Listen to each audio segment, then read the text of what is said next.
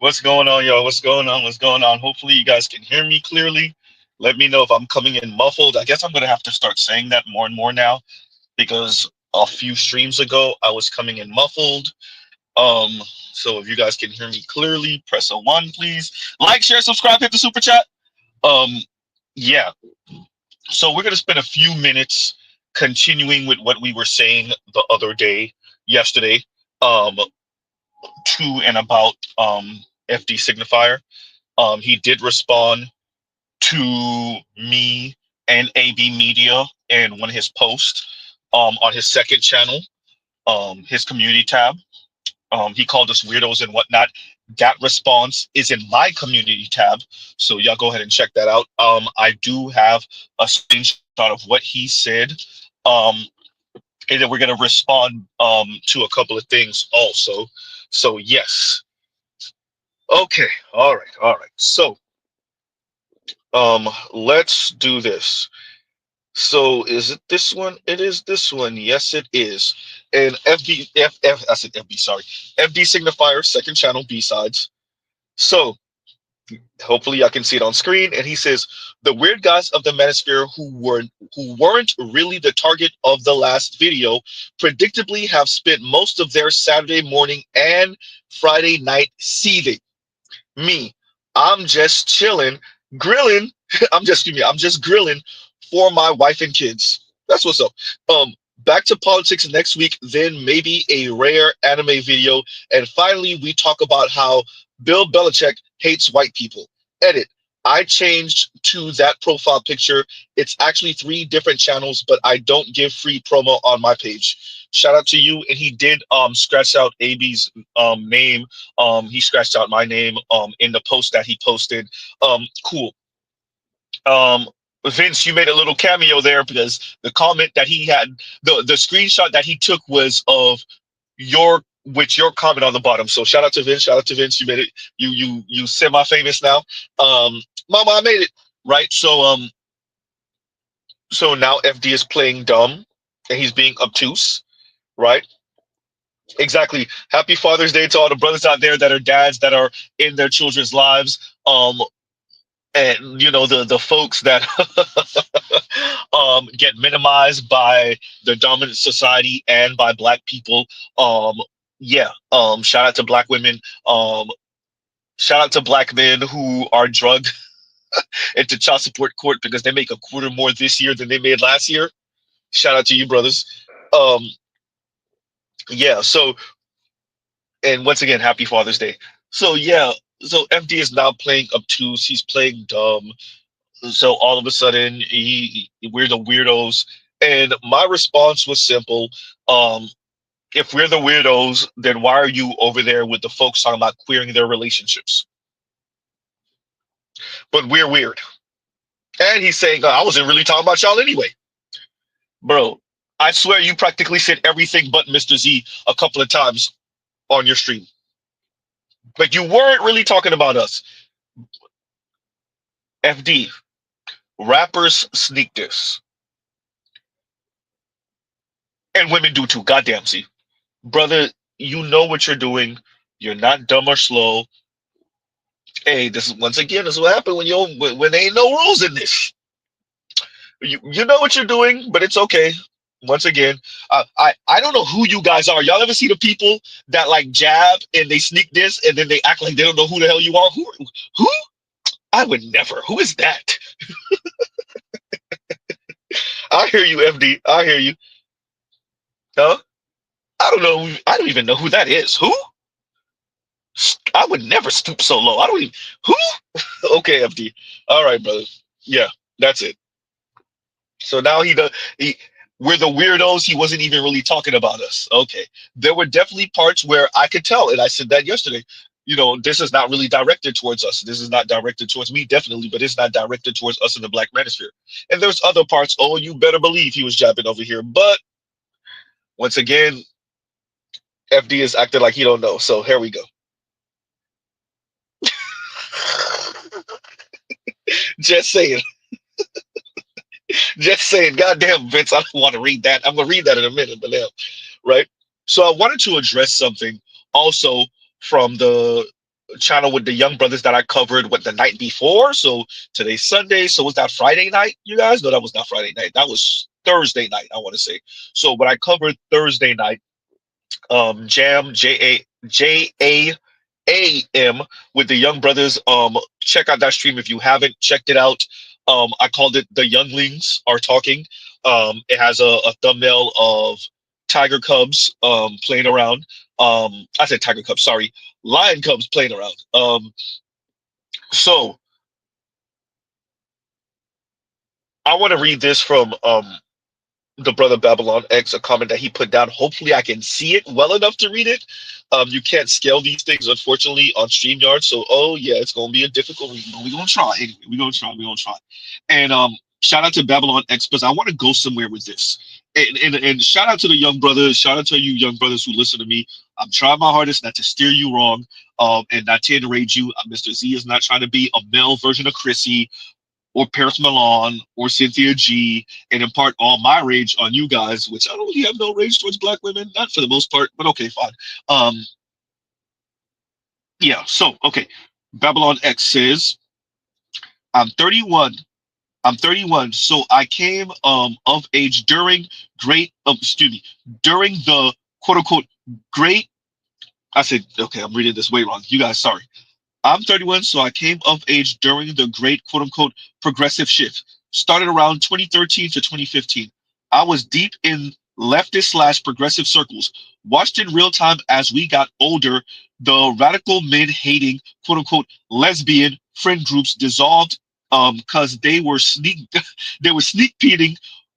Watch the straight women become outraged because there's no quote unquote real men around while quoting bell hooks and demonizing masculinity. Hey, bro, shout out to you, Babylon X. As Mr. Z says all the time, it doesn't need to make sense. It's all about their feelings, and those feelings are fleeting. So they move like the wind. He continues and says, these young men are at the age where finances are not a big deal and likely live in walkable college towns. They're going to see a steep conservative shift in the women around them when they're out of school and it's time to get married. When they first encounter women outside their liberal metropolitan bubble, it will make them extremely jaded. Prayers up. The last two paragraphs. Let's read that again. These men are at excuse me. These young men are at an age where finances are not a big deal and likely live in walkable college towns. They're going to see a steep conservative shift in the women around them when they're when they're out of school and it's time to get married. When they first encounter women outside of liberal metropolitan bubble, it will make them extremely jaded. Prayers up. Babylon X, why what you said there is so important. It's because you're being honest about it as a brother who's a little bit older than them about that conservative shift. So, and this is something that the FDs of the world don't say to young men. Fine, it's not your job to say anything to the women. FD, foreign man, consciously, right? Okay, cool. It's not your job to say anything to the women. All right, be honest with the young men.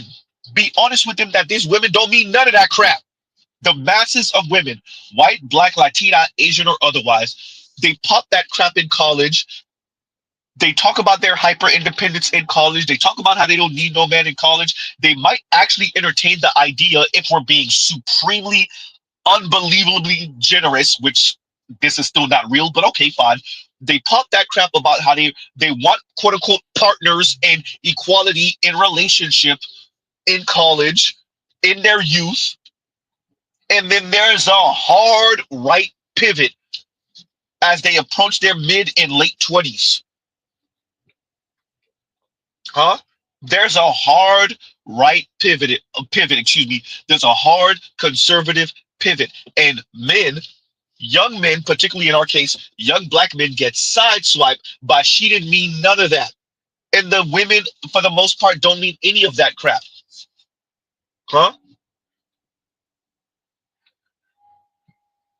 Babylon X has it 100% correct.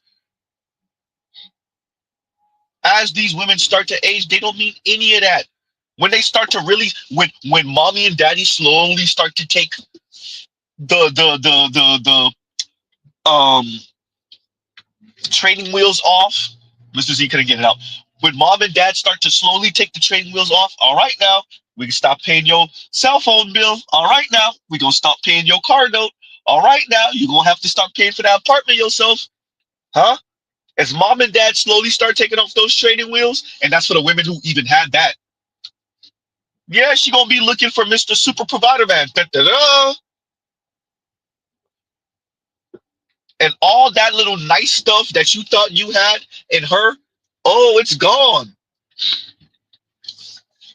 You thought you had somebody that would weather the storm with you financially. And a couple of you will, most of you won't. Huh? And shout out to Babylon X for saying, telling the truth of the matter. This is the truth that a lot of young men get sideswiped by. Excuse me. Right? And what does it sound like? I'm making this as a PSA to any man that ever thought he had a chance with me or any man that wants a chance with me. If you like 50-50, stay where you're at, baby, because this mouth is only going to get more egregious. I promise you that. I'm paying these big bills and you think I'm not about to be talking to you out the side of my mouth? Watch this. Watch this. Huh? Y'all don't tell those young men that that's what's waiting out there and she's cute too. Huh? And she's cute too. Y'all do not tell those young men that's what's waiting outside for them. Yikes. Yeah, young brothers. From what channel was that? Excuse me. What channel was it again? What was it called? Jam? Yeah, young brothers, that's what's waiting out here for you. Huh? You want to know what's waiting out here for you? This is what's waiting out here for you. Niggas be so quick to let me take you on a trip. Let me take you on a trip. Pay a fucking bill. Pay a bill. Pay a goddamn bill. Always begging. Damn. Can we get on the phone? No, get on the phone with billing. Don't talk to me. Talk to billing. That's what's outside waiting for you. You want to know what's waiting for you? That if you are broke and I choose to deal with you, I will belittle you. It is what it is. So to those young brothers, that's what's outside waiting for you. See, when you're 21 and 22 years old, 19 years old, you fresh out your parents' home, you're in college or university, or okay, you're not. You're young, you working at Best Buy or something like that. You making okay money for 23 years old. You making okay money. Wait until you're 27, 28, 29, 30. Oh yeah, all that go out the window. Huh?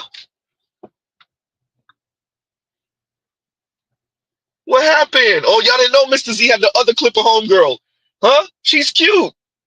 For those of you who never seen the original, and Mr. Z plays it all the time, so y'all definitely seen the original. Here you go. I'm submitting to no man that expect me to go 50-50. You want your wife to bear your children, cook, clean, work enough hours to handle big bills, and take care of you? You expecting me to pay big bills, baby? I'm gonna want some bussy when I get off of work. Fuck is you talking about? Bend that ass over. Let that bussy breathe. This what you wanted, right? 50-50, right? And I do mean assume the position when I get off of work. As soon as I get off of work, that ass better be tooted up. As soon as he get up off me, I'm gonna look at him like, my turn. My turn. Huh? Why y'all talking about seeking therapy? And the only reason the women subscribe to that is because the men subscribe to that. See, if we would go seek therapy, if you would get right with yourself, if you would call your friends and tell them good night. These are men talking, young men talking. Call your friends and tell them I love you. What? She's gonna change? Huh? Yeah. The other young lady I played that said, if I earn more than you, I will belittle you. Yeah, you think she gonna change because you went into therapy? No, she gonna give you a reason to go seek therapy. Mess around and make less than either one of these women and see if you're not gonna be in therapy.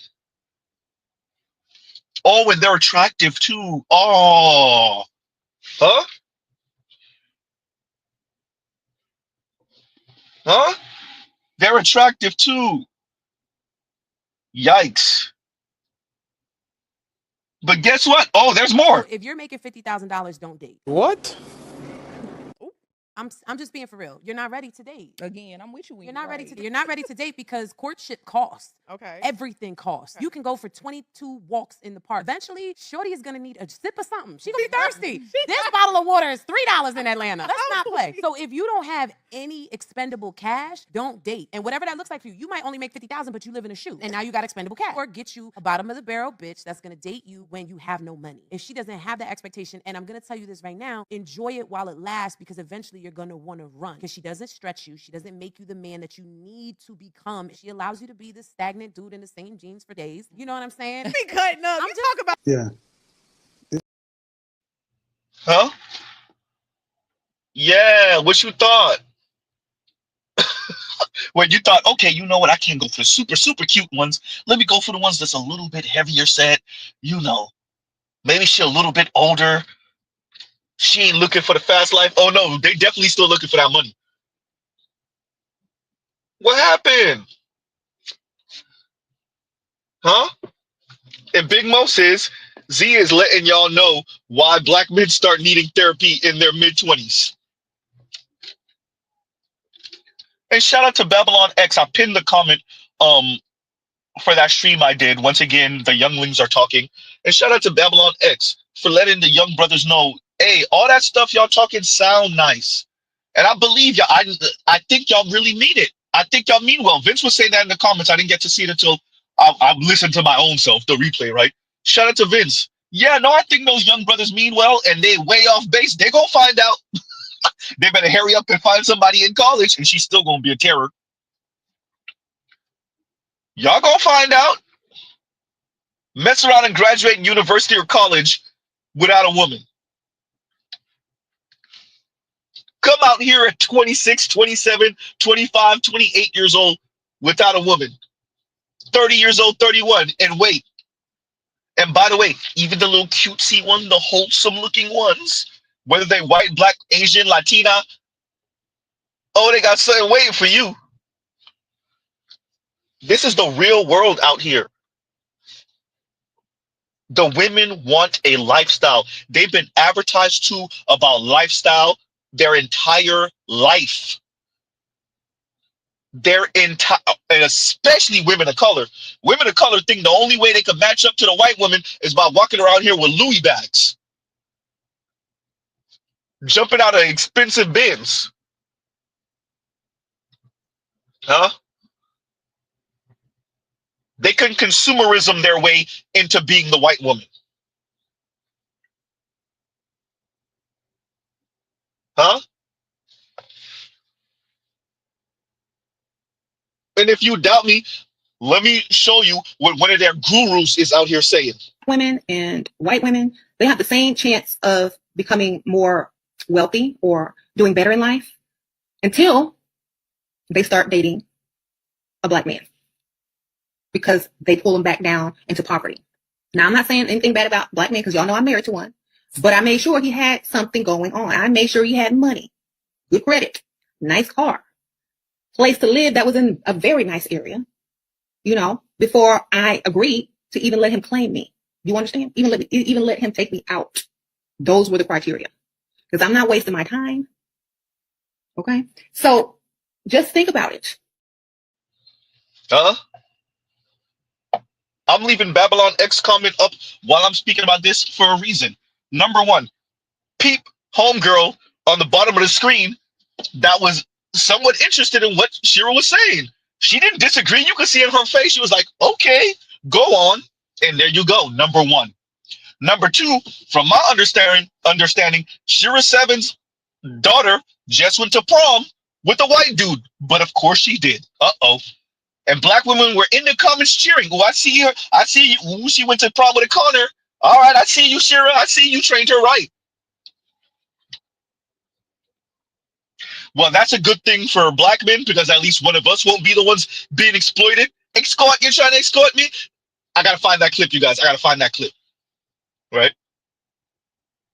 For those of you that don't know, that's a Top Shotters reference. So at least it's not a black man who's going to be extorted. from a well-trained black woman in the future. But let's be very clear.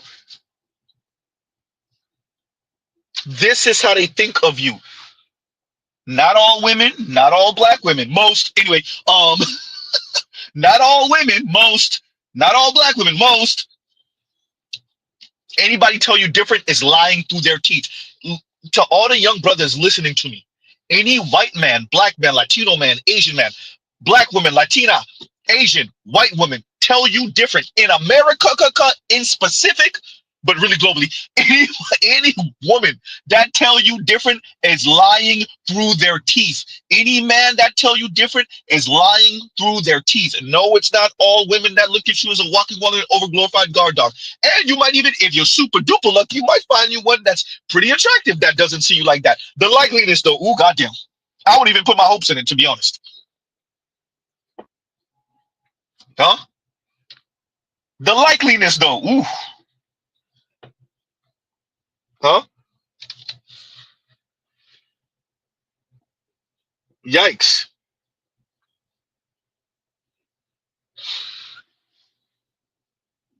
This is the real, everyone. So to the young brothers off of Jam, Mr. Z is not trying to scare you. I do want y'all to get your mind right.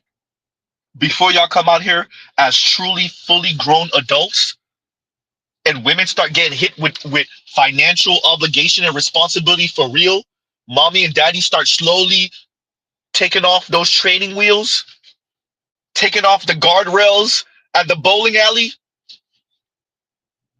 and she start looking at you different. Huh? Her little $28,000 a year don't touch it, don't hit the same when obligations start coming through. Her $35,000 a year, it ain't stretching the same when those obligations start coming through. See, she living at home with mom, or she has a roommate in college, and they splitting the bills and all that stuff when she's 22 and 23. She gets smashed out by some older dude who's helping to subsidize her. Ooh, Z, you wasn't supposed to say that, Z. Huh? When she's 22 and 23. But when she's 27, huh? God forbid she went to med school or law school and she got some serious student loan debt on top of that. Huh? Yikes. And you think you just gonna seek therapy and you're just gonna show her your intrinsic value and she's gonna, yeah, you know what? Yes, yes. Dear black men, do you have an intrinsic value? I do believe all human beings have an intrinsic value. Don't tell the women that, though. Don't tell black men, don't tell that to men of other races. I said already, the women gonna run your pockets and the men are gonna stomp you out. Come out here lacking and naive. And let's see if we can read those two last paragraphs again from Babylon X. Shout out to the brother Babylon X. And he says, these young men are at the age where finances are not a big deal and likely live in walkable college towns. They're going to see a steep conservative shift in women around them when they're out of school and it's time to get married. Mr. Z mentions this all the time, right? Continuing. When they first encounter women outside their liberal metropolitan bubble, it will make them extremely jaded. Prayers up. And that's what Mr. Z is trying to prevent. And that's what makes what FD preaches on his channel and how he speaks about this stuff so egregious. These young men come out here full of all the life, rightfully so, thinking everything's sweet. They got their degree now. They doing all right. They may be okay looking, maybe good looking brothers. They think everything's sweet. And get sideswiped by the 18-wheeler of women's hypocrisy. Huh?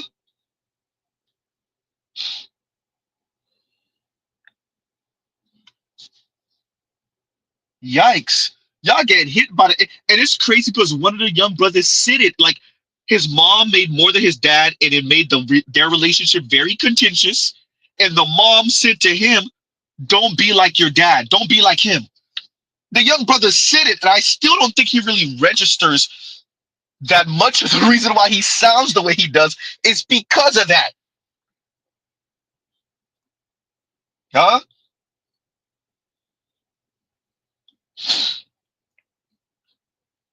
Yikes. And Allspan says, Mr. Freeze is outside waiting for your average, strong, independent woman. Yes, Mr. Freeze is waiting outside.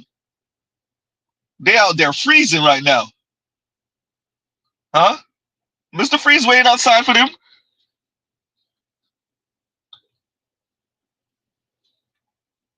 This is the real.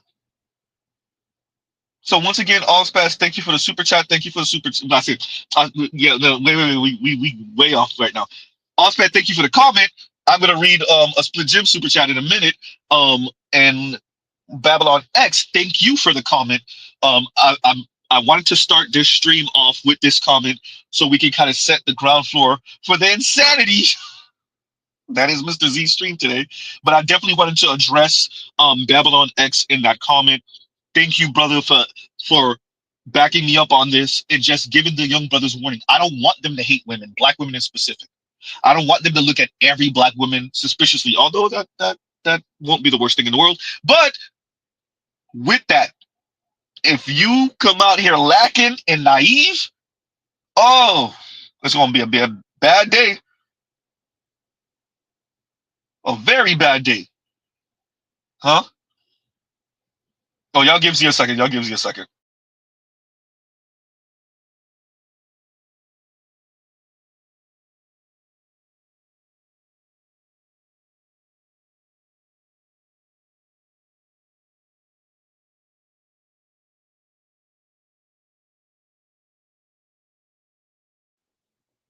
Okay.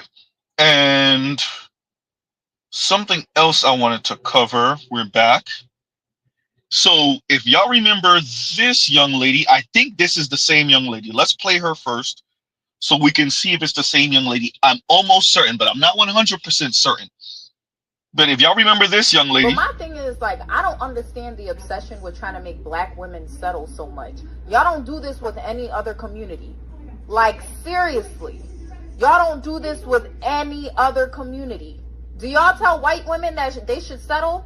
Because last time I checked, anytime a white girl marries a black man, it's always when he's at his best and when he's rich as hell. You think Kim Kardashian was going to marry Kanye while he was broke and didn't have any money? You think Kanye would have had a chance with Kim then? Or you think Kanye had a chance with Kim when he was a multi-million-dollar rapper? Let's be real. Like, y'all don't say this to any other group but us. We're tired of settling. We're tired.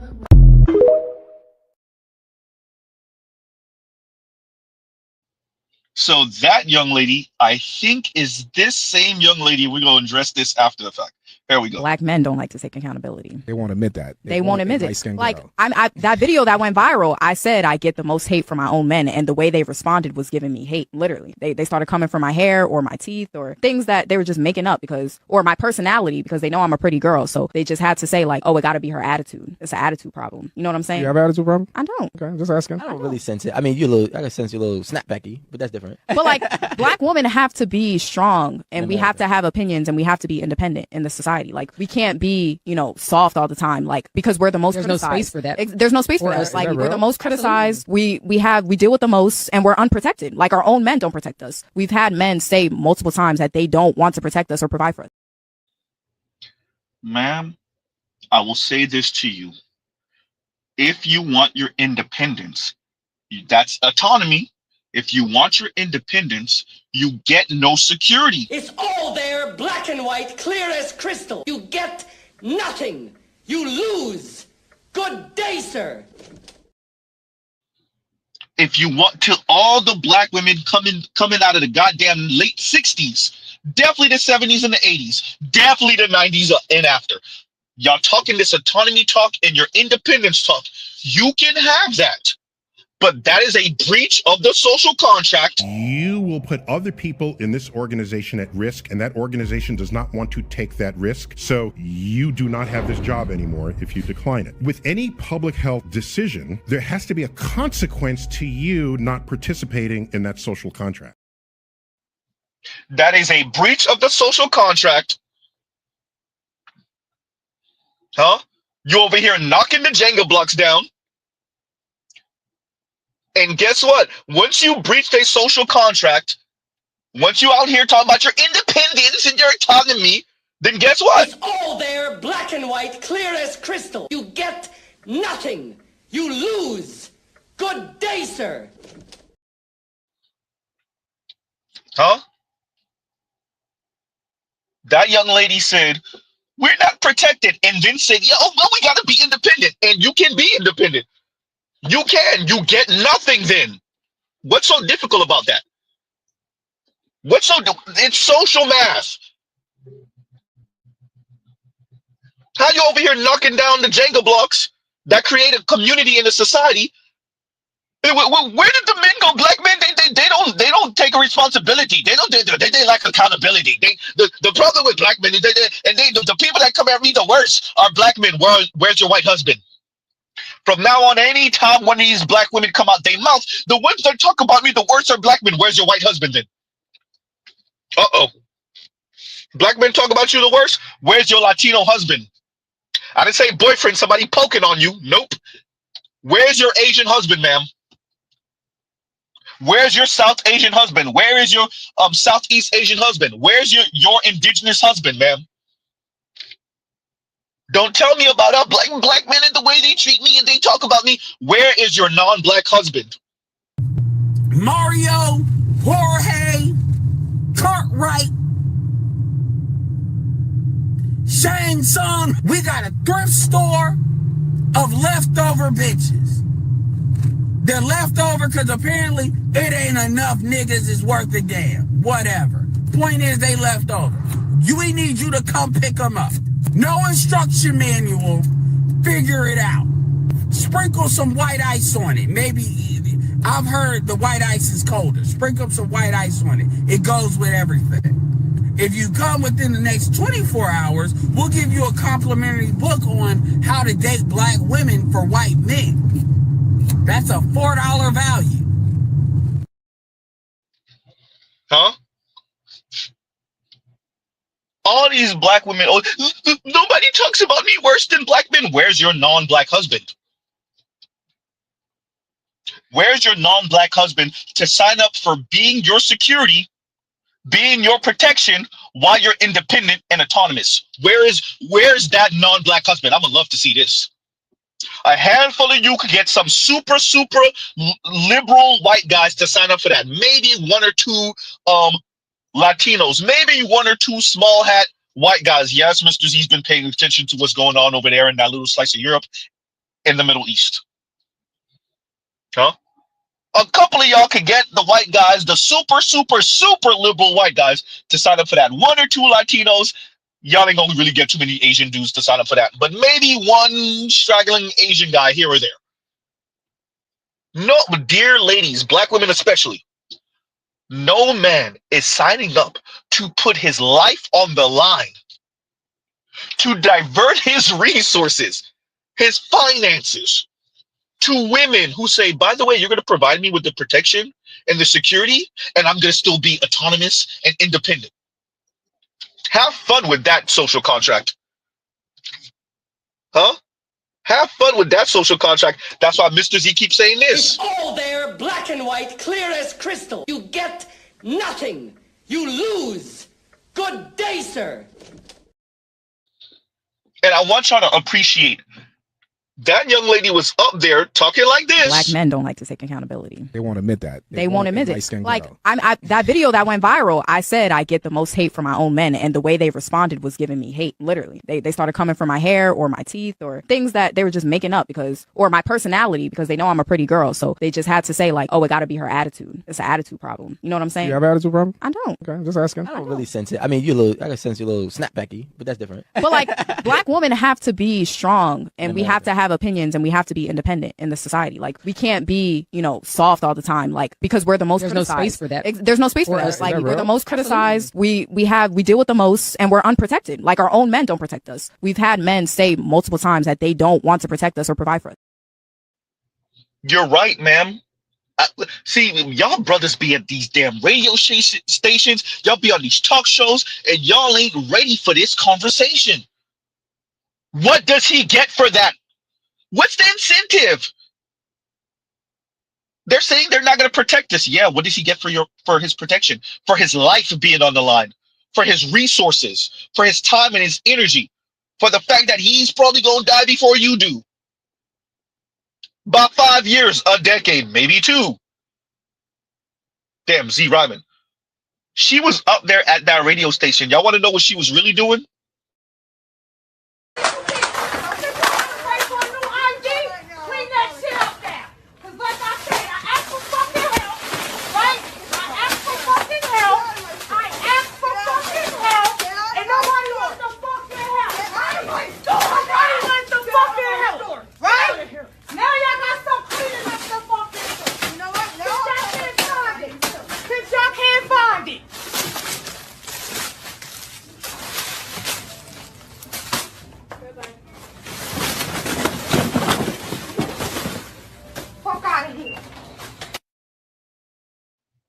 Huh? She was up there really throwing a temper tantrum. That's what she was really doing. She was up there really throwing a temper tantrum. And those brothers didn't see it for what it is, or they did see it and they just decided not to speak on it. So they were pulling the FD signifier. We gonna minimize the women's bad behavior, or we just not gonna speak about it at all. That's not my place. Okay, that's understandable. Are the women over? Wait, I'm looking over there. I'm looking over there. No, Josie ain't saying nothing. T Noir ain't saying nothing. Nope. Khadijah, nope, she ain't saying nothing. Kim Foster, nope. Okay, yeah, that's it. Huh? Y'all need to appreciate when a woman is throwing a temper tantrum verbally. Tracy Ellis Ross, speaking to former First Lady Michelle Obama, she was throwing a temper tantrum. She threw all them brothers around her age group under the bus. Toxic patriarchy, and they subscribe to toxic masculinity. Temper tantrum. Huh? The young lady I just played, temper tantrum. Whenever those women go to talking, you know, the men, they like accountability, responsibility, and that. Temper tantrum. Translation, they didn't bow. Huh? That's all they doing. Even the white women out here throwing temper tantrums. Get the fuck out, lady. Fuck out. Huh? Temper tantrum. The women throwing temper tantrums and the rest of society's like, ignoring it. We're just waiting for the men to say one word so we can get on them.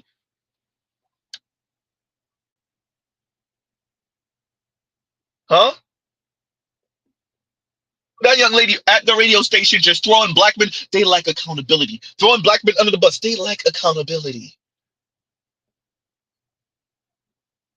While also saying that black women need to express their opinions and be independent. You can be independent, ma'am. You just get nothing. Huh? You get nothing, ma'am. You can be independent, but you get nothing because you breached the social contract. And once you breach the social contract, well, it's all there, black and white, clear as crystal. You get nothing. You lose. Good day, sir. She out there throwing a damn temper tantrum, and Mr. Z like, I'm tired of this, Grandpa. That's too damn bad. that's too damn bad. Huh? Yikes. What is she really saying, Z? Fair. That is not fair. That is not fair. Huh? Yikes.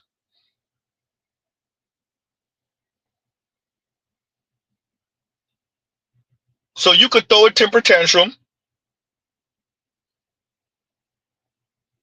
But we owe you nothing. If you're throwing a temper tantrum, ma'am, we owe you nothing. And you want to know what it looked like when you're manless out here, lost your job, lacking, and this is sad. This is sad. Whoever sent me, well, it was, I know who sent it to me. I ain't gonna call them out unless they. I'm not gonna say who sent it to me unless they come up on the panel and shout themselves out. But shout out to the brother who sent this to me. Right? I remember who sent it to me. I remember. But this is sad. And here y'all go. Y'all strap in. About 4 minutes. Here y'all go. I'm stressed. I lost my job, right? Like, just hear me out. I lost my job. Obviously, things have been tough financially for me since I lost my job. I have been busting my ass to get a job. It's literally been maybe like 3 weeks, can't find anything, right? I have signed up for every single like workers program. Like, I have a college degree. I just called 211, okay? I just called 211. They had nothing for me. And that's not the only reason why I'm crying, but do you know how frustrating that is? To feel like you do all that work in school or work so hard and to still be in a situation where you have to call 211 just for them to tell you because you don't have any kids or because you don't fit a certain demographic of like a mother or someone who takes care of someone else. And I know that that is way less pressure than what I have on myself. Like, that's not even a comparison about what my life is gonna look like. It's Friday. My financial situation didn't change since yesterday. There's some resources you can only call on Monday to get an appointment. You're sold this dream that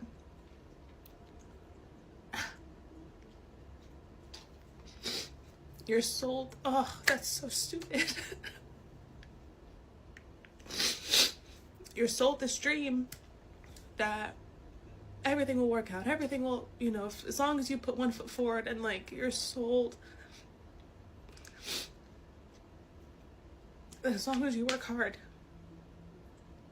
that you'll never be in this situation. And now here I am in this situation. And I keep hearing this thing of like, it's just your 20s, it's your 20s, it's your 20s, it's your 20s, it's your 20s. I have 3 more years of being in my 20s.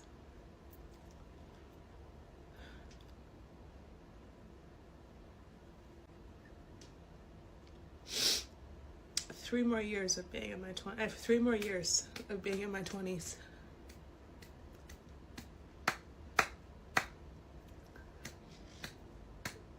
Is this what it's going to continue to be like?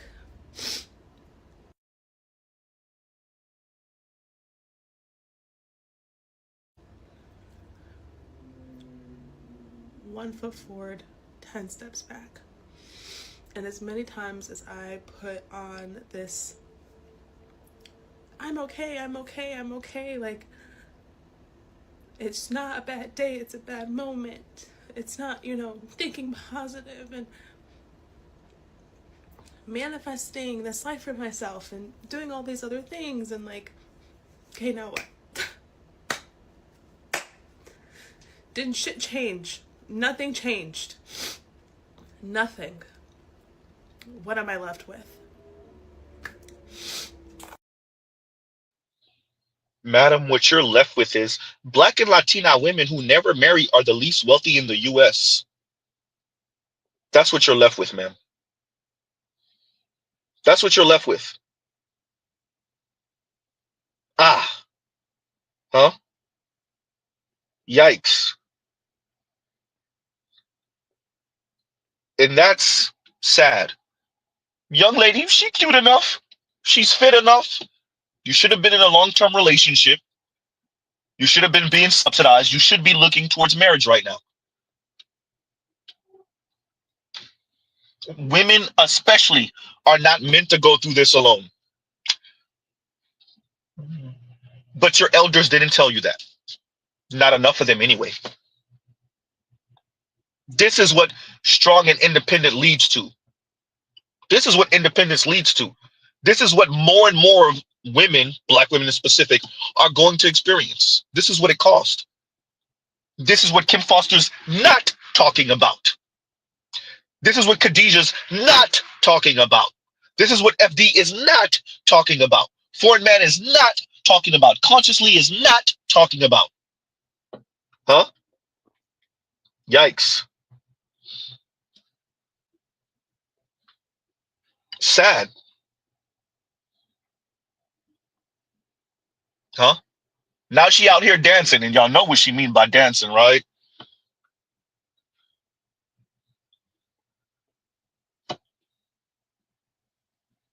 This is a bad look.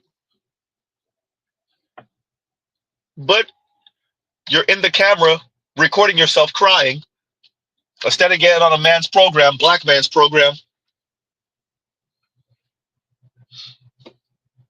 Yikes. Instead of getting on a black man's, but now you out here dancing. That got a shelf life too, ma'am. I guess I should read this one now. And Vince says, stop being passive aggressive, FD. Hoes do that. Goddamn. Thank you for the super chat. Thank you for the super chat. Ah. Huh? And that's what it is, isn't it? I did not forget about your split gem. I'm gonna come to your super chat in a minute. And Inspired Truth says, Inspired Truth broadcast, check out his channel. And the brother says, FD framed divester content as fringe. We don't know exact total number of views for quote unquote black wife effect, but individuals have millions of views. For Lancy, I think it is, for Lancy Holes, TikTok clip reviewed 4 million of ones. That's a little bit less than 4 million views. I guess that was one of the Black Wife Effect videos. Yeah, look, I don't expect FD, and he said it himself when he covered the divester thing, or when he had a little segment of speaking about divestors and his Black Manosphere video, or video, quote unquote, field piece, last year. He said there was more egregious stuff that he came across that he didn't want to put into his quote unquote think piece, because it essentially would indict black women, right? So once again, Mr. Z is thinking that he came across black women talking to that white racist officer on Clubhouse and saying how they're turned on watching white racist cops hem up black men. So black women telling a white racist police officer that they're sexually turned on watching white cops hem up black men. So you better believe he came across that. Right? So yeah. The conversation was never genuine. It was always disingenuous. The framing was always off, right? And that's why you have brothers with their wires crossed, like that channel I covered the other day. Young brothers. Because the FDs of the world and the foreign mans of the world, these content creators and their real life counterparts that these young men are running into, they're not telling these young men the truth. And when they do, these young men have already been so indoctrinated. Omizi, whoever told me to check, J-Lock was the one who told me to check out his channel. I remember that brother. I covered his interview or his conversation with Waving the Red Flag a few weeks ago. When the older brothers tell him what's up, like, that's disgusting. Y'all remember when he said that? So brothers like that talk about the red pill disparagingly, talk about the black manosphere disparagingly. The young brothers that's listening to them come out here in the real world and get sideswiped by an 18-wheeler. Call black women's hypocrisy. Women's hypocrisy. Huh? Yikes.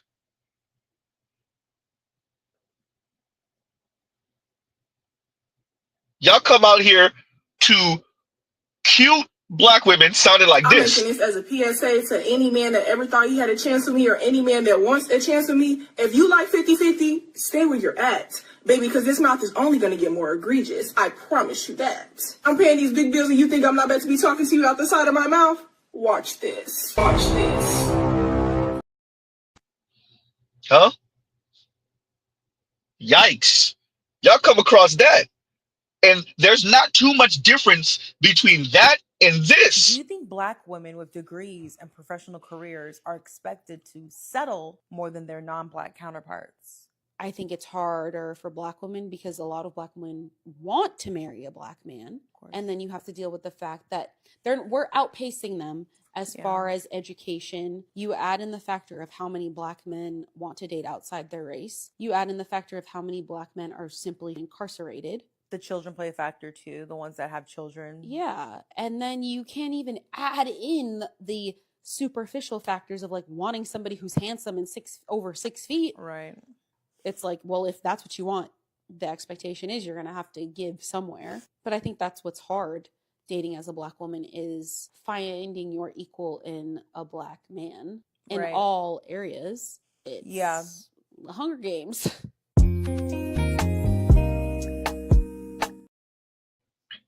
The suburban black girl.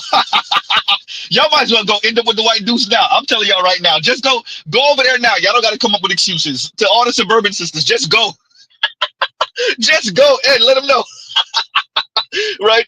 Hey, look, we know what it really is. To all the suburban sisters, just go over there now. Mario, Jorge, Cartwright, Shane Song, we got a thrift store of leftover bitches. They're leftover because apparently it ain't enough niggas is worth a damn. Whatever. Point is they left over. We need you to come pick them up. No instruction manual. Figure it out. Sprinkle some white ice on it. Maybe, I've heard the white ice is colder. Sprinkle some white ice on it. It goes with everything. If you come within the next 24 hours, we'll give you a complimentary book on how to date black women for white men. That's a $4 value. Huh? And J-Log says, and thank you for the super chat. Ed just did a video on Omizi. Okay, I'll check it out. I'll check it out. And thank you for the super chat. Thank you for the super chat. Right?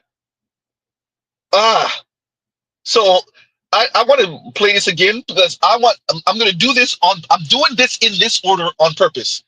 I'm going to play it again. Here you go. Do you think black women with degrees and professional careers are expected to settle more than their non-black counterparts? I think it's harder for black women because a lot of black women want to marry a black man. And then you have to deal with the fact that we're outpacing them as far as education. You add in the factor of how many black men want to date outside their race. You add in the factor of how many black men are simply incarcerated. The children play a factor too, the ones that have children. Yeah. And then you can't even add in the superficial factors of like wanting somebody who's handsome and over 6 feet. Right. It's like, well, if that's what you want, the expectation is you're going to have to give somewhere. But I think that's what's hard dating as a black woman is finding your equal in a black man in all areas. It's Hunger Games. To jam into you younger brothers, you Omizi brothers, y'all act like what she's saying is any different than this. I'm making this as a PSA to any man that ever thought he had a chance with me or any man that wants a chance with me. If you like 50-50, stay where you're at. Baby, because this mouth is only going to get more egregious. I promise you that. I'm paying these big bills and you think I'm not about to be talking to you out the side of my mouth? Watch this. Watch this. Huh? Those suburban black girls, the suburban black girl perspective, all that sound nice. They didn't say anything different than this young lady. Huh? They didn't say anything different. I'm making this as a PSA to any man that ever thought he had a chance with me or any man that wants a chance with me. If you like 50-50, stay where you're at.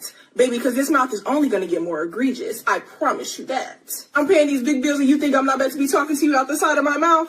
Watch this. Watch this. Those women didn't say anything different than this. I'm submitting to no man that expect me to go 50-50. You want your wife to bear your children, cook, clean, work enough hours to handle big bills, and take care of you? You expecting me to pay big bills, baby? I'm gonna want some bussy when I get off of work. Fuck is you talking about? Bend that ass over. Let that bussy breathe. This what you wanted, right? 50-50, right? And I do mean assume the position when I get off of work. As soon as I get off of work, that ass better be tooted up. As he get up off me, I'm gonna look at him like, my turn. My turn. Huh? Oh no, it get worse. Hey, even the sisters that may not be the cutest and they kind of sound a little rough in the voice, saying the same thing. What top tier? Your dick is not equal to my fucking pussy. Point blank His period. dick ain't equal to your fucking bills neither. God damn. Look, at the end of the day, I ain't Them fucking bills no broke ass them nigga. bills got your name on it. They don't have his dick name on it. At the end of the day, I ain't fucking no broke ass nigga. Do what you want with your pussy. Yeah, you but don't this have to pussy fuck got no a price broke ass tag on nigga. it, straight up. Look, no, You can fuck a nigga that ain't broke. That's not a problem. But just because he ain't paying your bills, don't mean he fucking broke. That mean it ain't his goddamn responsibility. Your bills got your name on it. It don't have his dick name on it. Okay, you're right. I land my plane. You see how that mouth? Huh? And remember, what they're saying, or at least what the young lady saying, your peen ain't equal to my vagina, she's not saying anything different than Do you this. think Black women with degrees and professional careers are expected to settle more than their non-Black counterparts? I think it's harder for Black women. They're because a lot all of Black saying the women same thing. Want to marry a Black man, and then you have to deal with the fact that we're outpacing them as far as education. You add in the factor of how many Black men want to date outside their race. You add in the factor of how many Black men are simply incarcerated. The children play a factor too, the ones that have children. Yeah, and then you can't even add in the superficial factors of like wanting somebody who's handsome and over 6 feet. Right. It's like, well, if that's what you want, the expectation is you're going to have to give somewhere. But I think that's what's hard dating as a Black woman, is finding your equal in a Black man in all areas. It's Hunger Games.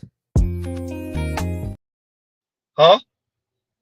And the difference between what those young sisters are saying and Shira 7 is? Women and white women, they have the same chance of becoming more wealthy or doing better in life until they start dating a Black man, because they pull them back down into poverty. Now, I'm not saying anything bad about Black men, because y'all know I'm married to one, but I made sure he had something going on. I made sure he had money, good credit, nice car, place to live that was in a very nice area, before I agreed to even let him claim me. You understand? Even let him take me out. Those were the criteria, because I'm not wasting my time. Okay? So just think about it. Huh? And really, at the end of the day, it comes down to a deathly fear of not even being under average. Somewhat understandable. Below average, we get it. No, they have a fear of even being average. Let them know, The Shay. water seeks its own level. Like, why is it bad to be with somebody who's average? Why is that bad? I'm really curious. And I thought about that for some time. Like, at what point did being average not become okay? Like, when did it become bad to be an average woman or an average man? Because for generations and generations, that's what people did. Average people marry average people. So, like, when did that become, like, off code? Like, when did a woman getting with an average man and then having an average wedding and an average life and an average family become undesirable and become an insult? At what point? That's what our parents, our grandparents, our great-grandparents, that's what they did. So why is that so bad? And the other thing that's so fascinating to me about these conversations is that many of the women that I hear talking about not wanting to settle never consider the fact that they themselves are average. It can't be that all of them are working an average job. Like in this sitcom, they talk about people who, they're doing cool. Maybe you went to college and got a degree and got a nice job in the office. That's great. I'm in an office right now, right? And that's great. So there's no hashtag no judgment. But like, it's not like you're like saving the world. You know what I mean? Or you're not an Olympic gold medalist. You know what I mean? Like, you're not doing something that is world renowned. You have a nice job. You've done well for yourself. Great, but you're average. So we're in this documentary. We're listening to average women who are doing well. Again, there's nothing wrong with that. But we're hearing average college-educated women talking about not settling, never considering the fact that they themselves are average.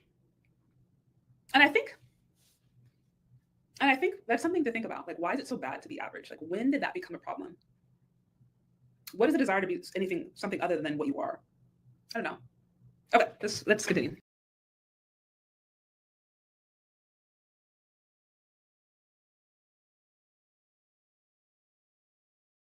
Huh? Exactly. Talking about that, and Detroit says, and thank you for the super chat. Get out the way, yo. Get out the way, yo. These women starting to crash out. I know what song you're saying. I can't get the name of it out, but I know exactly. That's why I said it on rhythm, but I can't get it out right now. I know exactly what song you're referencing, though, but can't. The memory all scrambled. That's 3 and 4 hours of sleep, you guys. Oh, goddamn, Z, you're not supposed to tell us the truth. Huh? Yikes. Huh? As Shay said, the problem with being average, they're definitely afraid. And this is what I should have brought up, the clip that Mr. Z plays maybe once every other month of Malcolm in the Middle and the hyperconsumerism and materialism that was pushed to girls who are now women. And that's fact for anybody that's new here, that's new listening here. I'll try to look it up when I bring up a panel. Yes, it looks like we're going to be able to do panel discussion today. So there's that. Yes, Mr. Z is not making that up. Lifetime as not lifetime, excuse me, lifestyle advertising was primarily pushed to girls who are now women, right? Who are now women. These are the women you're interacting with. Huh? That's why they sound so goddamn materialistic, or at least one of the reasons why they sound so materialistic. Yikes. Huh? That's why they sound like this. So if you're making $50,000, don't date. What? I'm just being for real. You're not ready to date. Again, I'm with you. You're not ready to date. You're not ready to date because courtship costs. Okay. Everything costs. You can go for 22 walks in the park. Eventually, shorty is gonna need a sip of something. She gonna be thirsty. This bottle of water is $3 in Atlanta. Let's not play. So if you don't have any expendable cash, don't date. And whatever that looks like for you, you might only make 50,000, but you live in a shoe, and now you got expendable cash. Or get you a bottom of the barrel bitch that's gonna date you when you have no money. If she doesn't have that expectation, and I'm gonna tell you this right now, enjoy it while it lasts, because eventually you're gonna want to run, because she doesn't stretch you. She doesn't make you the man that you need to become. She allows you to be the stagnant dude in the same jeans for days. You know what I'm saying? Be cutting up. I'm You talk about. Yeah. Huh? You speed it up, and then the her words and the lip sync get, they disalign. They misalign, right? So I mean, I got to play the original without it being sped up. Jesus. Yeah, y'all heard that right? And whenever I play this, I shout out the brother who I said the same thing he said, right? And I said it before I saw him say it, and then we said the same thing. Shout out to the brother on Lapeef's channel. I didn't get his name. Lapeef channel, when this video was a thing, and he said the same thing. He said, "Hey, y'all ladies go huddle up. Polygamy need to be legal. Y'all go huddle up on the elite dudes, and the rest of it, y'all need to make polygamy legal and prostitution legal. Y'all go huddle up on the same rich dudes, so Bill Gates can have like 1,000 wives. Jeff Bezos can have 1,000 wives. Elon Musk can have 1,000 wives. Elon Musk don't mess with black women, so he gonna have 1,000 white wives." Huh? Well, none of those guys look like they really mess with black women. So I don't know. I mean, look, Diddy's in prison. Y'all might want to let Diddy go so that he could wipe up. I don't know. He was worth about $1 billion. Maybe he could wipe up. I don't know. Maybe a good 100 of y'all, 200 of y'all. Huh? Now y'all know if y'all talk crazy, he gonna backhand y'all ass. But I mean, y'all want the rich guy, the wealthy guy, right? So let Diddy out of prison. Y'all can go get wiped up by Dr. Dre. Well, Dr. Dre, I heard he got a mean right hook too. So y'all might want to watch what y'all say to him too. Yikes! Damn, that's Cali to New York, y'all. Huh? Y'all might want to move Beyonce over, go marry Jay-Z. Huh? Go try to shame Michael Jordan with his Cuban wife and tell him, "Hey, you need to go back to being black and marry some black women." Y'all go all huddle up with the rich and wealthy guys, brothers in this case, and then the rest of us will save up our $200 a month and we'll, go check for the head doctor at the end of the month. Huh?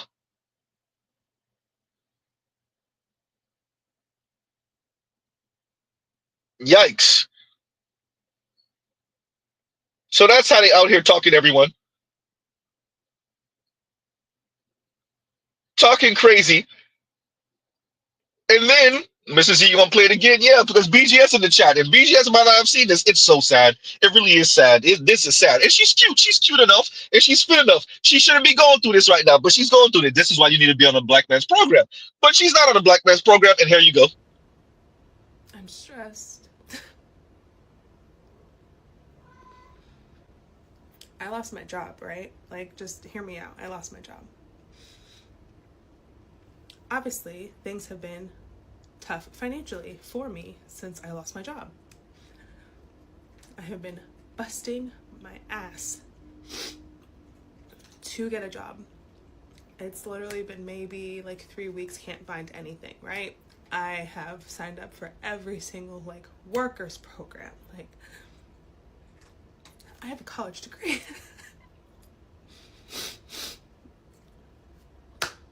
I just called 211, okay? I just called 211. They had nothing for me. And that's not the only reason why I'm crying, but do you know how frustrating that is? To feel like you do all that work in school or work so hard and to still be in a situation where you have to call 211 just for them to tell you because you don't have any kids or because you don't fit a certain demographic of like a mother or someone who takes care of someone else. And I know that that is way less pressure than what I have on myself. Like, that's not even a comparison about what my life is gonna look like. It's Friday. My financial situation didn't change since yesterday. There are some resources you can only call on Monday to get an appointment. You're sold this dream that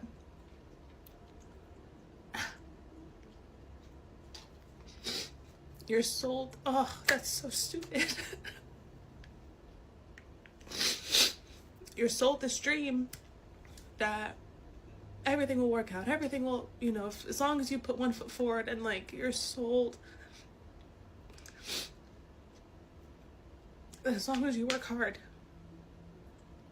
that you'll never be in this situation. And now here I am in this situation. And I keep hearing this thing of like, it's just your 20s, it's your 20s, it's your 20s, it's your 20s, it's your 20s.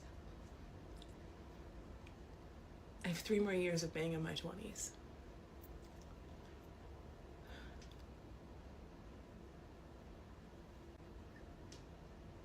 I have 3 more years of being in my 20s. I have 3 more years of being in my 20s.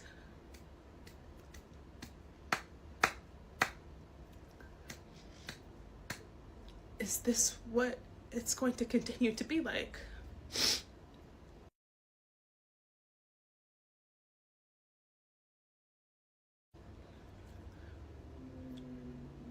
One foot forward, 10 steps back. And as many times as I put on this, I'm okay, I'm okay, I'm okay, like, it's not a bad day, it's a bad moment. It's not, you know, thinking positive and manifesting this life for myself and doing all these other things and like, okay, now what? Didn't shit change? Nothing changed. Nothing. What am I left with? You're left with the positivity that Chrissy sells to women like you. And Real Talk with Yanni, right? That's what you're left with. If you want to know, that's what you're left with. That type of rhetoric. You're left with this. This is what I tell average looking and below average looking women. If you can't date up, be alone. Life is easier that way. And I know that's controversial. I don't care. I don't care. That's what you're left with.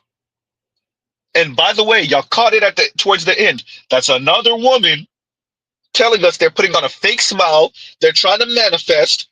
You're meeting them. She giving you a fake smile. Hey, how you doing? No, I'm good, girl. And da. Right? That's another one of these women saying the same thing like this. Look at me. If you were single, if you were a single woman in Charlotte, North Carolina, look at me, okay? I was feeling great about myself. I was like, I'm a bad bitch. I'm single. I don't need no man. I actually really would love a man, and I do need a man. But just, this is what we say when we're single and we just want to... Anyway, focus, Medina. Huh? Another one of those. Yikes. And that's sad. That's not something to celebrate. Ma'am, you said 3 years away from 30. That's 27 years old. You should have been on a black man's program, but you keep on listening to those other strong and independent, advocating for strong and independent women. You listen to the Chrissies of the world, and you might not even know who Chrissy is, but you're listening to women like that, and huh? Yikes. You're listening to the Chrissies of the world and the Real Talk with Yannies of the world. Decenter men. This is not coming from a place of hurt, trauma. This is coming from a place of peace and happiness. And I just remember when I used to go out, and I used to just go out just to have a good time, laugh, great conversations, and just being a personality. My personality wasn't about getting a man. It was just about having fun. And I just want to get back to that. I just want to get back to me. And I'm tired of social media. I'm wanting to decenter men, decenter social media. And I just want to just be about me. I want to be selfish and self-centered as an ex-people pleaser, because everything nowadays is about getting a man, keeping a man, having a man's baby. And it's just too much. And I'm just getting nauseous. Just thinking about it. There has to be more to life than just men. And so now that I have decentered men for my life, I find myself actually having a good time. I go out in social settings. The objective isn't to get numbers, to get a man, to get a date. It's just to have great conversation. And I've been enjoying myself. I have. I'm flirting. I'm having amazing conversations, meeting new people. And I'm just keeping it at that. And I like that. I feel in control, and I like how I have this I don't give a fuck attitude. And it's just very freeing. Whereas before, it was all about getting a man and hanging around women that wanted to go out just to get attention and to get a man. And it's just so exhausting. But now I actually go out. I'm actually having a great time. And I like it. I love it here, actually. I'm just tired of these videos. It's a man, it's a woman telling you, get a man, you need a man. You're gonna die alone. And I like being alone. I like it. It's peaceful. And this decentering men thing, I think it's necessary, because a lot of women are exposing themselves to like temporary relationships just because they're listening to people online.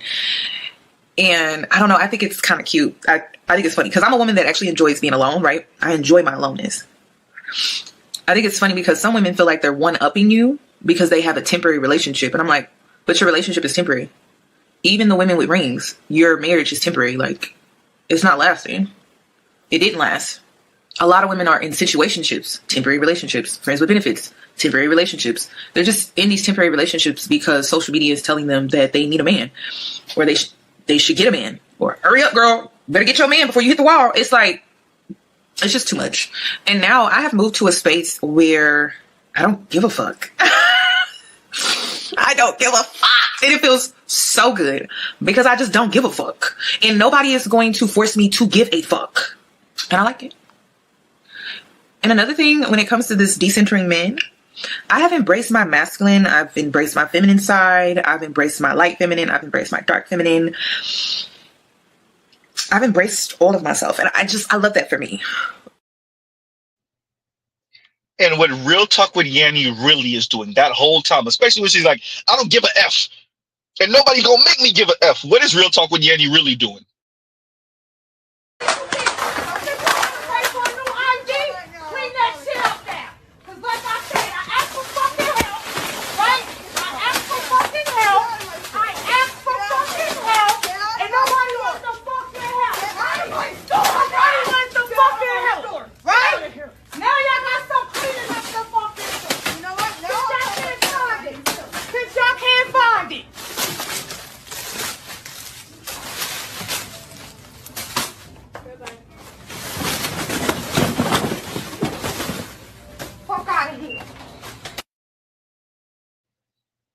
throwing a goddamn temper tantrum. That's what Real Talk with Yanni was really doing. Huh? That's why BGS says here, why does it sound like she was crying? She throwing it. That's why I played the lady throwing stuff around the goddamn Walgreens, or was that a CVS? Whichever one. That's all they doing? Throwing a goddamn temper tantrum all over Al Gore's internet. Huh? That's all. Especially with the Real Talk with Yanni, she making good money, good YouTube money. And now she making good YouTube money. And all she's really saying, because the guys in Houston ain't choosing up on her, at least not the guys that she wants. They're not choosing up on her, not in any significant number anyway. And what is she saying? Fair. That is not fair! That is not fair! Huh? Real Talk with Yanni is saying the same thing these young ladies are Do you saying. think black women with degrees and professional careers are expected to settle more than their non-black counterparts? I think it's harder for black women because a lot of black women want to marry a black man. And then you have to deal with the fact that we're outpacing them as far as education. You add in the factor of how many black men want to date outside their race. You add in the factor of how many black men are simply incarcerated. The children play a factor too, the ones that have children. Yeah. And then you can't even add in the superficial factors of like wanting somebody who's handsome and over 6 feet. Right. It's like, well, if that's what you want, the expectation is you're going to have to give somewhere. But I think that's what's hard dating as a black woman is finding your equal in a black man in all areas. It's Hunger Games.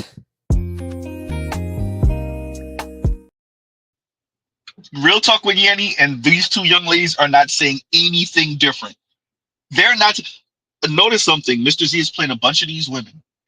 Different backgrounds. Y'all thought Mr. Z was lying when he said down south, Midwest, Pacific Northwest, West Coast, Northeast, right?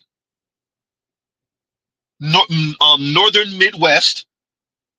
All these women are saying the same thing.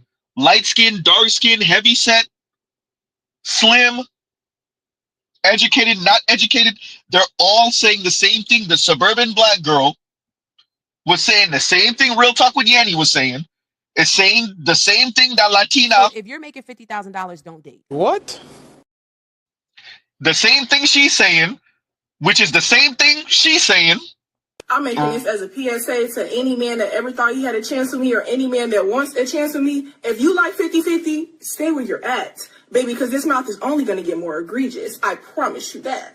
I'm paying these big bills and you think I'm not about to be talking to you out the side of my mouth? Watch this. Watch this.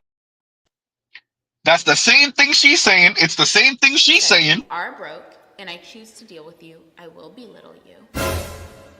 It is what it is. Huh? It's the same thing she's saying. Top tier. Your dick is not equal to my fucking pussy. Point blank period. His dick ain't equal to your fucking bills neither. God damn. Look, at the end of the day, I ain't Them fucking bills no got broke-ass them nigga. bills got your name on it. They don't have his dick name on it. At the end of the day, I ain't fucking no broke ass nigga. Do what you want with your pussy. Yeah, you but don't this have to pussy fuck got no a price broke tag ass on nigga. it, straight You up. look, no, You can fuck a nigga that ain't broke. That's not a problem. But just because he ain't paying your bills, don't mean he fucking broke. That mean it ain't his goddamn responsibility. Your bills got your name on it. It don't have his dick name on it. Okay, you're right. I land my plane. You see how that mouth tighten up right there? Did that? Huh? They're all saying the same thing. And if you in the black community, oh, you better believe it get a bit egregious. It get even worse than that. Depending on how far in the black community you are. If you in the gutter or if you in the hood, oh, you get worse. Shout out to BGS. As a man, No, Z, no, please don't play it again. Please don't play the whole thing, Z. I'm sorry, you guys. Torture. as a man, if you don't have house court job, don't look for a woman with house court job. And for the man that complain about women that do that, look for a man that has all three and they don't have all three. We can do that. We are women. You want us. You need us. Y'all want one thing from us. And mad because we boss y'all around because you're a fucking servant. You're a provider, right? You're a protector, right? You're a security guard, and you're a goddamn assistant. Know your place. Stop being contradicting. And bow down. Because I'm sick of it.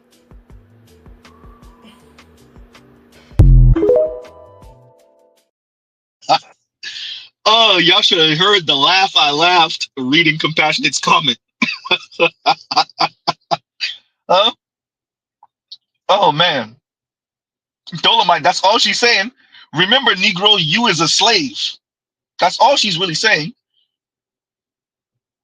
And Eric Dedman says, it never ceases to amaze me how so many women don't save for an emergency fund for this very reason. Speaking about the sister, young sister that was crying.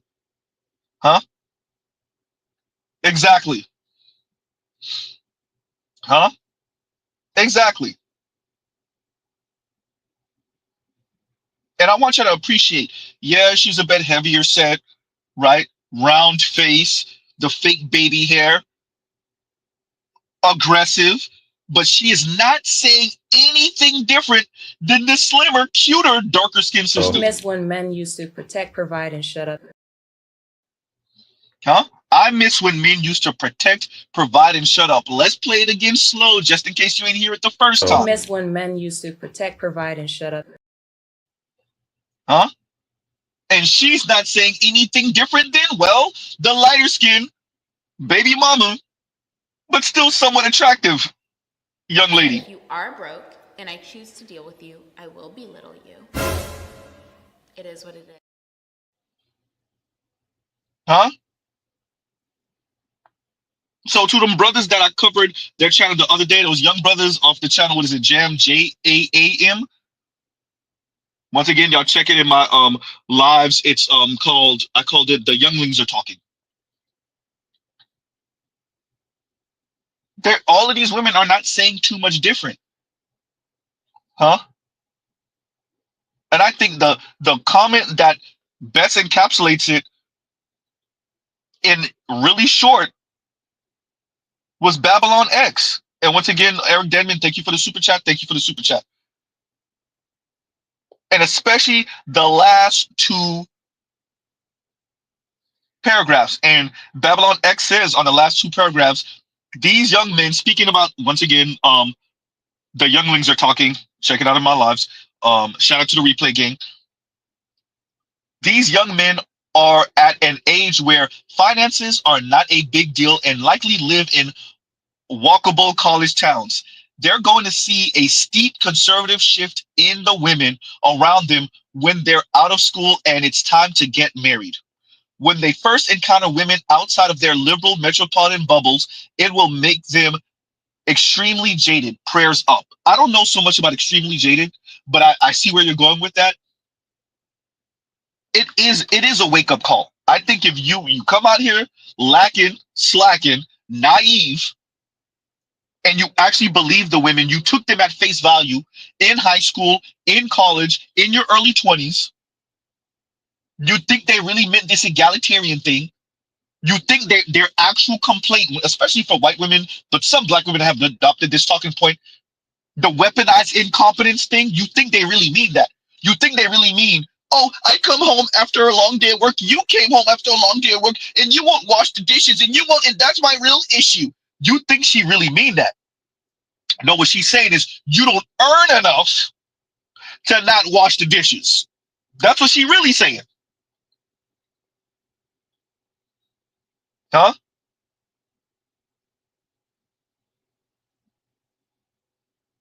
That's what she's really saying. Yikes.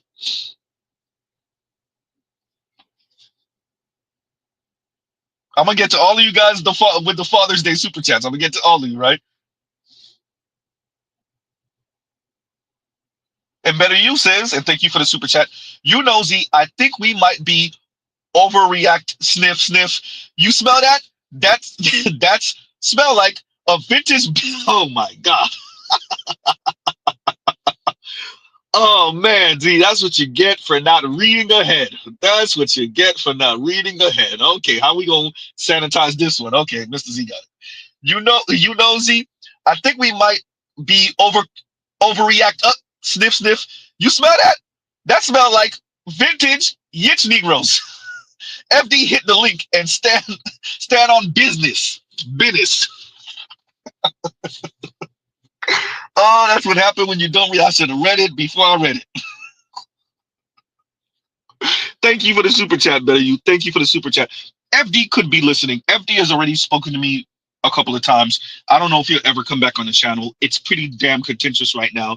I think they're with how these folks are going at the red pill.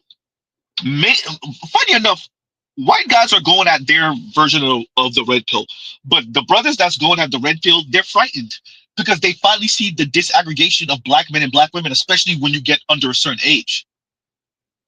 And they're attempting to shame the men back, and while also telling them it's just a figment of your imagination, or it's not as serious as you think it is. Really, and they're adopting feminist talking points while trying to chastise the men, which is fascinating.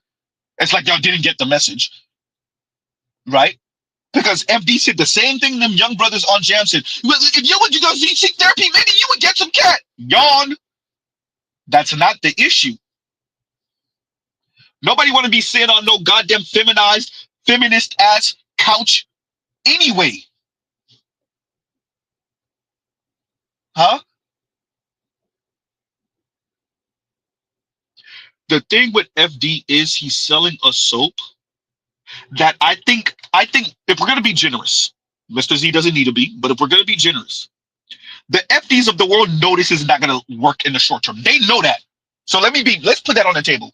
They're hoping, if we're being generous, they're hoping that there's going to be a difficult spot 10, 20 years, 30, half a millennium. Z, you didn't say half a century, you said half a millennia. I know. There's going to be a difficult gray time where everything is hodgepodge, and then we'll come up with something that works for the masses.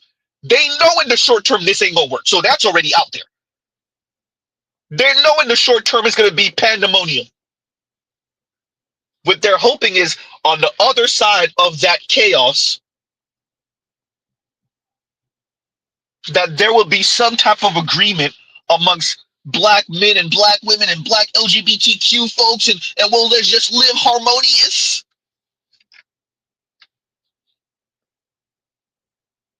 While, by the way, people like FD, people like Conscious Lee, people like Foreign Man in a Foreign Land, people like Lil Bill, they're good. They're married, they have their kids, they're living in nuclear family. Uh-oh. All the rest of us, though, it's cool if we just freestyle, right?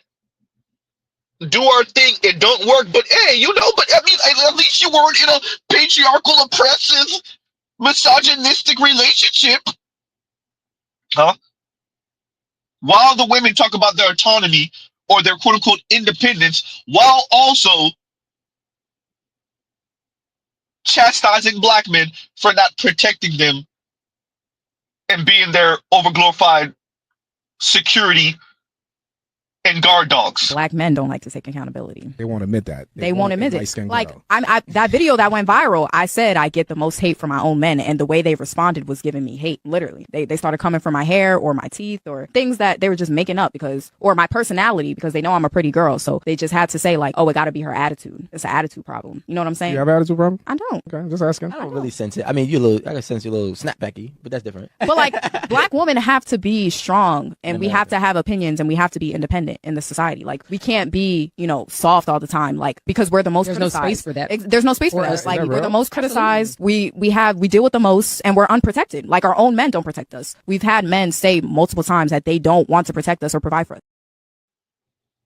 Yikes. And ma'am, as I said earlier, for those of you who didn't catch it, you weren't here earlier. She spoke of the men not protecting, right? Black men like accountability. They don't have any type of responsibility. All that type of talk. While she's saying black women should be expressive. They should express their opinions. Okay, cool. And they are independent. They should be independent. Okay, now we breached the goddamn social contract. There is no independence. That's a breach of the social contract. You will put other people in this organization at risk, and that organization does not want to take that risk. So you do not have this job anymore if you decline it. With any public health decision, there has to be a consequence to you not participating in that social contract. There has to be a consequence to you not participating in that social contract. And also what we're saying is if you violate the contract, which you did, speaking about that independence there, and speaking disparagingly of black men on air, guess what? It's all there, black and white, clear as crystal. You get nothing. You lose. Good day, sir. Yikes. Huh?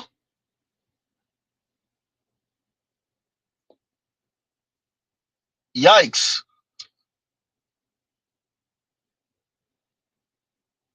And there you go. In Compassionate says, men don't get negative liberty.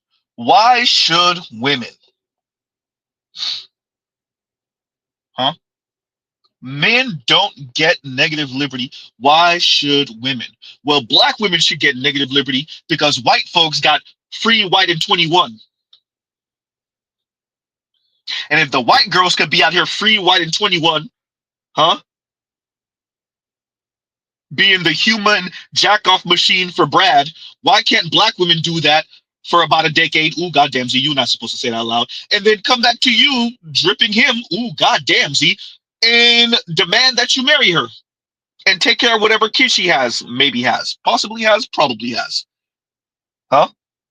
That's what the fascinating part of those suburban sisters was them talking about how black men come to black women with somebody else's kids. Actually, man, based off of the numbers, you're far more likely, or at least black women are far more likely to bring a child from a previous relationship into the relationship. That's why them young men ain't checking for y'all no more. Ooh, goddamn. Huh? Let's play it again. We're going to bring up a panel in a minute. Do you think black women with degrees and professional careers are expected to settle more than their non-black counterparts? I think it's harder for black women because a lot of black women want to marry a black man.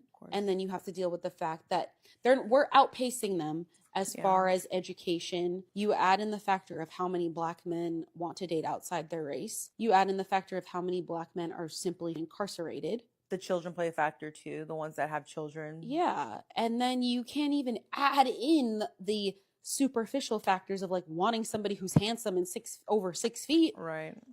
It's like, well, if that's what you want, the expectation is you're going to have to give somewhere. But I think that's what's hard dating as a black woman is finding your equal in a black man in all areas. It's Hunger Games.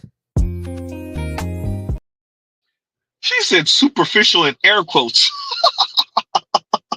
Handsome and 6 feet is superficial. Like it's superficial. Ma'am, 14% of men in America, we're not even just talking about black men, are 6 feet and above. These are why these women are throwing temper tantrums. They want the two, and as Dr. Scott Galloway said, you're looking at if you want a man that earns 6 figures and above, and at 6 feet and above, you're looking at 2.2%. Y'all want to know why y'all so goddamn angry? Delusion. Huh?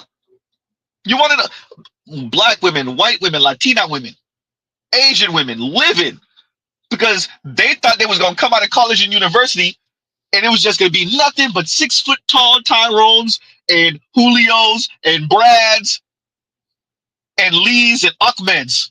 A bunch of 6 foot tall, 6 figure earning, 6-inch plus having white guys, black guys, Latino guys, indigenous guys, all the guys.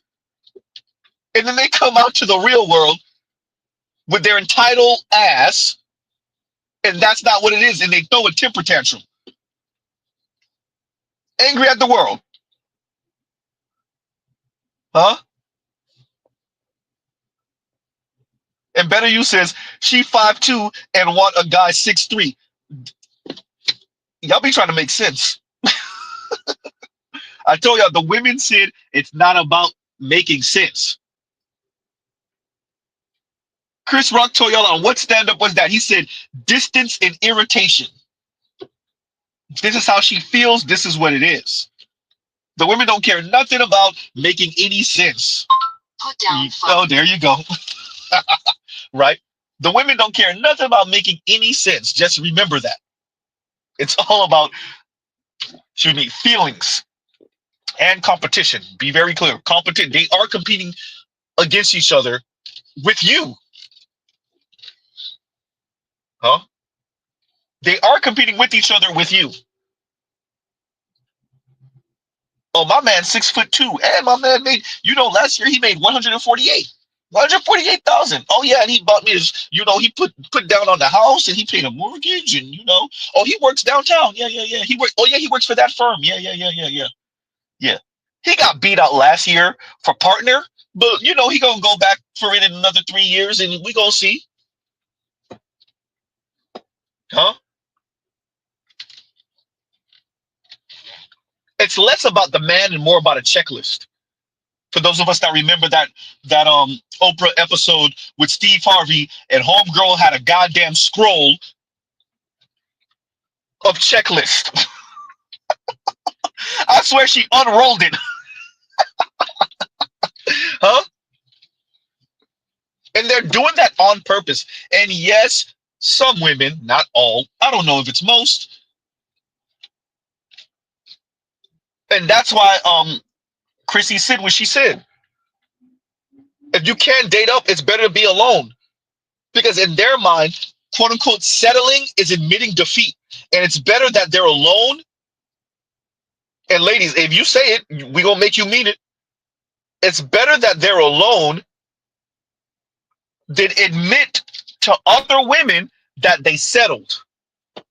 And that's how they think about it. This is what I tell average looking and below average looking women. If you can't date up, be alone. Life is easier that way. And I know that's controversial. I don't care. Huh? Girl logic, girl math says that instead of you having a group of homegirls and you talk, if he ain't 6 feet, I can't do it. And if he don't look like this, then I can't do it. And if he don't earn the 150, 200, 250,000, I can't do it. Instead of you, because they look at it as humble dessert. Right? So 2 years ago, she was talking like that, but now she's in a relationship with a brother that's 5'8", earning $65,000 a year. Huh? Got a bit of a stomach on him. Oh, she can't do it. But loves her dirty draws. Nope, still not good enough. Nope, can't do it. Huh? Especially in this time of the internet and social media, she done put in somebody's comment section all type of weirdo stuff, or God forbid, she actually showed her face, in a video talking about what she's not going to settle for. These women backed themselves into a corner. At least our moms and grandmas didn't have social media and the internet, so they used to pop that stuff in the hair salon and the nail salon. But then, right? But then they real husbands and boyfriends and baby daddies are 5'8", 5'9", 5'10", 5'7", 5'5", earning $38,000 a year. But these newfangles, they tuck this craziness on the internet, show their face and all, and now she done backed herself into a corner. Now she, quote unquote, can't settle. Huh? You're bad. No. We know you lying, but you done messed up. Why the fuck you lying? Why you always lying? Oh my god, stop fucking lying. Huh? We know you're lying, but you done messed up. Because now you can't back down. But hey, that be ripping women apart when the other homegirl, when they get into an argument, and yeah, see, you settled. You said you wasn't gonna settle. I think you could have did better.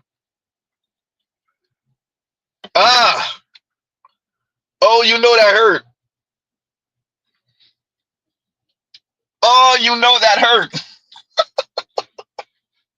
Huh? The women can't do it, and they're recording themselves saying this now. They posting this on Twitter. Mr. Z, you won't call it its real name? I'm not calling it that name. They post their comments on Twitter. They record themselves on TikTok, on Instagram, on YouTube. They post comments talking about what they're not going to settle for and who's not on their level and why are black women told to settle anyway. Black women are always told to settle. Huh?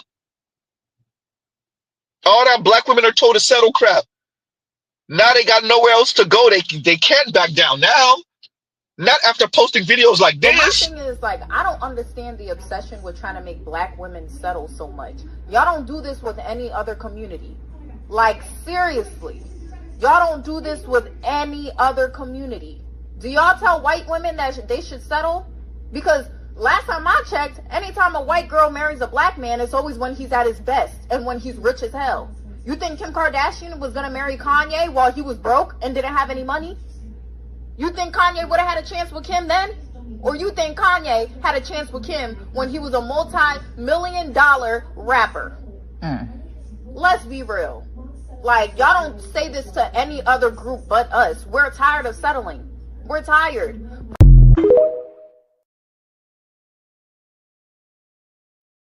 Huh?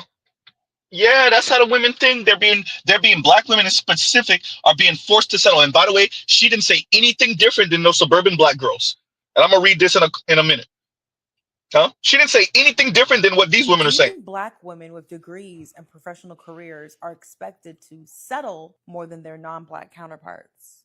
I think it's harder for black women because a lot of black women want to marry a black man. And then you have to deal with the fact that we're outpacing them as far as education. You add in the factor of how many black men want to date outside their race. You add in the factor of how many black men are simply incarcerated. The children play a factor too, the ones that have children. Yeah. And then you can't even add in the superficial factors of like wanting somebody who's handsome and over 6 feet. Right. It's like, well, if that's what you want, the expectation is you're going to have to give somewhere. But I think that's what's hard dating as a black woman is finding your equal in a black man in all areas. It's Hunger Games. Huh? Don't get caught up in the delivery. Those two women and the darker skin sister I've just played, all three of them are saying the same thing. They're all saying the same thing. All the videos I've played today, pretty much all those women are saying the same thing. Don't get caught up in the delivery. Don't get caught up in the looks. They're all saying the same thing. It's not fair. Why are black women told to settle? Huh? But once again, ladies, if you the one who's saying you settling, that's on you. Huh? You're the one who's speaking about being in a relationship with a black man worth a damn. We're not telling you to be in a relationship with a bum. Once again, ladies, if you decide that it's settling for you to not be with 6'7" tall, if you think anything short of LeBron James is settling, well, that's on you. It's all there, black and white, clear as crystal. You get nothing. You lose. Good day, sir. These women think anything short of LeBron James or Steph Curry is settling. Yikes. And that's on you. And W says, Yozi just turned in, just came in, I think you meant to say, just turned in, BLS, Bureau of Labor Statistics, says, is reporting black women unemployment rose again for May, 5.3 to 6.1. That's huge. You're not talking about the old report from, that was April. So so May. Oh, that's huge. So you trying to tell me it's going to be a whole lot of black women out here sounding like this? I'm stressed. I lost my job, right? Like, just hear me out. I lost my job. Obviously, things have been tough financially for me since I lost my job. I have been busting my ass to get a job. It's literally been maybe like 3 weeks, can't find anything, right? I have signed up for every single workers program. I have a college degree.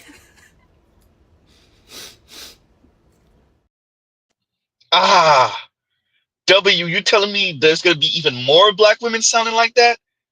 Yikes, you trying to tell me there's gonna be even more black women sounding like this? Niggas be so quick to let me take you on a trip. Let me take you on a trip. Pay a fucking bill. Pay a bill. Pay a goddamn bill. Always begging. Damn. Can we get on the phone? No, get on the phone with billing. Don't talk to me. Talk to billing. Damn. W, that's ooh, 6.1. So out of every 100 women you see, 6% of them, black women, I'm sorry, out of every 100 black women you see, 6, well, and that's not even counting the ones that's not looking though. Because unemployment only counts the women who are applying, right? So that's not even counting the women that's not looking.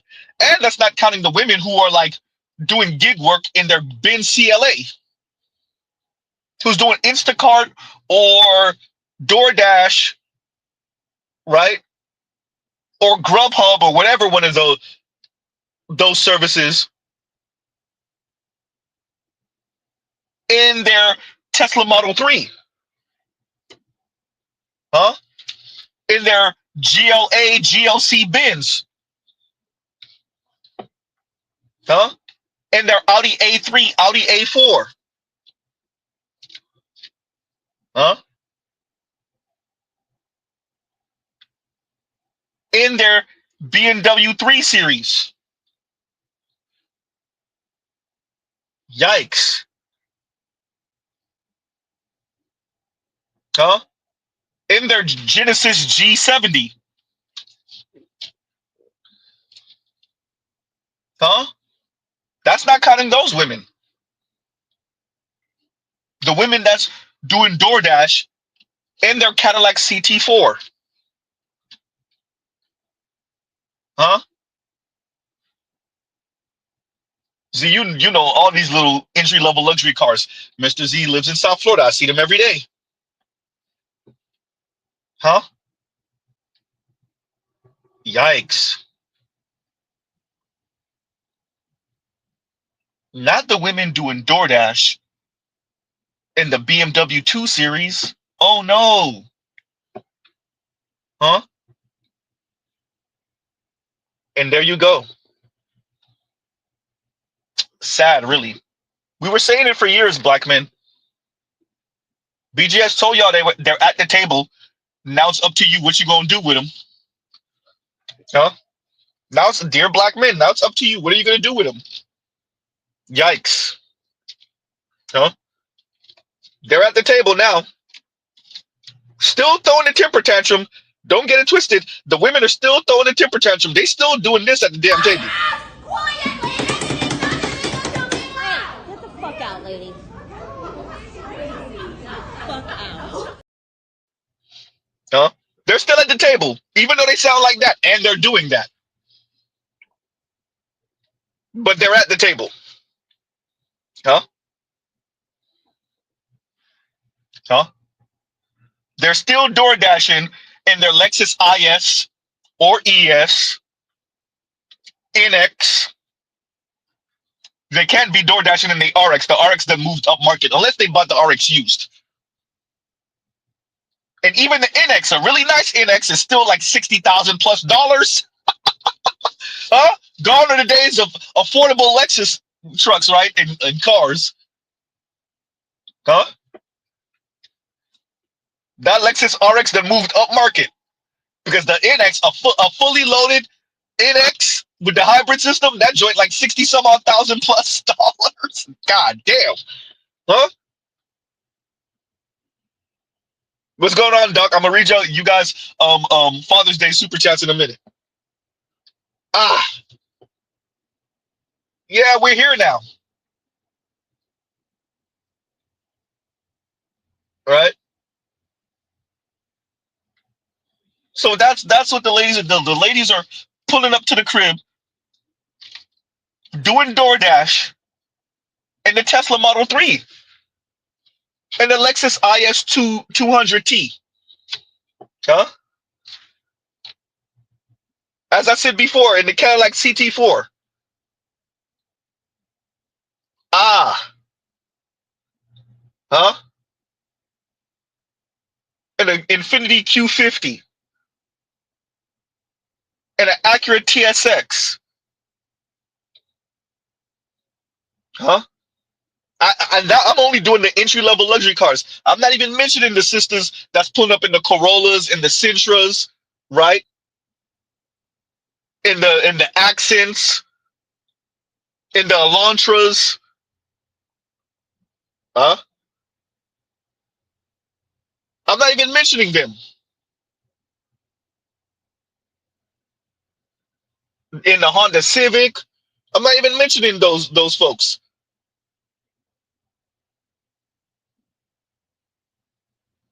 I didn't even mention the Altima. The ladies pulling up in the Altima and the Camrys and the Kia Optimas, the Honda Sonatas. I'm not talking about those ladies yet. I'm still talking about the entry-level luxury car folks. The entry-level luxury car women, black women in specific. The world is real. You weren't supposed to be going through this alone, but you're going through it alone because your stubborn, materialistic ass, whether you were listening to Chrissy or not, you adopted this worldview, and now JD Vance is a heartbeat away from being president. And y'all should have knew when JD Vance said something about single cat ladies. Do y'all not appreciate what he was really saying? I got set for your ass. JD Vance, I keep saying it. I saw what Jason Black did the other night when he said in October with Elon and Donald Trump. Mr. Z could go back to not October. What he said because his was before the election. I mean, before Trump got inaugurated. So I think he said December. Well, Mr. Z got his stream from October speaking about JD Vance. I could smell it on him. Everybody here can remember Z saying it. That is a white guy who's a red pillar. That is a red pill white dude. That's a manosphere white dude. I could smell it on him. And he's similar age to Z. That means he was at Yale with you feminist ass white women and black women talking crap.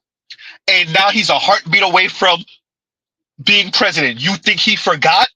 To all you, maybe not so many Latinas, some Asian women, all you black women, all you white women that were at Yale at the same time as JD Vance, he did not forget.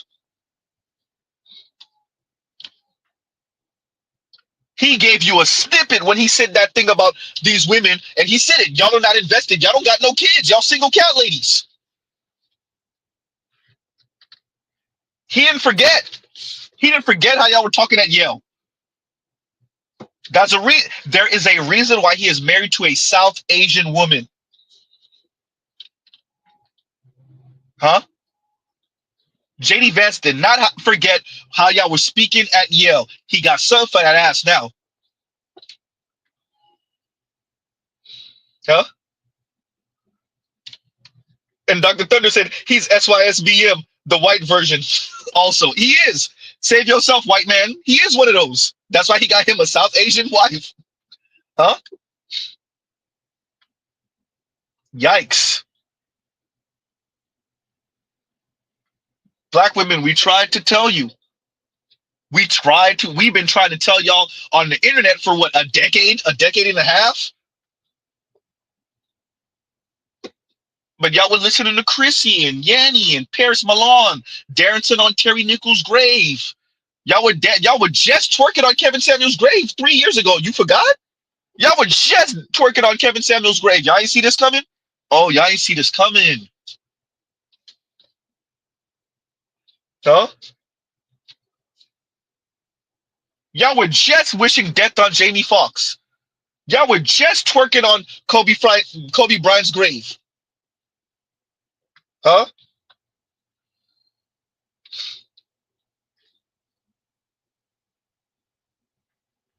Yikes. Y'all not going to Eric. Y'all not going to protest for Eric Garner. Mr. Z, remember all of that. Huh? Keating Jade calling black men bullet bags. Oh, Mr. Z, remember all of that. Huh? Kim Foster smug ass face. Hey. Huh?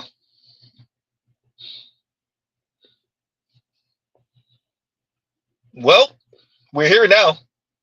And it's sad. And Saint Cyr, let me read this, and because I see what you're saying, and I'm going to check it in a minute. I'll do that while I'm bringing people up. And Saint Cyr says, and thank you for the super chat. Like, share, subscribe, hit the super chat. Saint Cyr says, she definitely has onesie. Please peep your email. Passport sis in Thailand got knocked up by Thai man. Oh, man. Suckage, right? So I'll check that out. Hey, let me, talking about that. If y'all could find this on YouTube, it was a cute sister, cute. I want to say at the time she was maybe under the age of 30. Got knocked up by some Dominican guy that she went over there to go see, mess around, got married to him, bought him back over here, got knocked up by him. Come to find out he had a whole secret family in different situations back in Dominican Republic. Right? Essentially made her a single mom. Anybody remember? And she had broke that down into like a 9-part series when she was telling the story. If that's still on the internet, could anybody send me the link for that? Right? Shout out to all the black. Mr. Z keeps saying it. Y'all messing around. And I want to say I should have saved it. Maybe a week or so ago was a woman who kind of broke it down that women in the West really don't got nowhere to go for real. The same thing Mr. Z been saying.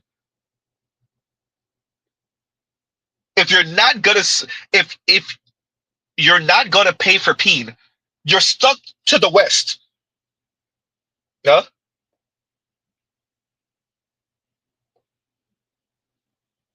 If you're not going to pay for peen, dear women all across the West, you're pretty much stuck to the West. That doesn't mean possibly, if you're lucky, you could end up with a Nigerian brother that got some bang. But be very clear, he got a side family. Well, as a matter of fact, you might be the side family. He got another family in Nigeria. Huh? Oh boy.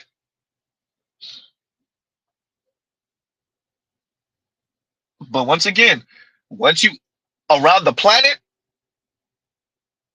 once you start passing $20,000, really $15,000 a year around the planet, you start skyrocketing past everyone else.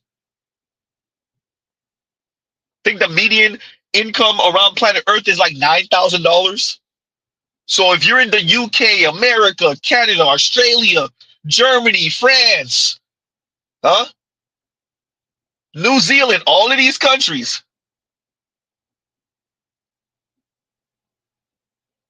Sweden, Norway, Finland, any one of them, Spain. If your GDP, oh, not GDP, sorry, if your average income is 25, 30, 35, 40 plus $1,000 a year, it's over. Unless you're gonna pay for peen, ladies. Yikes. Huh? All that y'all popping is for men in the West. Anything you try to do different, that's your ass.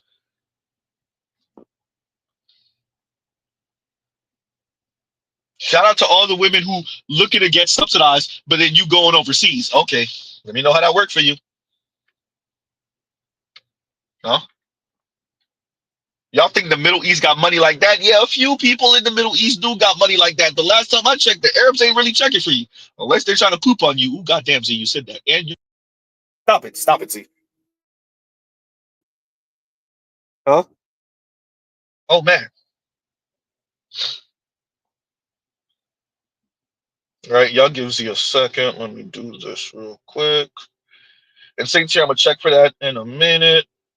Let me read this. I'm going to read this from Revelot first, and then from KMS, and then we'll start bringing people up. And Revelot says, we do need to call out black men that platform these misandrous black women. Protect the black men's image at all costs. Happy Father's Day and Men Mental Health Month. Right? And yeah, no, these brothers, and for those of you that don't know, this is, if I'm not mistaken, this is what Revelot is referring to. Black men don't like to take accountability. They won't admit that. They won't admit it. light-skinned Like girl.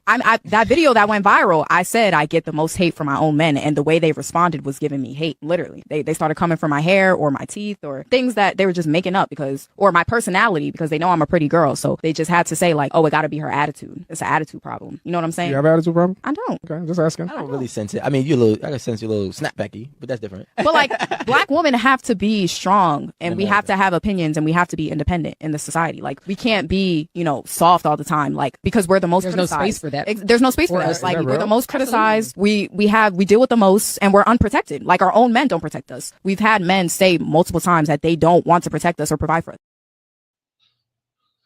Once again, you don't get protection and provision simultaneously, especially if you're not ours, especially in the fractured community.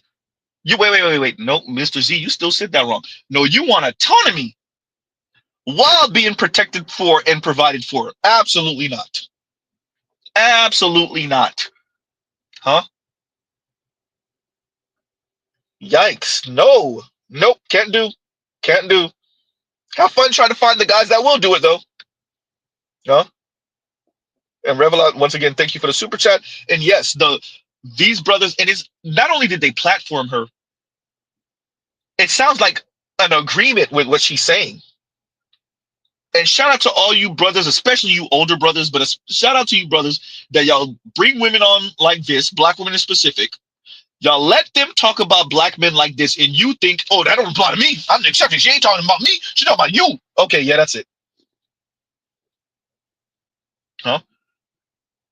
And let's be very clear, these brothers and black men like this, they feel a sense of manhood. Like, this is, for them, this is a sense of manhood to be the quote unquote exception to the rule, and to say it like, I don't know, me and none of my friends, we all pay for our women. No, my wife don't work, his wife don't work, his wife don't work, all of our wives don't work.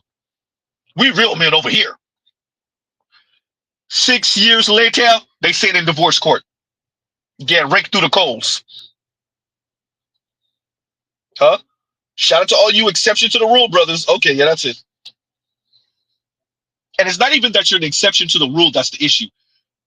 Y'all bring these women on, they talk crazy about black men, and y'all back them up, playing like you're the exception to the rule. And maybe you are. And that still don't save you from divorce court. Once again, average marriage in the black community is like 5 years, and the women are filing for divorce at like 80%. Guess what? That don't got nothing to do with you. Huh? And Revelot, once again, thank you for the super chat. Thank you for the super chat. Yikes. And KMS says, and thank you for the super chat. Women must pay for men. Problem. Women are broke in currency men take. Food, sex, agreeableness, weight. So they have to trade in looking the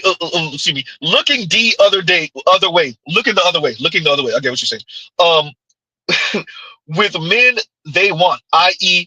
Tuesday at 1:30 a.m. if I'm free, bring beer. Right? Yikes. Huh? And if I'm not mistaken, that's what Shira 7 did. She was the side chick to her husband until she became the wife. Huh? If I'm not mistaken, that's what Shira 7 did. She was the 1:30 a.m. essentially. Look, ladies, there's hope. Huh? So that what KMS is saying, look, ladies, there's hope. If you don't want to settle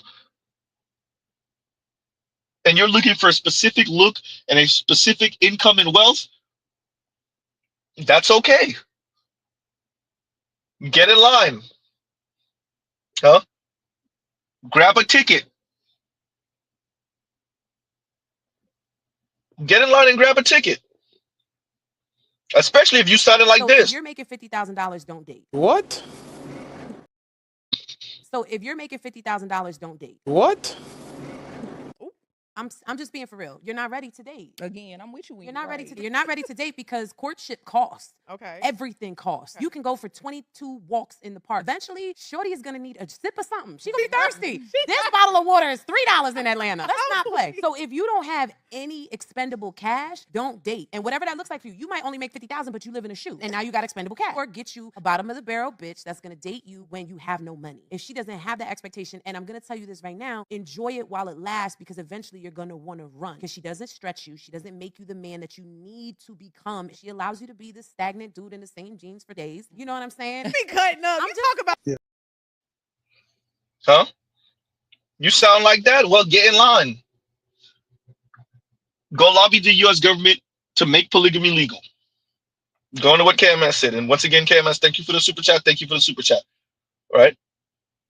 Most women don't got it like that. And even the ones that do, the way their femininity works, they can't pay. The way their femininity works, it draw the vagina right on up for her to have to open her wallet and pay for peeing. Huh?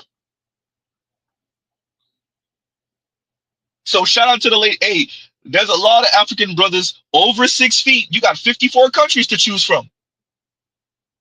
Over 6 feet, chiseled jawline, 6-pack. Huh? Maybe even 8-pack.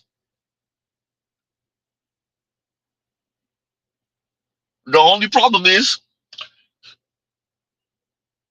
they're not earning $100,000+ a year. Unfortunately for you, you're gonna have to pay. Or you could do what a few of you are doing in the US and pay for Brad. Ooh. But you're gonna have to fight the Asian women to do that. And some of the Latina women. Huh? Yikes.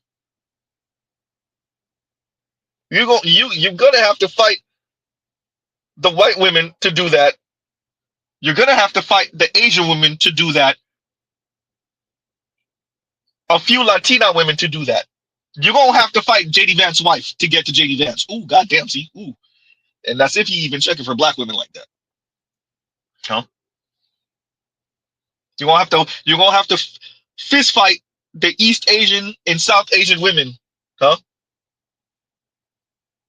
And some of the Latinas. Talking about Latinas. Comunidad que nos va a sacar de este hueco se llaman los negros 100%. americanos. 100%. African American community is the only community that has the power in this country to change anything. They are the only one with the experience of civil matter. They are the only one que tenían el esclavo ahí mismitico. They are the only one that are not going to get deported anywhere, and you cannot put them all in jail. So African American community, which is the community that is stepped on by Cubans, the most are the only ones that are going to save the Latinos. And I clap for the African American community that has not come out because it is not. I do. We didn't do shit for them. I get it. I get it. But I don't. Me and you support, but in masses, we didn't support anything that was going with them. Latinos look at Cubans specifically. I'm not gonna talk about any other community because I'm not part of that community, even though I'm a Latina with them. Cubans talk shit about African Americans. It's true. Cubans did not support African Americans. Cubans think that they all victimize themselves, that of this, all of that.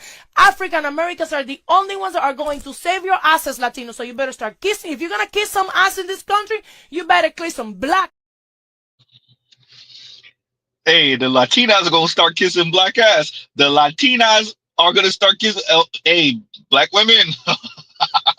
These Latinas try not to get deported, black women. No? These Latinas, hey, they said they're about to knee pads. They're about to get some knee pads. Hey, black, hey, it's about to be, hey, that competition. Huh? That competition is real. You're going to slip up, look to your left, and Consuela going to be running with Tyrone to the right. Huh? Dr. Thunder. Huh?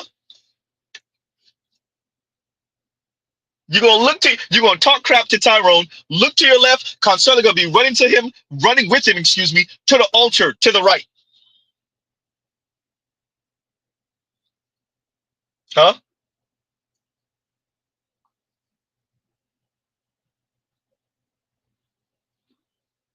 Uh-oh. And Cuban descent down here in South Florida, especially, she's not lying. She's not lying. Anti-black as hell. For those of you that don't know, the Cuban community in South Florida, especially in Miami, they are the rednecks. And if you're Cuban and you heard Z say this just now, tell me I'm lying though. The Cubans in Miami, oh, they swear they white. And the white folks let them think that until they flex a pinky toe. And the small hats let them think that until they flex a pinky toe. Mr. Z is purposely being offensive. I just want somebody to tell me I'm lying. Huh? All that anti-black stuff sound nice until white folks remind you you ain't them. Until the wasp whites, white Anglo-Saxon Protestant whites, you know, the whites, the real whites, remind you you ain't them. Black women, that's who you competing against right now for black men. But, you know, you could always try to pull one of the Latinos. You want to talk about colorism? Ooh, goddamn. Huh? Shout out to all the black women talking about colorism. You could always pull you a Latino or a South Asian. Oh, my God. You want to talk about colorism? Huh? And this is the perfect time to read this. Captain Obvious says, no mate guarding equal no protection. Black women got what they wanted. Ah. Huh? No mate guarding equal no protection. Black women got what they wanted. In other words, they violated the social contract. I heard you. They're over here pushing the Jenga blocks down. Huh? Well-constructed block of Jenga blocks, and they push the Jenga blocks. They kick over the Jenga blocks. They violate the social contract. You will put other people in this organization at risk, and that organization does not want to take that risk. So you do not have this job anymore if you decline it. With any public health decision, there has to be a consequence to you not participating in that social contract. Huh? And after they violate the social contract, dear ladies, after you violate the social contract, black men only got one thing to say to you. It's all there, black and white, clear as crystal. You get nothing. You lose. Good day, sir. Huh? Yikes. And Toya says, now Z, you know, Toya, you gotta elaborate. What did I say? What did I say?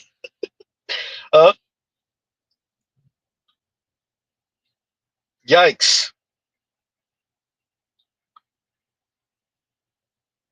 And let me make sure. And thank you for that, Captain Obvious. Thank you for that super chat. Thank you for that super chat.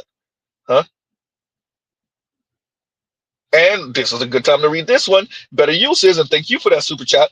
You didn't protect my image. Why should I protect your body?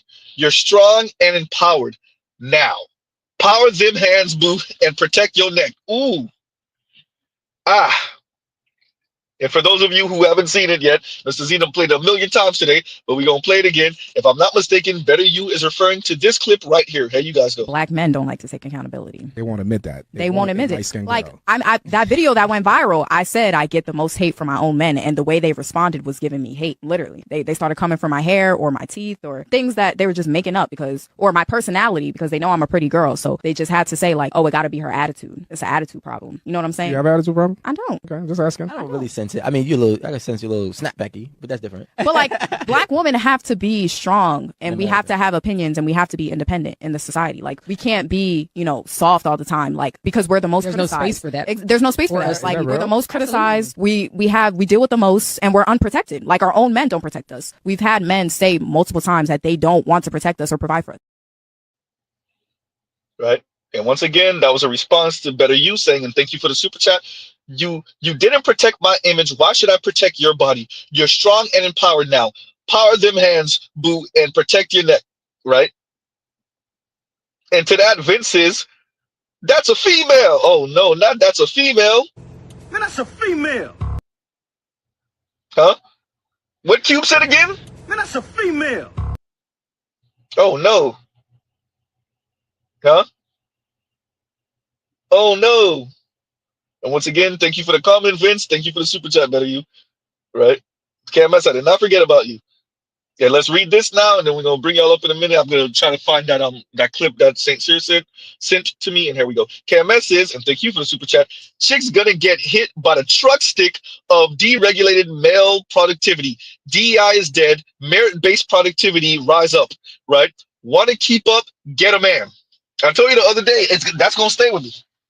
Right? That's in my Rolodex of one-liners. Right? That along with a bunch of isms from across the Black manosphere. Yikes. All right, so I'm gonna bring you guys up, and no, I did not forget about those Father's Day super chats. I'm going to be reading them, and I gotta keep I split Gym Zone highlighted for a little while, but I guess we will start with who we gonna start. We're gonna start with Doc first. We're gonna start with Doc first, and then I'm gonna get to Rush and the rest of you guys. And Dr. Thunder says, take some of my sandwich money, Father's Day edition, hashtag sandwich gang. We're gonna leave that up there for a couple minutes, and let's I gotta do this the other way. Let's do this way. Right, and y'all gives you a minute. Okay, and this should be, there we go. All right, and there you guys go. That's the link for those who want. Detroit said, did I read his super chat yet? Probably not, if you're asking. Give me a second. Let's see.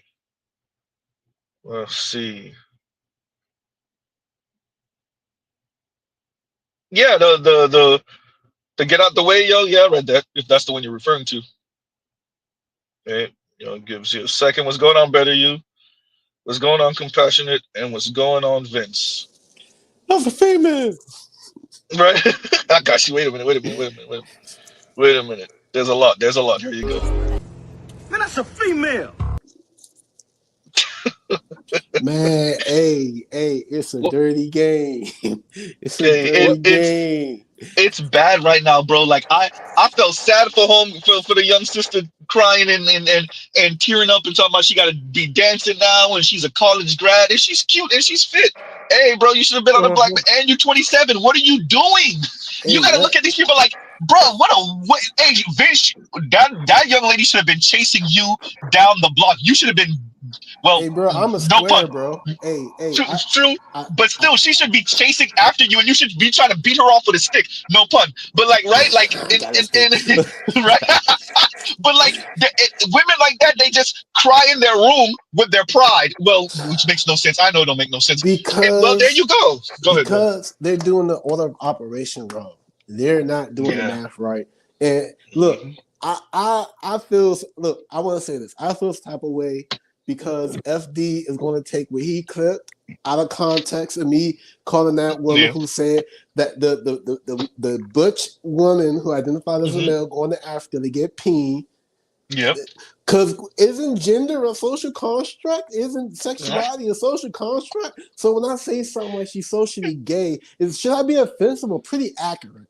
First, Bruh, I'm like, why did he screenshot? Like, I don't know if he screenshotted it that way. I don't think so. I think that's just how YouTube notified him. But I'm like, what? Why I got Vince comment up there like that? Well, like look, it looked like a sabotage move. And I would say this, right? I thought about this. I was muddling this over while I was walking around, right? And I was thinking about something. There's something called upward comparison and downward comparison.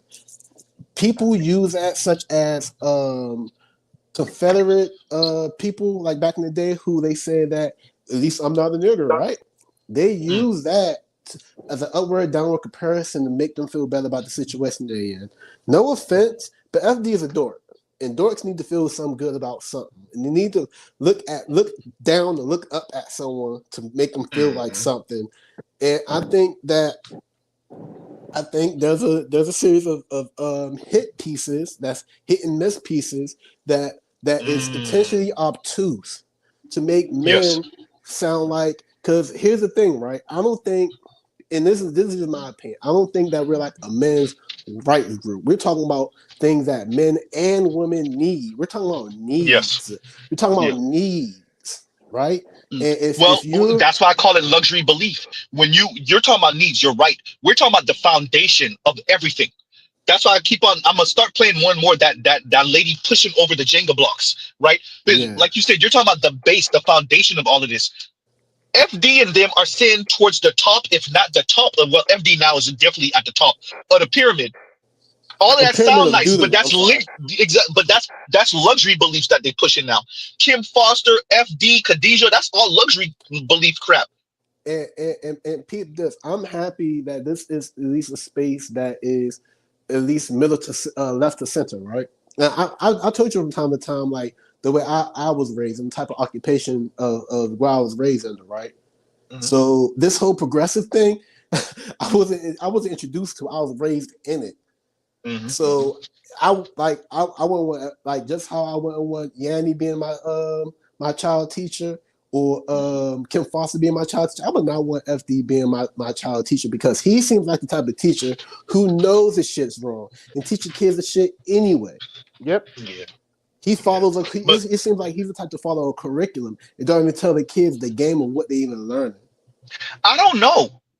I think no, until it might, if he overhear a middle schooler talking about one of the little girls, right? Like I think he'll hear a middle school young lady talking about one of the boys and he won't say nothing. And I could kind of understand, because, we kind of get iffy about men talking to girls a certain way. Understandable. But if one of the boys sounds like a middle school boy, I think FD will check that quick, fast, in a hurry. I think that's when he, go ahead. But also, I do think it depends on what's being said. Some things sound mean and wrong, but also it's true and accurate. And instead of protecting people's egos, we need to protect people's understanding and comprehension of what, reality. Because some things that's mean is actually true. It might hurt your feelings, and you should feel ashamed about what you're saying and what you're feeling. And I'm not saying about the boys. Some things that girls do, they should be ashamed of. So some girls are jerks. I agree. Well, if you notice my channel, I'm about shaming. I am not above shaming men, women, white, black. It takes a lot to shame white dudes, because it's psychotic. But yeah, go ahead, AB. All you do is shame, blame, and blame. How dare you? And the problem is, I know. Right? I know, I get you, AB. If you can't be shamed, I don't know if you're human. Yeah. For real. I was on a Knuckleheads panel a week ago, and all he talking about is, SBE. Yeah. SBE. And he had three gynocrats tried to defend him, but I wore them out. Hey, let me read this real quick, AB, because I want to get Dr. Thunder to laugh real quick. And Dr. Thunder says, you cannot rebel against the natural order and then expect protection. Doc, to that I say, That's not fair! That is not fair! Why can't I rebel against the natural order, right? Push the goddamn Jenga blocks down and still get protection? Why not? Who says? Oh, by the way, you mentioned that they were twerking on Kobe Bryant and Kevin Samuel's grave back in the day. They're still twerking on their grave. They haven't stopped. Yeah, I read your comment. Yep. And that's weird to me, AB. Look, we knew when bell hooks passed. You remember? Nobody celebrated that. We were like, hey, y'all heard bell hooks pass? Yeah, okay, good riddance. Continuing. Like, at most, that's what you heard. Nobody was dancing on her grave over here. There was no hit pieces. Nobody did a 5-piece chronicle. Nobody even, exactly. We didn't even do a stream about it. Thank you. Like, there she died. True. Damn, that's deep. Yeah. Right. Terry McMillan is gonna pass one day. We ain't gonna celebrate that. Oprah's gonna pass one day. Somebody might do a stream on it. Z might do a stream on it, right? But nobody, we're not gonna be dead. We're gonna be like, hey, she said this, that was dangerous. She said that wasn't that great. She said this, and remember, sisters follow her. Oh yeah, she introduced all these weirdo black feminists. That's how we're gonna approach. We're not gonna be goddamn. I guess Francis will be twerking. We're not gonna be crip walking on her grave. We're not gonna be doing the Dougie on her minute. grave. Yeah. Right. Go ahead. By the way, any chick still dancing on Kobe Bryant's grave should be avoided at all costs. Yeah. Any chick that could talk about that man after he died with his daughter in his hand, is wicked. Let me play devil's advocate real quick, right? Okay. Anybody who is making the issue about her being pregnant right now after he passed away should be looked at crazy because come on. Because the sister, the one of the daughters is Vanessa pregnant? Yeah, Vanessa Bryant's pregnant. Okay. So I mean come on. Vanessa Bryant is pregnant. Oh, okay. The wife. Okay, I didn't know that. So they made a big issue, like, how dare she get pregnant after, like, what you want her to? Oh wait, from another dude, or did she inseminate herself or something? I don't know. It doesn't matter. It's been like 5 years. Yeah. That's a rumor, bro. It's been almost 5 Oh, that's a years. rumor? Okay. Yeah. That's a rumor, and okay, she's sleeping with some dude. Wait, yo, real quick, AB. I gotta answer this real quick. AB, you got it. Go ahead, yo. Yeah. Nah, I don't know.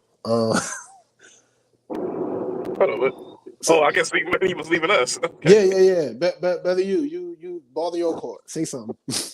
Oh no, what I was getting at with in the comments though with you, Vince, was what's a woman? What's a female? A woman is someone who identifies as a woman. Like, yo, I feel like okay, no. I think you can't define a term with the term though, man. I think that we went so far to making people to trying to make people feel comfortable about things that we don't have any hard lines about anything. Like, look, people qualify or disqualify for things. Here like that. Hey, you gotta protect your neck, cover your eyes. oh hell, yeah. I saw man. Hey. And you can't put that on the black manosphere. We had nothing to do with that. Look, all that was a big back. Big back went up there like it was nothing. I was minding my business at home, trying to be a good black man. I was out, being productive. I don't know. That's my heel. Hold up, Vince. So it's about how you identify that. I guess so. I mean, I identify as a 4 foot, a 4 foot Puerto Rican.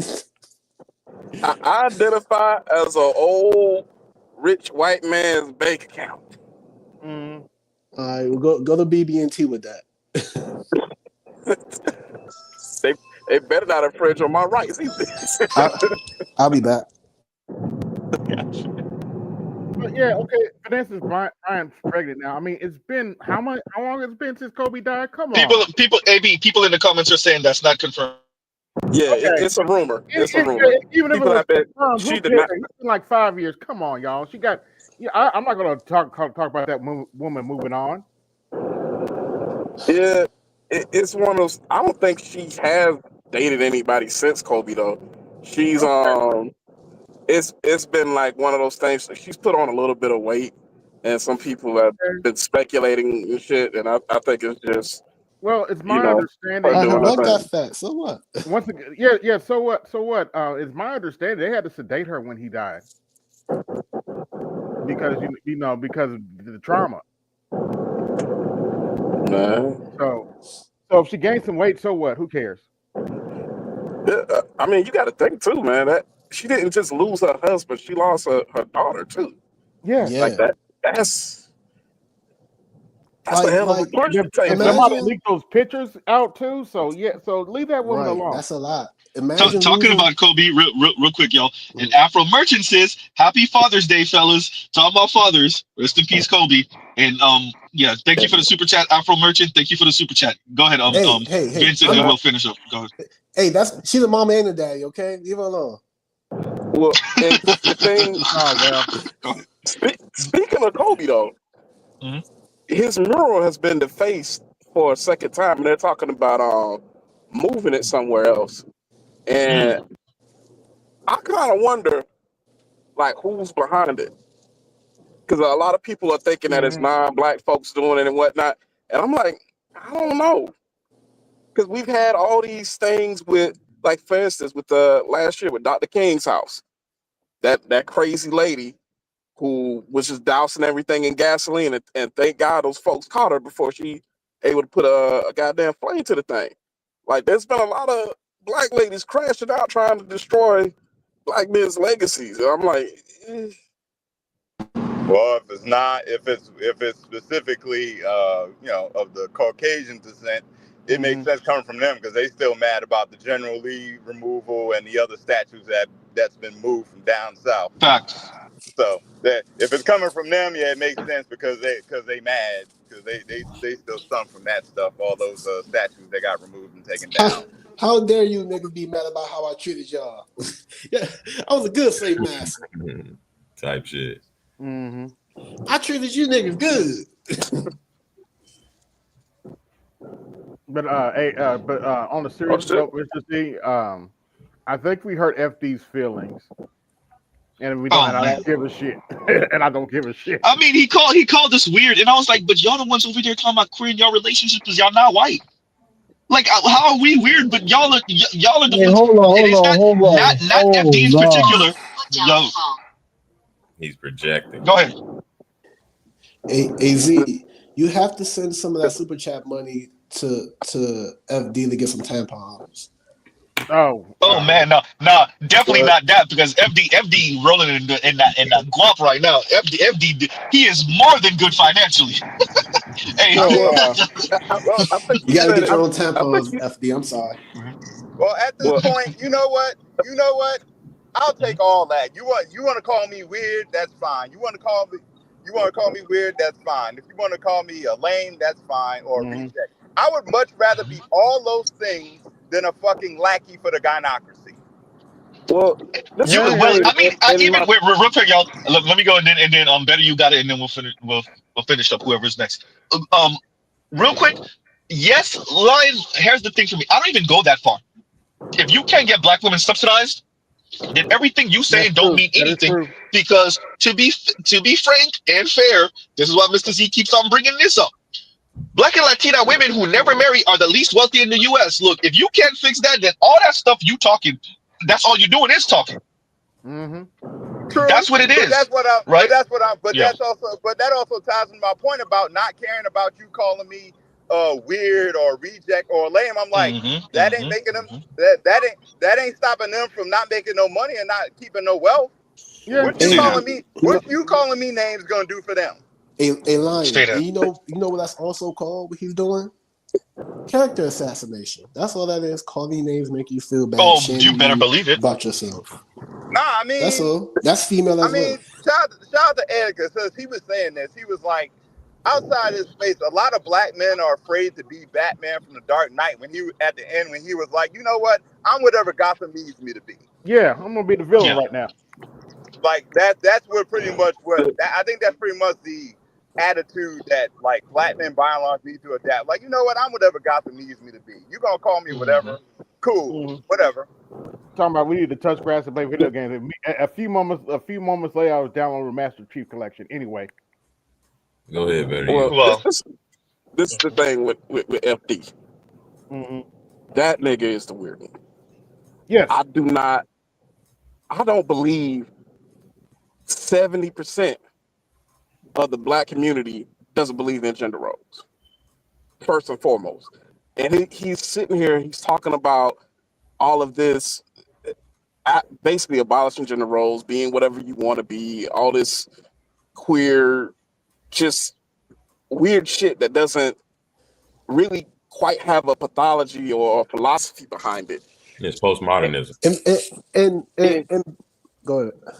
Let me follow up. And the thing of it is like the average black person is not on board with that shit. The average black woman, which he claims to be advocating for, is not on board with that shit. Yeah, the Khadijas might be on that shit. The old ladies might talk that shit, but they ain't really about that. I've seen a couple clips of old ladies, but it's like, oh, Olay's not about that. Kim Foster's not about that. Real quick, y'all, everyone, real quick. Olay's not about that. Kim Foster's not about that. They're not about that. And Kim Foster's definitely not about that. That's the part of the conversation. She does not claim that. I've listened to Kim Foster enough. She don't claim that part of the conversation at all. She won't even say queer your relationships. Although I think she buys into it a little bit because she's not a white woman and she appreciates what that means. But she won't say that. Go ahead, yo. All right, let me follow behind what you just said, Better You, right? About these gender roles and stuff like that and everything, bro. I was born into no gender roles, and I'm cool with that, right? But the other thing is too, at least for me, this is just me and my personal situation and stuff like that, right? My girlfriend, she comes over, she clean the dishes and stuff like that, right? It gets a little bit kind of, it's not necessarily awkward, but it's like I don't even ask her to do it. And we talked about it, but it's like, I don't know. I'm kind of like, I'm okay with it, but at the same time, I'm kind of like, how I guess like, I don't know. But I look at it a little. No. Let me say this. I'm glad you just said that. Better You, I'm responding to you. I think we speedballing a little bit because you said this wacky shit. The wacky shit you're referring to is a postmodern lens. It is a philosophy behind it. And what bro just said was a key because you basically admitted that you're already a postmodernist because what you essentially described is you understand the concept of gender roles that women maybe should wash the dishes, but you really don't have any fervor to enforce it. It kind of is awkward to you, and it's kind of you would be fine to wash them yourself. You believe in changing the narrative or maybe that the gender roles are somewhat fluid and flexible because you're a postmodernist just like me, just like Better You, just like anybody that's basically, especially all millennials. You were born into postmodernism through and through. So wacky ideas, changing the social contract is 100% par for the course. We come from a generation that everyone got a trophy. That was a change in the social contract. That's normal to us. Can I say something? We are postmodernists. This is why these messages are so pervasive. This is why FD has 1 million subs, because everybody, all the millennials are, whether or not you even know what postmodernism is, you already are socialized to accept, maybe gender roles are somewhat fluid, even in our space. Because so let's not dispense. I don't want us to speed past like that is no ideology behind it, because then you can really see where they're coming from once you understand that, and you can see where you're coming from once you understand that. But go ahead. Go ahead, Socrates. I find the accusation of people being weird from intersectional progressive feminists very, very strange. And the reason I find it very strange is because these are people who actually believe in things like transgenderism, gender role swapping, not to mention that FD Signifier is a patriarch. He's a patriarch decrying patriarchy, which again is so ironic. But of course, a lot of these people on that side do that. But they don't believe that. They don't believe what? Socrates, they don't believe that. The T-Rexes, the T-Rex mixing and all that other stuff, they don't believe that. What do you mean by believe?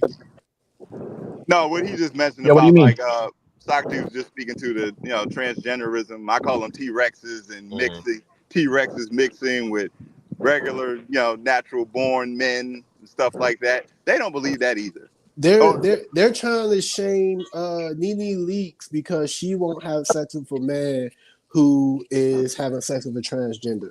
No. The truth is that's the standard position. They're upset with her because she said it. Yeah. Come on. This is the thing that bothers me. Like if you're in college, like this is college campus talk, and this is not just college campus talk. This is fringe college campus talk. I went to college. I went to the Africana studies and these weird clubs where they were talking all this intersectionality, progressive mumbo jumbo. But the vast majority of people on campus were not interested in this, and did not subscribe to that dynamics at all. All these things exist in a book or article or on YouTube. in the real world, people do not operate this way at all, at all. That's why I find it fascinating. I'm like, you guys are making this up. No one operates this way. Where do you see people? Where do you see men who are gender fluid and the women are okay with that? Where do you see that at all? On Well, college campus. let me. Not That's even, why. not even on college campuses.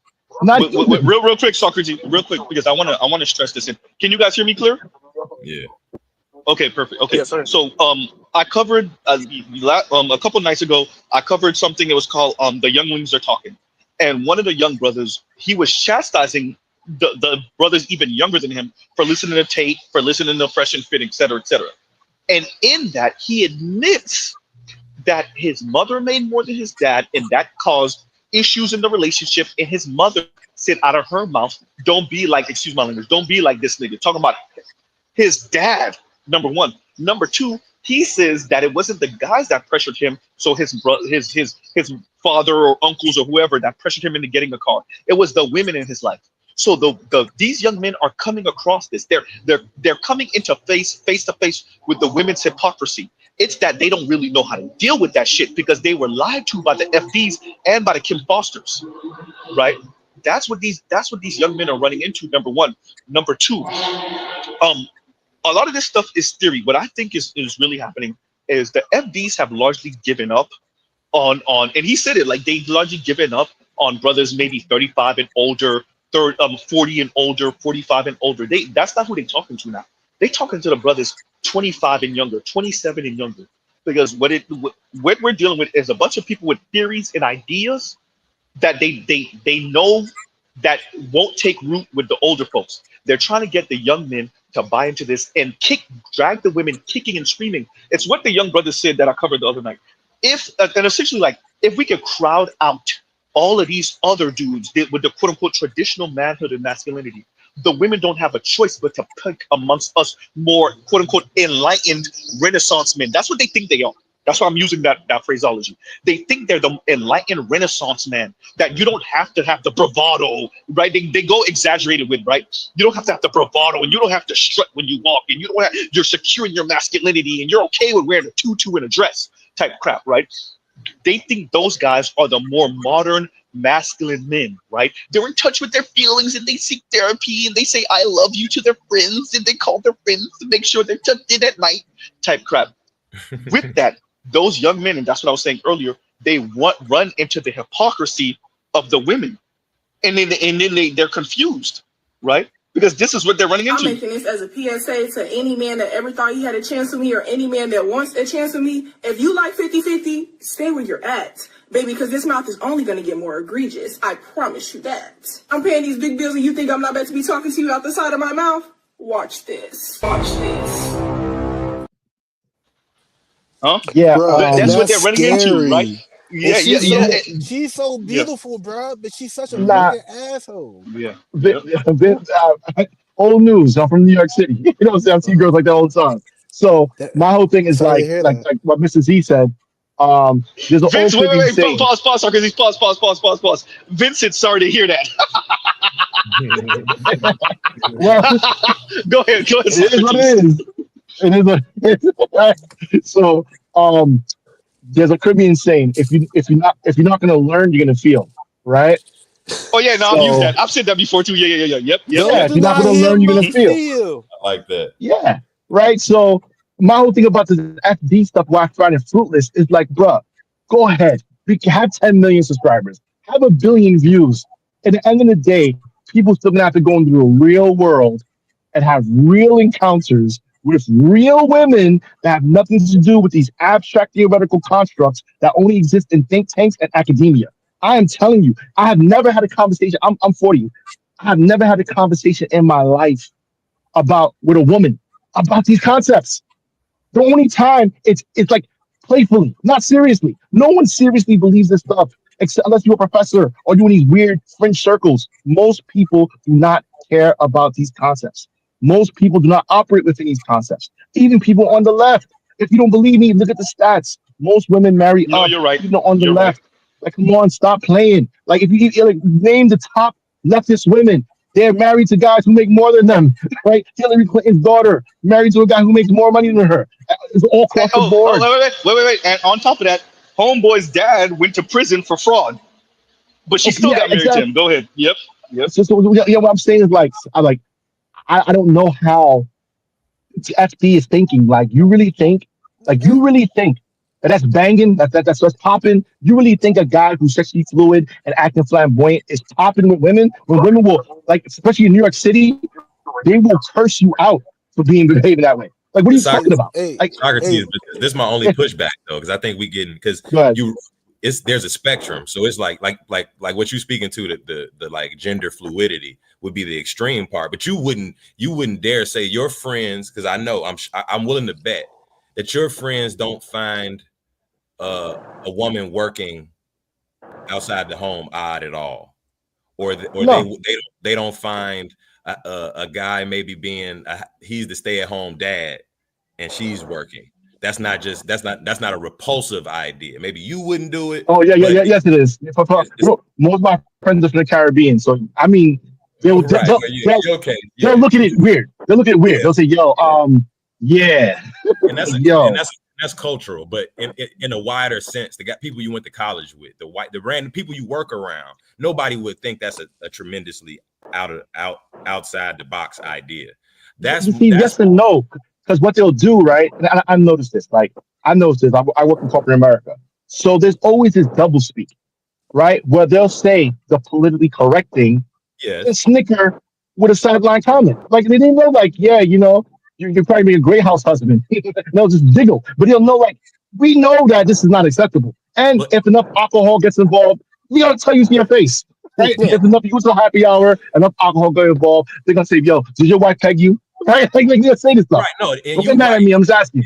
In this moment now, like you said, my point is that this postmodern project is a project and a process. At this point, like as millennials, yeah, sure, the wacky things are wacky to us. To the Z's, it's less. They're wearing like there's Z's that are wearing in the NBA wearing fingernail polish.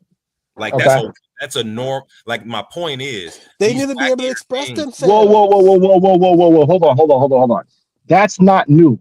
Athletes or certain celebrities being flamboyant has existed since the 70s with David Bowie and glam rock.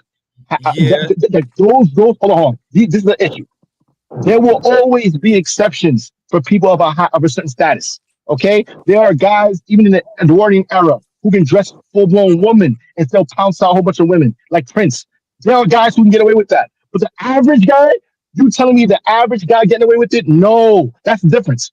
If you tell me a basketball player like Dennis Rodman in the 90s wore dresses, did that stop him from piping out Madonna? No, because he's Dennis Rodman. I'm saying guys like Destiny that are exactly what you're saying, the wackiest wacky, believe in bisexuality and all type of other fluidity and all that type of shit are actually more common than they were 10 years ago. I'm saying but what I'm saying is that that's a recipe for failure. Yes, what I'm saying. It's common. Did his wife get took? Yes. Yeah, but he worth like 20 million on some streamer shit. But you're still proving my point. He's still high status. He's worth $20 million, right? Let's say he's worth $10 million. And I'm not. Let me wait. Let me say this to what y'all saying, because there's a through line here, and I've said this before, but I was talking about white men in specific, where the patriarchy that they're involved in is so advanced that the individual white man gets to act like this. What's the white performer name? The one that Harry Styles. So white manhood is so white manhood is so above everything else that Harry Styles can be out here in pink and wear dresses and the women swoon, but it's fucking Harry Styles. Can the average white man do? An average white man that looks just like Harry Styles can't walk down your downtown looking just like that, let alone a bum ass white man, let alone a black man, let alone a bum ass black man. But Harry Styles is a rich, famous, tall, good-looking white dude, and he can do that because, once again, he is the face of patriarchy. He is a rich, tall, good-looking, rich white man. So the women are popping that shit, but there are exceptions to the rule. If, once again, you're a rich, tall, good-looking any man, but definitely white man, right? Number one. Number two, all of that shit sound nice, right? And it's something that y'all were going to before. These people are theorizing about this shit. That shit sound nice, but like Socrates is saying, they're saying this in polite company, but they're not living that life. That's why I called it a luxury belief earlier. It is a luxury belief that these folks don't actually live in large part. These folks have traditional relationships. They're married. They have children within wedlock. But in theory, they want for people to be free and live the way you want to live, and don't mind the fact that I'm stable and I make good money and me and my man are married and we're going to be married for like 15, 20, 30 years for life, right? Go ahead. Don't we observe that how many people do overlook the fact that they're an exception and they're rich? Like the divestors you covered. Their listeners look over the fact that she's decent in a condo and won't need a man for real. So my point, the propaganda, social engineering is a process. What we are doing in this space is making analysis of like a lot of social engineering. My point is that I don't want us to underestimate how effective, because we making the case that biology, how women actually choose, y'all are in dreamland if y'all think y'all can overwrite that. Sure, I 100% agree, but I think our generation is proof of how much you can push that envelope successfully, to the point you got men that really don't care if their women wash the dishes, they'll wash them. Like that was unheard of a generation ago, just a generation ago. So they've successfully engineered us. So I'm not sure they can't get to a point where having fingernail polish is a part of. Wait. I've said this before. I said it to FD about 2 years ago when we first had the conversation. Your problem won't be socializing the men. Your problem is going to be the women. Correct. And your problem's going to be the women. Let me land with this. Let me land with this real quick. You got it, Socrates, over this. You want to know why? Because they want what they want. I said it before. The women, okay, yeah, they want you to wash the dishes. What FD and Kim Foster and the rest of them, they're not saying this to women. I'm listening to them. I'm listening to the women, the female content creators. I'm listening to the male content creators. They're not telling the women what it costs them. They're not. That's the part they won't do. They won't tell them. And that's why whenever you see them critique Kevin, they never mention the fact that women were calling into Kevin looking for a lifestyle. They never talk about that part. They talk about internalized misogyny and these women, misogyny, misogynorism, it's self-imposed and they hate themselves too. And we hate women so much that women hate women. No. They were looking for a lifestyle. They're not telling the women what it costs them for you to what, real quick, y'all, what it costs to wash the dishes. What it costs to wash the dishes is that man that may earn enough. Right? What it costs to wash the dishes is he might not have the masculinity that you want. What it costs to, and I'm being a little bit exaggerated with that, but I'm saying that on purpose to say there's a cost to all of this shit.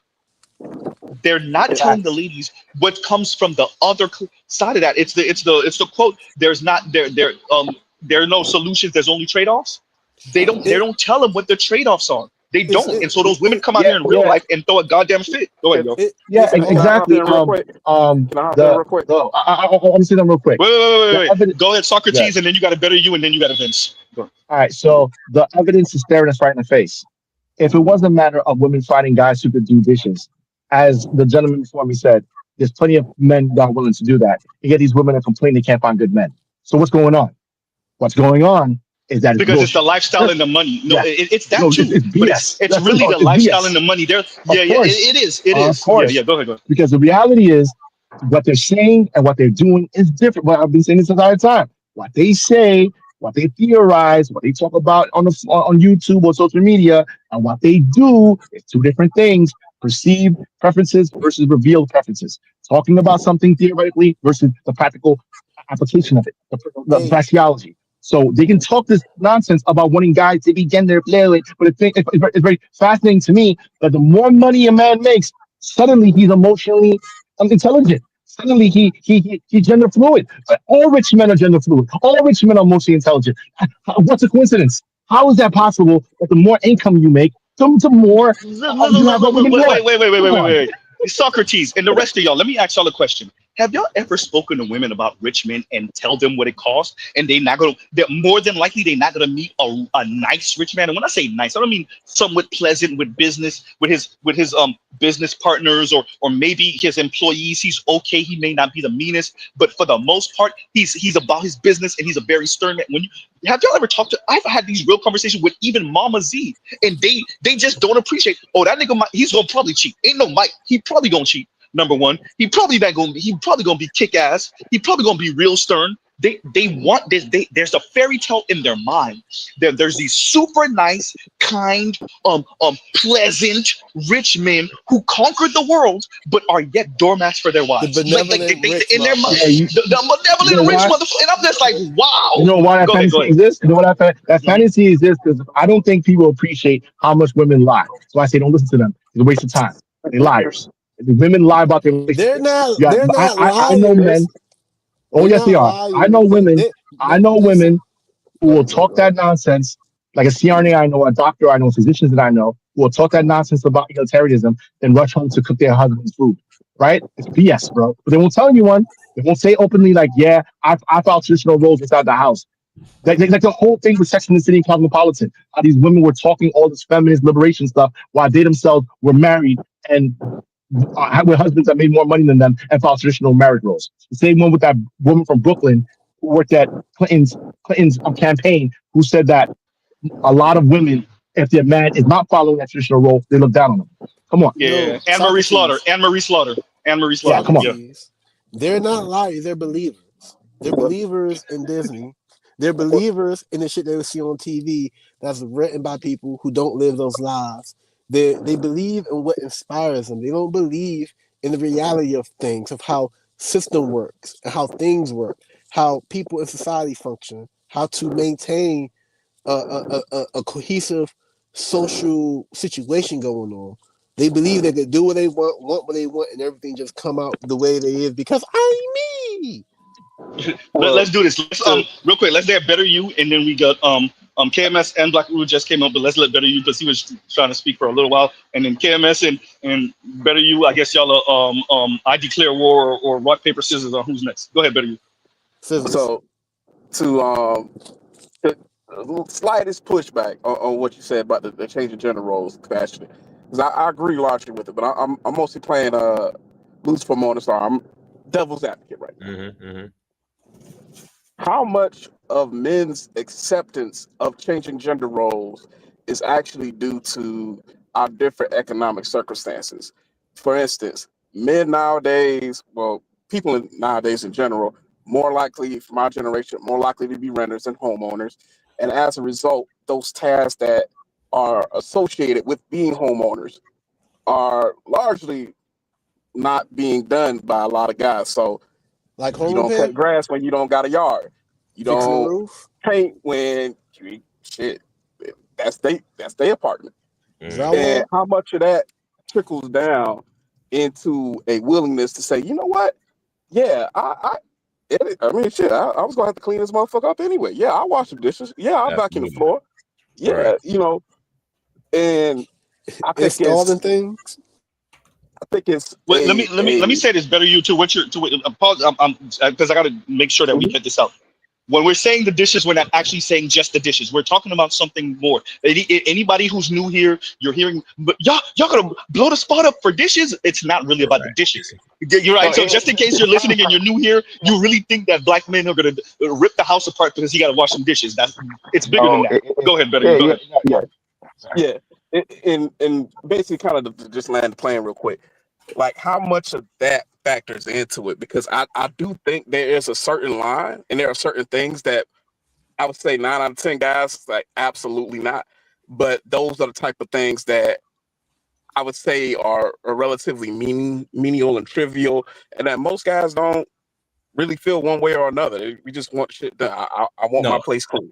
And I get that. And I'll just retort real quick just to make it clear. Because my point of because like what you're speaking to is like what effects the economic environment have on what ideas and worldviews men are willing to entertain, which is obviously yes. That I can agree with that. That has obviously the environment we're in, and I guess that connects to the industrialization. What we see as industrial societies like ours, hyper industrial societies, have the ability or the illusion or find themselves in a position where social designers have been playing fast and loose with the environment because they can.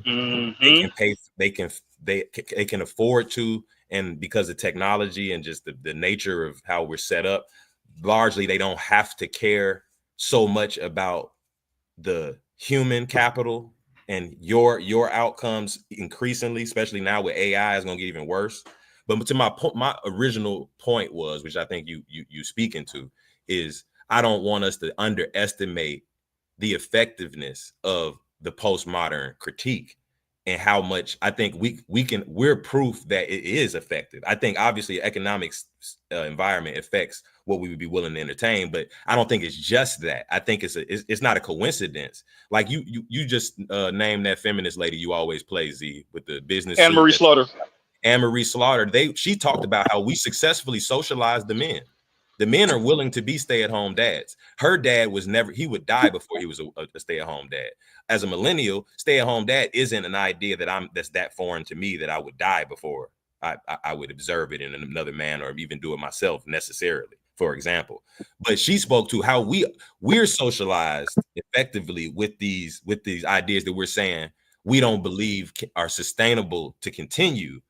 But I think they will try. Like, I think that's what FD is doing. Like you said, Z, they'll crowd these reasonable voices out to a point in which where I'm not sure what won't be possible to talk negative. Let me address it.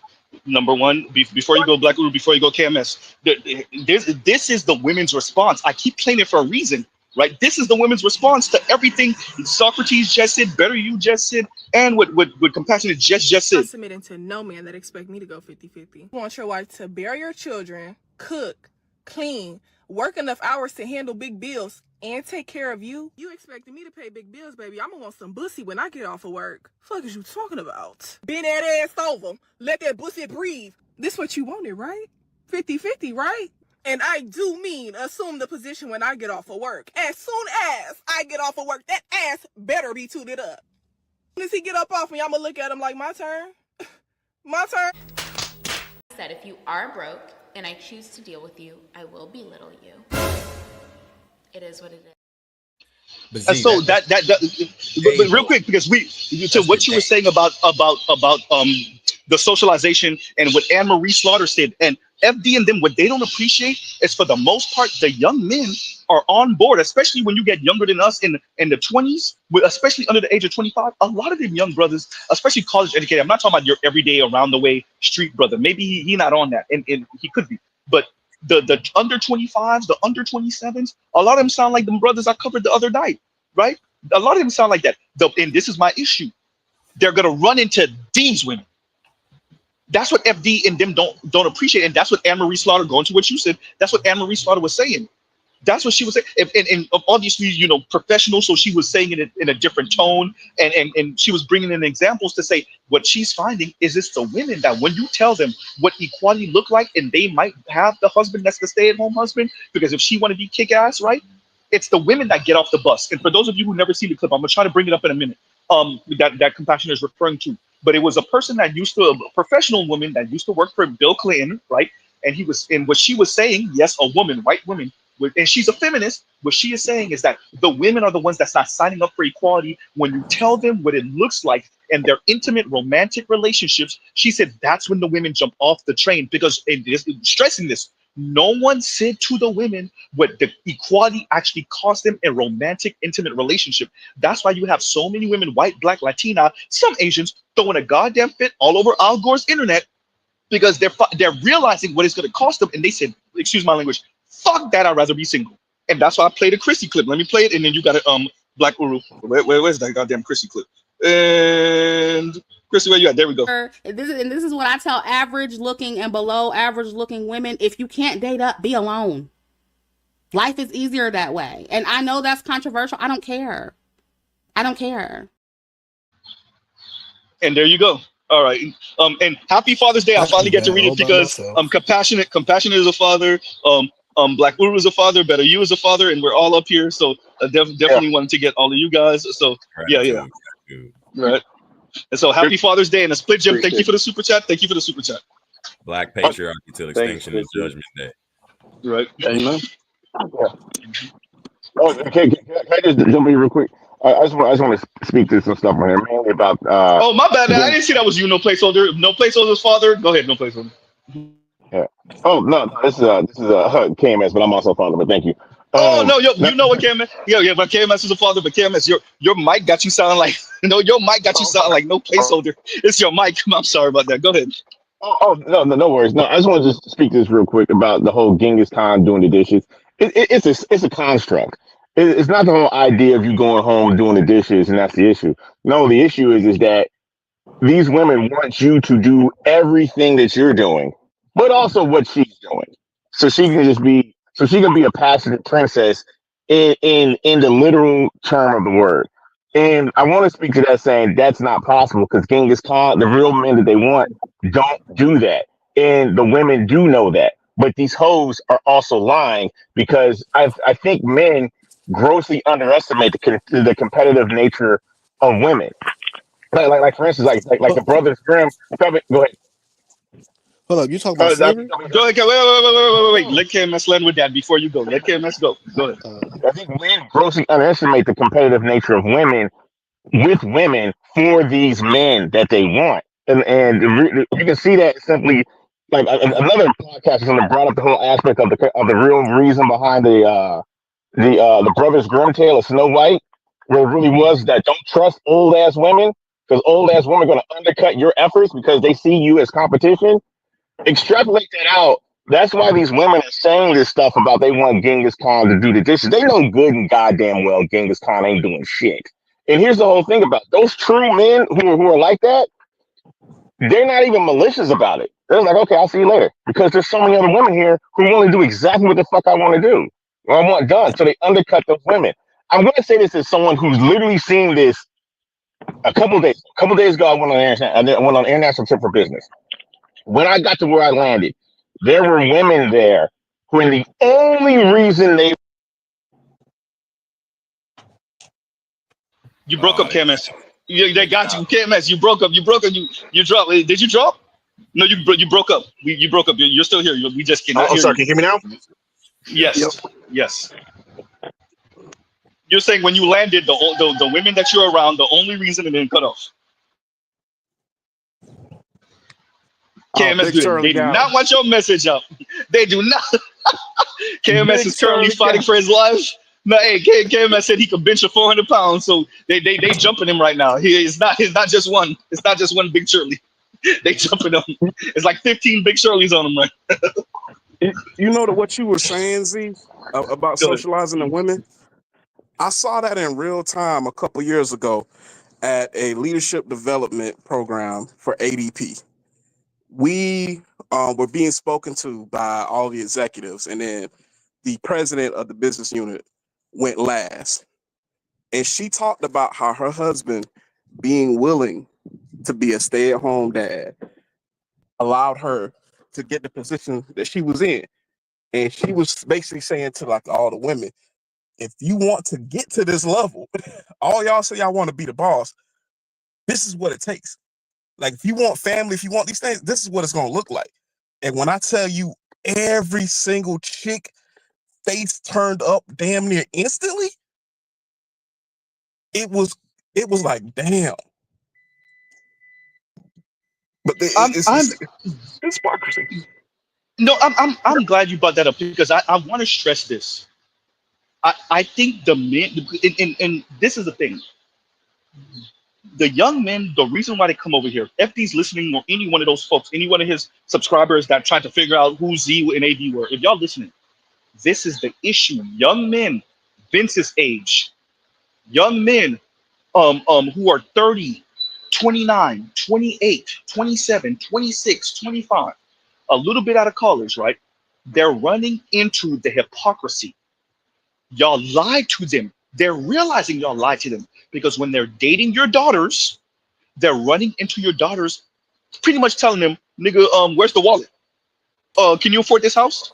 I want my Benz. I want my Beamer. I want my G-Wagon. I might give you some time on the G-Wagon. I want it now, but I might give you 5 years to get it from me. Like, and what y'all don't appreciate is that y'all lied to those women, and you lied to the men, and the men are running into the lie. That's why they come over here. AZ, Go ahead. Didn't I talk to you about my ex-girlfriend about this on one of your first Yes. times? Am I not a shining example of what's been ran into? While we were talking here, who like actually experienced this and actually like, concurring with what is being expressed with what I'm actually learning as I go. But you know what the thing is, Vince? My experience? Vince, they speak like your ex is the minority. What I'm arguing is your ex is the majority. And yes, and I agree with Jason Black on this 100%. She may not be so overt, she may not be so aggressive, but wait until you touch that button or wait until y'all get into that real ass argument. Maybe, fortunately for you, Pokemon. She's not rare. Thank you. That's funny. That's funny. But right, so that's funny. But she's not rare. What I think ends up happening is a lot of these men in general, not just black men, they don't have that conversation or they don't get into that argument until after they married, unfortunately. And that's your ass. You didn't get into that argument when y'all first started dating. Y'all didn't get into that argument 2-3 years while y'all were in a relationship. Y'all get into that first real ass money argument 2 years into marriage, a year and a half into marriage, 3-4 years into marriage. And if you're a black man in the black community, that's when y'all getting divorced. That's why the marriages only lasted 5 years. If you're a white man, that's when y'all getting divorced 8 years, 10 years, right? Because the men are running into the hypocrisy of the women. What I'm glad the women are talking like what I keep on playing. I'm glad they keep on saying this crap because it emphasizes what Mr. Z is saying, right? Go ahead, Vince. Okay. But I guess Vince is not. But yeah, so I'm glad. And KMS says they want Genghis Khan to wash the dishes. And thank you for the super chat. Thank you for the super chat. And like, share, subscribe, hit the super chat. Cash App link and everything is in the chat. But and compassion, I'm gonna create a TikTok. I'm iffy about the Chinese, man. My inner American, my bald eagle, right? The American flag waving. Look, you probably using some Chinese shit already and don't even know it. Right, true indeed. But the inner. Bro, you got it. America, fuck yeah, in me is the America, fuck yeah, in me is like I don't know, TikTok Chinese and servers in China. I don't know. Your conversations like that you have on this platform would be even better suited over there, bro. That's all I'm saying. You would be they're suppressing us over here, so we got to take these. Yeah, that's true. This is where all these guys are. Like FB can't even hide if we're on TikTok. Yeah, that's true. And I think like I was saying, I think the young men are running into this. It's different. I'm damn near middle age at this point, right? So like it's different from my age group. We got to see the boomers, we got to see the Xers, the older Xers. These were our parents, and these were our very older cousins, our parents' younger cousins, right? And younger siblings that are Xers. We got to see that. Gen Z and Gen Alpha, that's a different conversation because they got hit 10 tons with LGBTQ, queer language, queer relationships. Even if nobody was overtly saying that to them, that was the example that was being portrayed to them. And those young men and young women are coming out here and their biological urges are their biological urges. The women feeling inadequate physically compared to the men, that's what it is. Them realizing how much bigger and stronger the men are, that's what it is. Their innate want and need for someone bigger, stronger, faster, that earn more, that can gather more resources, and you lie to them about that. Go ahead. What's the deal? We speaking about this as though, like, you're right. The biology is something you can't override. But what did we learn from Mouse Utopia? That in a particular environment, the biology won't be overwritten. It would just start to corrupt itself. Like 25% of Black women are dating are lesbians. Yep. I think we're assuming that it would just, all right, the biology, you can only propagandize to a certain point that the biology is going to end up, just conflicting so much that people are just going to snap back into an orderly. No, Mouse Utopia say they go cascade into a collapse. Like it's not. And go into what you were saying about the LGBTQ stuff. What did I play the other day with the big butch sister tatted on the face, on the neck, all over the place? What did she say she gonna do when she go to Africa or when she go to She's Jamaica? gonna jump back on split teams. Right. You see what I'm saying? But I think that's today. I mean, like I said, I don't know. And in the Mouse, to be fair, the Mouse Utopia was like perpetual affluence, perpetual surplus. So that's what, and we're not in a situation where clearly we're in a No, not anymore. Definitely not. Definitely not. We're on a decline right now. Obviously, we're not gonna have that same reaction, but I think that was the goal. I mean, barring COVID, barring these type of slips and all that, we've talked about it before. This plan, we weren't supposed to. This got sped up too quick. They were supposed to slowly, like they've been slowly dripping the postmodernism and the gender fluidity, like they did throughout our generation. And they got us halfway cool with just, working women and powerful women and a kick-ass corporate woman. And we're attracted to girls that are, the corporate bad chick that works for Lululemon. We're attracted to that. We're not repulsed by that. So we were successfully socialized. If it wasn't for COVID, and it wasn't for the Black manosphere being so nosy and talking so loud, this would have been able to be propagandized slowly. The people like FD would have been normalized in a way more controlled way, like it was through our generation. Nobody could have thought every kid was going to get a trophy in 1950, but let 50 years go by, we was all getting fucking trophies and everybody was cool with it. So my point is, maybe the lack of surplus that we're experiencing now in this austerity and how the globalization is having an effect on things is going to save us from going down complete Mouse Utopia track, because like you said, for the interim, we gonna have to fight this again. Right. That's for the short term. Yep. Today, like the clip you just played, today they're talking big shit. Like if I 50-50, you got to bend over today. But the environment is going to change over the next 10, 15 years. And that you ain't going to be able to talk that big shit. But I'm not sure if we get back on track where it's enough extra money, the postmodernists might just get like what FD is trying to proselytize. That's what was the plan, just to continue proselytizing that, and us to never realize that this was just basically setting us up to be technos feudalists. But I'm talking. I just wanted to touch a little subject. Wait, Leon, you gotta wait. We gotta let KMS go. I know you at work. We gotta let KMS go because he fell off and he was in the middle of saying something. Go ahead, KMS, and then we got Leon. Go ahead. No. I just want to close this part out.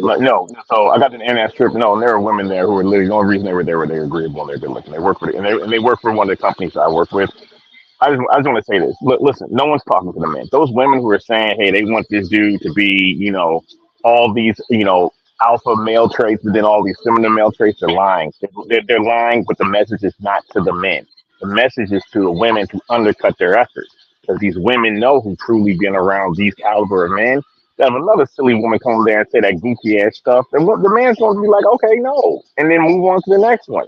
So I just want to say, I cannot stress this enough. Do not listen to those women. They are lying. But they're not lying to you. They're lying to other women. I can tell any man out there, the biggest thing you need to be chasing is power. I want to say this one more thing for instance. Where, the place I left, the dudes I interact with, listen. Every woman there was smiling. Every woman there was on her best behavior. Every woman there was trying to be chose, even if she said she wasn't trying to be chose. Her mannerism was like saying, pick me. So all that stuff they talking is absolute lies. But they're not lying to you. They're lying to the other women. If everyone gets a chance here, watch Snow White, any version of Snow White, but just see it from the aspect of, now it's a fairy tale, but see it from the aspect of a woman undercutting her own competition. Once you see it like that, extrapolate to what these chicks are saying, and it all makes a lot more sense. These women are not talking to us. They know if a man got his stuff together, he ain't got to do nothing but be a man. It's basically a massive dirty campaign. Yeah. Let me play this. KMS is totally right. Here's the fly in the ointment. The fly in the ointment is you got generations of young males who are coming up under that propaganda. You're totally right. about everything you're saying. The problem is that those lies do influence the environment, especially amongst younger, more impressionable people. That's the problem with the lie. No. You're absolutely right, Uru, but here's what it is. Even that ultimately hurts the women. So I'm gonna tell you what happened. Okay, those men, they reached 28 years old and they hit the proverbial bandsaw of what these women said to other women to undercut them than what they're actually experiencing. So a lot of men just get mowed down like World War I, like World War I machine gun fire. Those who survive have a whole different outlook on women, and I'm not going to say it's not an outlook of maliciousness, but it's an outlook of look, take it or leave it, chick. I'm a triple crown winner. Not only you didn't want to see me out in the field, you mocked me. You're like, hey, where's your triple crown? They're like, man, I'm just cold, man. I just got here. So them guys get there, they're like, they are no nonsense. And okay, let me try to make it like this. If you ever play basketball with like a 5-year-old and you're grown, you're not really playing the same game. They're just there with you. And you're like, listen, hey, anytime I want you up out the paint. Anytime you want, I'm dunking on you on this Fisher Price 4-foot goal. That's how those men who survive the bandsaw and become what these women really want, that's how they treat these women. And the women know that. Yeah, but you don't want to build a society based on some sort of gladiator process of these intrepid few making it through the bullshit. You don't win as a group that way. Listen to what I'm saying, KMS. I'm not disagreeing with what you're saying. But what I'm saying is the problem with what you're saying is the infrastructure of the community is being damaged by the propaganda. Yeah, you have a few X-Men types that make it through all the bullshit and come out these great and intrepid men, but the collective of us lose from it. Okay, no, I will say this. I'm not making a moral argument. I'm not even making an argument that it works. I'm not even making an argument that I agree with it, because all those things is false. I do not agree with it at all. All I'm saying is this: is that these women, the women are talking to the other women. They are lying about everything they say about men. Because all the women who really been around men like that, they notice how those men, the women who really about that, are quiet. Yeah. Is there anyone else trying to get into the winner's circle that they're doing all the knife fighting and undercutting? Let me play this because I need to. And I play these for a reason while in the middle of y'all speaking. My apologies, KMS, but listen to what she said. Look at me. If you were single, if you were a single woman in Charlotte, North Carolina, look at me, okay? I was feeling great about myself. I was like, I'm a bad bitch. I'm single. I don't need no man. I actually really would love a man, and I do need a man. But just, this is what we say when we're single and we just want to. Anyway, focus, Medina. Look. Y'all see, she caught herself. She said, this is what we say when we are single. That's Brothers Grimm. That's her giving the poison apple to the rest of the kids. And KMS, that is a profound, that's an important idea that you highlighting there, that essentially the rhetoric, it's rhetorical war between the women and we're being exposed to it. But to Uru's point, the second and third order effects of that sort of environment that young boys end up growing up under. And then you illustrated, sure, yes, that and most of the boys get mowed down like World War I. And to Uru's point, though, see, like that's not sustainable even for the X-Men type, the guys like you that have dodged all those bullets and come out or gladiate the warrior. You come out as Russell Crowe at the end of the shit.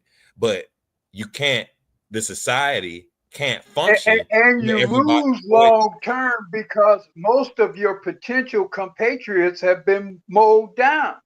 Yeah. So you're 1 versus 100 of any other group. Black Rule, let's do this real quick. We got to get Leon in because he probably is on lunch break. What mowed down looks like. We got to say what mowed down looks like. Mowed down looks like being raked over the coal in divorce court, child support court. What it looks like is the mental anguish of realizing that kid ain't yours. With being mowed down, that's what it looks like. What mowed down looks like is it's not just a divorce. Y'all lost the house, y'all had to split it, right? That was an asset. Like that's what mowed down looked like. So when we say mowed down, we speak. We're saying these things, and we need the young folks. When I realized that my young dudes are listening to me more and more. My 18 to 24 demographic is growing. So FD, I don't know what you're talking about, right? So there's that, right? So my 18 to 24 demographic is growing, and I want those young brothers to understand when Black Guru and KMS says mow down, that's what it looks like. It looks like you in divorce court. That's your wealth, right? That's the wealth that was supposed to go to the kids that got evaporated in that divorce. That's what it looked like. It's that house that y'all got to split now, right? That's what it looks like. That life insurance that was going to go to her and the kids, right? Like all of that's what it looks like. And, so that's what it looks like. Go ahead. Don't forget lying flat. Lying flat is what it looks like when the boys. Oh, and we're not even I'm glad you said that. And we're not even mentioning what it does to your daughter and your son mentally. We're not even going there. And your son acting up, and now you got to go pick him up from school because he acting up in the 6th grade. Yeah, and it results in terms of the like you said, the adult for even the girls. Most of the girls don't get to be in the room with the captains of industry and flutter their feminine wiles and compete. The vast majority end up like the women that follow Kimberly Foster and them, single, or the girl you played got fired and got a strip. It's like most of the women they don't even have prospects. So the society starts to deteriorate. I mean, it's not a sustainable, it's just not a sustainable route. And it seems like we're the only people willing to admit that out loud because too much shit bet on it, like invested in it. Go ahead, Cam. Let's button that up. We got to get Leon. Go ahead. Yeah, no, you guys are absolutely right. I mean, they're serving all these women all these poison apples, and then everyone's shocked on why these chicks have these unrealistic, ridiculous standards. But to give absolute alignment with everyone on the chat, men are saying, hey, I don't get no family, you don't get no society. So the technocrats got to do a course correction, quick, fast, and a hurry. I'm just saying this as an observer. Everything I spouted is just nothing I agree with. It's just me seeing it from a cold, objective lens. But I just want to re-emphasize one more time. I'll land my plane and leave. These women are lying. These women are lying to other women. That's how competitive they are. They're not lying. They're not lying to the men. You'd be foolish to listen. And thank you for coming. You can stay up, KMS, if you need. And let me play this, and then you got Leon. Why the fuck you lying? Why you always lying? Oh my God! Stop fucking lying. Go into what KMS just said. Go ahead, Leon. Go ahead. Yeah. So a lot of the deal is outside the generality is simply, say if I'm folding clothes and she doesn't like the way that I fold clothes, and then you start folding clothes how she wants you to do it, then particularly how you clean something, how you take part of doing cleaning the home, whether it's dishes, toilets, or whatever. If when my woman came to me, when any of them came to me that lived with me, the conclusion is, if you don't like the way I do it, you do it yourself. There's never been a gray area to how I do something. You should be more focused on that it's complete. And if you particularly don't like your jeans, wait, Leon, to the left, I gotta cut you off because I gotta say it before Black Guru get to it. Yeah, but what about when she got your kids? Right? It doesn't matter. What about the threat of divorce? It doesn't matter, what that could equate to? Check this out. Again, it's complete. That's an hour or 2 hours of your day that you're not doing something. So if you don't like how it's done, it only takes 5 minutes to correct it. But I'm not going to do it the way that you want me to do it. But guess what? It's complete. There's never been no gray area for me. Like I'm not going to say when, but I threatened my woman to sell the house. I don't have no shame in it. It's hey, we bought this house, right? You agreed to something, right? Why aren't you doing it? So. And, my mom actually talked to me previous about it. I was like, yeah, I'm going to talk to you about it. I was like, not right now, though. She's like, you need to, I hear you, Mom. Yes, I'm going to talk to her about it. And so I went to her. I said, we agreed to this, right? And I was like, you're not doing it. I was like, so we can sell this house and I can give you a child support check and we can do co-parenting or however you want to figure it out. However it works best for you. Get off work the next day, shit is complete. Like I don't fuck around and play with people about shit like that. If I see something that's not complete, if I see something that's not complete, if I I if I see something that's not complete, Leon, that's we my both can be coworker. He reckless, can bro. throw. Talking about reckless stream, we both Yeah, can be reckless. Go ahead. yeah. No, he was telling me like I'm outside right now. Uh, so I come home, shit is complete. End of story. It's like they're gonna do whatever you allow, and if you sit down and fold on how they want you to do something, you're gonna fold and start doing it the way that they like doing it. I don't even do that. It's if I come home, something's not done, and she's still at work, I handle it. I don't tell her that I did it. She has to figure it out. It doesn't matter if I'm home and she didn't finish it. By the time she's getting home, she's thinking about doing it, and she walks in and sees that it's done. If it's not done how she like it, so what? The shit is done. You can go correct this shit, and that solves everything. If the thread is divorce and selling the house, which I did, you agreed to something, you're not doing it. So what we're gonna do is we're gonna sell this house. You can take whatever percent that is, and I'm taking the other portion. You can figure that out. But yeah, I'm not living with you if you agree to something, you're just not doing it. And I'm not saying you agreed to have sex with me 4 times a week. No, this is shit that's supposed to be done in the house. End of story.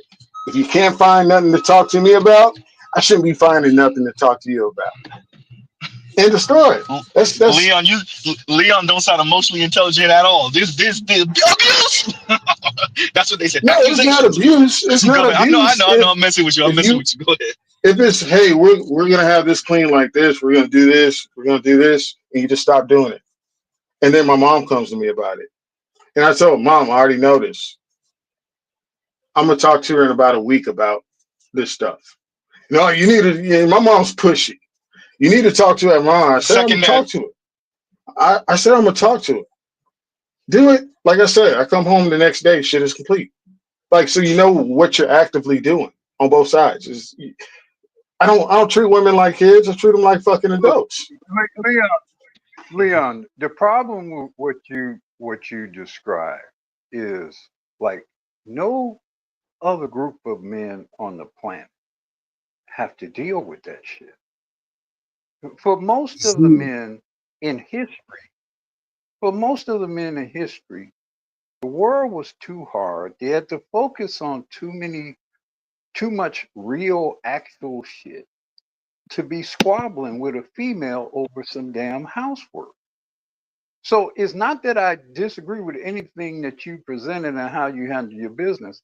I'm not offering any sort of critique of that. It sounds like you got that well in hand.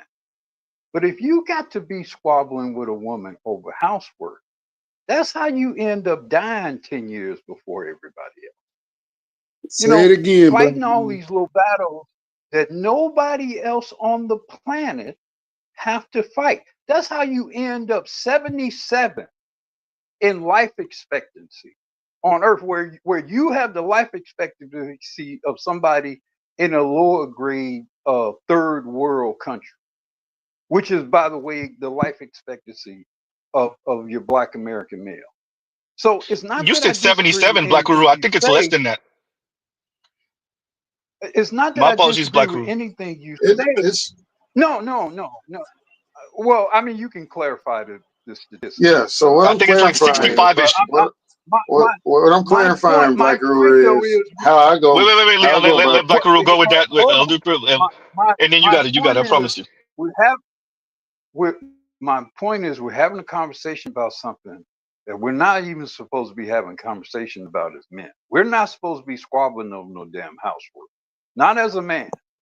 Zero. And the fact that we're doing it is more the problem than anything else. Okay, again, I'm not squabbling. If I do something and you don't like the way I do it, hey, you can take on the task of doing it yourself and take your hour, or you can come back behind me and fix whatever you don't like, the details. Otherwise, you're missing my point. again, Black Hero, listen to what I'm saying. Listen to what I'm saying. I understand. I don't care what you're doing at the moment. You talk a lot. Let me finish speaking. You got Let me Leon. finish Let him speaking. go. Let him go. Let I promise you, you me got time, finish Leon. speaking. Leon, you No, got I don't time. have Leon, time. wait. I don't have time. Hey, Go. Black Rule, listen to what I'm saying. Guess what? I grew up taking on tasks. People do tasks different.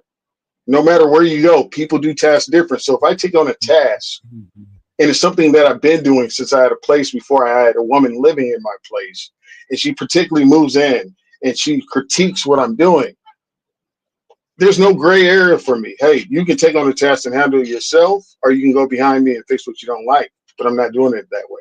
End of story. I don't go back and forth. Okay. I have no history of going back and forth. Okay.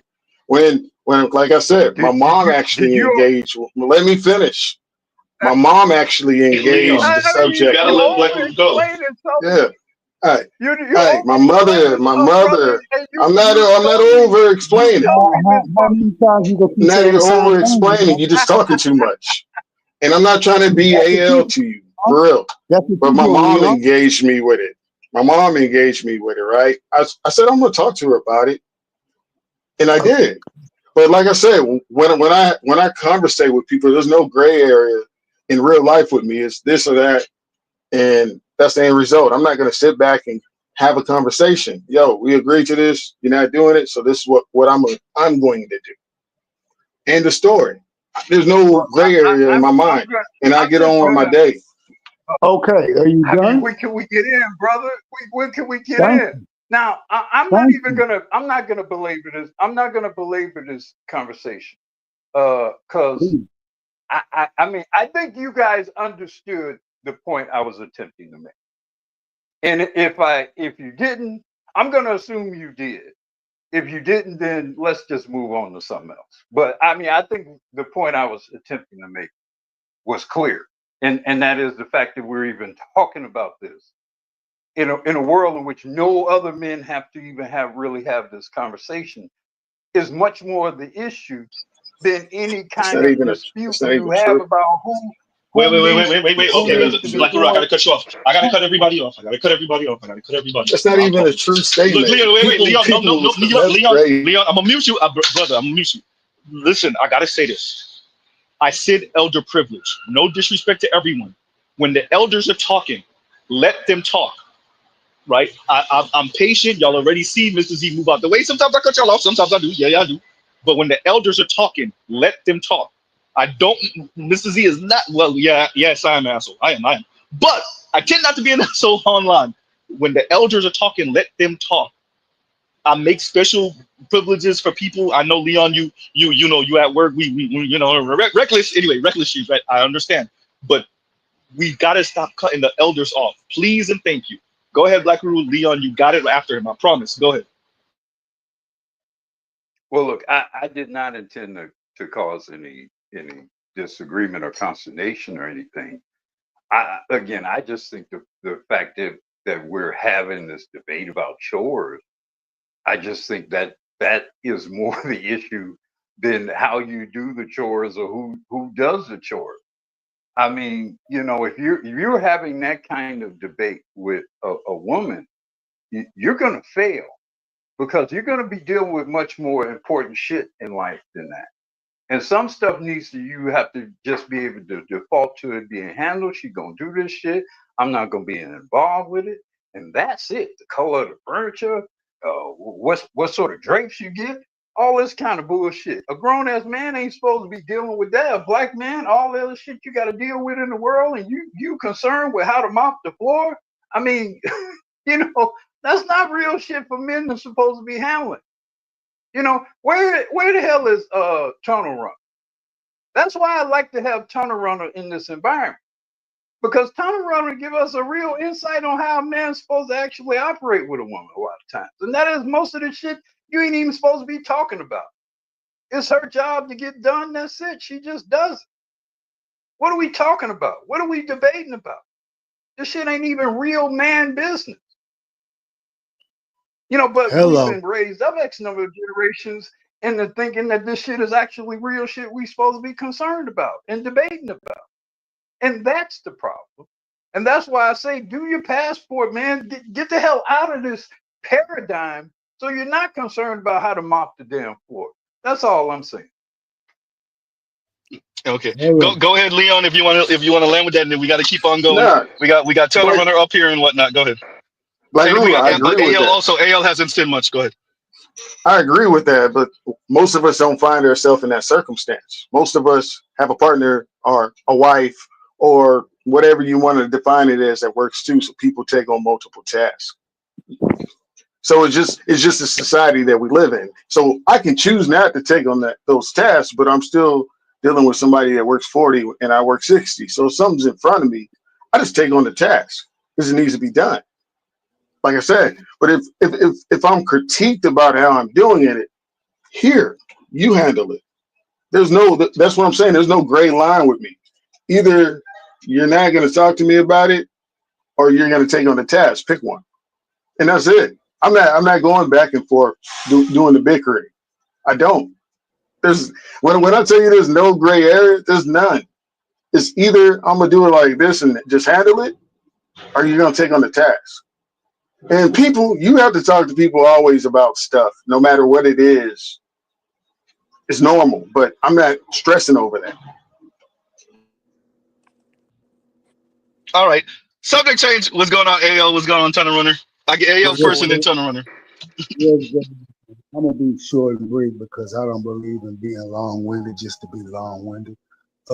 Happy Father's Day to all the fathers. Another father's in the room. Go ahead, AO. Happy Father's Day. Father's Day to you, bro. Who paid their dues, who went through the bullshit, who's still going through the bullshit, you know, who they like to obfuscate and lie. And oh yeah, one more thing. To all these women out here talking about Happy Father's Day, go fuck yourselves for real. I mean that sincere. Because guess what? You're not the spark of life carrier who can deem whether a child makes it in this world or not. You just egg seed fertilizer, nothing more, nothing.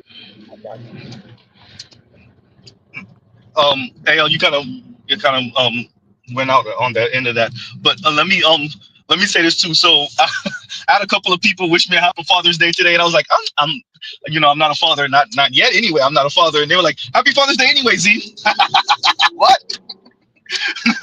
I'll make sure to tell Papa Z Happy Father's Day, but they still told me Happy Father's Day even after I told them I'm not a father. So there's that part too. But yeah, go ahead, y'all. Go ahead, Tunnel Runner. Yeah. I would say it's just very peaceful for me to have a wife who just goes ahead and does her duty without me even asking. This bragging ass nigga. No, I'm just saying she would fight me because I tried to tell another guy about this, and he was like, "Well, I clean up sometimes." Give me a second, Tunnel Runner. Whoever that is that's trying to speak, we cannot hear you. It's coming. You sound like you're belching. That's what it sounds like. Go ahead, Tunnel Runner. Yeah, I was telling them she would not let me in the kitchen and wash or clean. She says that's her duty, and she's responsible for that. So that takes that burden off of my mind. I don't have to even think about it. When food comes, if I'm going to have food, she's going to cook every day. She's going to clean every day. She's going to watch things that I don't have to worry about because I can worry about other things that I need to do. So, I mean, Go ahead. Go ahead, Tunnel Runner. No. Go ahead. Land with that. Land with that. Yeah, I'm just saying it's just appreciated that she would do what she needs, what she would do, what she was taught to do by her father and mother, so that I could do what I was taught to do by my father and mother. And let's do this. Black Rule, if you can see the screen, if you have time, if you don't mind reading this week, we have to have the elder with the oldest kids read the super chat, and there you go. Thanks, Trail Bentley, for your donation. Happy motherfucking Father's Day to all the motherfuckers. All right. Happy Father's Day to all y'all. I mean, that second part is literally true. I mean, it's on the nose. That's just true as a motherfucker. Yeah. I see you, Trail. I see you. None of us are here without some motherfuckers. That's for damn. It's literally.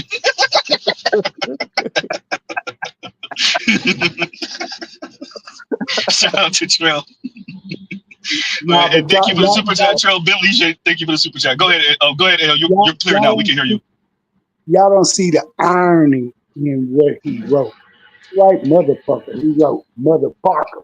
Yeah. He disrespected them on purpose, and I'm glad. Thank you, Terrell Billy, for doing it because you're not a fucking father. You've never been a father. You're a mother, but not a father. Yes, I love the way he wrote that. Thank you, sir. Are women still saying that? Are black women still saying that? I'm the mother and the Yeah. father? Oh, Yes, they are. They still riding around here doing that, and they still got these studs out here trying to say Happy Father's Day too, knowing good and well a stud ain't never made a goddamn even got near embryo, let alone to fertilize it. did y'all see what I played with the stud the other day? Did you get to see it, Black Guru or AL? No, I didn't. Please replay it, please. Give me a second. I'm gonna try to find. Let me see if I can hurry up and bring it up. Give me 1 second. That's gonna take a minute. Give me a second. Y'all go ahead. But hey, the problem is that these women are not hopeful. There's like a lack of hope. They don't want to they need to keep hope alive. I need Jesse Jackson to come back and get some of these women because one of the problems is that not Jesse Jackson. He gonna keep hope alive. He said, we need women. Y'all forgot Jesse Jackson had a side baby. I didn't forget. I know Black Guru ain't forget. I remember. Hey, Jesse Jackson had a side baby. I don't know if you want to pick Jesse. Yeah, we want. He kept hope alive. He got to keep hope alive. Literally. That's funny, turn around. Oh, that's funny. He did. Here you go, AL. Here you go, Tunnel Runner and Black Guru. Whoever haven't seen this already, get ready to laugh. And I think AL gonna be slightly disgusted, maybe a lot disgusted. Just the thought, if I end up in Africa or Jamaica on my next trip, just the thought, if I end up in Africa or Jamaica on my next trip, all this stud shit flies out the window. I'm fucking one of them niggas. And I don't care what y'all gotta say or if I'm gonna lose stud points, whatever. I know what kind of blouse I'm gonna get. I know what kind of bathing suits I'm gonna wear. I know everything of the such that I'm gonna do. What, I'm gonna lose some points? I ain't a stud no more because I'm finna get broke down by one of them niggas in Africa? It ain't no way I'm gonna go out there and miss out on some kingdom dick, some motherland dick. Is y'all crazy? Huh? What's wrong with y'all? Okay? Girls is all that in a bag of chips, but you really think that I'm finna go to a place of the such and not get something of the sorts? Please. You can have this stud shit all you want. Now, though I love being a stud and I love my women, when I go to Africa and Jamaica, like I said, you want to join in and things of the such, because I'm not fucking with you. I'm fucking with him, and it ain't nothing you gonna do about it. Anyways, how y'all doing today, and what y'all doing? That's a big check. Z, you want to know why that was so hilarious? Z, I'm gonna tell you why that's so hilarious. You heard everything he said, right? Y'all heard. Did y'all not see the 5 o'clock shadow on her fucking cheek and shit? This bitch is literally out here shaving, trying to be a man over here in America to get a straight face comment. If I got a chance to go to Africa, I'm gonna find me some dick. Not no same heterosexual man in Africa and go dick and you looking at a 5 She might o'clock be able to pay for it. She might be able to pay for Dexter St. Jacques. She might be. She can maybe pay for Dexter St. Jacques. You don't hear me say no same man in Africa, over in the continent of Africa, once he looks at her and sees that she's got a little grown woman / man 5 o'clock on the side of her cheeks, running down the side of her sideburns down to her chin, and go say, yeah, I'm horning up, I'm gonna give it. He ain't. He's not. That never happened in life. So AL, I think it's I think that was a neck tattoo, bro. Bro, she have neck and face tattoo. It's a neck tattoo. It's a neck tattoo. No, okay, no. Y'all was not looking close. That broad, you can tell she shades. She's got a 5 o'clock shadow. I'll play it again. Let me play it again. Let me play it again and then we'll see. Let me zoom in. Okay. Hold on. Okay. Just the thought, if I end up in Africa or Jamaica on my next trip, all this stud shit flies out the window. I'm fucking one of them niggas. And I don't care what y'all gotta say or if I'm gonna lose stud points, whatever. I know what kind of blouse I'm gonna get. I know what kind of bathing suits I'm gonna wear. I know everything of the such that I'm finna do. What, I'm gonna lose some points? I ain't a stud no more because I'm finna get broke down by one of them niggas in Africa? It ain't no way I'm gonna go out there and miss out on some kingdom dick, some motherland dick. Is y'all crazy? Huh? What's wrong with y'all? Okay? Girls is all that in a bag of chips, but you really think that I'm finna go to a place of the such and not get something of the sorts? Please.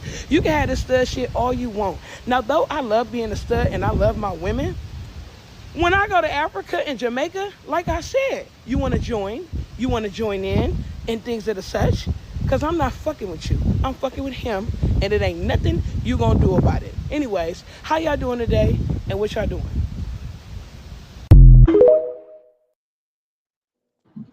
I couldn't look at the screen because, not trying to die, but yeah. I know these fellas looked at the screen. Hold on. I know these fellas looked at the screen. So guess what?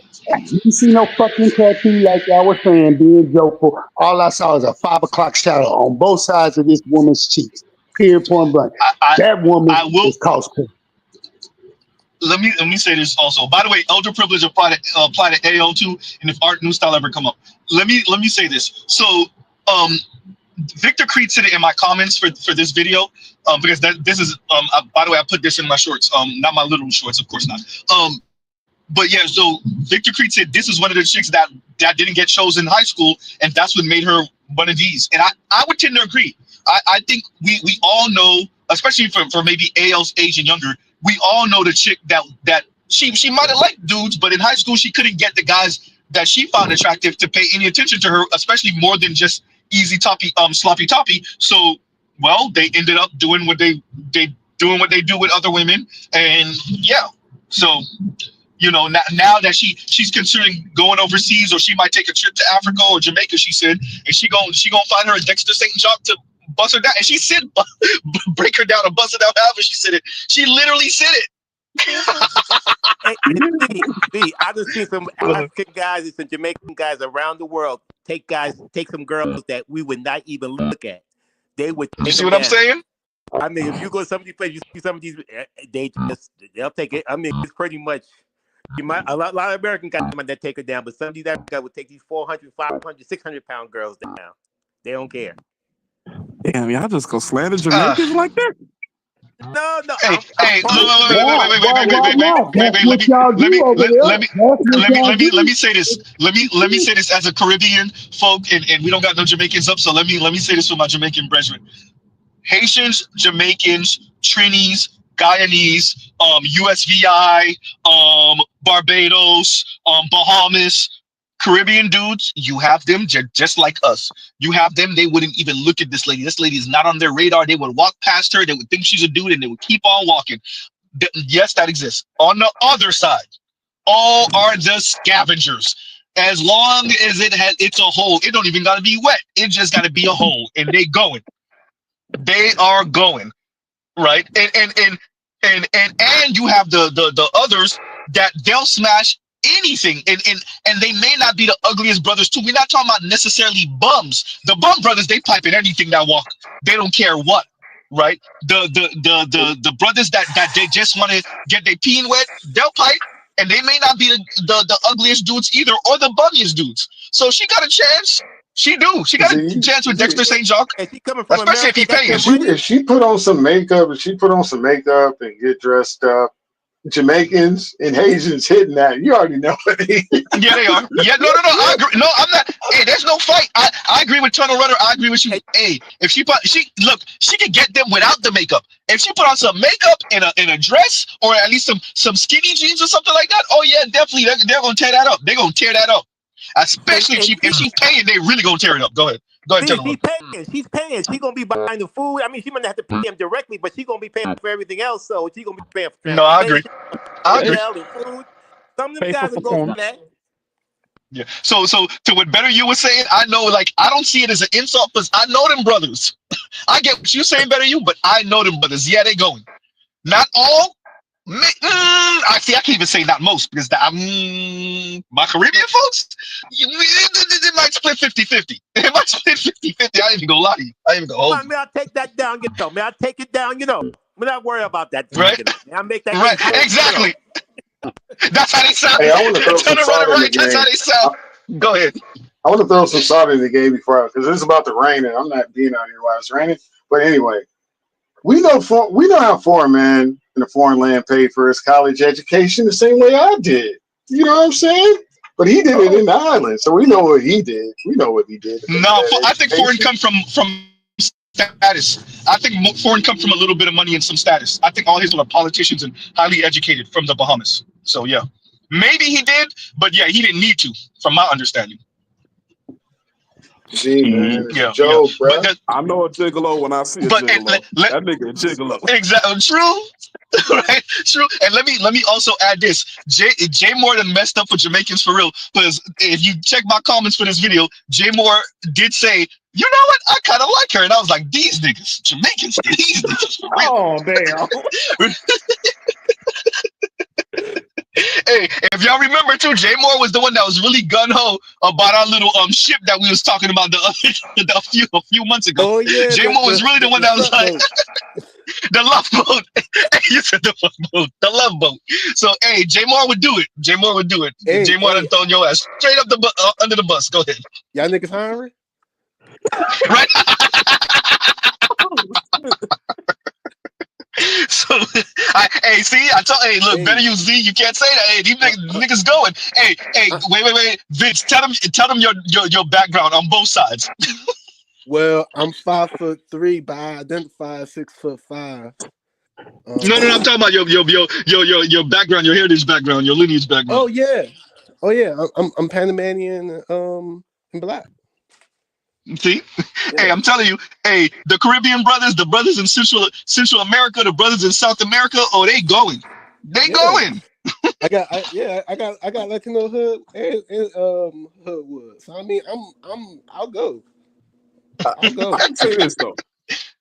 Those Panamanian brothers is built different. Like I had I managed one of them on my team. I had to have a one-on-one with this nigga 3 times. I was like, hey, look, bro. I done been your manager for 8 months. You ain't took a day off. Like my manager riding my ass about you not having no PTO. Nigga, like take a day. He's like, I'm good though. He said, I got 4-5 other jobs. I'm like, how many hours you work? At least 100 a week. I'm like, nigga, take a day off. Listen. But there's a cost to that. But they don't be living that long. They don't be living that long, bro. Yeah. Panamanians are Spanish Jamaicans. Okay, when they went to go make the Panama Canal, other Jamaicans what? Okay, he's true. He's telling the truth. Listen. I'm just a dusty nigga with 3 trees and a degree. Okay. So, hey, I told y'all already. Going to what Vince is saying. I already told y'all. Z. Right now, I am doing. If I'm not counting YouTube, this is not counting YouTube. Once again, shout out to Dr. Dunbar who asked me this one time. He was streaming. I was in the comments. This is not counting YouTube. Over the past month and a half, Z has been doing 80+ hours. Easy. Listen, light work. It's really not that light work. I don't wish this on anybody else, but there you go. Go ahead, Vince. I don't know what type of dudes FD think we are. We're dusty because we work. We dusty and we sweaty and we tired and we get money. I'm tired. That doesn't sound like black women. I'm tired. Train tracks, right? Oh, I wanted to say this too. Hey, go ahead. Listen, about that clip too. Notice. Listen, if y'all go watch that movie, after that part of the clip, notice she kept doing what her grandfather told her to do too. She got old and she was still doing the work he said to do. Wow. Guess what? He was right about something. Vince, that clip right there, bro, when you said that to me, it applies to so much shit, and it's the way he said it too. That's too damn bad. It's the way he said it. That clip is everything. That clip is everything. That's AL all day. That's a white older AL every day, all day. I was like, who made AL white and fat? What the hell? And I want to also add this conversation, right? Because I wanted to say this earlier, about like an hour and a half ago. I'm really curious and Hold on right wonder. quick. Fuck you, Z. I caught that. Fuck you, Z.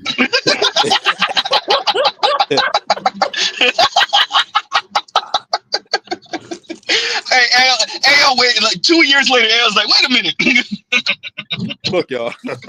Right? But listen, Right. Go ahead.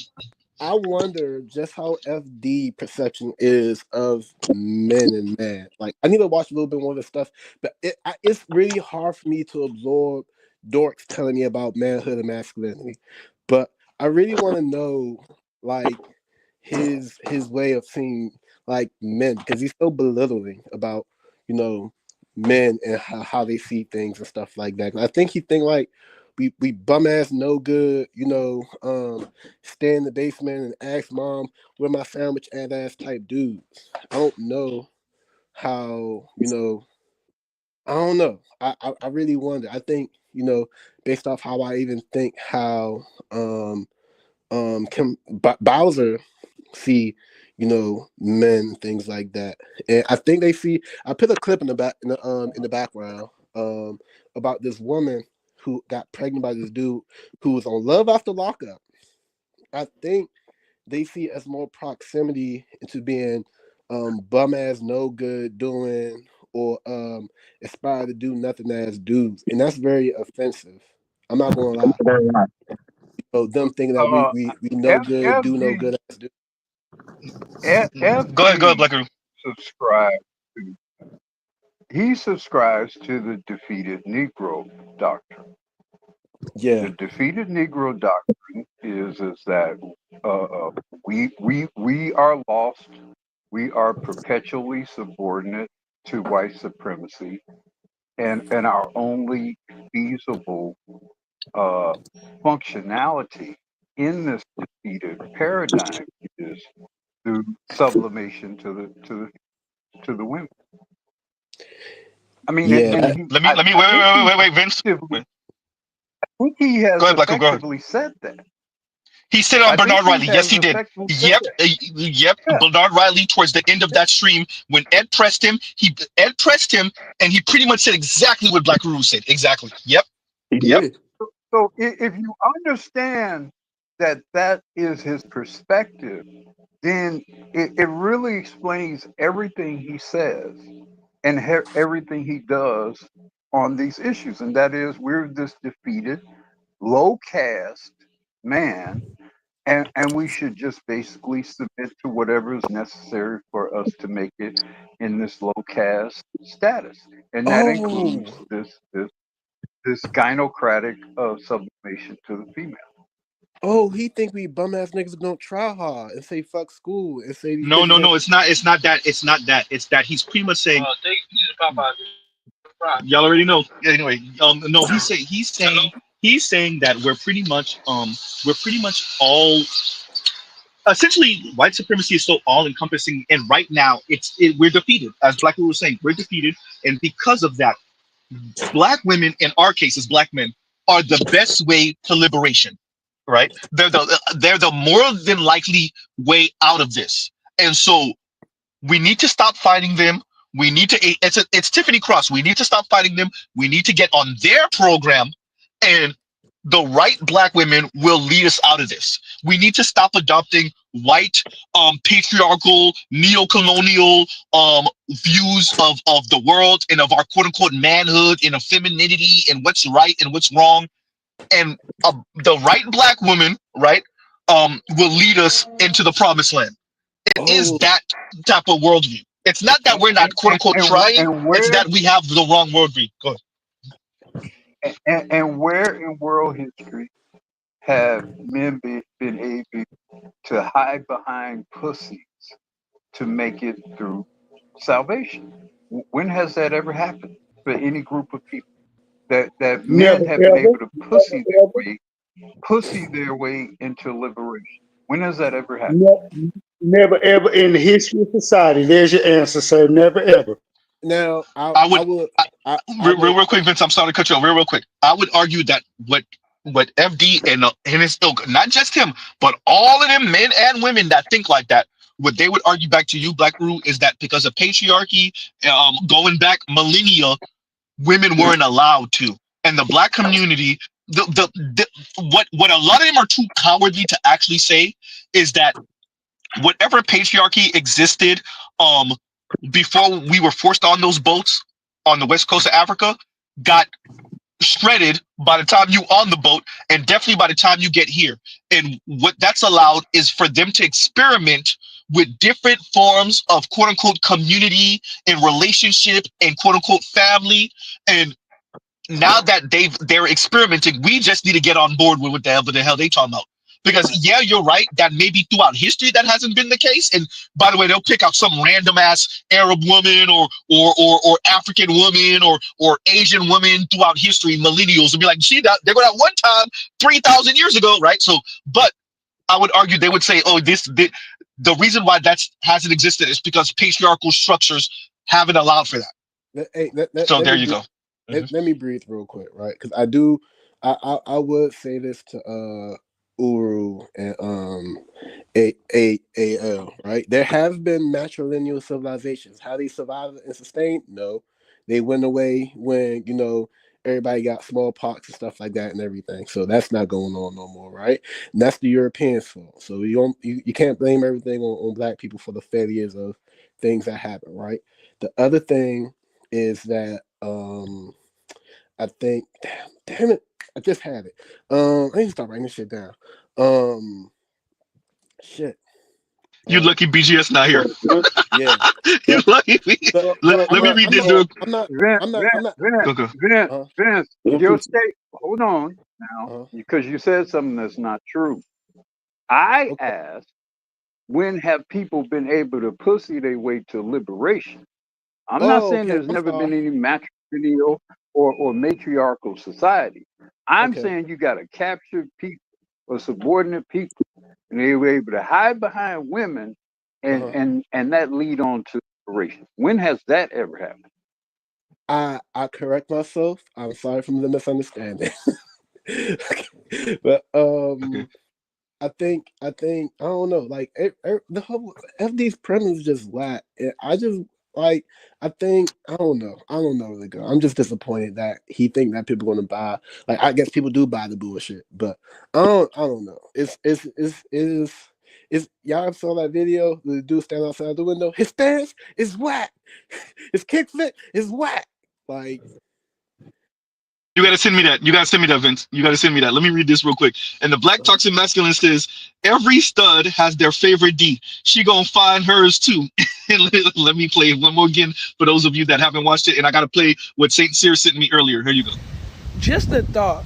If I end up in Africa or Jamaica on my next trip, all this stud shit flies out the window.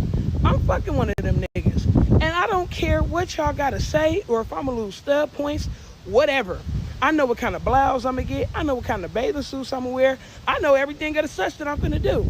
What, I'm gonna lose some points? I ain't a stud no more because I'm finna get broke down by one of them niggas in Africa? It ain't no way I'm gonna go out there and miss out on some kingdom dick, some motherland dick. Is y'all crazy? Huh? What's wrong with y'all? Okay? Girls is all that in a bag of chips, but you really think that I'm finna go to a place of the such and not get something of the sorts?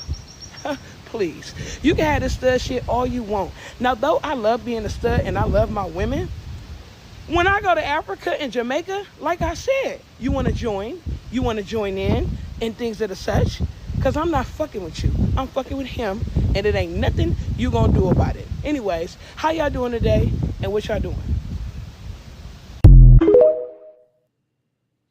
I agree with Victor Creed when he in my comments that said she probably liked a certain type of brother in high school or even she went to college and them brothers wasn't checking for her and she just did her whole same-sex loving thing and now she's considering going overseas and she gonna be a passport girl. Bro, she said it better than I did that she's socially homosexual. Yeah. That's pretty much what she said. Socially, yes. She's socially homosexual. Here, she's gonna be, perform and present that way, and be Baby D, but she's gonna go over there and be, Diane. She's gonna toot that ass up. Like that's what she's saying that.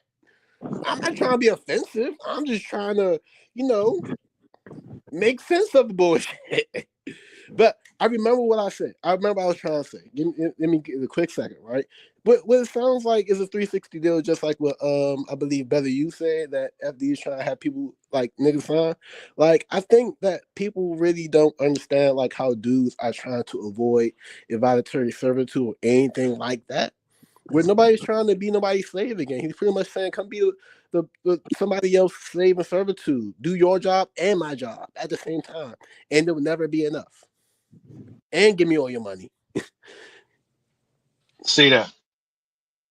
That's, let me Well, when you made to accept this this unfillable debt as a black man, this unfillable historical debt, then the belief is you be guilted into anything that you can be guilted into the 360 contract, because by virtue of you being a black man, you owe the last 400 years or whatever to black women or black people or whatever. You have a debt you can never fulfill. So at the very least, you should be willing to sign a 360 deal for the rest of your life. Nigga, you were born into a permanent debt that you can never pay.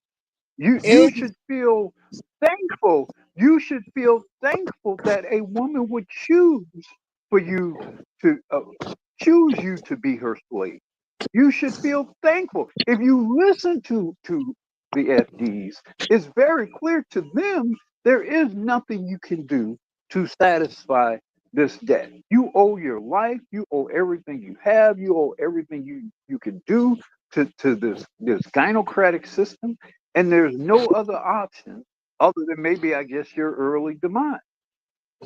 He's trying to persistently consist us that we're losers, even though we're not in the most ideal situation. And homie can't buy that, son. I'll take umbrage to that, because the type of niggas that's in FD's comments is nothing like the niggas that's over here. No, we don't represent that. I don't know. I can't buy it. I don't know. Yeah, let me real quick. Let me read this real quick. And Joe says, FD is definitely a Revenge of the Nerds type dude. I agree. I would agree with that. And thank you for the super chat, Joe. No, I would agree with that. I think FD was the quiet, maybe quiet, smart cousin, right? That was waiting for the cousins that grew up in the hood to say something, because he would flame your ass, and you didn't know he was gonna flame your ass because you thought he was soft and he ain't know no jokes, but he did know jokes, but sometimes it went over your head. That he was definitely the cousin who people moved to the suburbs. Go ahead, yo. He's the dorky AP kid I had a class with. That's all he is. He's smart to the dork, and I'm just like, he still can't, like, the homies gonna tell him to go inside and everybody outside hanging. He might want to be out there because he's intimidated about what's going on too. So it's just that I can't. Homie can't buy it, son. I had classes with dudes like him, and he's a panderer too, which make it worse. Like, I respect him being intelligent, smart, going to school, getting degrees, blah blah blah. But like, I see the dork in him. He's pandering, son. But Z, the girl was saying he has to be strong. Wait, y'all. Go ahead, turn around, you go, and then whoever that was trying to speak after. Go ahead. Yeah, the girl was saying she has to be strong. She doesn't have to be strong. She has to. Her father had to be strong, or her mother had to be strong when she was a child. If she gets a man, he can be strong, and she can be strong with him.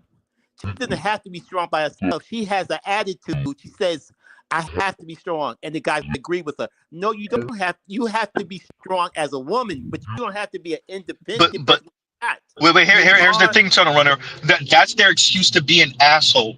When they say strong, they mean aggressive, right? Be very clear, and I make sure I'm saying this in real life.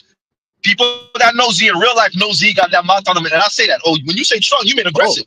Oh, that's your excuse to asshole. Let's be very clear. And y'all think Z don't say that, right? That's black women's excuse to be an asshole.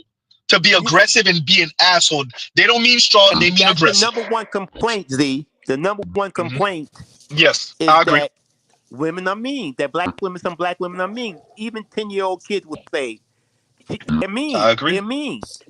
And Hey, so that's the problem. You looking for somebody with love and compassion, and you got somebody being a mean asshole. That's not gonna work for a lot of guys. And let me do this tunnel runner real quick. Let me play this. This is what tunnel runner is referencing. For those of you that don't know, here we go. Black men don't like to take accountability. They won't admit that. They won't admit it. Like that video that went viral, I said I get the most hate from my own men, and the way they responded was giving me hate. Literally, they started coming for my hair or my teeth or things that they were just making up or my personality because they know I'm a pretty girl. So they just had to say like, oh, it got to be her attitude. It's an attitude problem. You know what I'm saying? You have an attitude problem? I don't. Okay, just asking. I don't really sense it. I mean, I can sense you a little snapbacky, but that's different. But like black women have to be strong and we have to have opinions and we have to be independent in the society. Like we can't be, soft all the time. Like because we're the most There's criticized. no space for that. There's no space for that. Like we're the most criticized. We deal with the most and we're unprotected. Like our own men don't protect us. We've had men say multiple times that they don't want to protect us or provide for us. Yeah, that whole independent thing, that whole strong thing, that's just their excuse to be assholes, mean assholes, snarky, rude, sassy assholes, and aggressive. A whole bunch of chihuahuas out here. Away a lot of decent brothers because they're assholes. It takes away a lot of decent brothers because they're trying to be mean and assholes. I agree with that. Other girls come in and do be the soft, feminine. Real quick. Let AO, yeah, exactly. AO's trying to say something. Go ahead, AO. No one asked for them to be like this. They picked up those arms on their own, and they're carrying that mantle by themselves. And they want everybody, namely Anglo-Saxon Caucasians, to see the raw naked ass while they're doing it. And they think while they're doing it, they're belittling their fellow black men by doing it. It gives them a leg up in the eyes of the white man. That's why they do it.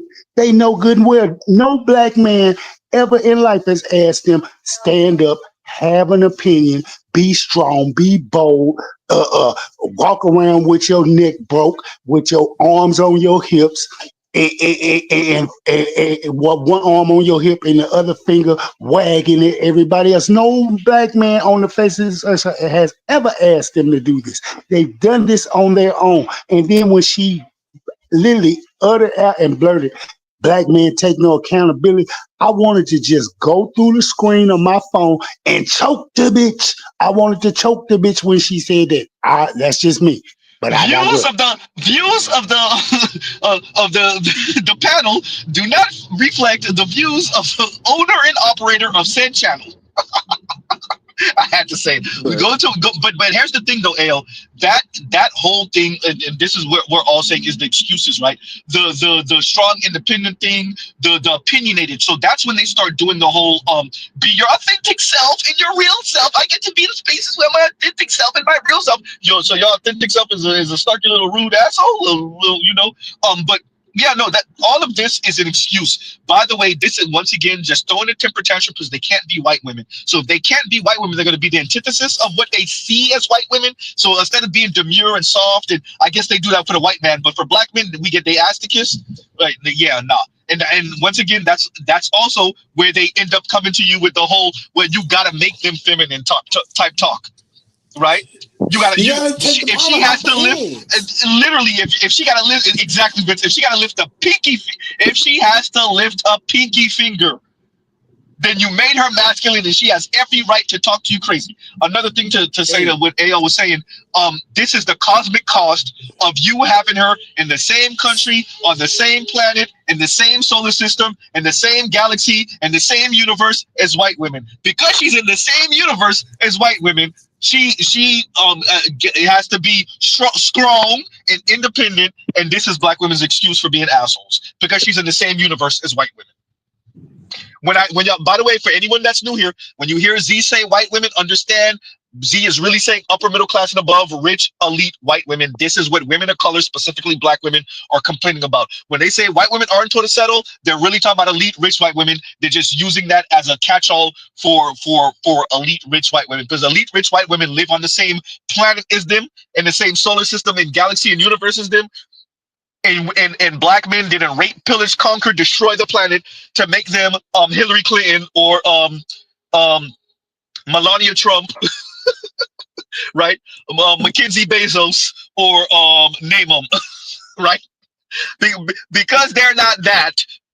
Black men must pay, and this was what Black Guru was getting to earlier. Black men must pay forever. It is a unpayable debt. You will be paying for that forever. You could become a billionaire tomorrow. You still owe her because not enough of you are billionaires. Goddamn, Z. Right? And let me read this from Leon real quick. Go ahead. They're Go ahead, Black even Guru, go ahead. lying on the rich and upper middle class white women. That's facts. The suburban black girls were describing this ideal too, And one thing they mentioned, or they referenced to the men being tall. Black Guru, do you mind if I play it so people could see what you're talking about before you finish that? Okay. And for those of you that don't know what Black Guru is referring to, just in case you came in recently, did I delete it? Oh no, here we go. And this is what Black Guru is referring to. Real quick, y'all. Do you think black women with degrees and professional careers are expected to settle more than their non-black counterparts? I think it's harder for black women because a lot of black women want to marry a black man. And then you have to deal with the fact that we're outpacing them as far as education. You add in the factor of how many black men want to date outside their race. You add in the factor of how many black men are simply incarcerated. The children play a factor too, the ones that have children. Yeah. And then you can't even add in the superficial factors of like wanting somebody who's handsome and over 6 feet. Right. It's like, well, if that's what you want, the expectation is you're going to have to give somewhere. But I think that's what's hard dating as a black woman is finding your equal in a black man in all areas. It's Hunger Games.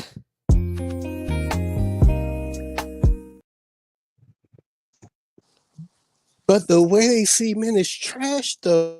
Yeah, wait, Vince, we gotta let Black Guru go. Vince, we gotta let Black Guru go. Go ahead, Black Guru, and then you got it. Well, I mean, I've known lots of upper middle and even, I guess, to varying degrees, wealthy white women, and some of them were quite attractive women by white women's standards. Very few of those women had particularly good-looking white husbands. Most of their husbands were not 6 foot tall or above, and most of them were not Brad Pitt, George Clooney looking type dudes. In fact, very often they were dorky looking, to use that term. They very more times than not wore eyewear or glasses or didn't style themselves especially fantastically. They in fact, if you walk past those dudes, you'd hardly even notice anything at all about how spectacularly wealthy or affluent they may have been. So even this whole notion of only white women or upper middle class or wealthy white women do not settle, that's bullshit. Most of those women do not put as much of a premium on the way men look, the way that black women do, and more times than not, even in spite of how well their husbands may do economically, most of those women still work in some way, in some meaningful way.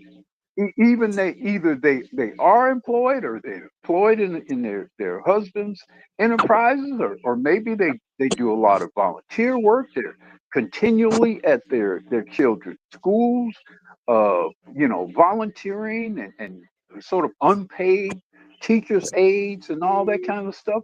So those white women, those upper middle class and wealthy white women, they work their asses off. See, these people don't even know who they're talking about. Just the whole notion of they may as well be talking about some shit they saw on Cinderella or Snow White, But because that it is what doesn't they're even doing, Black what Guru. they describe doesn't even describe the reality of this ideal white woman. But Black Root, that's exactly, and Vince, you got it after this. But Black Root, that's exactly what it is. That's exactly what it is. This is like a fantasy, and I'm glad, and I'm so beating myself up because this was years before I started my channel, but maybe a couple years before I started my channel, Chrissy had a live stream and she was saying, "Yeah, I engage in a little fantasy here. I sell a little fantasy here," and like that's exactly what it is. That's exactly what it is. It's fantastical view of what white women, upper middle class, rich and elite white women are living. They have this fantasy of what that husband must be like, what that lifestyle must be like, what and it is a very pampered, over the top view of an elite white woman's life. And these black women who have never been nowhere close to that, they're masquerading with that. And something we spoke about when I covered kind of the maybe the end of materialism or whatnot, the new social contract, is how a lot of women and even us men, I gotta say it, how we're attempting to achieve that, or the little baubles that we're able to enjoy, particularly the women, when it comes to that. And that's why I keep on talking about those entry level luxury cars, the condos downtown, right? Like you made mention of having their food brought to them by Instacart or by Grubhub or DoorDash or whatever the hell, right? Like all of that is to be able to play that aristocracy role to a certain extent. And like the way they feel psychologically, being able to have the food brought to their home, right? And all this stuff, be able to drive in that CLA Benz or that Audi A3 or A4, right? So like that's what all of that is.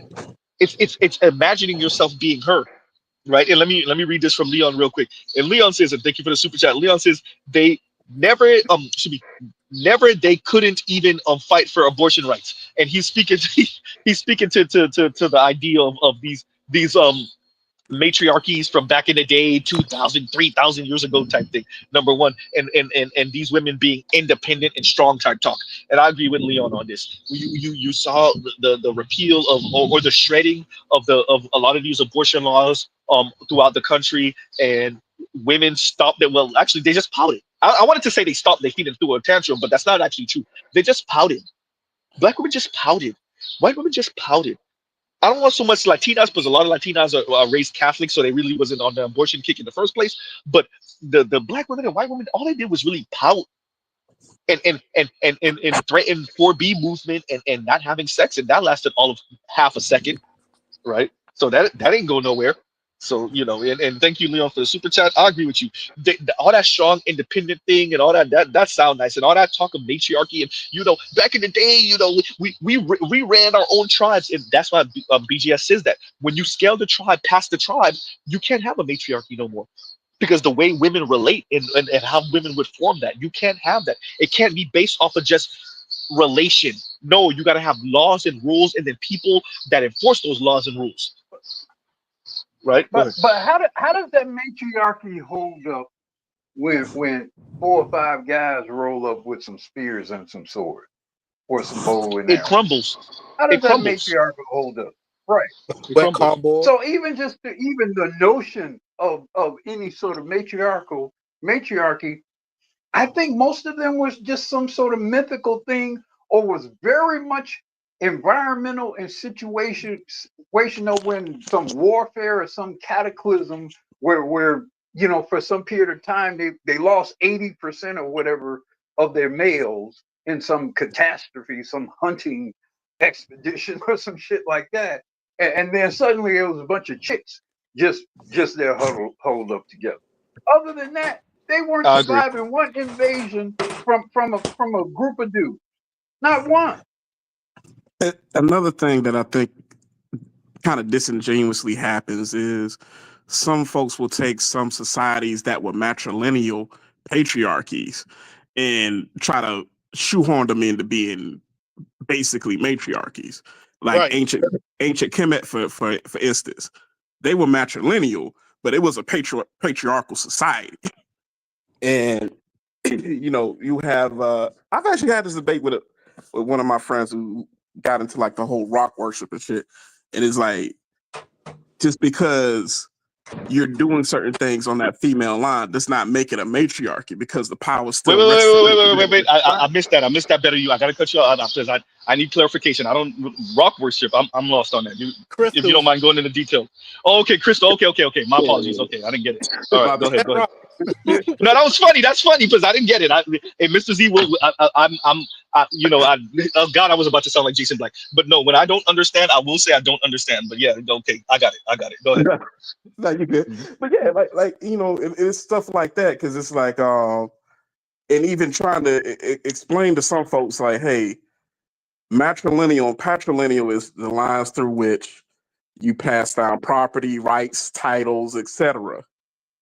Matriarchy is the lines at which who holds said power, administers said power, and it has basically who has the right to rule. I was like, you can have a patrilineal matriarchy. You can't have a matrilineal patriarchy. But think about this though. When you talk about the matrilineal, in an environment in which the lives of men are precarious, you're going to adopt a matrilineal system because the lives of the men, the lifespans of the men, the circumstances, like I say, if you're for example hunting saber-toothed tigers, for example, right, or some shit like that, you're probably gonna have to lose a lot of men, right? So what you do is Hey, can I touch run that the family subject? through the women because Wait, you're Leon, much wait. more likely to sustain. You're much more likely to sustain the females passing on of family things from one to the other versus that of the males. It's not about who necessarily controls the society. It's about how do we maintain some familial integrity when we're losing, so when we have such high attrition of the male. So that's why you would have more of a matrilineal system. because they're more central to the power and the After resources. this, Leon got it. Go ahead, Vince. All right. Let me cook real quick. I'm gonna try to be concise. I'm not gonna be long, right? One, the model of the independent woman failed. We see it time and time again. We see it on these clips. We see it in real life. People see it with their parents. They say, "I'm strong." The kids walk into the room, ask mama why you crying, stuff like that. It doesn't work. It doesn't make community. It makes people very. I'm just worried about me and mine. There's no community with independence, right? One, two. Again, I think that women should really question, whether are they going to be themselves or not. Because the thing what I see with how, from what I'm learning about how Black women are cosplaying rich upper class white women, is the same thing as the dude who's trying to act like the dude that the woman is fucking with, but also saying, I want this type of guy. So dudes are trying to copy a type of masculinity that women are giving the cheeks up to, but also preaching, I want a man like this, that, and the third. So women are doing just as a bad job with trying to be a rich upper class white woman, just as the dude trying to basically be like the fuck nigga or whatever like that. And we're learning that too. And dudes are correcting themselves with that too. But Vince, I don't know if you realize what you just said. You said the women are wrong, both going and coming and going. They're signaling one type of man, and this is what Dr. Scott Galloway was saying. They're signaling that they want one type of man. They're attracted to one type of man. There's an archetype they're looking for, but they're actually giving the cheeks up to the other dude, the supposed quote unquote toxic man. That's number one. Then number two, they're all, and this is class and race related, they're all aspiring to be that elite white woman. That's working class white women. That's Latinas. That's Asian women. That's Black women. They're all trying to cosplay this chick. So the women are wrong left and right. That's what you just said. I don't know if you realized it. Go ahead. But Lord forbid somebody say something and say, hey, let's correct this. Lord forbid, because what's wrong with what I'm doing? I'm doing just fine. But you're lying to everybody because you don't want to look like you're incompetent. That's the bigger problem. I think that's a social. Nobody want to look like you're being incompetent. Let me say this, Vince. I gotta find this clip because I saw it and I didn't say Mr. Z be messing up. I save a lot, but I don't save everything. It's one where a sister thought she was giving some advice, and she was like, I went to the mechanic. Listen, ladies, these men gonna try to take advantage of you. I went to the mechanic, and the mechanic was talking about I need a catalytic converter. Catalytic converter. Everyone that knows cars knows what the mechanic actually said, right? So yeah. So she said I need a catalytic. I drive a Honda. What you talking about? See, he tried to play me. See, y'all need to go to the mechanic with these men because these other mechanics, these men are gonna try to play you. And I'm like, bitch. And everybody like, if you go through the comments, they're blaming her ass because in that, but that goes to what you were saying, Vince. Where like that they're incompetent, but they think they're doing something. Like you imagine the mechanic say, "Oh, you need a catalytic converter," and you hear Cadillac converters, and so you start streaming. You march out the damn you march out the shop and you start streaming in your car. He think I'm dumb. He said I need a Cadillac converter. I got a Honda. Imagine you being a dude trying to Yo, be we need better. Riley to say that she's freaking, the R word. Imagine you trying to be the well-meaning dude to try to actually tell her you gotta correct yourself. FD saying, "Don't say nothing. Don't. Hey, nigga, you better shut up. Hey, don't say it. Don't even say it that way. You better be mindful what you like. You're trying to tell us Say that. Like you're trying to tell us how to help our own people that we care and concern. I'm like, I'm not. We're not jacking it, son. What the fuck? I'm sorry. It's hysterical. Let me let Leon go. Go ahead, Leon, and then we got to tell Gavin. Go ahead, Leon. Yo, Leon probably he can't be reckless right now. Okay. Go ahead. So when they talk about matriarchies, you look at where most matriarchies were centered, and it was nowhere near trade routes or states that started to produce and be around trade routes. So Egypt, they say at one point it was a matriarchy. Okay, that was like when it was 20 million tribes in one area, and then they started working together and they turned into a patriarchy and built pyramids. They talk about Greece. Okay, you can say they were a matriarchy, but again, it was like 40 billion different societies that eventually came together and they turned into a patriarchy, and they're near trade routes. But then you look at like Nigeria, and after you get down from the kingdom of Kush, those people are in the middle of nowhere. Who cares? Most of them gave their kids away when they turned like 6 and they went to those major cities to produce for the patriarchy. So inland, yeah, you can have a matriarchy because there's nothing to trade. And But most of the Leon, major patriarchies are historic. Let me engage with that a little bit, Leon, because what you're saying is what we're saying, what this BGS saying, and I just want to say it in a slightly different way. Scale that. You're saying the same thing that you can have your little band tribe of 100 people and it's a tribe there. That's cute. That's nice. And yeah, but when you scale it, let's scale that to 10,000 people. Let's scale that to 20,000, 50,000 people. Let's scale that to 1 million. What incentive is there for the men who are bigger, stronger, faster to uphold your matriarchy, to uphold your gynocracy? What incentive? And what are they getting? Okay, let me finish that. So first, okay, so wait. Why would a tribe maintain a matriarch? There you go. You're only going to have a matriarchy when the situation with the men is so precarious and so unpredictable and so undependable that you must default to the women for structure because of men. That's the only way you have a matriarchy. You're never going to have a situation where you have any group of people where one group of people are by birth bigger, stronger, faster, braver, and they're going to voluntarily submit to the weaker, dumber, smaller group of people. Not voluntarily. There must be some circumstance that cause that is environmental, that is external to those two groups of people. Otherwise, you're not going to have any collection of men who just decide we're going to default leadership to a female because she's a female. Not without any sort of external, greater, stronger force. That's a female. Like we say, the gynocracy only exists because of white supremacy. Only. Man, that's a female. Period. Full stop. Man, that's a full. Exactly. Exactly. You know, and I there's have a to do lot of that for Vince. programming Yeah, I agree. that was put behind that particular statement. So I mean, even this whole talk about matriarchy, it's kind of like a pipe dream. It's not even a real thing in nature, absent some real set of circumstances. Now you'll have it in amongst hyena and these other bonobos, but guess what? In those are those rare mammals where, for whatever evolutionary reason, the female is bigger and stronger. So yeah, the female dominates in those environments because they are bigger and stronger.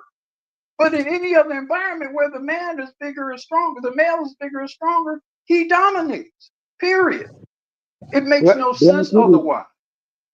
Black Guru, you know they be making these black women bigger and stronger through the hormones and the food. So hey, I don't know. You might be ready to have to put up your dukes to these big and stronger black women. I'm just saying. Let me do it. Let me do it because I was just saying that socially. That works right up to the point in which there's no police, and then you'll see how some of these men get down. You'll see how even the most pencil neck geek in the group gets down. I agree with Black Guru on that, and I was going to say socially where AL was going. I was just saying the thumb on the scales for the ladies allowed for them to move in this artificial environment, allowed for black women in particular to move like they were the quote unquote bigger, stronger, faster, right? The clip that I played, and I might bring it up, of the young lady saying, what about if the men were supposed to use their be quiet, use your listening ears, and essentially do what the women say? She can say that in an environment where the thumb is on the scales for her by white society, right? So she is the quote unquote bigger, stronger, faster in that environment. She can say that in the environment when the nearest man don't smack her in the mouth. Yeah. Yeah. Because that's what happens in a different environment. I grew up in that type of environment, right? That shit did not work. That shit did not work, bro. I grew up in that. Yeah, Z. Oh. We gotta get Gil Gabby here after this. Go ahead, Tunnel Runner, and then we. Oh wait, let's do this. Leon, Tunnel Runner, Gil Gabby. Go ahead, Leon. I want to kind of add, like, when you look at that, there was a queen and some other lady that dressed their men up as women, and they would have sexual relationships with them to kill them. And this was, I forgot the queen's name, but she was from Africa.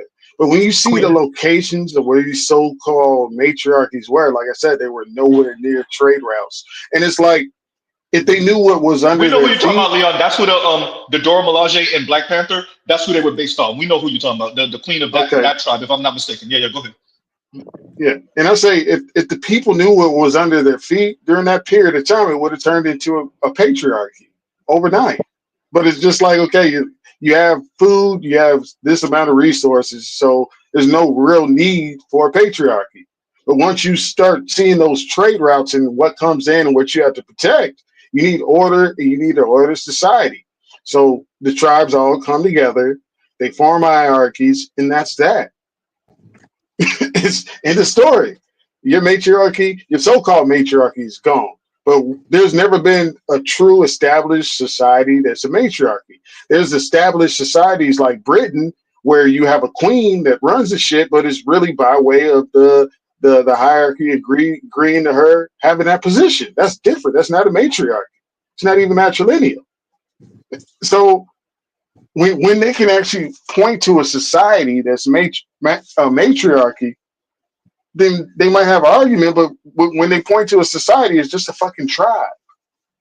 Like, what the fuck are you talking about? But what about I agree. Let's let Tunnel Runner get in real quick, Vince, and then we got Gil Gummy, and then we got you. Go ahead, Tunnel Runner. Tunnel Runner. Okay, he probably eating a homemade nice sandwich right now. The bragging ass. Go ahead, Gil Gummy. We'll get Tunnel Runner after. Go ahead. And, when you look at the Native Americans, I mean, we saw how that switched up real quick as soon as they got muskets. You know what I'm saying? Yeah, so even with them, it's like, y'all have chiefs that take the boys and they lead their own lives, and the women are just on that particular part of the land. Let me ask you a question. Let me ask you a question, Leon. Hey, when Hawaii fell, who was in charge? Woman, the Thank you. queen. Thank you. I'm just saying the king. They were trying to push over. They were trying to push Hawaii over before the king died, but he was able to keep it together. But his daughter, no offense to her and no offense to any Hawaiians, I'm just saying they ostracized her. They made her seem like a crazy person, as they do. I don't like when they do that to women of color, but yeah. And then hey, it is what it is. Yo, Go wait, ahead, Mrs. Tunnel Runner, Z, if you could speak right now. who was the lead? Go ahead, go ahead. Oh, no, that was Oh me, wait, J J Moore. Mo. You know what, J Moore? I'm sorry, J Moore. Let's do this. J Moore, go ahead. Then Tunnel Runner. We gotta get Gilgami and you guys. So J Moore, go ahead, because I know you were up here for a little while. You didn't say anything, and then Tunnel Runner and Gilgami. Go ahead. I was going to ask, who was the leader of like when the Library of Alexandria was burnt down again? Wasn't it his mom? Wasn't it? Because he had died. Wasn't it his Was mom? it? I thought it was the Or was it women the too, wife? wasn't it? Well, Either no. way, I Yeah, it might remember the have. It first might have two been the wife. But episodes. remember, they killed the wife and the son. They killed his wife and his son. Mm-hmm. Yeah. So it's just like, but also Yep. like the other reason why I even came up here was what was it called, save my name a little bit because I heard your slander a little bit. Nigga, you tell me I'm lying though. Tell me I'm lying. Hey, dude, when I said that I liked it, I was just like, I meant like I like her personality for that. Like that was Whatever, all. then you do it. You do it. Yeah, but not. Yeah, if it was money involved, hell yeah, I'm not gonna lie. Yeah, I'm not gonna lie. So y'all. Hey man, I came up with a dang what was it called? Remember my cruise ship idea, so I was already ready to pimp myself out, so it's cool. See, I thought I was standing up for you, man, but it was sounding real bad, bro. Hey man, look, she's out there searching for it, so I'm like, might as well give her, help her on her way Yes, on that supply journey. Just saying. something. Give us something to work with. Exactly. If I'm getting rich off of it, I don't feel no bad thing about why you getting upset. Look, you just mad that you can't do it. So saying, hey. Tunnel Runner wasn't supposed to entertain the BS either. Tunnel Runner's like, you know what? You're right. You got a point, Jim. Oh Like man, I go said, ahead, Tunnel Runner. $600. $600. Hey, we gonna be. Hey, no, screw that, bro. We charging them at least a rack. It's a rack. It's $1,000. We charging them at least a rack. Screw that. They ain't no $600. Hey, every ticket is at least $1,000. And the bigger and stronger the brother, and the more packs. If he got an 8-pack, bitch, that's $3,000. all the brothers over 6'2" with 8 packs, that's $3,000. That's what it is. Go ahead. I'm trying to See, and look at that, Mrs. Z. You're gonna be handling the books. See, that's why I like you. Hey, they arrest bookies too. They're gonna murk my ass. Yeah, Z. Go ahead. Yeah, I had the chicken and the turkey. So you hear this shit? You hear this shit? I had the chicken, the turkey, and then I had this. Bragging ass. Trell, where you at in the comments? But this bragging ass nigga is bragging again. He's entitled. He's living the good life. Allow him something. Z, allow him something. If you will allow me. Go ahead. Tunnel Runner. Oh, I guess he muted up a little bit. Okay. Go ahead, Gil, got me. Okay. First, greetings to everyone. Thank you, Mr. Z, for having me. What's up with you, bro?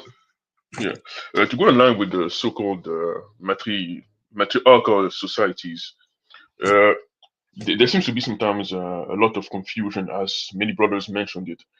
Even Dr. Sheikh Antazop mentioned specifically when he was dealing with societies on the continent and other societies, he said specifically there are no gynecocratic societies on the continent of Africa. They were not the specific female chiefs. And he also put certain conditions. He specifically said that the word matriarchy, as employed by Dr. Bakofen, who was dealing in different societies, did not properly apply to the context of African societies in the sense of mothers of women regulating societies, which we refer to as gynecocratic societies. Both Dr. Job and Dr. Bakofen was referring as gynecocracy to the societies led by women specifically.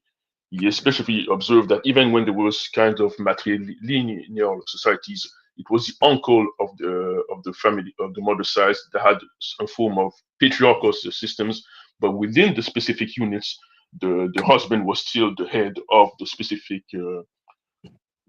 family unit, if you can observe.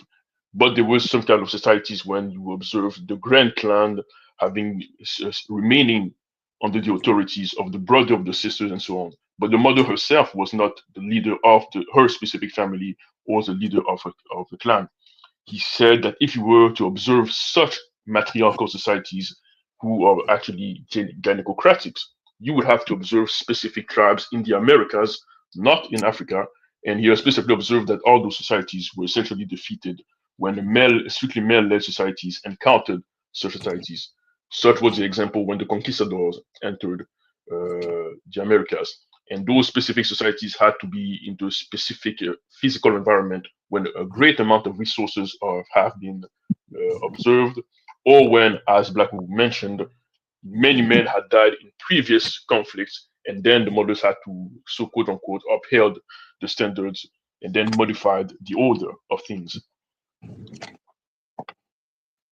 In other words, the families were individually led by men, and maybe you had a grandma figure that was kind of maybe the wise old woman, but even that, her quote unquote power or influence was only there because the men said so.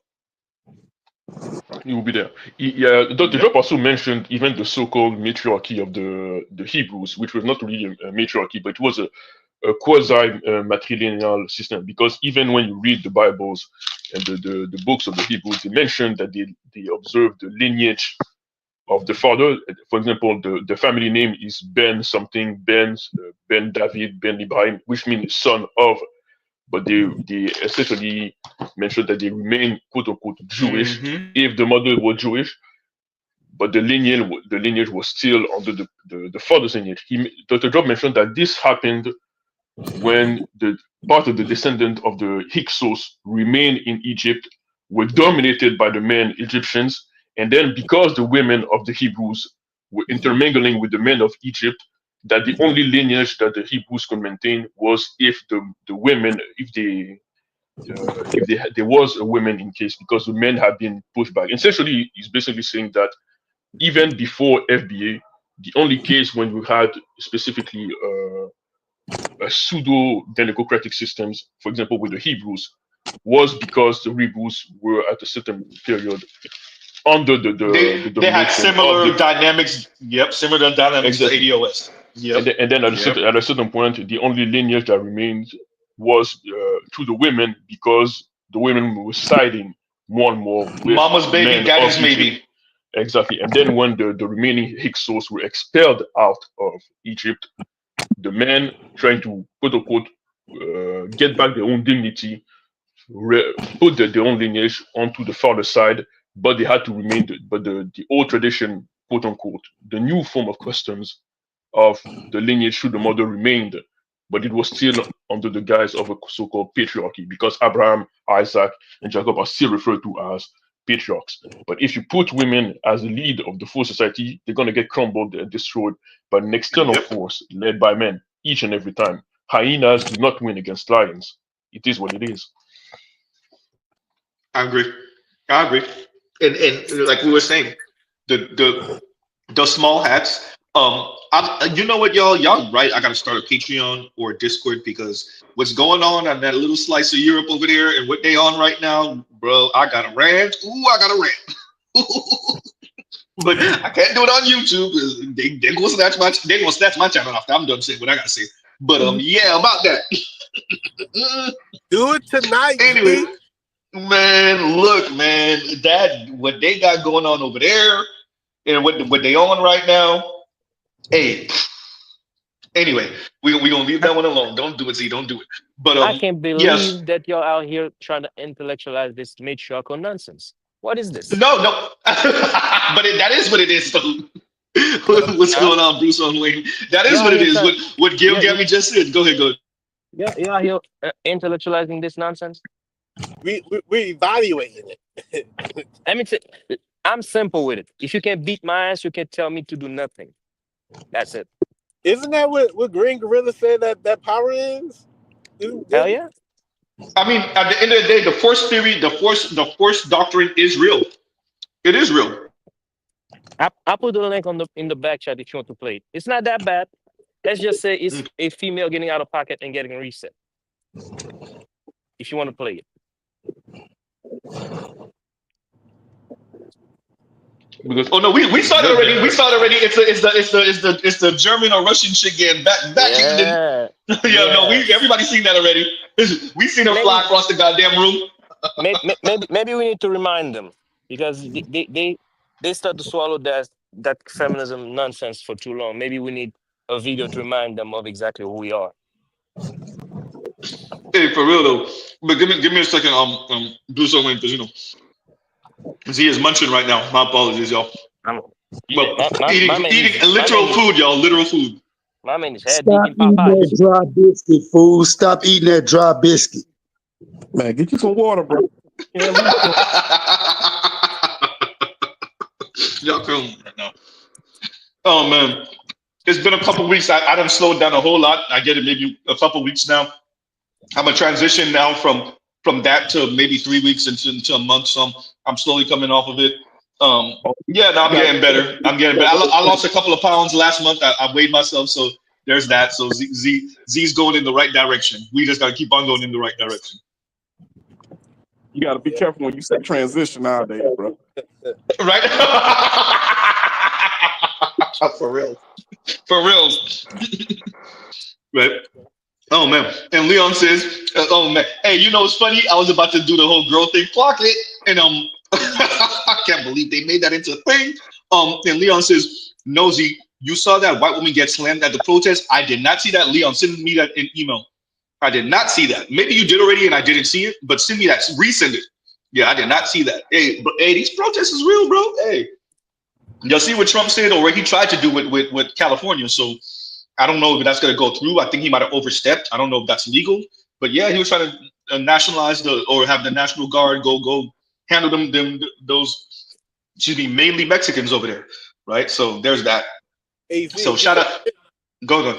You saw the video I sent you about the dude explaining what was going on over there? No, I didn't check that out yet. I didn't click it yet.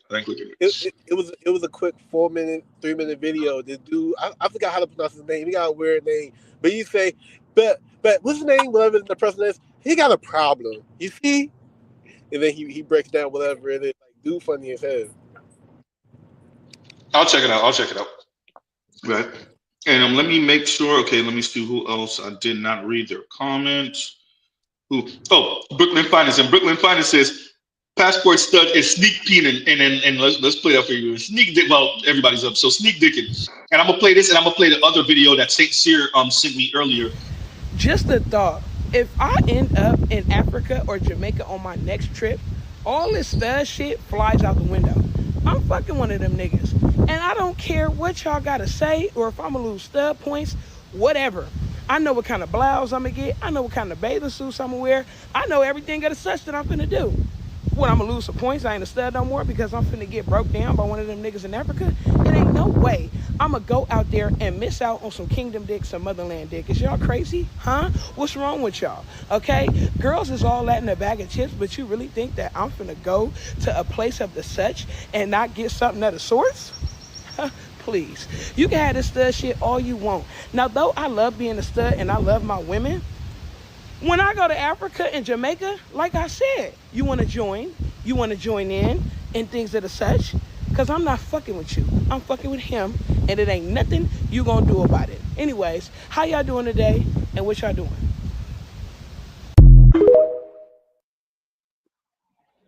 Z, if you show that first team All-American fullback one more time with that big ass her own homemade neck roll around her neck with a jawline.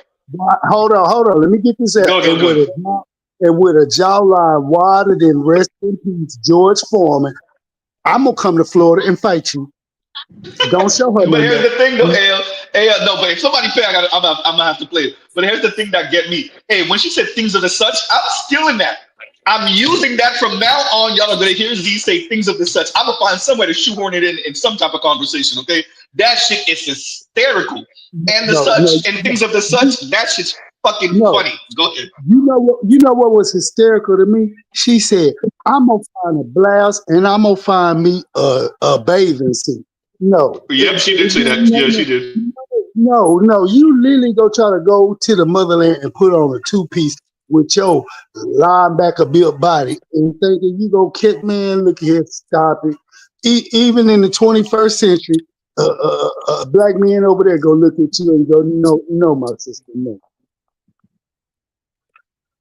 Hey, one of the brothers in Africa will go, Hale. One of them brothers will go. They'll go. They'll go. I'm No, telling you, they'll go. the African delegation sent it back to the Haitian community. Don't tip these niggas. I'm telling you, Gabby, they'll go. Haitians will go. Them niggas will go. In Haiti, oh hell yeah, they'll go. If she They'll has the go. green card attached to her coochie, I know many Haitian men personally. Yeah, thank you. Easily. They'll break her down. They'll break her Go down ahead. to her molecules. Hey, bro, she ain't gonna be able to walk for a week. I'm telling you right now. You know, pay for performance. Right? No, hey, if she start talking green card stuff, oh yeah, oh man, hey, rearrange her spine. Y'all better stop playing. Wouldn't that be a backwards after marriage? Sorry? Wait, say that again? Wouldn't that be a backwards after marriage? Not if they, Haitian and Caribbean men are just like everybody else. They gonna brag that they made her switch. It ain't gonna be no lavender marriage, especially if they get her to switch all the way over. Oh no, they gonna be bragging about that shit. And the green card. All right. Hey, Z, check this out. She ain't never had no dick in her life over here in America. The first time she gets some dick up in her, y'all talking about she ain't gonna be walking for a week. She ain't gonna be walking for a month. Bro, think about it. She has never been penetrated by any Homo sapien on this side of the rock. Good point. On a plane. Listen, hold on, fellas. She's trying to get on a plane, fly all the way over time zones and whatnot to get over to Africa just to get some dick. She might end up catching accidental hysterectomy behind it. Real talk. Yeah, I don't know, AL. She sound like somebody been cracked before. No, She sound a little bit too familiar to cracking. She sound a little bit too familiar to cracking to not have gotten cracked before. I beg to differ, old man. Think about it. She's over here in America. She is studied out, period. If anything, she's the one putting on a strap on and hitting them bras with it. She ain't never been touched over here, Black Ooh, and she's trying to go over there. Not only do I not believe that she has not been cracked before, I don't think there's a stud alive past the age 16, 17 years old ain't been cracked before. I think every stud at some point gets cracked. I think every stud makes a point to get cracked. In fact, my view basically in general about, let me finish. My view basically about female homosexuality is they're all one good man and one good dick away. All of them. All of them. All of them. I cannot refute or dispute it. All I can say is this. If they did, she got cracked with a big old piece of plastic dildo by another female. She's never let a male Homo sapien hit her. She is a stud, bro. Some guy. Let me describe to you the scenario it happened. Don't worry, I just got out. Some brother just got out. Hard time. Rocked out. Rocked hard. She going. She's definitely going. I will say this, going to what Black Guru was saying, I definitely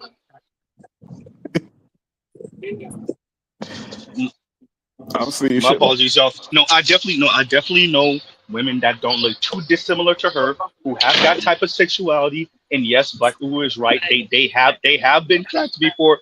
Look, especially in the South, you see a lot of the butch women that look just like her or similar to her, built just like her, similar to her, and yeah, they do the whole girl thing, and occasionally they get touched up by dudes. Number one, number two, there was there's a channel that I covered a few times on my channel called A Space for Us, and it's a bunch of butch lesbian women out of Chicago, and pretty much all them sisters have either done it or they said they would. So they were talking about having children and whatnot, and you got these tall, muscular built, no sisters, and they said if they wanted to have children, they would want to do it the old school way. They don't want to be intimate. They want to go the old school way. So yeah, so either they would or they have. So there you go.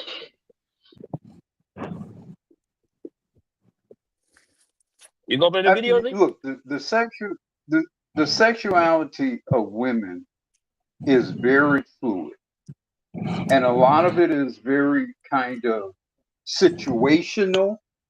A lot of it's really situational. A lot of it is circumstance, emotion. This happened. She did me wrong. It could be a lot of different things that could happen. Where in some emotional turmoil, are you validating and my we're not even statement talking of about. being socially homosexual? Wait, y'all. Let Black Uwu land on that, please. This next one is for AL though. I'm sorry. Let Black Uwu We're land not first.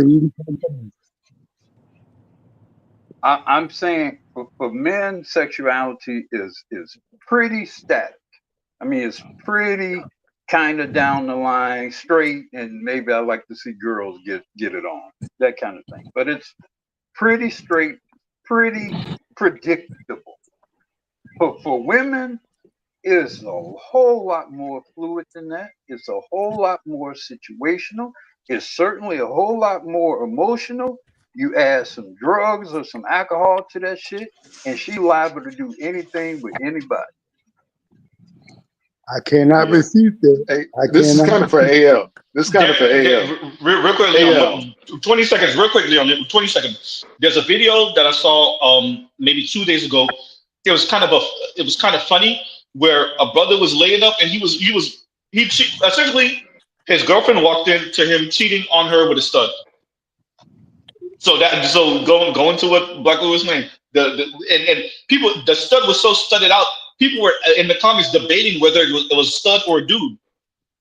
So that's how real it was. Go ahead, Leon.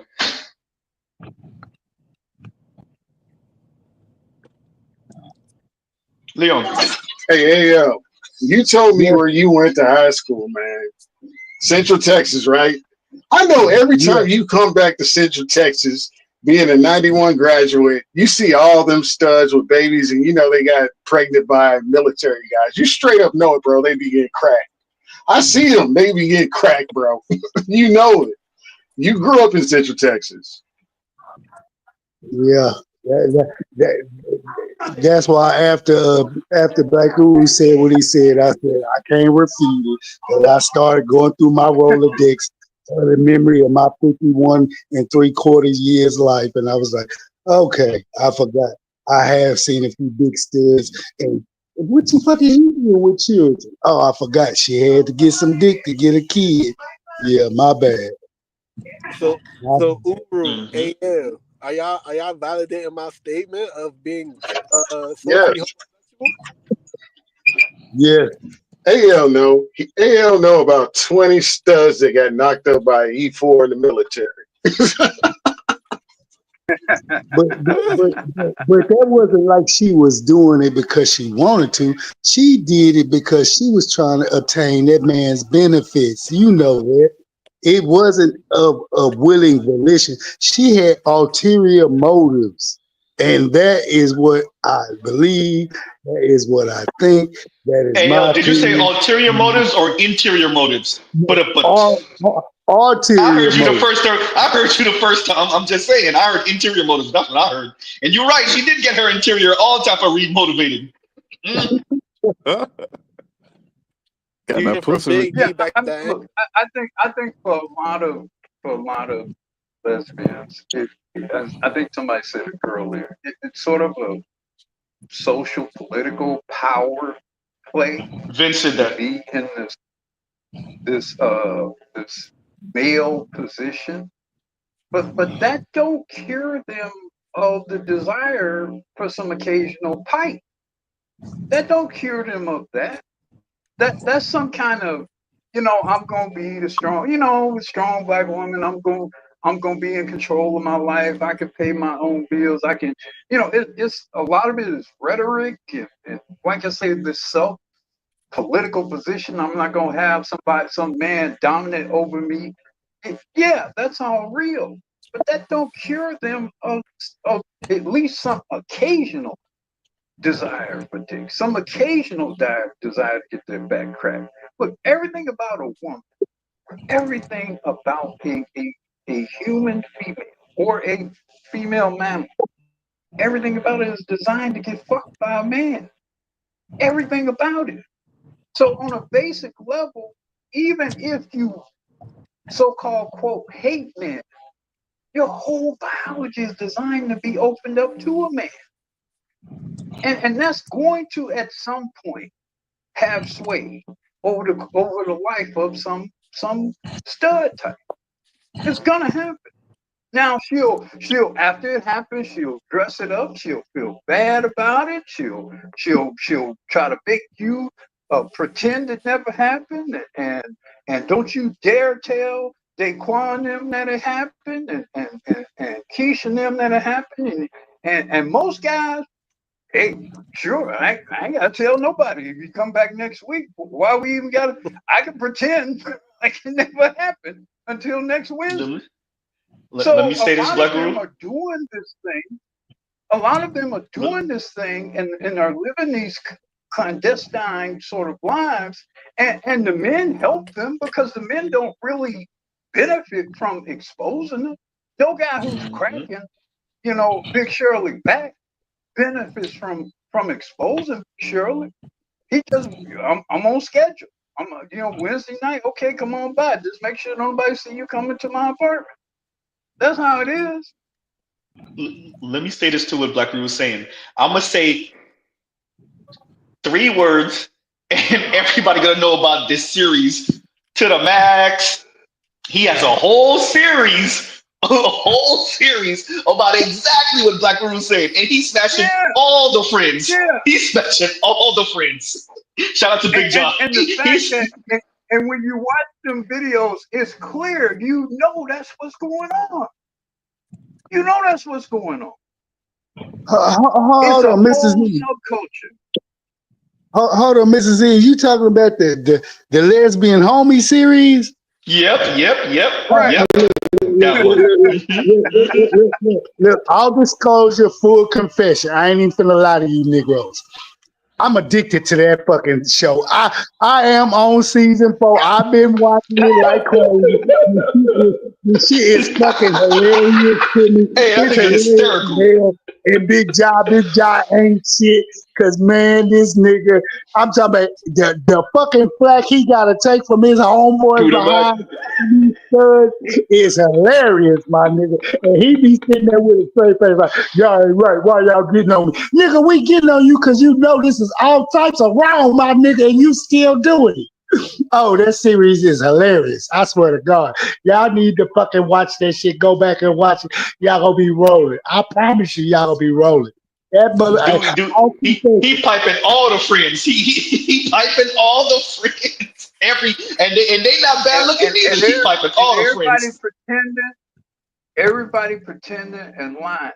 Why do you all think exactly the DV rate? Why do you all think the DV rate is so high amongst lesbians? Because of the issue of dick. That's one of the biggest reasons why the DV rate is so high. That's the fact. They jumping on and off of dick. Hey, and once again, it's not just the film. It's not just the film. So yeah. No, it's not. Mm-hmm. In fact, it's probably worse when the stud gets cracked, because now the films relationship is damaged by the fact that her so-called man got cracked. She was sneaking dick. You ain't shit. Hold on. Black, I swear to God, Black Rule, you ain't shit for how you just put that. It's true. God damn it, you I'm right just in this. saying. No, I'm just saying. Think of it from this perspective. Like, think of a woman who discovers her actual man, a straight woman, discovered her actual man got cracked. Right? Think about how devastating that would be to her that he got cracked by another man. Well, it would be basically the same if a femme woman discovered that her stud got cracked by a man. It would change the whole dynamic in their relationship and the perception. Like if a woman discovers that a man got cracked by another man, her whole perception of who that man is irrevocably altered forever. Even if she can forgive him for doing it, even if she loves him and he's the father of her children and whatever, her image of that man is forever changed. Well, I would imagine it would be the same thing if a film discovered her stud got cracked. And I mean cracked open, like to the point in which like just an egg cracked. No, so what Black Rule was saying, so I don't want to incriminate myself. I had someone I know is the butch in her situations. And one afternoon we were talking, and she showed me a video of a chick giving a dude head on the couch. I'm like, okay, what's that? And she's like, Z, she's the dude for us. It's circulating in their circles, this video, because she was one of the most staunch, I ain't doing this, I'm a man, the tough guys. And here's a video of her giving the dude head. Now, she ended up getting in trouble because in the beginning she go. Their man had submitted to a man. Yes. Their man. Yes. Ain't no coming back from that. And here's the crazy part of that, Black Rule.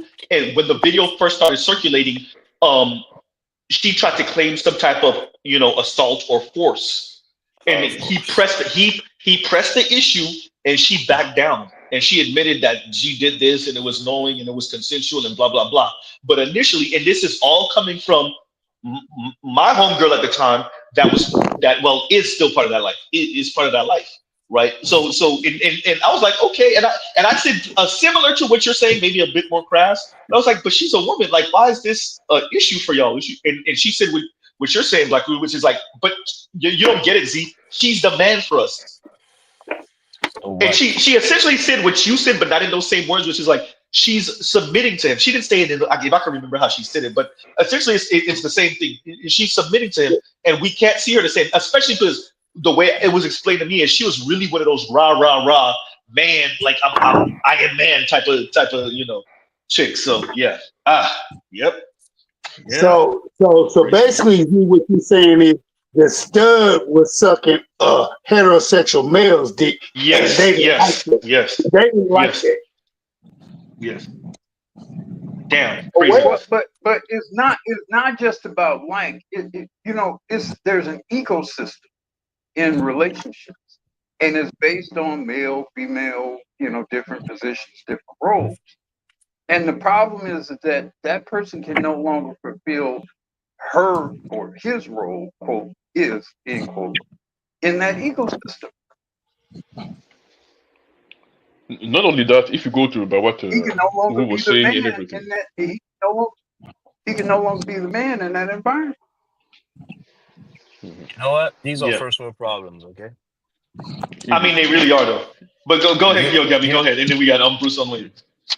Yeah, but it also shows something that goes against essentially many of the discourse of the alphabet community, which is that most men would say there is nature fundamental to the species, which goes men and women, and everything else is basically a form of alteration, a post-primary alteration. At the base of the things, it's always men and a female, masculine and feminine, and everything else is basically either psychological alteration, a hormonal alteration, circumstantial alteration, but it's always male and female. There's no free will between the spermatozoids and the ovum. It's always anything else is basically somebody tried to put ketchup on the ice cream, but it's not supposed to be that way. Not ketchup on the ice cream. You are a female. You have a monthly menses. You have a fixed number of eggs, which every 28 days, one of them leaves your body and you bleed. Your whole hormonal makeup is based around it. You have milk-bearing breasts that were designed over however period of time in which human beings designed and actually predate human beings, because certainly milk-bearing mammals existed long before there were human beings. So for hundreds of thousands of years, you have evolved for a purpose that is in complement to the male of the species. And somehow your body is telling you, your brain is telling you you're something different from all of the biological stuff that you're made of. Somehow your brain has rationalized something totally contrary to all of that. How natural would that really be? Biological. I mean, I think Bruce Wayne said it best, Black Guru, when he's like, "This is first world problems. This is luxury beliefs." Go into what you're saying. What better way to show how quote unquote advanced I am than to discard hundreds of thousands of years, if not a couple million years of evolution? What somebody's background? What best way to show how modern I am than taking that and throwing it in the trash? And engaging in same-sex loving relationships with another woman, with other women, right? Like that. So I agree with Bruce. And this how you know it's bullshit and situation. In that same construct, you have someone who, in every way, looks like a man, is dreaming about the possibility of becoming a woman with some African dude or some Haitian dude. Say that. So even after all that bullshit programming and upbringing and pride parades and all that shit, after all of that, if you put her on the boat and drop her ass off in Africa somewhere, she bent totally over, cracked totally over. Hey, like so crab legs. That's the hypocrisy of it all, Black Moon. That is the exact hypocrisy of what he is talking about, of it all. She can literally sit here and talk about, I'm stood down United States of America, USA, but if I take a flight to Africa, I'm going to allow myself to get bent over. But then, hold on, let's bring it back to the stud we were just talking about, who was giving fellatio to old boy. Bros, let's take ourselves. Let's stay on that one. Let's stay on that. Hold on. Let's go outside. Let's be on the outside looking in. Each and every one of us, when this was first mentioned, I know we all cringed on the inside, and you know why we cringed on the inside. And I'm gonna say the quiet part out loud. You got a little stud who has never gave fellatio in her life to a heterosexual man, and this man knows it. But you allow her to. But we don't. We don't know. We don't know that. We don't know that. But go ahead. Okay, we talking in hypotheticals right now. Hold on. My thing is this, and this is the point I'm trying to get. He has never had fellatio by a stud before. She has never performed fellatio on a heterosexual man before. Do y'all know how cringe that is to literally watch somebody who's never ever sucked a dick before try to suck a dick? Man, I'm feeling some. Y'all made me cuss. Y'all made me use feel. I'm a type of way about that for the simple fact that, man, I know her head game is so troll. About that, AL? Go ahead. How do you know how I feel about that? Oh, to me, that's one of the most exciting experiences I went. Man, but what she get? What does she get? What does she get to running them teeth across your Johnson, let me man? tell you what. Let me tell you what No. I'm doing in that situation. What you doing, doing man? some things there. I'm doing some things there with that woman that there will be no forgetting. There is no forgetting what's going to happen to her. I mean, I just hope I don't. I just hope I don't end up getting locked up after what happens there. No, oh no. Tonight I'm choked out to passed out. Let me put it this way. She will pay for her former insolence in that particular scenario. I already know where he's going with it. I already know where he's going with it. And what he gonna do? Oh yeah, I'll let this getting shot down her throat. Tonight in wheelchair. There is no. She's not going. There's no going back for her after that. She cannot. She would not be able, in good conscience, to go back to that coven of lesbians after we're done that particular night. So no, that would be a great experience. That would be a very enjoyable experience. I'm gonna slap her my baby. Tonight on Aquafina Flow. And here's the thing too. You know, I'm putting a wig on her. I'm putting some lipstick on her. I'm putting Victoria's Secret. He gonna dress up that pig. He gonna dress up that pig. I'm taking her through the full paces of everything that she's and supposedly being a female. I'm putting all that on her. I'm putting mascara on her. Tonight I'm up and through there. There will be. There's no going back. Psychologically, there's no going back for her after that. He said he putting cases on all them hoes. Oh, you bitches. Exactly. No, to me, that's a great my baby arms. Yeah. I'm a slap That's her a great face. Tonight on Rough and Tumble Uru Files. Sorry, sir? Oh man. No. Tonight on Barry White. Go ahead, y'all. Go ahead. I can do this forever. Go ahead, y'all. Go ahead, Bruce Wayne.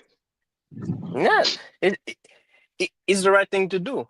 Me, as the guy that I am, I'm a slapper with a baby arm. Come on, you should never have gone down this route. Leon says Black Rouge Strikes is trying to effort into wearing a dress the next day. Corset, everything. You know, hey, she's gonna be embarrassed. She's gonna be embarrassed to go back to that stuff. It ain't gonna even psychologically. She ain't gonna even be able to do that. What did Homegirl say at the end of on Batter Santa again? I couldn't poop right for a week. What did she say? A month? Great. I think great. Yeah, she said, yeah, she did. She did. Man, when I saw that the first time, Black Uru, I fell off the bed laughing. That shit was hysterical. Oh man, I think I was in high school or early college. I thought that was the funniest thing in the world. That shit's fucking hysterical. Oh man, y'all go ahead. That man. Ain't no such thing as lesbians in nature, right? I mean, outside of I think hyenas. Right. These ones are comfortable in the first world. All of a sudden, they think they can be men. They want to be men, walking around with their chest puffed out with a cock black man. Ain't no worse thing than getting cock black by a stud. Like, I've seen it. When female mammals, like cows will kind of huddle up with each other. But watch a pack of cows when they release a prize pool amongst those cows. Those same cows that was huddling up with each other and they little lesbian stuff, everybody's spreading them when that prize pool. You guys should watch some of the videos of the behavior of cows when they drop off a prize bull amongst them.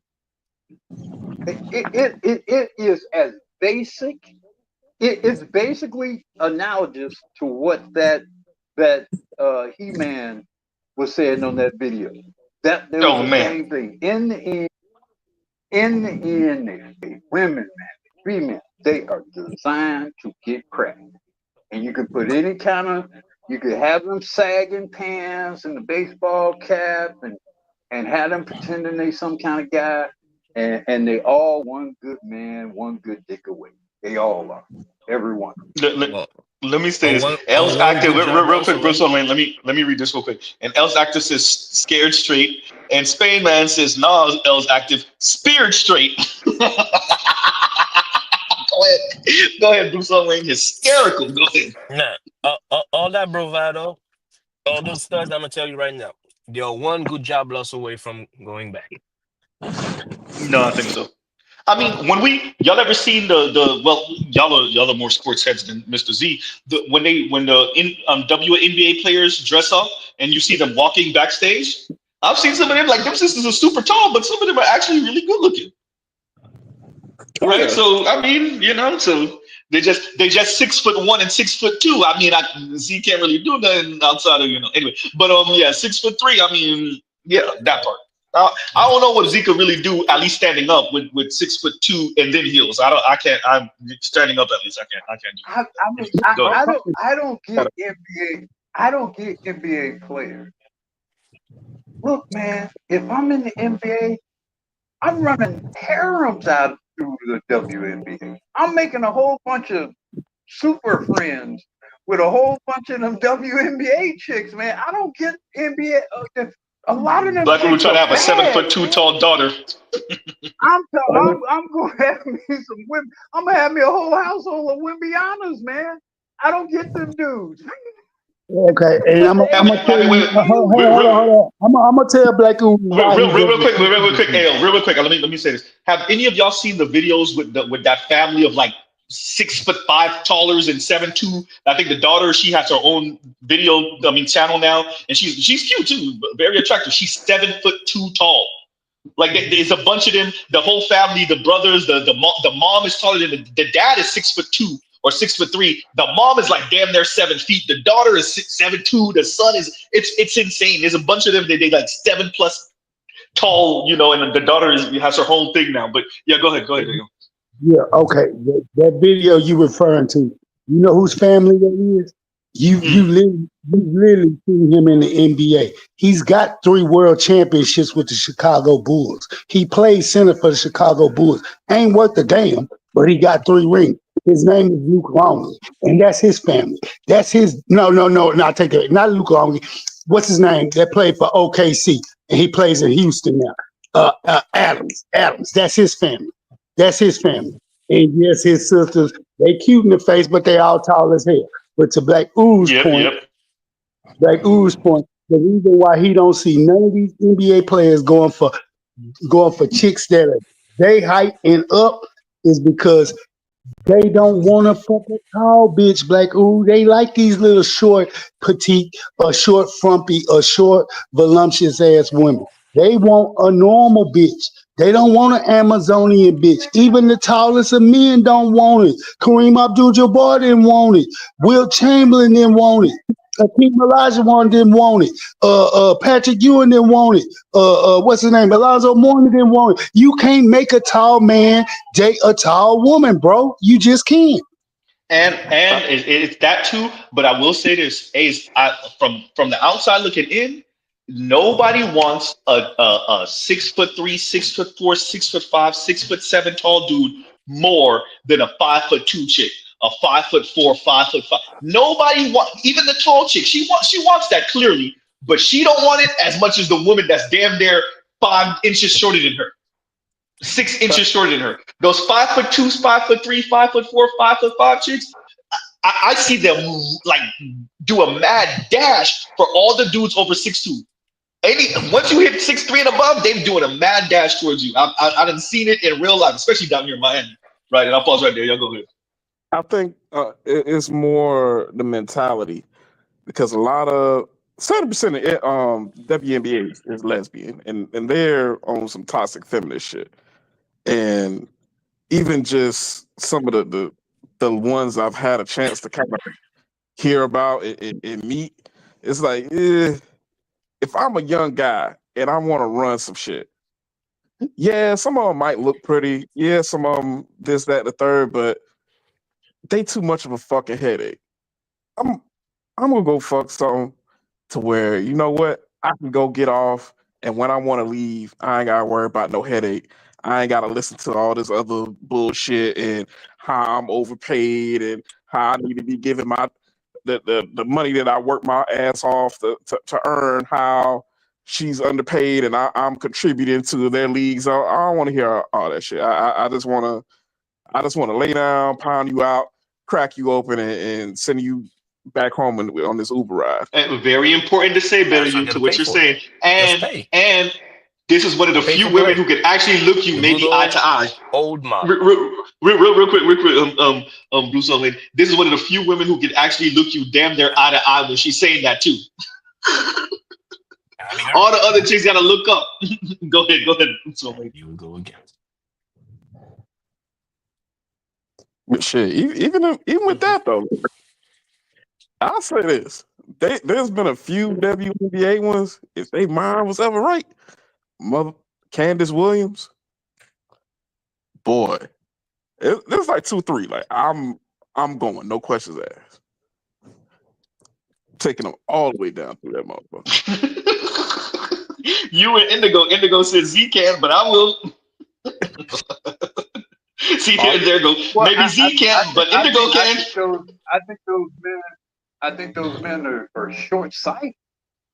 I mean, you're talking about women who are probably the most physically fit women they'll ever encounter. The healthiest, genetically clean people you will ever encounter.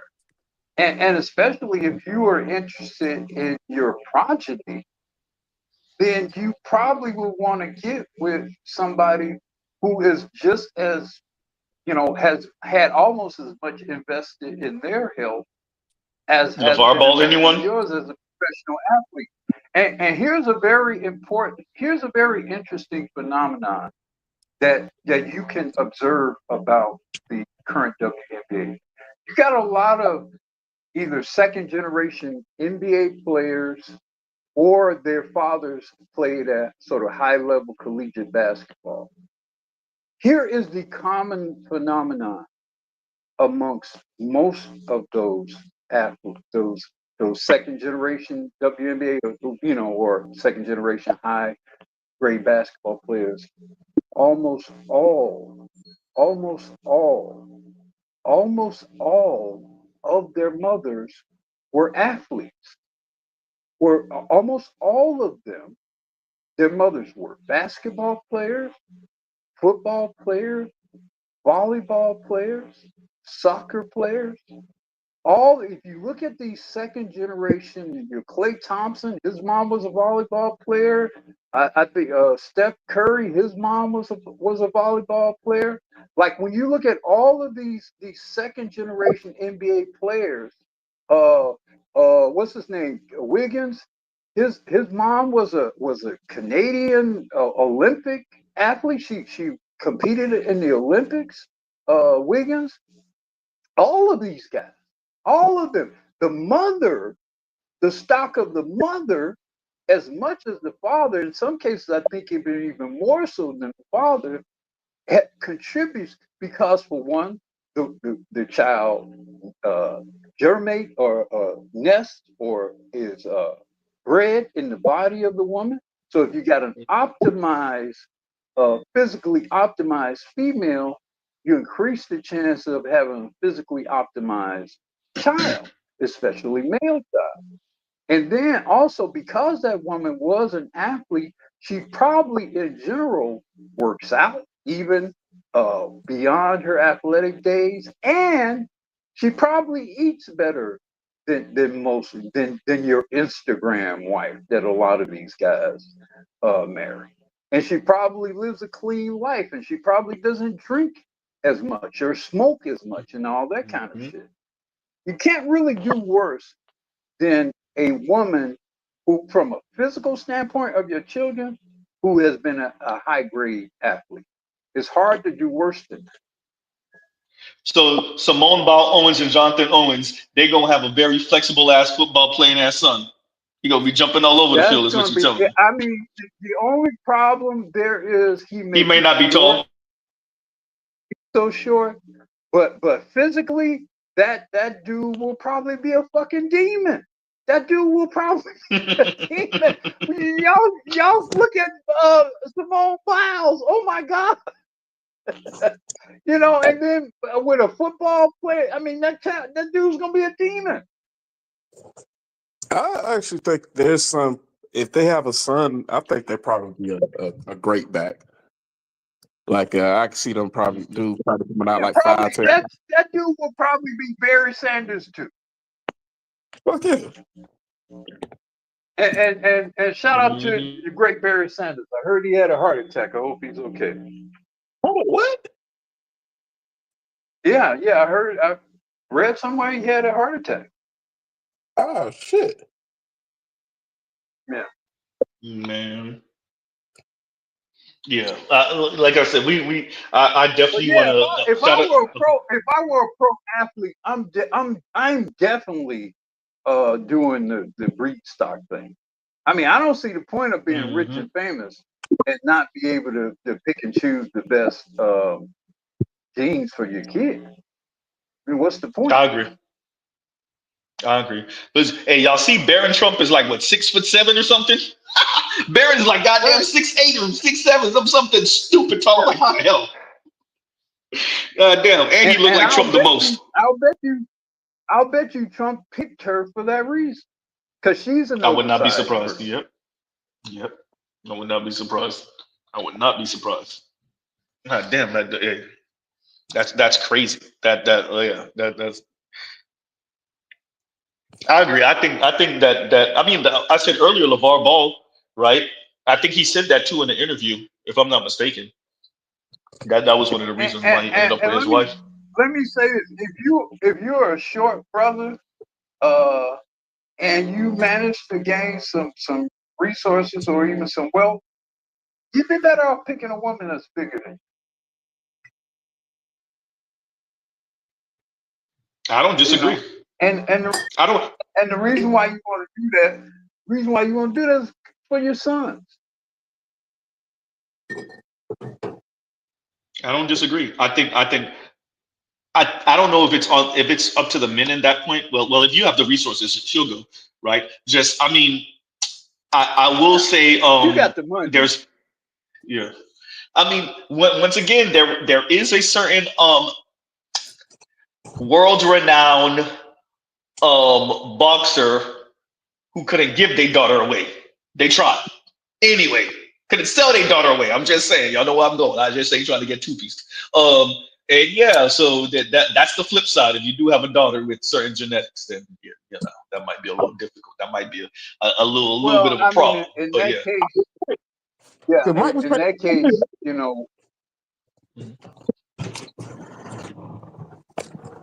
Go ahead, Black Ruin. Whoever that is, you'll go after.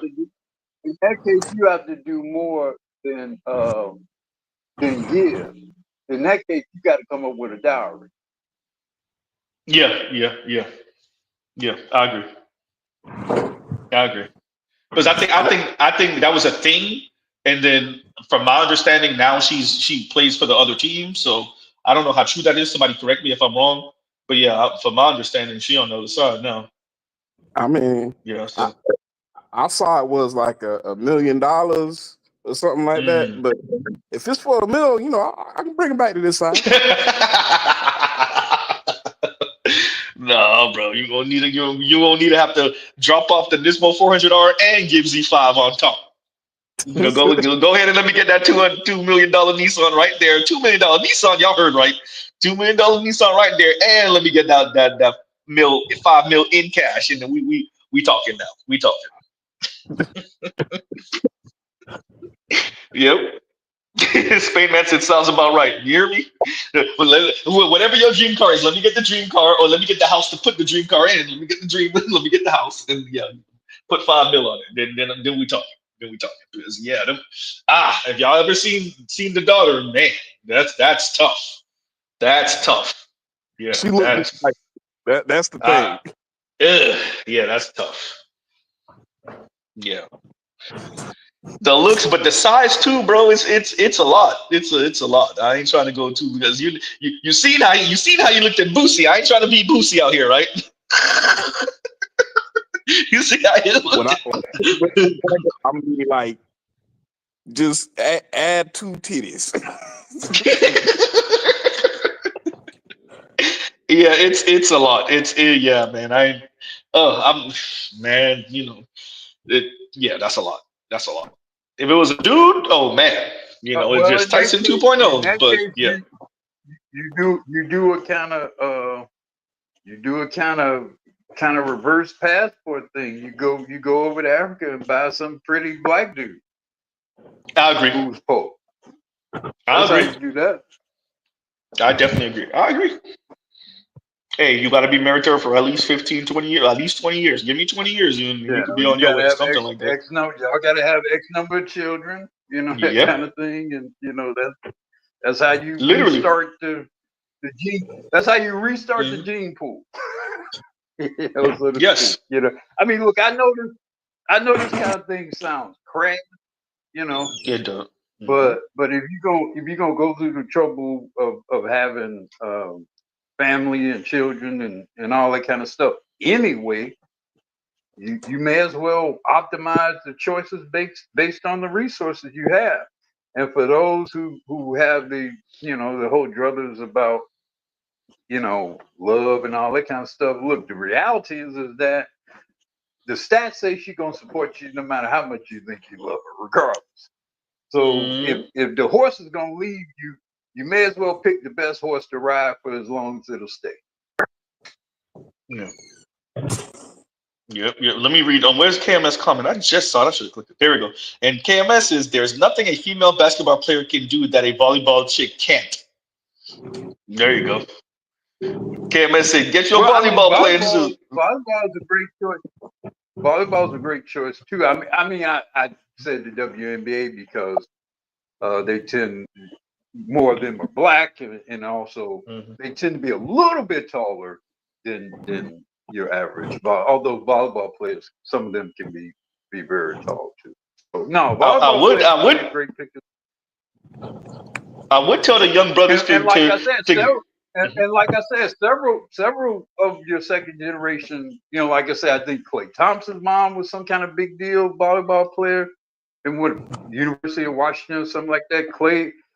Steph's mom, I think, was a volleyball player at Georgia Tech, not Georgia Tech, Virginia Tech or whatever.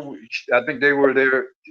She was there when his dad was there. They were there at the same time at Virginia Tech. So it's a lot of it's a number of volleyball players, soccer player moms that sons playing in the WNBA, and I think again because of their basic physiology plus nutrition plus lifestyle training, etc. I think they provide a great example for a great environment for producing higher level athletic amongst their children. I was thinking Angel Reese earlier. If Angel Reese wasn't trying to be Meg Thee Stallion, I would tell one of y'all brothers to go over there. But right now, leave Angel Reese for the white guys. Leave her for the white dudes. Yeah, right. What's she on right now? No. Go to Sudan and get you one of them Sudanese girls. Yeah, they're very tall down there. Yeah. There you go. Yeah. That's what you do. Yeah, you go over there, you get your pure, no unadulterated, undiluted, unadulterated, pure uncut cocaine. Uncut, yeah, right. Uncut cocaine, yeah. No. Oh man, all of us in the West, exactly. I was literally about to say that. all of hey, shout out to all the slave owners. Y'all done fucked our lineage all the way up. We would have been 100% human. Now we got mixed Neanderthal DNA. Fucked all the black people in the West. We done got fucked up. They done fucked our DNA all the way up.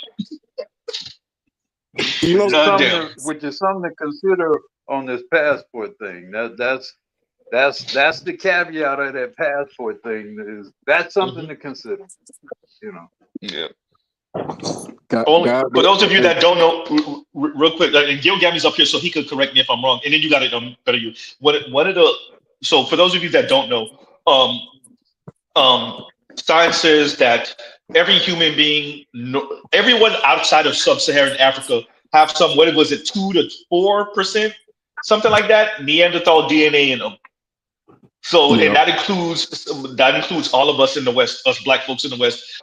Unless, of course, there's like super rare folks that were like part of that last bit of transatlantic slave trade, and then maybe your ancestry didn't get fucked on by the white dude, but that's like super dumb, retarded rare, so we don't even count it. But other than that, all of us in the West, Black folks included, we have some type of I'm still saying that wrong. All of us outside of sub-Saharan Africa have some type of Neanderthal DNA. Thank you, slave masters. And that includes in East Asia, all across the Aboriginals, everyone outside of sub-Saharan Africa. Sub-Saharan Africa are the real, actual, quote-unquote, human beings all the way, right? And I'll pause right there. Go ahead, man. Yeah, I was just saying, God bless the nigga that piped Brittany Griner and got a kid with her. Oh, man. Wait, did that happen? Are you joking? Yeah, I don't know. I don't think she ever. I don't think she ever gave birth. I think her so-called wife gave birth. Yeah, that's what I thought. Okay, yeah, that's what I thought. Yeah. Oh, yeah. This is before she got to the league. She's had a child, another child. Did she? With a dude? Well, I guess it would have to be a dude. Hold on. Unless she got artificially inseminated. I got confused there, man. I mean, hey, number one, number two, I mean, after that little stint she did in Russia, that whole little situation with her, I bet she better. Right? That whole little situation, right? But yeah, let me go ahead. She had her child when she was in college, or going to college, I want to say. And she abandoned that first child. Wow. Oh. Nasty bitch. Dirty bitch. Oh man. And Krabby Abby says who's the kid's dad? Hey, that's $1 million question right there. Damn. And Krabby Abby says 100%. Well, I'm sorry, I am not 100% Zulu. Question mark. Now I am sad for some reason. And then KMS is what I was saying about Neanderthal DNA. KMS is tar DNA. He puts like tar DNA. I mean, unfortunately, for all of the geogamy and the African brothers are like the only ones on planet Earth that's 100% human. Human beings. Homo sapien. It's geogamy and a handful of other, obviously, all the brothers and sisters in sub-Saharan Africa. All the rest of us on planet Earth, you stake our family tree, and somewhere is going to come out some four-fingered Neanderthal or some shit. Mr. Z might be exaggerating, but y'all get it. Hey, bro, I ain't make the rules, y'all. The white folks fucked us up. I've never gotten it done because I'm a little bit too brown skinned. I don't want to know. I don't. Hey, Miss Z got it done, and I make fun of her about it every once in a while. Miss Z got it done. I already told y'all Miss Z is fair skinned, so Miss Z got it done, and every once in a while I make fun of her about it. I'm good. Yeah, she got it done. You should have known better. I don't want to. Yeah. Look, it's craziness. Hey, whenever Miss Z talks, sometimes she be like, "I don't know why they be doing that." I was like, "Babe, you too light skinned to be saying that right now." Like, you can't say that. She don't be saying nothing disparaging. I just be messing with him. But yeah, like, I tell her that because I know that some of them dark skinned sisters. I told her what Chrissy said one time. So Black Rule, one time I did a live about Chrissy, and apparently she covered it, and she was like, and he was saying all this good stuff, and I was agreeing with him. So she was saying she was agreeing with me, and then at the end of his stream, he said he going inside to go chill with his mixed girlfriend. I was like, bitch, I ain't saying nothing about no mixed girlfriend. I said light skin. You see how you registered that?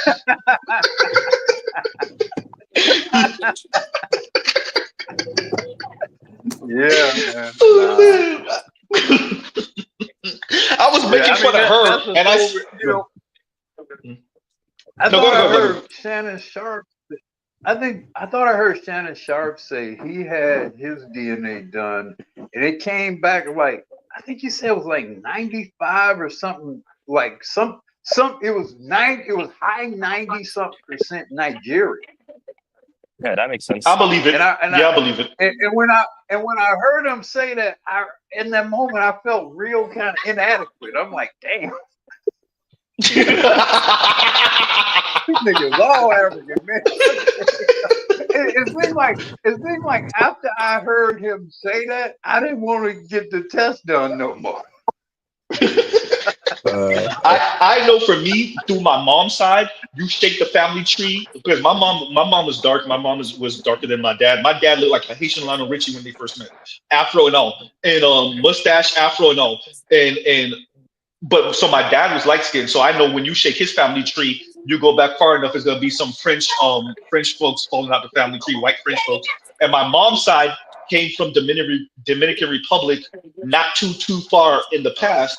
So you shake her family tree. We know what's going on over there. Yeah, so you shake her family tree because my mom's Bahamian by way of Haiti, by way of Dominican Republic. So you shake her family tree, and within the next, I want to say maybe 4 to 5 generations, it's gonna be some Latino dude falling out the damn family tree. So especially because of my mom's maiden name. So her, so it's gonna be some.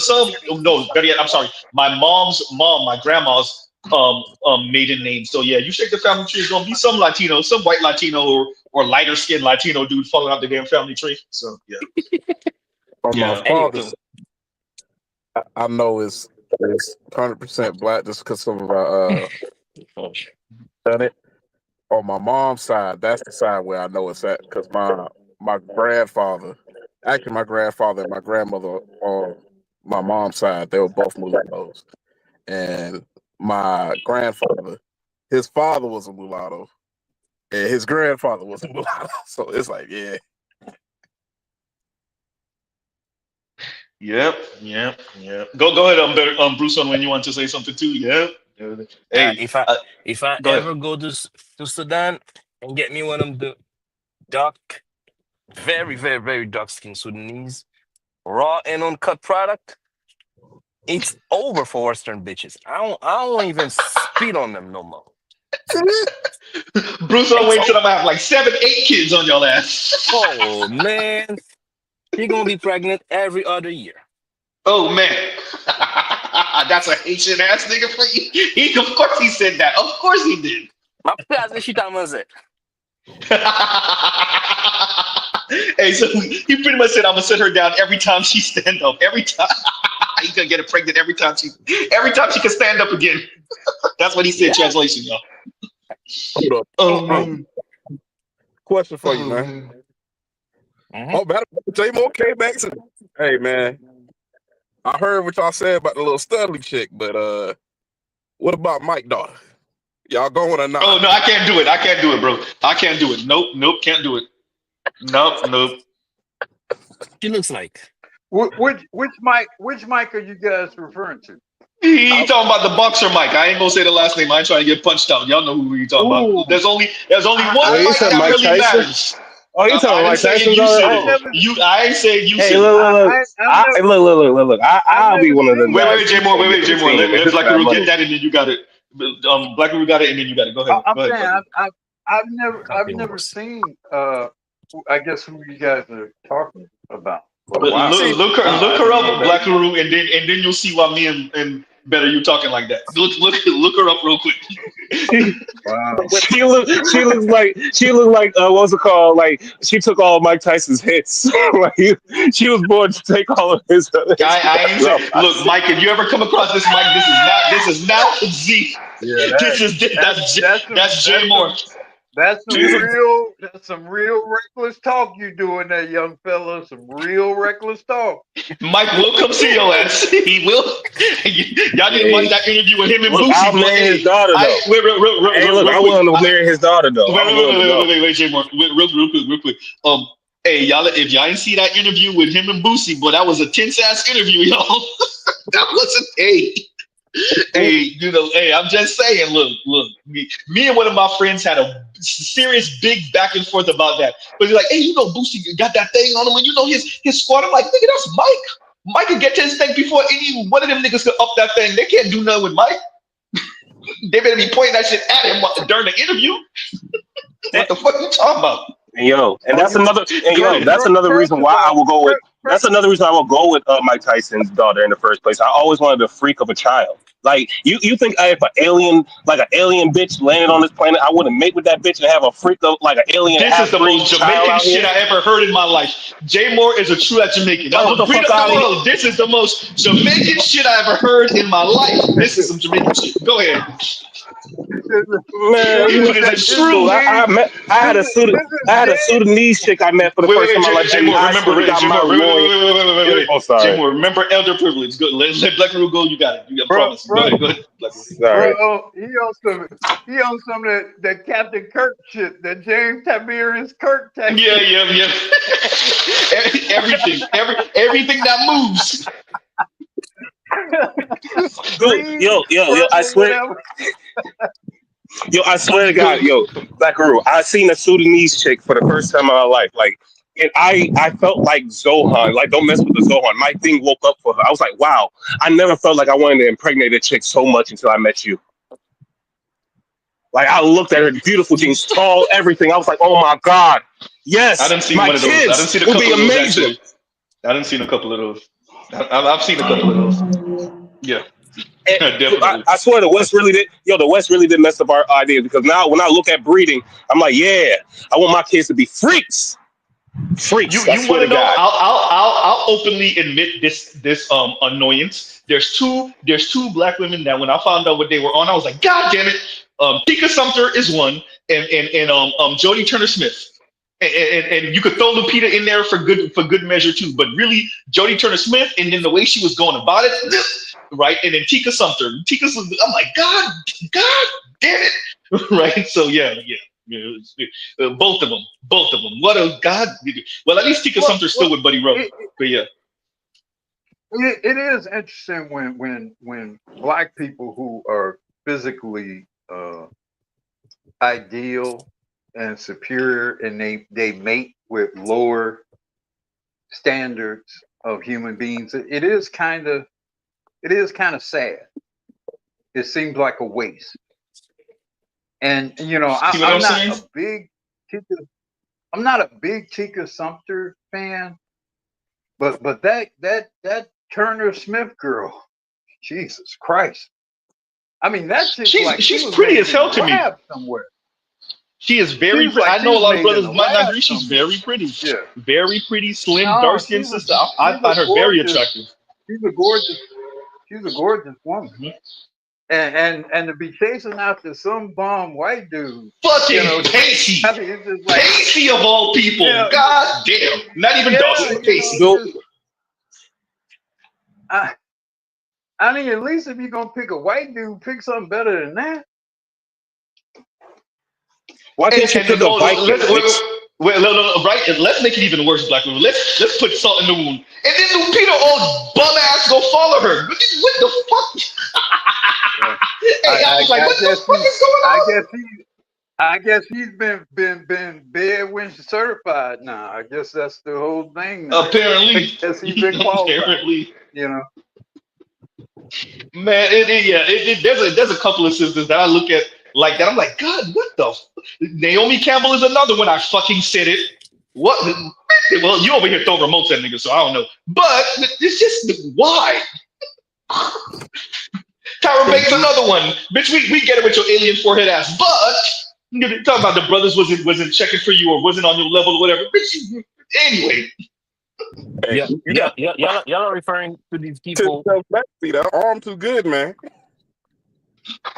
Look, there's a couple of them sisters. Hey, but black women want to feel a certain way because they find out Michael B. Jordan is dating, out.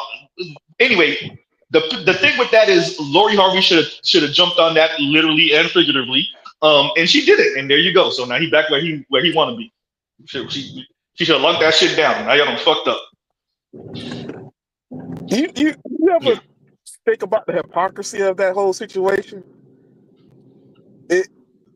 They lauded her because she was too young to be in a committed marriage to Michael B. Jordan.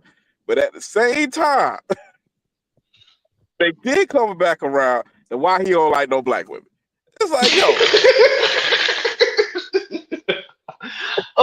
because I see it. So what I saw that Jason Black saw, he just beat me to the punch to cover it, is that article where they were giving suggestions of who he should maybe look into dating, and it was nothing but moms. It was single moms. It was Tia Mowry, it was Jodie Turner-Smith, it was Lala Anthony, and who was the other sister? It was one more that's a single mom too. And I'm like, what the like in other words, our best and brightest, good-looking brother doing well for himself. He's gonna be in all the movies. He's gonna be Denzel 2.0, not really, but kind of, right?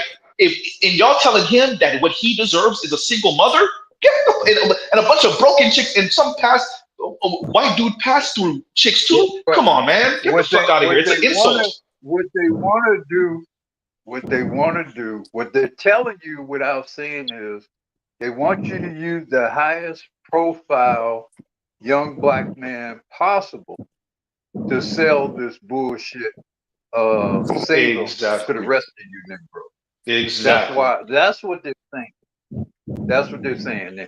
If he, with all he's got and all his glory and everything, can play save him to some baby mama, then why can't your ass do the same? That's what they're selling. Exactly. I can't remember who the last woman was. It was who I named. I said Tia Murray, Jodie Turner-Smith, Lala Anthony, and there was one more. I can't remember who it was. And it was just such a insult. And it's exactly what Black. I think I came to that conclusion. Jason Black reported on it. He said pretty much the same thing Black Rule said, and Black Rule was saying the same thing. That's what it is. We're gonna take the best and brightest of you and say this is what you deserve, and the rest of you follow suit. Because if Michael B. Jordan get that, then y'all should definitely be okay with the 350-pounder single mother of two from two different dudes. Who that? Here I come. Yeah. That's the most insulting thing ever. Like putting Tia Mowry on a list for a man who wants marriage. That bitch torpedoed her own fucking marriage and say that. Waited. Man, that chick looked like Big Bird. Like, what the hell is wrong with you? Like, come on, man. Like, who wants? Like, she was privileged to be with that dude. She was paying to be with that man in the first place. Like, come on, man. Like, lady, you coming out here having some type of midlife crisis, and you forgot that you were like, you need to stay in your place. You should have been happy with your Big Bird ass to be with that handsome dude. Now look at him out here being free, like a bird. If y'all remember correctly, and Black Room might remember this, when BGS and Chrissy went back and forth about that brother off of Insecure. What's his name again? Somebody said it one time in the comments. The brother that Issa Rae was with in the show. What's his actual real name? But anyway, but Chrissy and BGS with Lauren. So Lauren's in the show. So Chrissy and BGS went back and forth. BGS was saying, this is a good looking dude, right? This is like, and Chrissy minimized him. All the women in her comments minimized him. He ain't all that, blah, blah, blah. Then they found out in real life that he was married to a white woman, and they pretty much damn near hid the marriage, the whole series. Hid the fact that he was with a white woman. I think he ended up getting married to her towards the end of the series or whatever like that. Jay Ellis, thank you, y'all. Jay Ellis, that's the brother's name, Jay Ellis. Yes, that is Jay Ellis. Yeah, thank you, Indigo. And so when they found out Jay Ellis was married to a white woman, now all these women are in their feelings and they crying. I'm like, but y'all just did to BGS a couple years ago that this nigga is average. Ain't nothing special about him. Then y'all turn around and feel a certain way that he got a white wife. The fuck? Hey, watch your mouth. I get it. Y'all used to minimizing us and playing us down. Well, you get what you get. Same thing they did with the brother that played Luke Cage. Same thing. He looked like a civil rights ninja. You mean Jonathan Majors? Yeah, they was making fun of Jonathan Majors' face too. I will give Jonathan. I will say this though. A lot of them sisters was like, I did watch some videos, and one of these light skinned sisters had the best little skit ever. She was like, she imagined Jim Crow era. She described who did. She was like, I don't care what y'all say. I'll end up with that Jim Crow era face ass nigga. Like it was funny what she did with that. It was kind of good. It was actually funny and sweet. But yeah, no, I mean, Yeah, I get it. They want to bring you down to size, right? They don't want you to feel like you're quote unquote too big for your britches. Yeah, but With, one thing, go ahead. I'm just saying, the one thing about the Jim Crow era, nigga, is the fact that this dude, if he was a Jim Crow, like those dudes were more men than we are. Because remember, they had more testosterone running through them. They were bigger, stronger. If that was a Jim Crow era, nigga, I feel small. Like I don't know what else to put out. Like, what do you like? Come on, bro. But like, that was them like bringing honestly, him down that's to low key a size. complicated. But that's another thing. They're bringing down like our history. Well, true. But what they're really trying to say is he's not all that. That's women's way, black women especially, saying he's not all that. But then they mess up because when they find out that these dudes are either with non-black women or with white women or LGBTQ, right? then they're heartbroken. Then they heartbroken. Don't get it twisted. There was a couple of sisters that was checking for Don Lemon. I know a couple of them. And they thought that this nigga anyway. I ain't gonna do it. But they like the white gay guy. Even Anderson Cooper. Anderson Cooper. Yep, Anderson Cooper. Yep. Black women. Let me tell you, black women love Anderson Cooper. They love him. Yep. Yeah, and it's crazy because if you ever really watched, especially when Anderson Cooper was on CNN and whatnot, Anderson Cooper is sassy as a motherfucker. You just gotta catch him on the right day and have the right looks. That's part of the reason why they love him. Oh man, it's just subtle, but he is. You just gotta catch him on the right day. You hear it or you see the facial expressions, or you're like, oh, damn. But yeah. There's a couple of black women I know like that, and yeah, that is funny because when they found out that when he came out the closet, and you know why I think black women like Anderson Cooper, and this is kind of what we often talk about. I think a lot of black women like Anderson Cooper because his mother is Gloria Vanderbilt.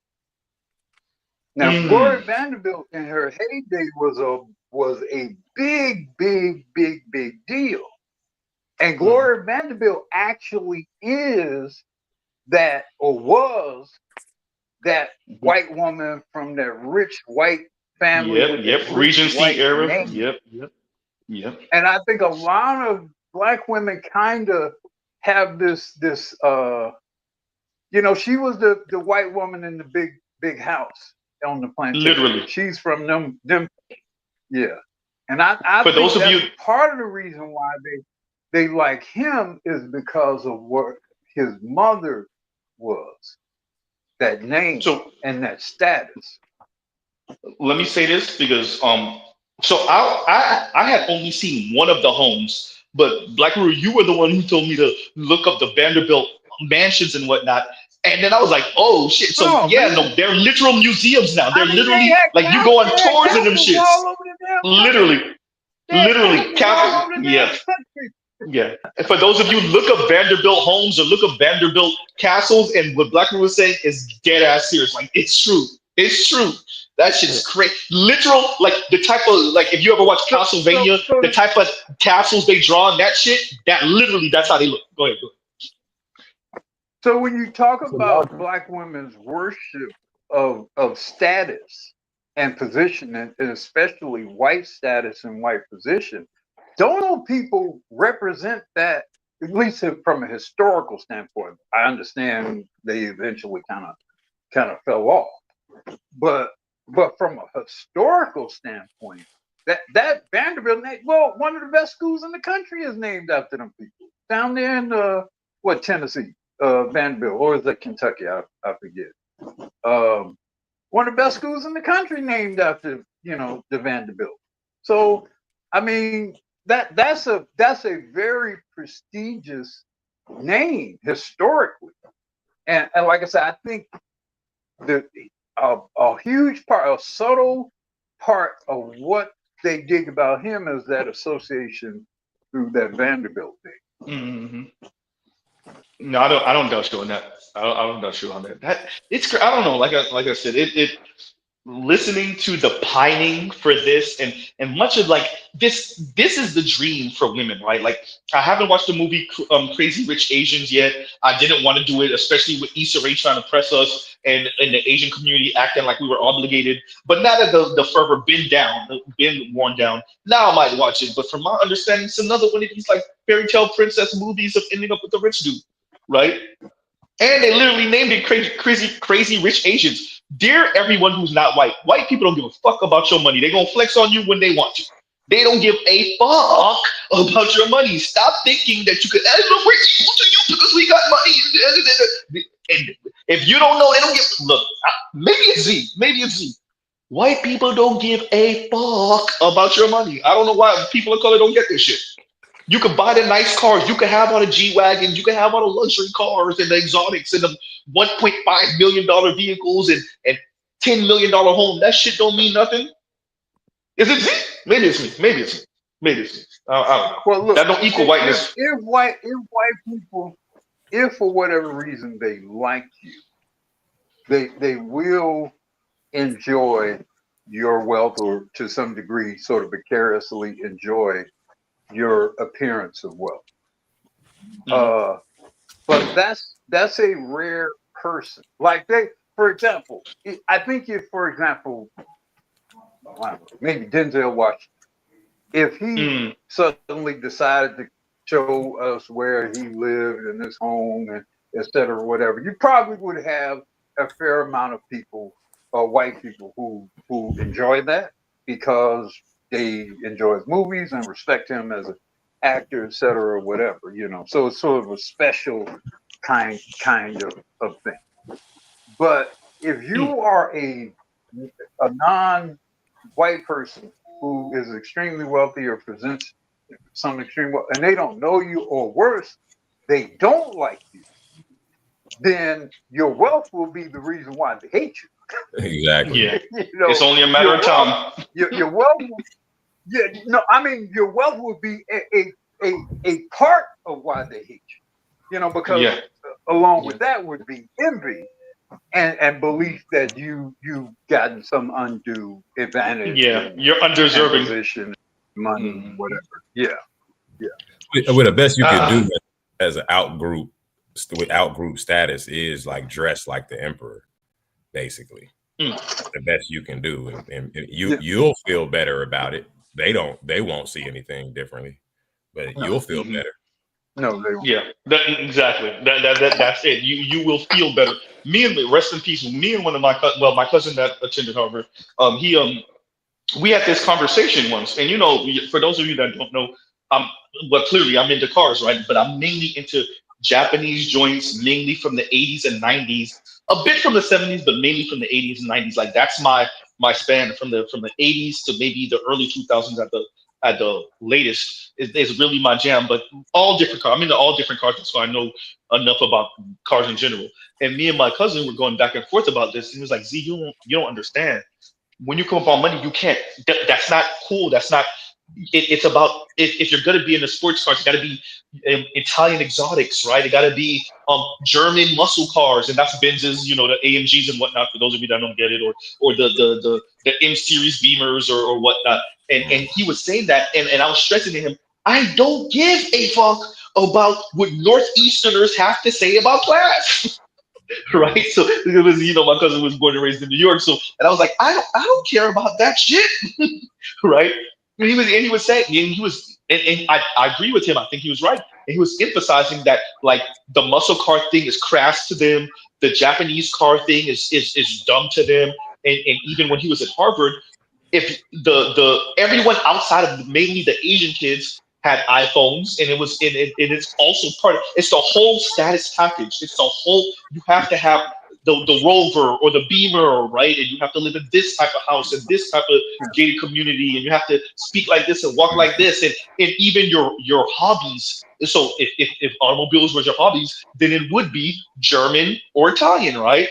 Right? Maybe French. Yeah, so it's the whole package. Go ahead.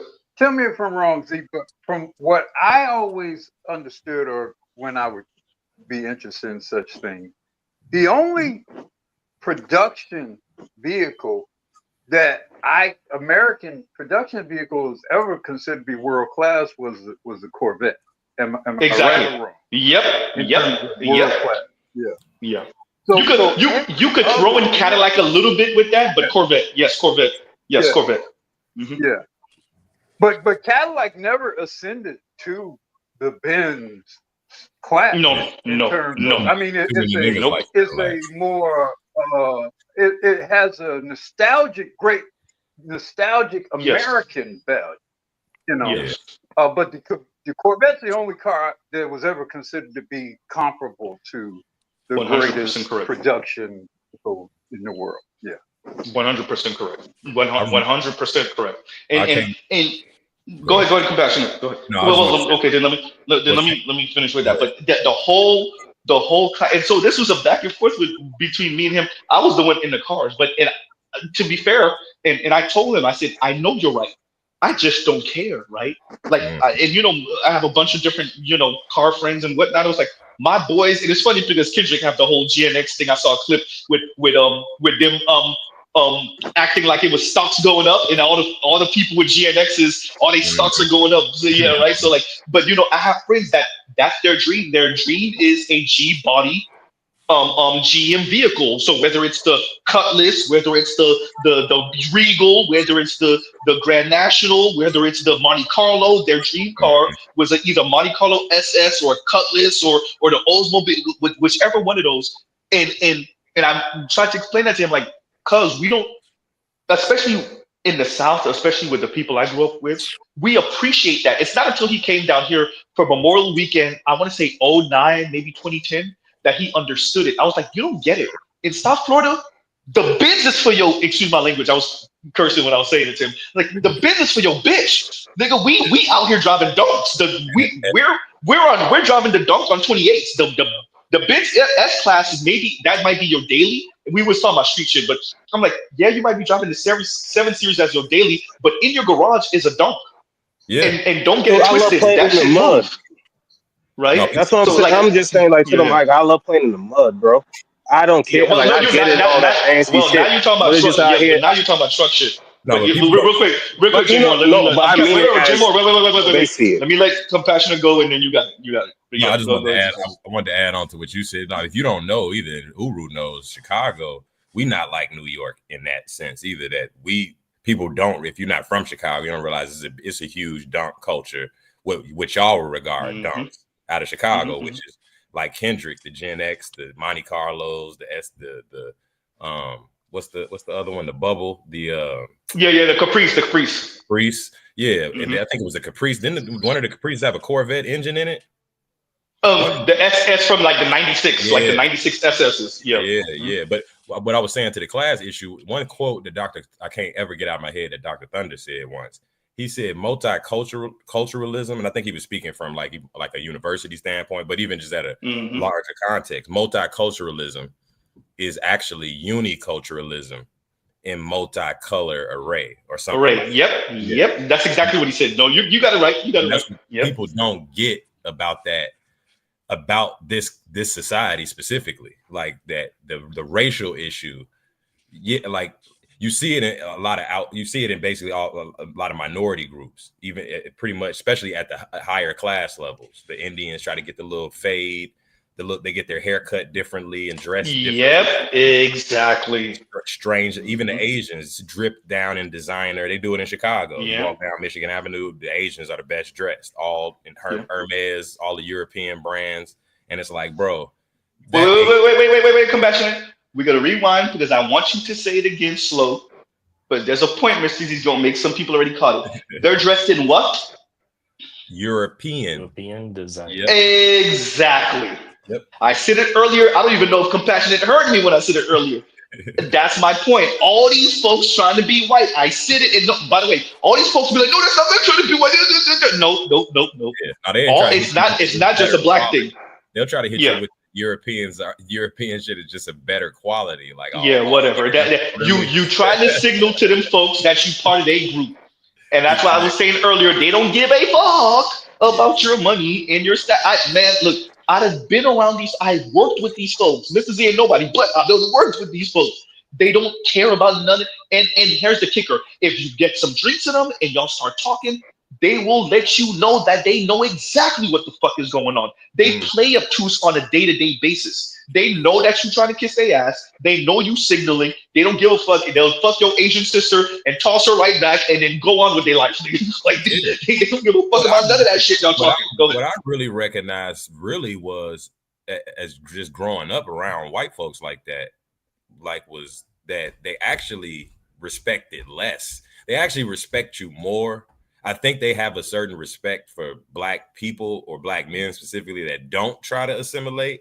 I've noticed that when I had intimate conversations with guys that I knew, pause, but they could, like you said, they could see right through it that you're trying to, even when I would I used to be a caddy when I was a teenager, and there was a lot of Black caddies, and the caddies would, they would code switch when we got on the course. Yeah.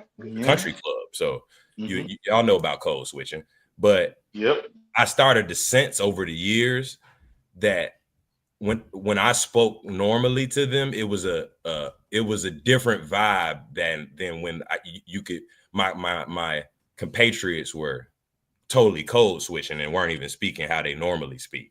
And I just picked that up subtly in just different ways in college. That it wasn't necessarily like a respect necessarily, but it was a level of like they were smacking their lips in their head when the Black dude walks up in chaps talking like a white dude.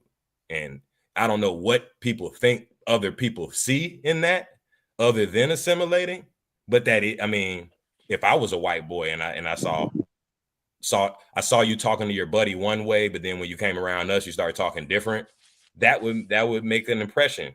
I don't know what impression exactly, but it would make an impression. I would notice it. Defeated. Yeah, they would defeated. Yeah. It speaks to you, and it speaks maybe to a lack of authenticity, which is very hypocritical. We understand they created the system and they benefit from it more than anyone else, clearly. And so they demand this, but at the same time, they don't necessarily expect it when you're adherent to it. I didn't say it have to make sense. We're talking about white folks here. Right. So, so at the same time, they kind of looking down on you performing this way, but then they demand that you perform this way. So it's like, ew, but you better do it though. It's some hypocritical shit. It's like that scene. Isn't that a woman? Remember that scene in exactly Roots when Kunta was getting whipped and dude was try to make him say Toby. Yep. And like eventually he said Toby, and then you saw like the little smirk on the dude's face. And that's essentially what I think of when that's like the vibe I think when they see that, like, oh, okay, you've accepted Toby. Yeah, no, I mean, let me bring it all the way back. Go ahead, Michael. Well, you guys remind me of an issue that I had with Kevin Samuels, rest his soul. And, he was the style guy. And he was heavy on this Black men presenting themselves in this acceptable way. What do you call it, Z? Or maybe with the professional managerial class? Yeah, but what's the term for it? It's sort of a derogatory. Respectable Negro? Respectability politics. Yeah, respectability politics. Yes. And I've always viewed that to be a kind of a fool's gold, where it puts you in this position. It adds another thing. It adds another disqualifier of your humanity and your acceptability. Okay, so now I got to put on a monkey suit and I got to have on a certain gear and I got to have a certain shoe. I got to have a certain whatever. A certain length. And if I don't have these things, then I have essentially told the world that I'm unacceptable as a Negro. Mm-hmm. You know what I mean? I've never look.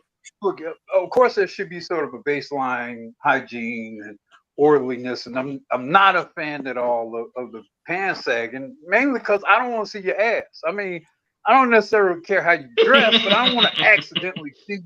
I don't want to accidentally see your ass. You know, I shouldn't be put in that position in public, right? But Pure self-interest. I just don't want to see it. It's an eyesore. Right.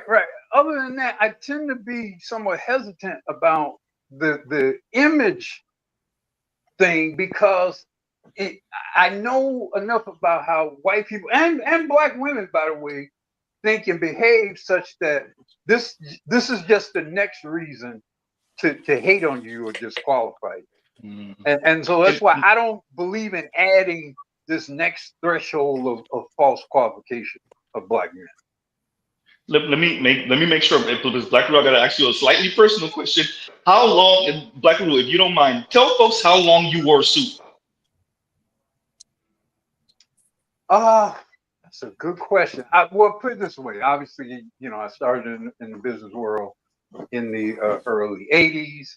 I would say up until the late 90s. You know, I wore various monkey suits, I call it, over the years. So you know? Essentially 20 years. And then after that, it became a little more situational, you know. But mostly that was sort of business, casual, you know, for the most part after that. Yeah. So, and there's a reason why I asked that after you said what you said, because I want people to appreciate that Black Uru was wearing a suit for pretty much 20 years and still was wearing some type of business attire up until pretty much yesterday. So, right? So this is not somebody that's just saying this to just say it. Well, and here's the thing about that. See, for me, that demystifies this whole notion of having to have a suit and tie. Because there's nothing ever magical about me having a suit and tie on. It didn't necessarily help me to do anything. So, I mean, even just the existence of it was all just some sort of, it's like the you know, those white guys wearing those, well, yeah, still do it in England, them damn white wigs in court. You know, I mean, what's the actual functionality of that shit? Other than to just look crazy as hell. You know, so isn't there some African brothers still doing that in their court system too? Nigeria, yep. Yeah, you see that as well over there in Africa, you know. Yeah, but I just heard like they got made fun of to the point that they got rid of it. Yeah, I think so. Go ahead, buddy. I don't believe in white people creating barriers or thresholds of fallacious barriers or thresholds of qualification. Because again, you add some reason, you add an extra reason, an extra invalid or fallacious reason to disqualify, and it will almost always be used, especially against black men, almost always. Yeah, I agree. And let me say this real quick to the Kevin's thing. I understood what Kevin was doing. I the respectability, the suit, especially presenting a certain image. I get it. Especially with the way he would be dressed, right? So it's a slippery slope. It's a slippery, and that's exactly where I was going. Where I was going, and you see this with certain Mr. Z. We got to get his liberal bag real quick with some of the conservative brethren, right? The uniform, and I appreciate it, but I'm with Black Uru on that, where I see that as being another hurdle towards your humanity, right? And I'm very careful on, if y'all see Mr. Z kind of have knee-jerk reactions to the respectability argument, and I do see that as another hurdle on why I should be dismissive towards you, disrespectful, maybe dehumanizing, because you're not dressed in a particular attire, you're not speaking a certain way, you haven't comported yourself in a way that I can respect. Really, when they say respect, they don't really respect shit. I'm convinced, I don't care what white person's listening, I don't think white folks do respect. I think they do fear. If they're not fearful of you or any type of repercussion that might come from messing with you, then they don't respect you, because it's not really about respect, it's about fear. They just use the word respect. I said that shit out loud. For white people, fear and respect are equivalent. They're interchangeable. Yeah. They fear you. They respect you. They respect you because you can drop a fucking nuclear bomb on them. That's how they. Thank you. And then plus, even like they. And let's let Jay Moore go, because I done cut off Jay Moore like a million times. Go ahead, Jay Moore, and then we'll have, I think Boots on Way was trying to say something, and then Compassionate. Go ahead. I was just gonna say, like, the way how they even respect you, even after they defeated you, if you were like really like a strong person, they even add you into their like, you know, the vocabulary, like Zulu, like for Z and stuff. Like they be adding like, you know, certain things about you into their own stuff too. It's just like they feared you because you were this thing, or if you changed the way how they realize they gotta fight, they're like, oh shit, Or Apache yeah, we're gonna help. add this motherfucker into the. Yeah, exactly. Now, Like Apaches or something. Like I they, agree with Jake more on that. I agree. You know what I interpret that to mean? I think that's their way of consuming their enemy. Yeah. Yes. Like you have this whole wait, everyone. I defeated this guy, then I cut his heart out of his chest and I bit into his heart. Yeah. And let's give examples of that. Like Jay Moore was just saying, the Zulu and how much they talk about the Zulus. But let's go off of this. Chinook helicopter, Tomahawk missile, Apache helicopter. What's that name after, everyone? Yeah, it's all, yeah. Just saying. Different tribe. They're consuming your legacy.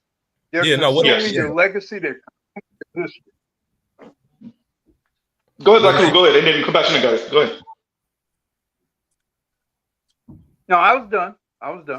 Yeah, okay. Go ahead, compassionate. And then we got Bruce Owen. The hunters hang their game on the wall type shit. But yeah, damn. But to the point of assimilating, like I remember just over my life having different girlfriends. They would get jobs, corporate jobs, and then their mothers would tell them like the first day or tell them when they're getting it, you know, you better fix your hair.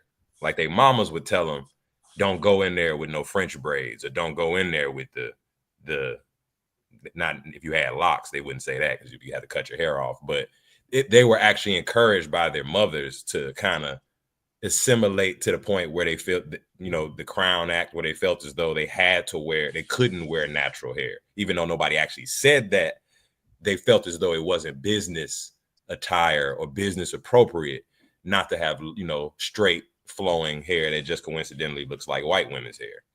And it's just that it's the same thing with the suit thing, or the, you know, no dreads, or, you know, you get a nice shape up if you're gonna go into the business world, white business world. And it's kind of an unspoken rule that then you see a bunch of white women come in wearing those hairstyles. Yeah, and it's just an interesting thing where, like, even in a lot of ways, black Americans, you know, end up conforming, especially at this point. And yeah, it's a slippery slope to navigate between decorum and assimilation, essentially. Yeah, well, once again, and this is one thing I will give the left, is who defines the decorum. Decorum by whose standards, right? Like so the people that make that argument, they do have a point. I do think that there should be rule. If you want to have a society, a nation, there has to be certain things that we all adhere to, or by vast majority, vast majority adhere to. Right? Speaking English is not good enough, right? That's not the thing that's going to hold us together. So I do believe in that. With that, the question still stands: decorum defined by who? Right? Decorum, and what you find is particularly let me explain to you an example of the decorum defined by whom. Who shot to shit the corporate dress code? Was it black people or white people? Because there's nobody else. Bill Gates, Steve Jobs. Oh, with the loose suits. Oh, yeah, and the turtlenecks. That's true. All these IT billionaires, geniuses, and they would be walking around in jeans and Izod shirts and that kind of shit. Yeah, and they just totally didn't give a fuck about any sort of corporate dress code. And then so you're asking the question about, well, who sets the standard? Well, this guy who's the billionaire and founded this company, he sets the standard. So what's the value of a necktie? You know, in the Brooklyn. When Mark Zuckerberg is walking around here with a hoodie. Exactly. Yeah. So the IT guys blew that whole corporate dress code thing. Shit. Black Guru, the guy from WeWorks, the one that ran off with $1 billion back to that little slice of Europe they got in the Middle East, he was walking around there with barefoot in the office. Yeah. Apparently, he's Gwyneth Paltrow's brother-in-law. Maybe I think I heard that. I don't know how true that is. But yeah, the guy from WeWorks ran back to Israel with the billions of dollars, and he used to walk around the office barefoot. Oh, by the way, and he had just ran or did a hike, and he walking in the office musty as hell, barefoot. So going there with black women, ain't no suits around, ain't no suit. So yeah, so that actually was a good question and a good answer. It was the IT guys. Yeah, if Mark Zuckerberg is walking around with a hoodie, And you know what? Yo, Uru. Oh, go ahead, J-Mo. Go ahead. I was gonna say, to even think deeper about what Uru was saying, it's like, yo, they come in a certain way, right? As a matter of fact, it's like Eddie Griffin said, he's like, we had all the material, the gold, the diamonds, and all that shit. They all came up in their clothes and their Bibles and shit, and the next, they came in and like now they got all the golds, the diamonds, and shit. We come like here with the Bibles and stuff. The way how it seems like to me is like when they come in here, they come in a certain dress way and make you go conform to whatever dress code they are, and then they slowly start dressing like how you used to be to make them seem like they were the natives one to this this area, and then kick you out, whatever. You just described Egypt to me, but anyway, and what they tried to pull in South Africa, but they couldn't because it was too modern. It was too much modern times. If by the way, if this was 1,500 years ago, 2,000, 2,500 years ago, yeah, you better believe they would have slaughtered the African brothers, and South Africa would have been a whole white. It would have been the Egypt of the South. Oh, they've been here for thousands of years. What are you talking about? They've been here for 10,000 years. Okay, yeah, that's it. Right. they traveled on boats from Europe and been here for 10,000 years. Go ahead, Black. Well, again, I don't want to, just to kind of clarify, I don't want to obviously speak negatively about dear brother Kevin Samuels. That wasn't my intent. But my point was, to just sort of emphasize the broader point of is don't be careful about giving others, reasons to stop you, and it's one thing for them to create a fallacious standard and use it against you. It's a whole other thing when if you yourself either create or embrace that fallacious standard. Because here's the other part about that standard too. Most of those standards have an expense to them. And those other people can much more easily manage the expense of those standards than you can. This guy's worth $5 million. He can manage that standard. You worth $50. Can you manage that standard? That's a fact. That's a fact. Yeah. That's the cultural cost of certain things. I mean, I think that helps to I think that helps Black folks in many ways, in a ways that it doesn't help white folks, particularly some of these folks who've been comfortable for a couple generations now, for a few generations now, middle class, solid middle class, maybe even upper middle class white folks, is that ability to code switch. It allows for Black people to be able to maneuver in different spaces in a way, that the white folks who find themselves in the same quote unquote class, which right, racist class in America, I know. With that, who find themselves in the same class, they can't maneuver in that way. A few years ago, I said this. I was talking about that kind of jocks versus nerds thing, the ELs, the educated lambs versus the pookies. And I was saying, we in the Black community, that's not really a thing in the same way. I think we're exaggerating this thing and we're hyping this thing up and like we're white, right? And what I was getting to with that is most Black folks know how to maneuver in these different spaces. Black men know how to maneuver in these different spaces. We're not hard one way or the other way. That's more of a white thing. I'm not saying there are not brothers who are a little bit weird or a little bit awkward. It's definitely Black women who are a little bit different because they grew up in a different environment. With that said, most of us are not 3 generations deep in the burbs, 4 generations deep in the burbs. That's not a thing. two maybe, right? So I'm saying all that to say we can maneuver in a way that white folks can. I think what I get annoyed by is some black men, but definitely black women who adopt this kind of white narrative about black life, right? This is where you get the miseducation of a Negro, right? This white worldview towards a black life, but because you're a black person, you think what you're saying is revolutionary. I'm looking at the Kim Fosters, right? Like that's what I said the other day. Like I see her as a rebel without a cause. Because you grew up upper middle class, what else the fuck you're gonna talk about? Of course you go Africana studies, okay, cool, and a bunch of black feminist shit. Because there's what else you got? You're a rebel without a cause. You grew up upper middle class, you grew up comfy, you grew up cool. That's it. You don't got shit else, right? What struggle? Right? So you have people like that that are maneuvering around white folks and they're not able to come in and out of spaces the way the rest of us can a bit more fluidly. So all they got to attach themselves back to the black community is through black women's maybe resentment towards us, through everyday black women's resentment of us. That's how she plugs in, right? Man, she don't resent us. She rent her. Remember what Ed said. She resent her goddamn self, and she's just taking it out on us. That's all that. No, I mean, like going on. I will say she probably don't like what she see in the mirror. So there's that part. So that is true. When I say she resents us, I'm saying for not being chose, by the men that she thinks should choose up on her.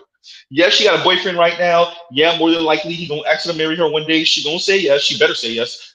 With that, she did say once. I was watching a video of her. She did say once that she used to date some dude. I think 6'6" or 6'7". I think she said something like that. I'm like, yeah, but that's the type of guy you really wanted.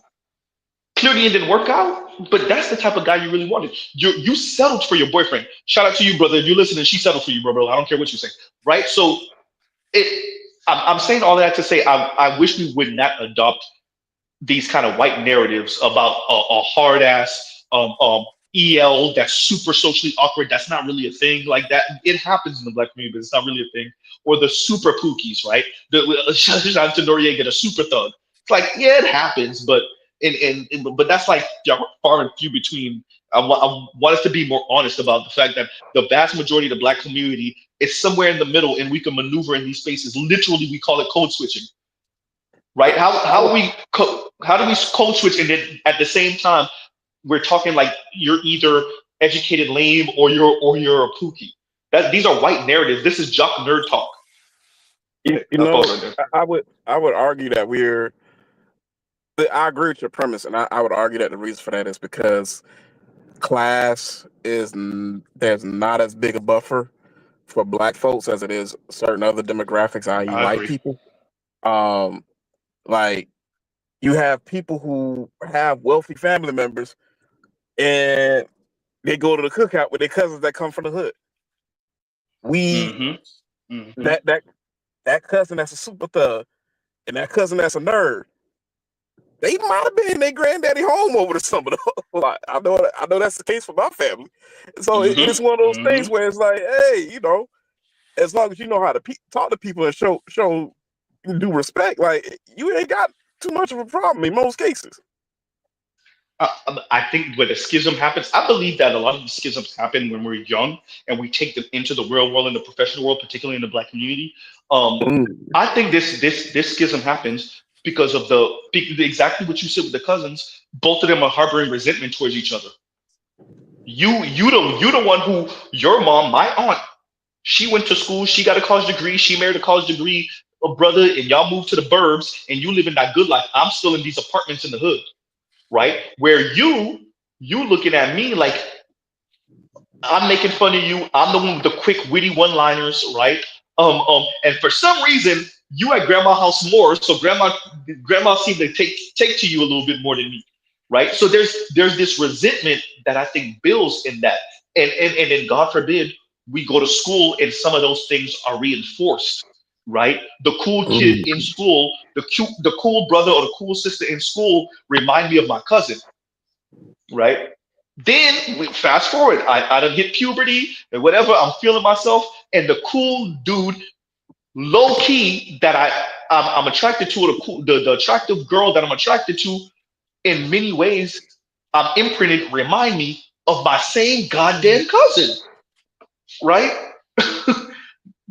So I think that's a thing. I think that's a thing, not just for black folks. In our case, specifically for black folks, but I think a lot of this resentment get help because that's why I bring up the fact that Real Talk with Yanni brought up the fact when she was 16 years old, right? You know who needed? For those of you that don't know, Real Talk with Yanni did a and it's still on her channel. Actually, I got to go get that before she deleted one day. Where she was speaking about like there was a glow up, right? There was a white woman that was speaking about the glow up, and Real Talk with Yanni did her own review of the glow up, and she was saying, you know, yeah, when I was big or when I was chunky, she showed a picture of her like I don't know if it was 16 or 19 or whatever. I think she said 19 years old, but she was a little chunky and whatever, and nobody was really checking for her. And she said, you know who needed a hug at that time? 16-year-old me. Okay, that's Real Talk with Yanni. When Will Smith slapped Chris Rock, Ostefko said she smiled when that happened because she could remember when she was 8 years old. Y'all heard right. When she was 8 years old, she might have said eighth grade, but if I remember correctly, she said 8 years old, and the little boys used to make fun of her hair. And so when she watched Will Smith slap Chris Rock, that was kind of vindication to her, right? Weird shit. So that's two examples. A few years ago, Demas was covering Kim Foster, talking about, you know, it wasn't when she was in high school, when it was time to go to prom, the black nerds, excuse me, the black jocks weren't the only one not checking for her.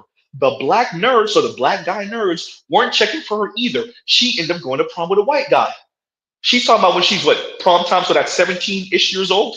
That's three. Like these, I make mention of this stuff all the time because I want to stress to us.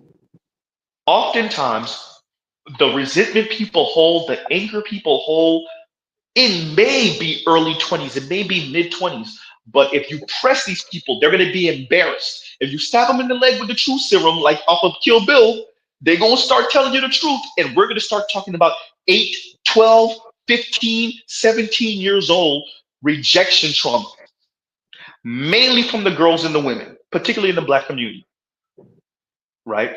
If you stab him in the leg with the goddamn truth serum, we'll start talking about when we were 16 years old and we were awkward and weird, and the boys weren't checking for us, right? But they're gonna feel embarrassed to admit that they've been talking. I want you to understand. These folks been talking to you like some 27-year-old called them ugly when they were 27, 28, 26 years old. That's not what happened. They talking about when they were motherfucking 9 years old. 12 years old. They just too embarrassed to admit that shit. These are the folks that have hundreds of thousands of subscribers and are leading other black women, young black women. And I'll pause right there. Go ahead, black women. Well, I think it's interesting, you know, to the extent what you described represents who and what these people are. I mean, aren't black women supposedly are so faithful to counseling? Don't you often see black women claim that they're in counseling and they prevent this alleged, black men allegedly not obtaining the counseling Therapy. or therapy to the extent that black women supposedly utilize therapy. I mean, it sounds like to me you're talking about some people who were greatly in need of some therapeutic insight, and it just kind of makes you wonder. I mean, to the extent that they are getting that help, what kind of help are they getting?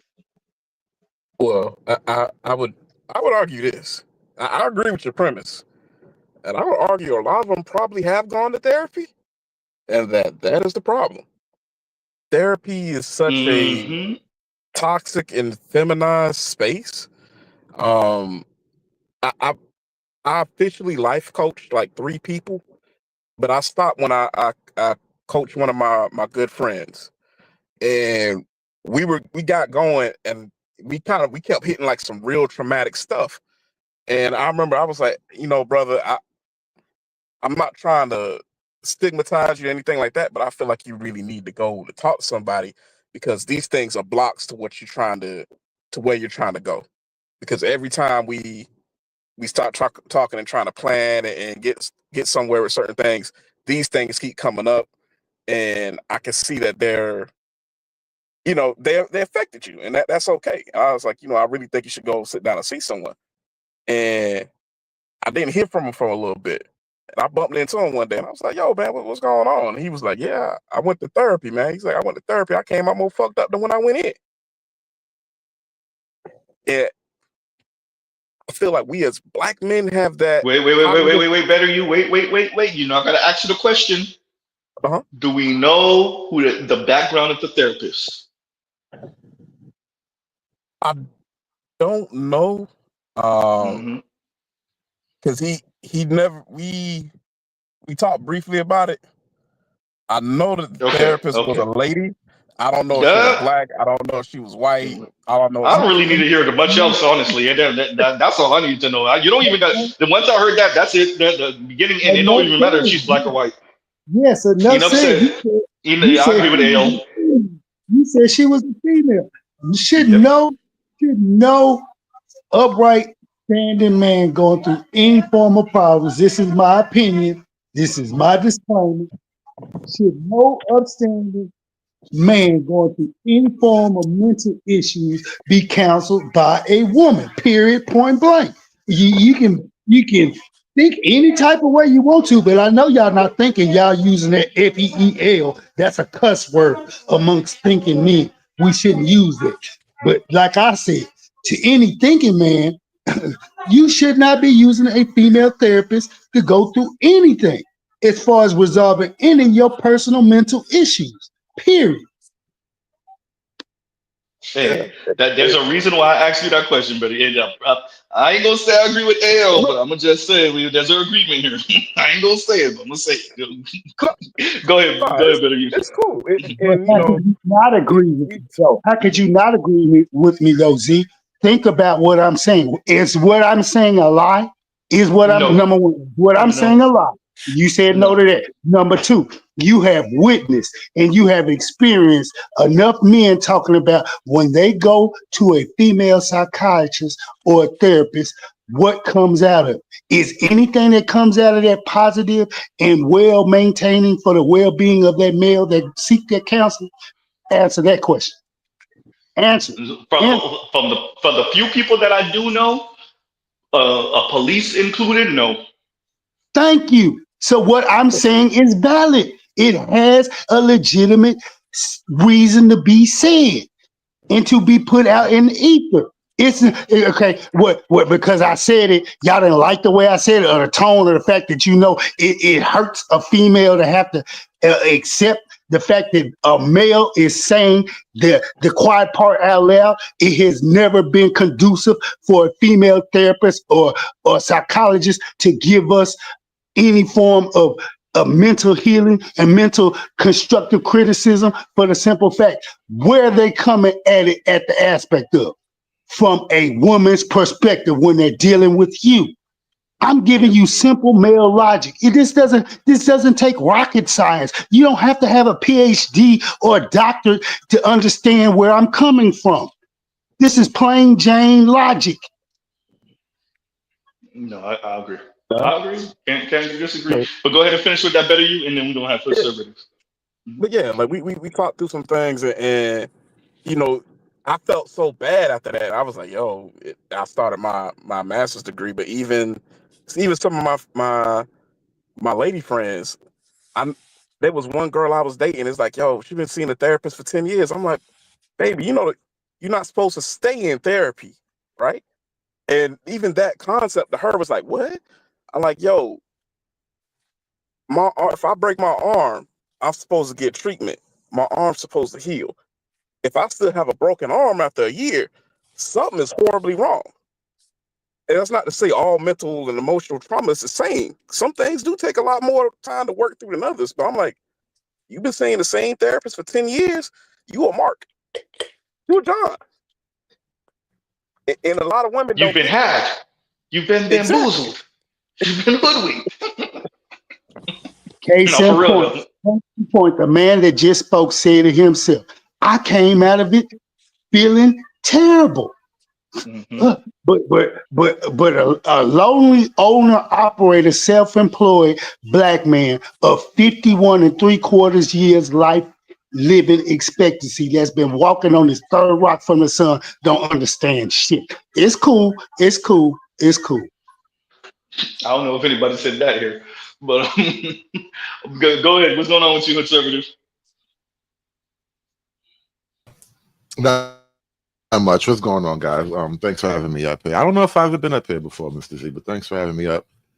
No problem. No problem. It looked like it looked like we were both kind of talking about the same thing today with the whole a response to a response thing. I don't even want to rehash.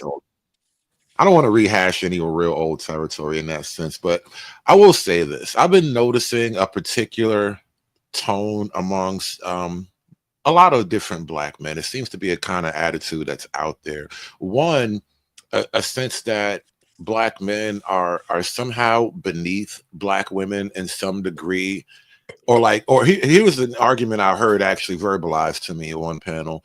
Because black folk are at the bottom of all the economic, or like we at the bottom of all the other ethnicities, basically, right? So that means we at the bottom. So why are you talking about black women, right?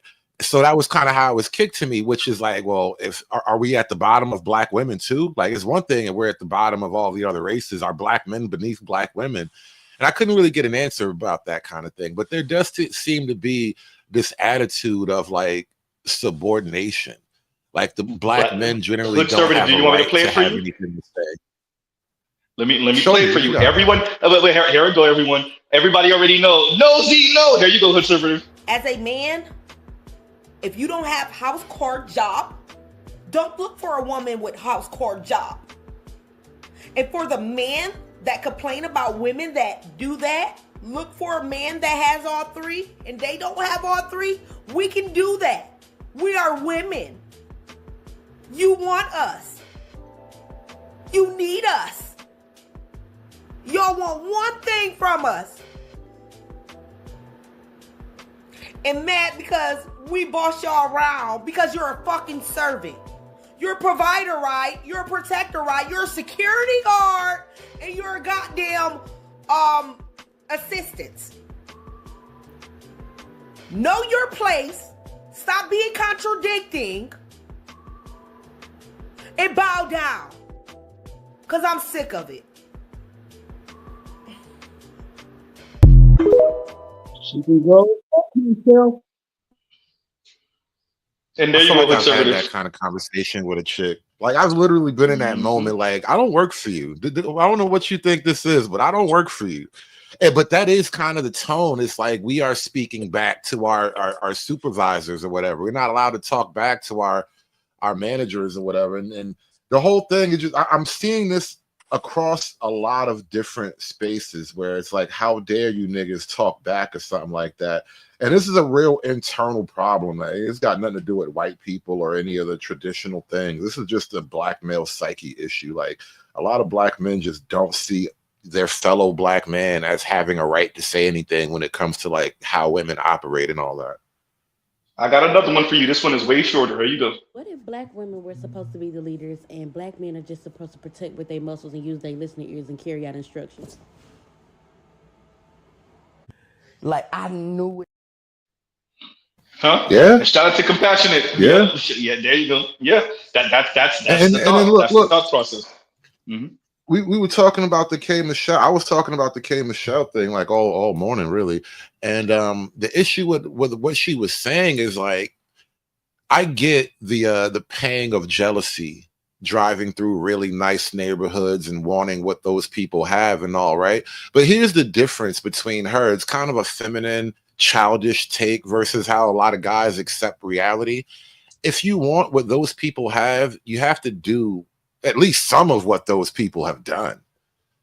And that when that translates to like watching, white people and how they operate and all the things K Michelle is talking about, it's like, yeah, maybe the white man has built up this and that. Maybe there are places you can go and you can see the white man have his little patriarchy run well, but how would you fit into that? Like, you have a role to play in that as well. You're not going to do what those white women are doing, so you don't deserve what the white women are getting. I don't entertain K. Michelle because she was the bust down for Ryan Lochte while he was talking shit behind her back, while he was out here wearing grills, while he was out here lying about getting stuck up or beat up in Brazil for that Brazilian Olympics. K. Michelle was the bust down for Ryan Lochte, and she mad them white boys still ain't shoes up on her yet.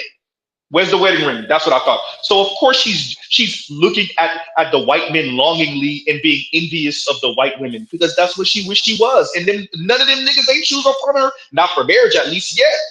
Didn't she try to make country music? How did that work out exactly? Am I incorrect? That's what she was talking about. Her country music career. There you go. And that's all this but is. In her go. diatribe, the villain was not a white man. Was not a white woman, not a black woman. Who was the villain in her diatribe? It was all Jermaine's fault. And let me say this. I didn't even see what y'all talking about yet. I'm going to cover that. I'm going to go try to find it and see what y'all I haven't even seen it, but I already know enough about K. Michelle's backstory to appreciate. And I saw the clip of her a couple years ago. It's, I guess, sitting in her kitchen, her living room, and I guess going back and forth with one of her family members or some brothers, and she's over here lauding white men again. K. Michelle is just a failed divester, bro. She's a broken swirler divester. Failed, as the Rush report said, failed divester. Right, and she's trying. What K. Michelle and other black women like her, what they're attempting to do is what Asian women did: elevate me high enough so that the white man could pick me up. No, bitch, go do it yourself. Elevate me high enough so the white man could see me and then he could pick me up and then I could be his bitch. No, bitch, go do that yourself. Fuck out of here. Yeah, that was my diatribe. Go ahead. What part of hypergamy is that? that is hypergamous to them. For whether it's Mindy Kaling, whether it's any one of these East Asian bitches, whether this is hypergamy to them in the West, particularly in America, is to be elevated far enough and to be in the burbs with the white dudes and to be chosen by. I have the whole collage of videos that I played on a couple of my streams where it's just women of color after women of color pining after the white dude. Right, the one I played, the Men on the Street interview with the Indian chick. She said she's willing to pay to be in a relationship with the white dude. She said that nigga don't gotta come with nothing financially. All this divester talk, see? You see what I'm saying? So going to what the Hood Conservative is saying, K. Michelle to me is just another one of those chicks. She's looking at the big house. She's looking at the white dudes. She's angry that because in their mind, black men haven't elevated them enough, or black men haven't kicked ass enough to make white men want them. So that white men could be like, you know what? You're right. She is cute. You know what, Negro? I'll take her off your hands. That's really their anger. K. Michelle probably, and I didn't see it yet, so I'm guessing she as Black Rule said, her ire is with black men, but of course it is, because is she gonna really be honest and say, my issue is these white men won't choose up on me because you niggas ain't elevating me. I don't expect, I haven't seen it yet, but I don't expect her to overtly say that. I'm pretty sure she gonna get close though. That's what it is. Fuck out of here. My question would be, what the fuck do I gotta do with us? Man, but in their minds, to be called codes. Yeah, well, literally, in their mind, the reason why they're not being chosen, the reason why they're not the quote unquote European beauty standard, I said it the way I meant it. The reason why they're not the European beauty standard is because you didn't push the issue. You're not strong enough, you're not wealthy enough to make them the European beauty standard. I said it the way I meant it the first time. And here's my stance on that, if I may say real quick, right? Just be yourself then. Goddamn. Just be yourself. Be happy with yourself. But what if myself, and I see where you're going, but what if in my mind myself is a bizarro white woman? Huh? Well, can I address this beauty standard thing, because I know the European part of it triggers people. And what I take from it is a standard period, right? Meaning, it's not just a physical look, but there's an order of behavior that goes along with the concept of the European beauty standard. Like nobody expects European white women to behave the way Black women do.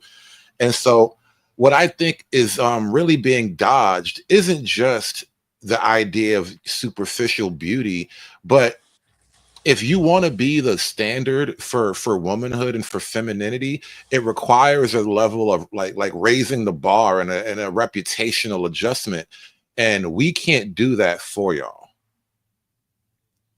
And they can't do it for themselves because they're too angry they ain't Miss Anne. Right. They want to continue to throw a temper tantrum and be angry and be Tasmanian devils, goddamn spinning around, crashing everything off. I got a video for that too in a minute. And yet we still, us Black men, persevere and push them through, somehow feminize them enough to get shows while they still acting ass. I don't know how they're supposed to work the math, no math. But, and then make white men accept that the race element, though, I'll push back a little bit, conservative, it is very important. But I used to think and this was before I even entered the Black Man's Story, I used to, and I would have agreed with you years and years and years ago until I realized that Asian women, it's not just white dudes chasing after Asian women got this shit too. South and East Asian women. Until I realized, wait a minute, Latina women got this shit too. When you realize that this is a woman of color thing, wishing they were chosen, it's hypergamy, it's just racial hypergamy. So the race is also a matter of fact. The difference is the men are not so gun-ho because the way we socialize boys and men is different. The way women are socialized, they have to be elevated by the man, by a man or the man. And for all of these hoes, Black, white, Latina, Asian, or otherwise, the white man is the man. That's why they're all pining for being accepted by him, even if they don't even really like him like that. It's really not about him. It's about their femininity and the competition amongst each other. Go ahead. So you I say think that's an observable worldwide phenomenon, right? The global racial hypergamy thing where the non-whites want to get with a whiter person. Like you'll see this with the Indians, you'll see this with even Mexicans. There's a video running around right now on Twitter about Mexicans, like, don't marry a Black. If you're gonna marry out, at least marry a white because it's better for the race. Like they literally consider white admixture a positive versus Black admixture being a negative, right? And this is not just any one group; it's a global phenomenon. It's racial hypergamy. Now, the thing is, the fact that women exercise their own behaviors within the dynamic of racial hypergamy, it kills all the European beauty standard argument in my book. Everybody's playing the game. The game was baked in way before any of us got here. We all do what we got to do to get ahead. And let's stop crying about the rules that existed for 1,000 years before you were born. Like, the game is what it is. Okay, why don't you make your own rules?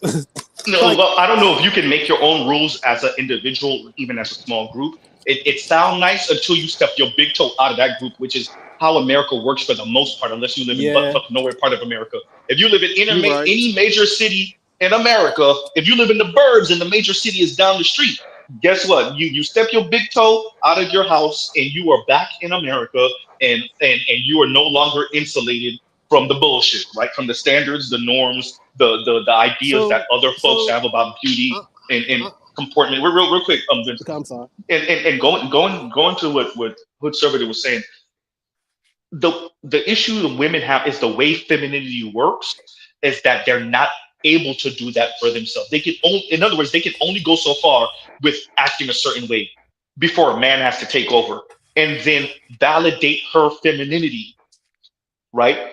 Her femininity has to be validated or that shit don't mean nothing, right? Now, what you have in the Black community is them bucking against that, not because we ain't choosing upon them, but because the white man ain't choosing upon them, right? So you have two ways, broadly speaking, where Black women go, right? They either try even harder and become hyper feminine. This is where they get into that materialism, consumerism, gotta have the luxury stuff, because they're signaling not just to white men, to be fair, but to elite Black men too, or any elite men. And you have the other side. The other side is the sisters that say fuck it and they start munching on each other. They out here butch and all this other stuff because they're not gonna get chose by at least the type of men that they think are of their caliber. So I would argue at a certain point, her femininity needs to be validated by a man worth a damn. More than likely a white man, but by a man worth a damn. And if that doesn't seem like it's gonna happen, or it doesn't happen, then she has two routes to take. Either take her femininity to the nth degree with the materialism and the consumerism and acting more posh than she actually is. This is how you have sisters from Alabama with the fake ass Valley Girl accent, right? Or she goes down the other route and she looks like a version of either Lil Wayne or Manny Fresh, right? So yeah, there you go.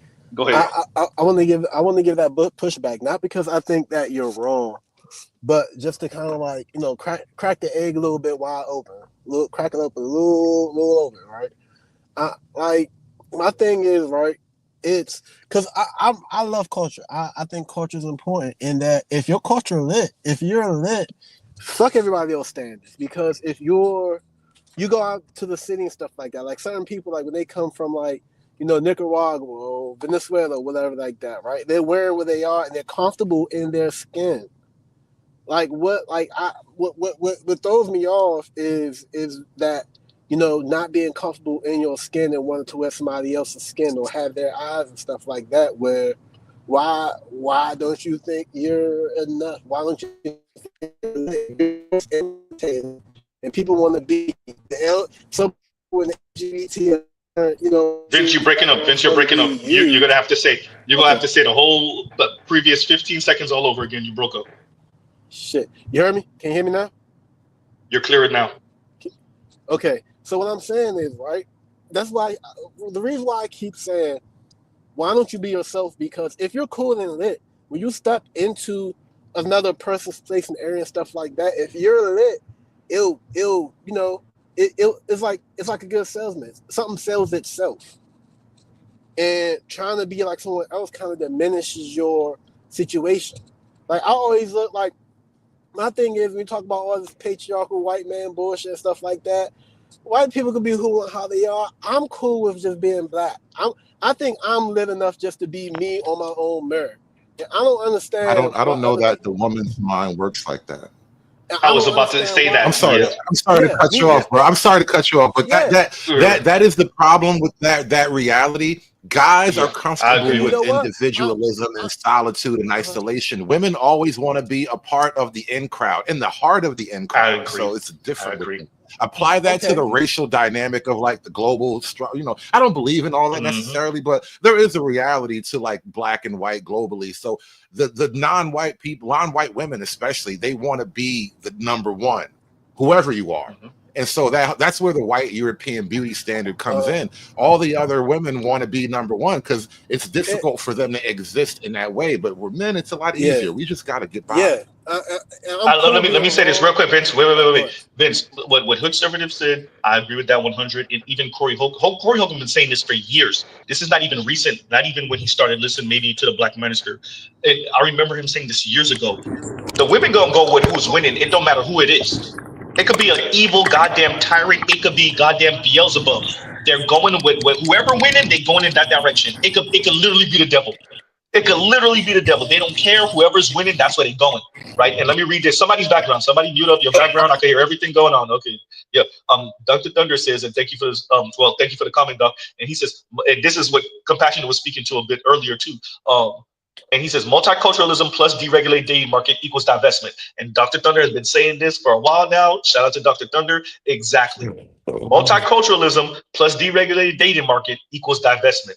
And that look, what we do here and what we speak about here about, oh God, I'm about to sound like Jason Black. Power dynamics, money, status, race, all that stuff, right? It speaks to something, and it's speaking to much of the reason why you have black men in particular having a difficult time with black women is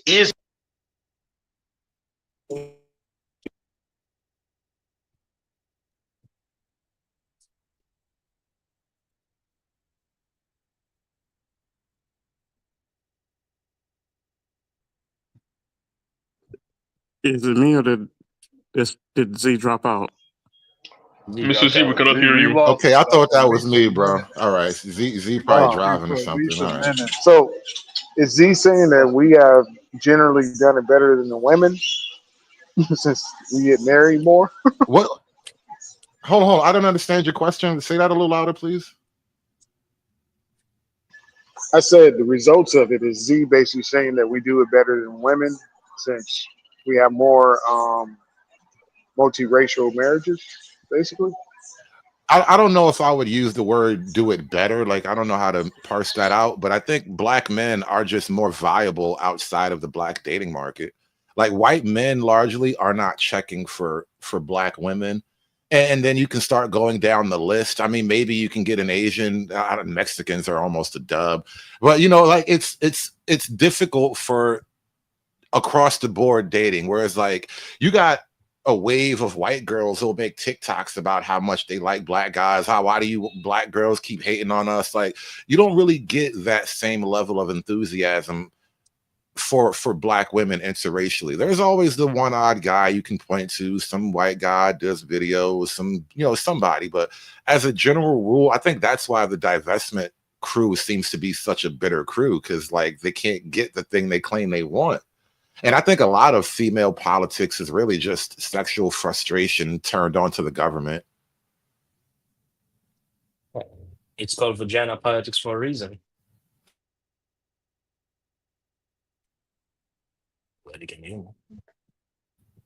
Well, I mean, that's true. You know, it's interesting about the beauty. It's interesting about the beauty thing.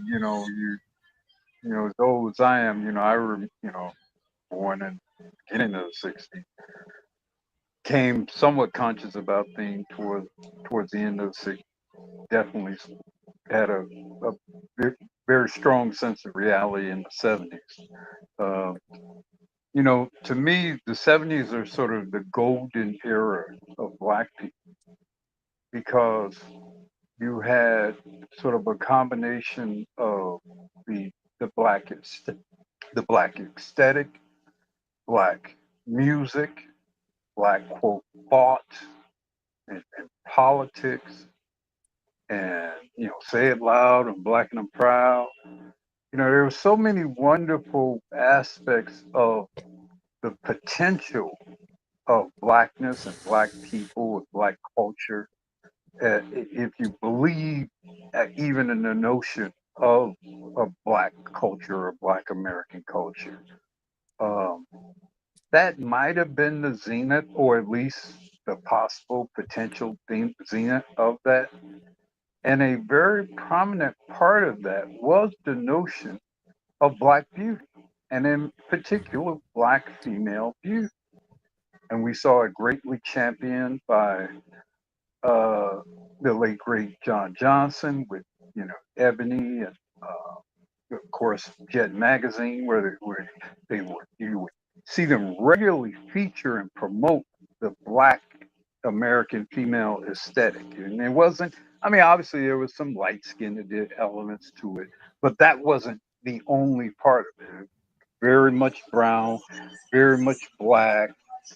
Your afros, your cornrows, your afro puffs.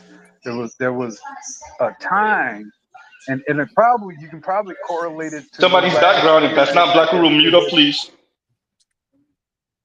I guess you can correlate it to sort of the last period where there was ever any strong presence in the home of black men. I guess you could probably say it was the 1970s. I think it's not a coincidence that that period was probably the zenith and before the fall or the descent of the appreciation and value of black female beauty. After that, especially coming into the 90s. I mean, the 80s kind of held on, but especially coming into the 90s. And I dare say this, I think a lot of hip hop and hip hop did kind of, I think at a certain point start to go too heavy on the exotical thing. And I think that did have an impact. I think it did help to create this move towards a less phenotypically black. I think there's a thread to tie together. Can I tie a couple of threads together? Because I've thought about this issue for a while, and I'm a crazy theory guy, so bear with me, please. There is a direct link between what we would consider women's beauty versus the level of patriarchal society. So like a lot of the passport bros, have you noticed you go to cultures where there's a more robust male culture, like the men actually get to have their way a lot more compared to say the Western cultures? And the women in those cultures tend to be not only more physically attractive, but socially pliable. And I'm not even trying to say in any kind of negative way, like, you know, anybody's up to no good, but they were just more accommodating, friendlier, that type of thing. Patriarchy dictates that the traits that men would select for become dominant traits, therefore pretty women. When you have a matriarchal system, the traits that men select for are no longer as important, so they don't need to express themselves as often. So you get fat, ugly women because they don't need to be pretty to survive. They don't need to be pretty to secure resources. The resources have already been worked out in one way or another. And so what it creates is a culture of ugly. I know I sound crazy, but tell me if it doesn't have a logical change. Actually, you don't. Actually, you don't sound crazy. Actually, you don't, Crownsy. Yeah, you don't sound crazy at all. Oh, yeah. Real quick, y'all. Wait, everyone. Before we go, let me read this from the brother, Mr. Gibbs, Royston Gibbs, and he says, "I'll be the pappy, not life. I'll be the pappy. Happy Father's Day, y'all." He said, "I'll be the pappy." Oh man, shout out to Martin and Eddie Murphy. I'll be the pappy and rest in peace, Bernie Mac. I'll be the pappy. All right, y'all go. I want to Black Roo, I knew. Oh, Black Roo, I knew it was over when I saw all those ladies taking photos in the Gucci fur coats and stuff. I said, "Oh God," because I was watching that old school news podcast that the guy has that in Patreon or whatever, and they had they like the magazines that you were talking about. These ladies had fur coats, everything, and I was like, "Oh, I see how this shit's spreading." Hello. Go ahead, Vince. I know you're not used to being quiet. You got it. All right, I wanted to elaborate on what the theory old buddy just said. I want to throw my tinfoil kufi on real quick and say that there's a difference with, you know, natural and big and ugly and big. And I think that's where the whole, I don't want to make room for anybody to say, oh, well, men don't like women natural, blah, blah, blah. It's a difference between being natural and being ugly. And I think what he said about being ugly, because, you know, a woman with things natural and stuff like that is still beautiful. But no, I think he specifically meant ugly. And I can understand the context of what he's saying. Let's just say. Let me just say it in a different way. Honestly, a little bit of both. Let me say this real quick, conservative, because I got to say it in the most blatant way. Your men's opinion don't matter in a different society. In a matriarchal society, your opinion on her looks and on women's looks writ large, or in aggregate, just it's minor. At best, it's minor. At the worst, it just doesn't matter. As a matter of fact, they're going to go the opposite direction. You recall black men saying, "Hey, y'all could chill out with the bonnets." They went even harder on the bonnets, right? You know, we like you with your natural hair. You don't like us with our natural hair. White guys like with our natural hair. So once again, that's what ends up happening when you have a matriarchal community or society. Is that, as a matter of fact, they want to spite you and to tell you how unimportant your opinion. As a matter of fact, I'm annoyed that you even talking, nigga. Right? So I'm gonna go the opposite direction on purpose. We hear stuff like "Take me as I am."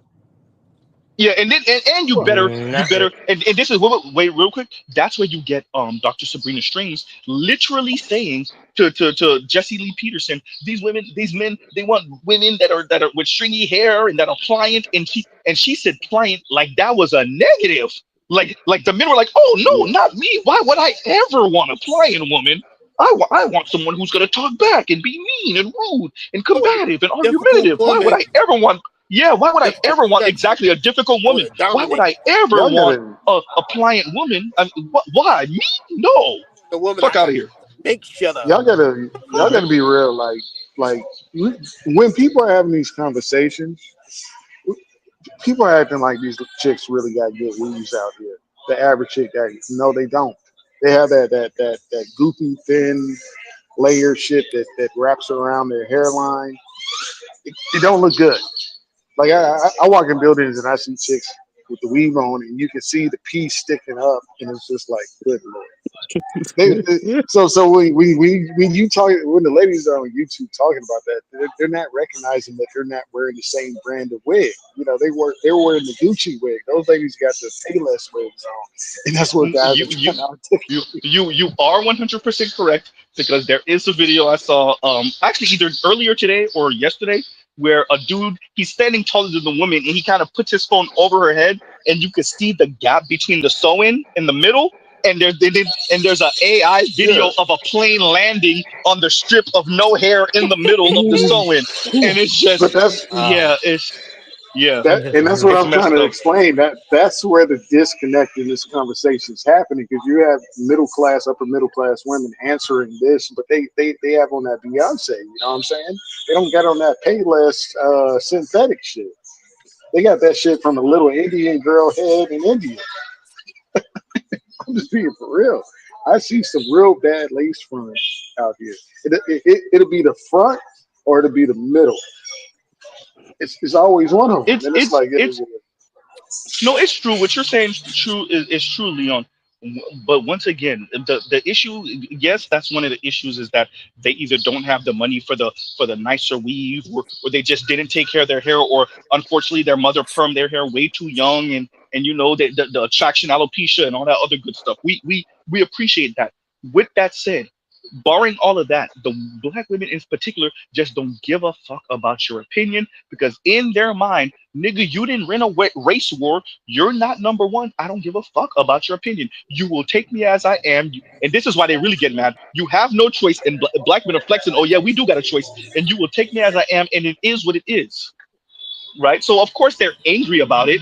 Right. But even before we factor in the maybe cost prohibitive weave, and once again, we don't care for the weave anyway, but once again, cost prohibitive weave, or they don't get it, they don't have the money for expensive makeup or whatever the fuck. They just don't give a fuck about your opinion in the first place. Whatever she slaps on, whether it's good or bad, whether it looks attractive or not, you just gonna take her how it is. Right. So, Yeah, but and recall, these are the same women that are turn around and say that they're forced to settle for you, right? These are the same women that are turn around and say, why are black women always told to settle? White women are not told to settle. White women aren't told to settle. Those are the same women saying that shit. well, look, baby, You know, baby. so I understand, but see, if you were with me, you would have that Beyonce wig instead of that bullshit you got on your head. You know what I'm saying? hey, I'm just being for real. I'm being for real. Like, Shuddy, you would have a good wig if you were. like I said, you know, once again, I think Straight it's up. a spite. Well, I think what you, when the black women say, you wouldn't be wearing. when the black women ask the question, why should they be forced to settle? Why don't people say because the white men don't want you? ooh, God damn. ooh, Because really, if you listen to what they're saying, that's what they mean. Look, I black men agree. ain't anytime soon gonna have the number of degrees that they have. Yeah, that's going to be a certain percentage of brothers who are gay. There's going to be a certain percentage who are incarcerated. Okay, let's accept all the existence of all of these, although they're exaggerations very often, but let's accept the existence of all of the pathology, sociological, socioeconomic abnormality supposedly attributed to black men. Well, then what you're really complaining about is that white men don't want you. I mean, that's what the math says. When you ask, And not well, only that, why should I have to settle? Brother, let me make my point.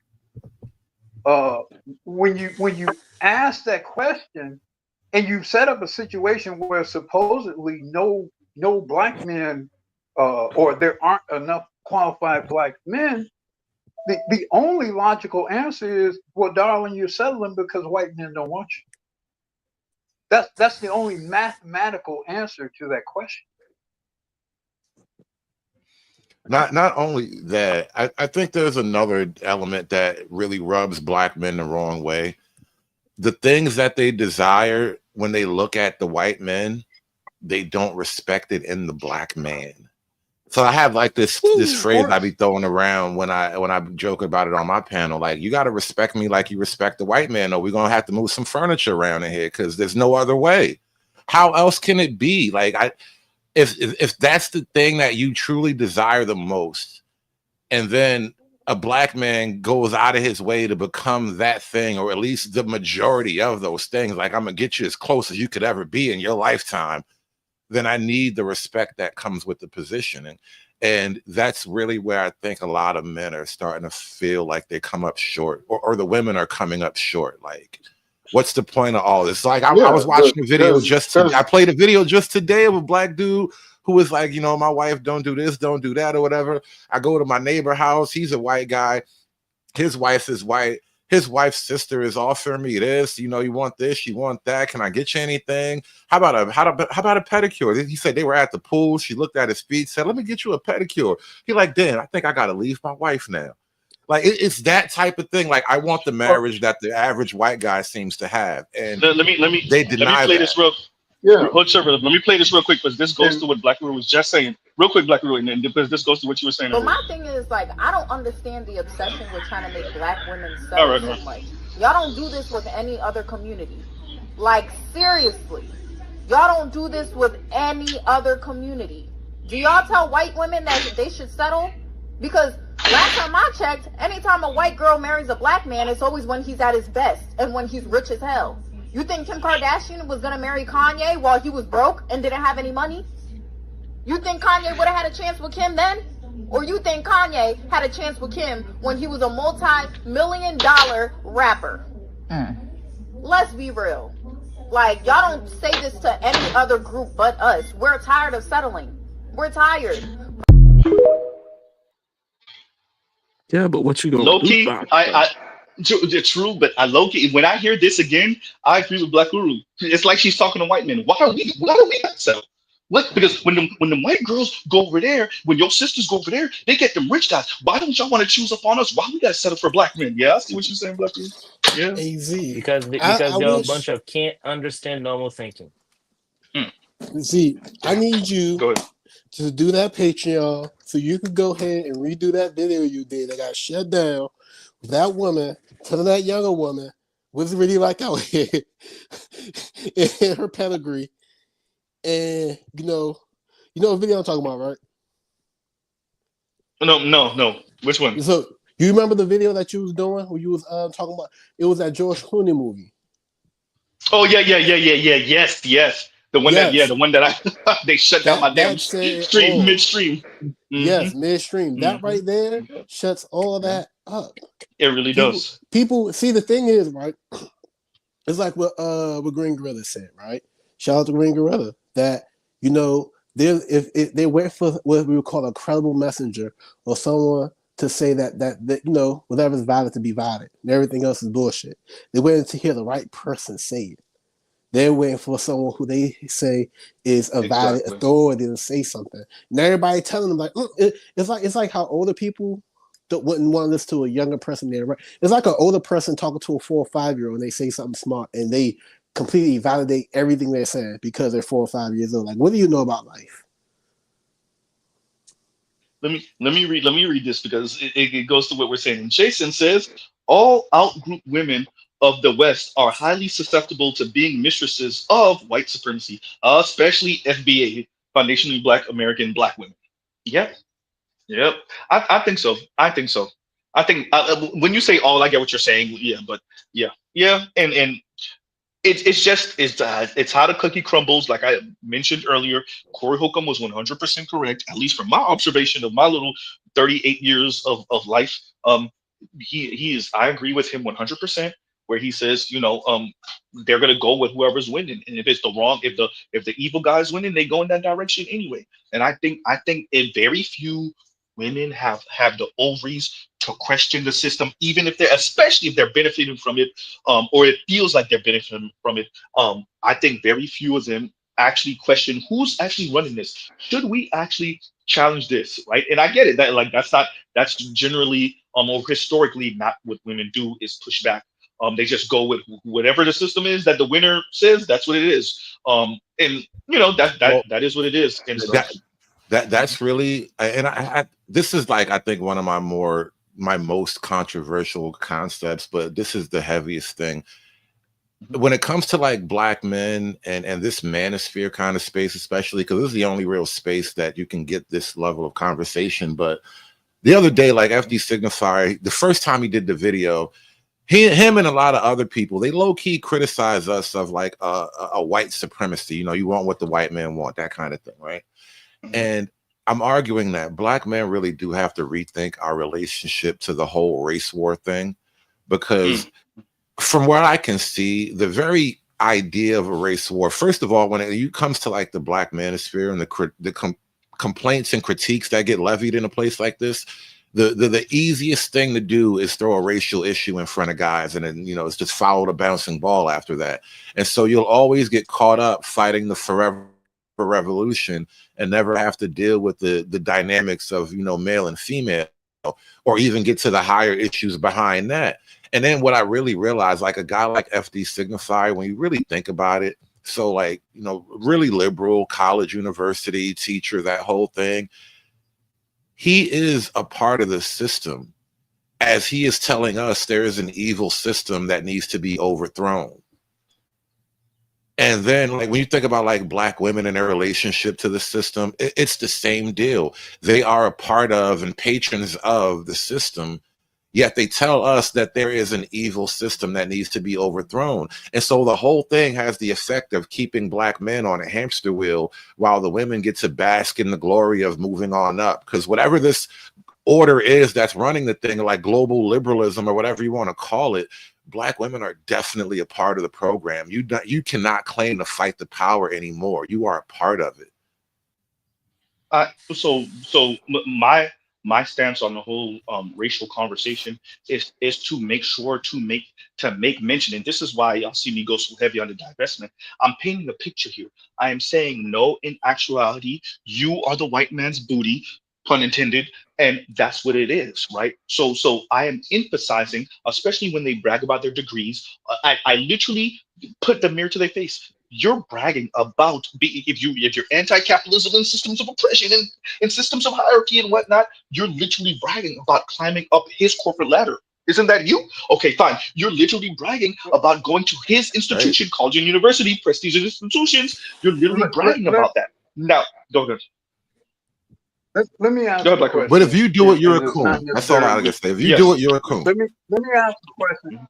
Let me ask a question of conservative that does not rebut what you say, but I think helps to crystallize the core issue for Black men in what you described. When me and my wife get into an argument and she calls the police, is the white man gonna show up at my door, put me in my place? See, because I cannot have this conversation about how I'm gonna deal with her when that white man is still showing up at my door when I need to handle my family business. And see, that's the core. And again, that is not an assumption of violence or abuse. Well, no, I'm talking about the degree to which the white supremacist system, and it's a real thing, will interfere in me trying to deal with this woman. To me, that's the agreed. Well, I mean, I don't necessarily call it white supremacy because, again, you know, the women are part of it. I'm going to name it something else at this point. Can call it. It's a multicultural supremacy at that point. But whatever it is, men are not supreme. Well, okay.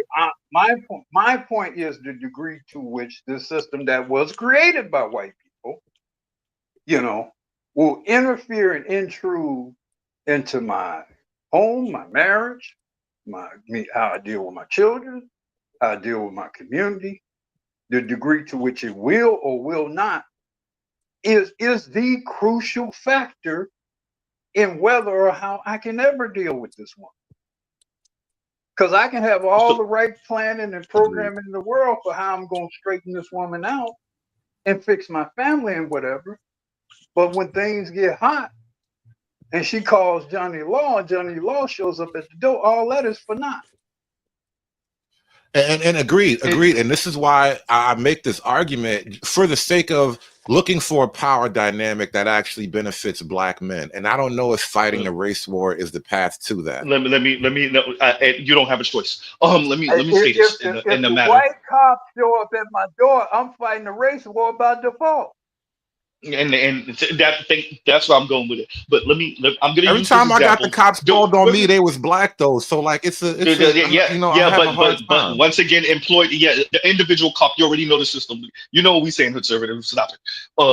At the end of the day, I'm gonna use this example. I'm gonna describe this sliver of Europe in the Middle East. We all know what we're talking about. Don't name the place. All right. Right now, there's something going on in the Middle East between that little slice of Europe and old ass civilization, right?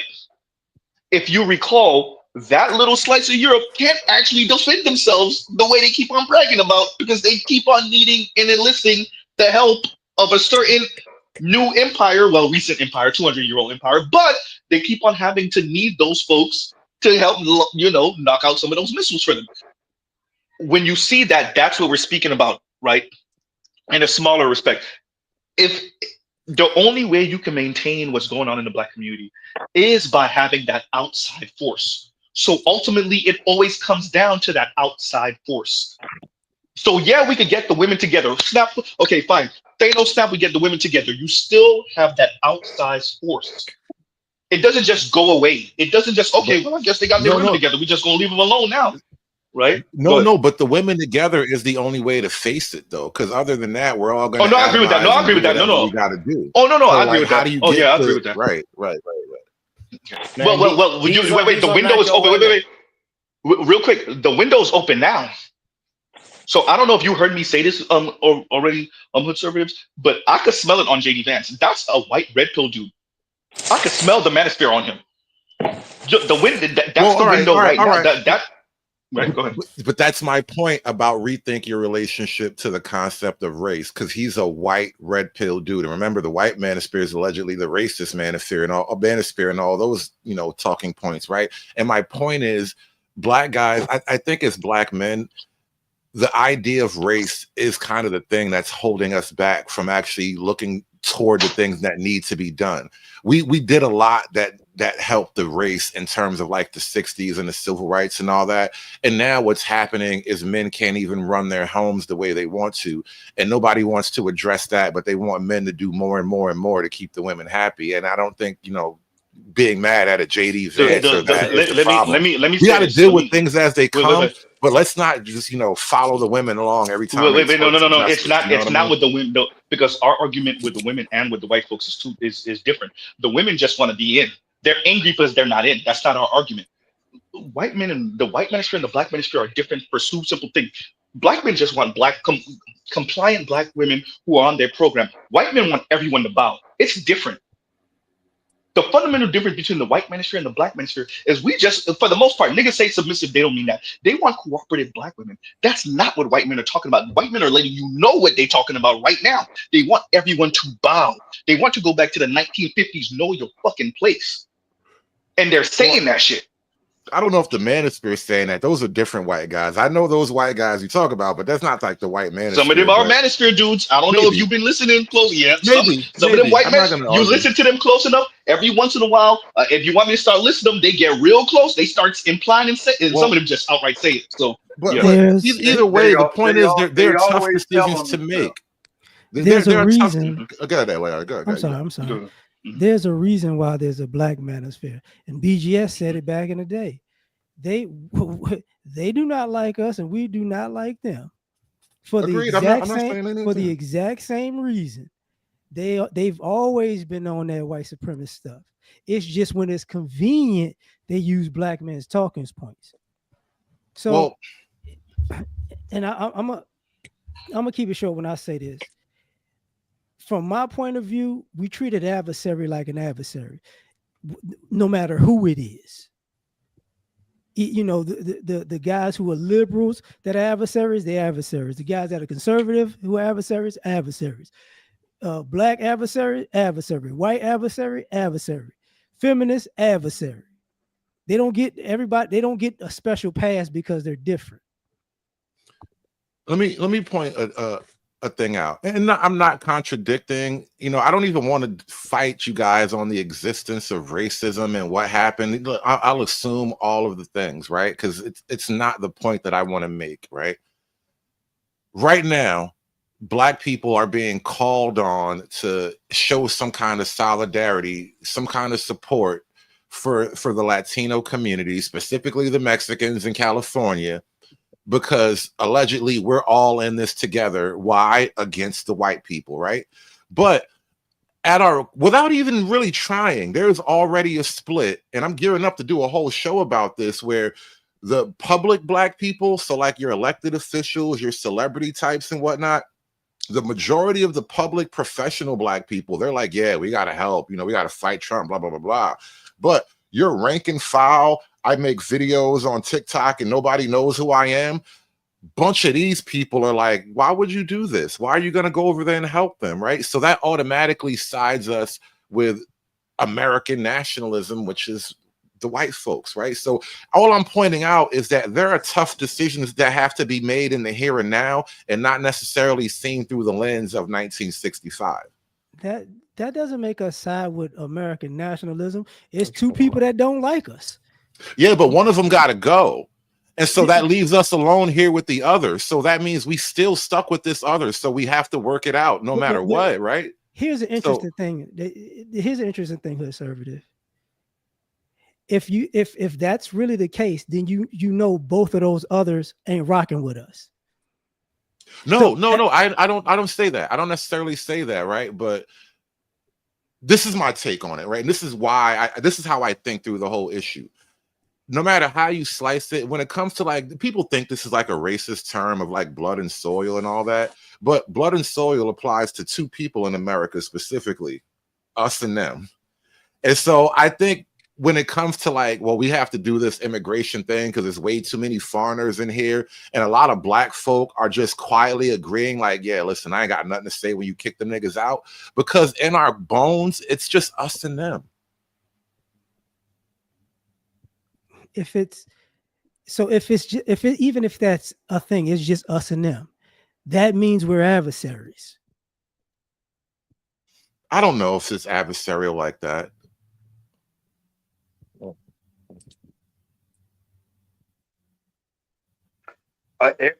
Everything about the last 400 years, brothers, told us it's been adversarial. Well, I mean, everybody in that context, everybody's been trying to conquer everybody. So yeah, I'm not saying you're totally wrong, but everybody's been trying to conquer everybody. But we don't live in that era right now.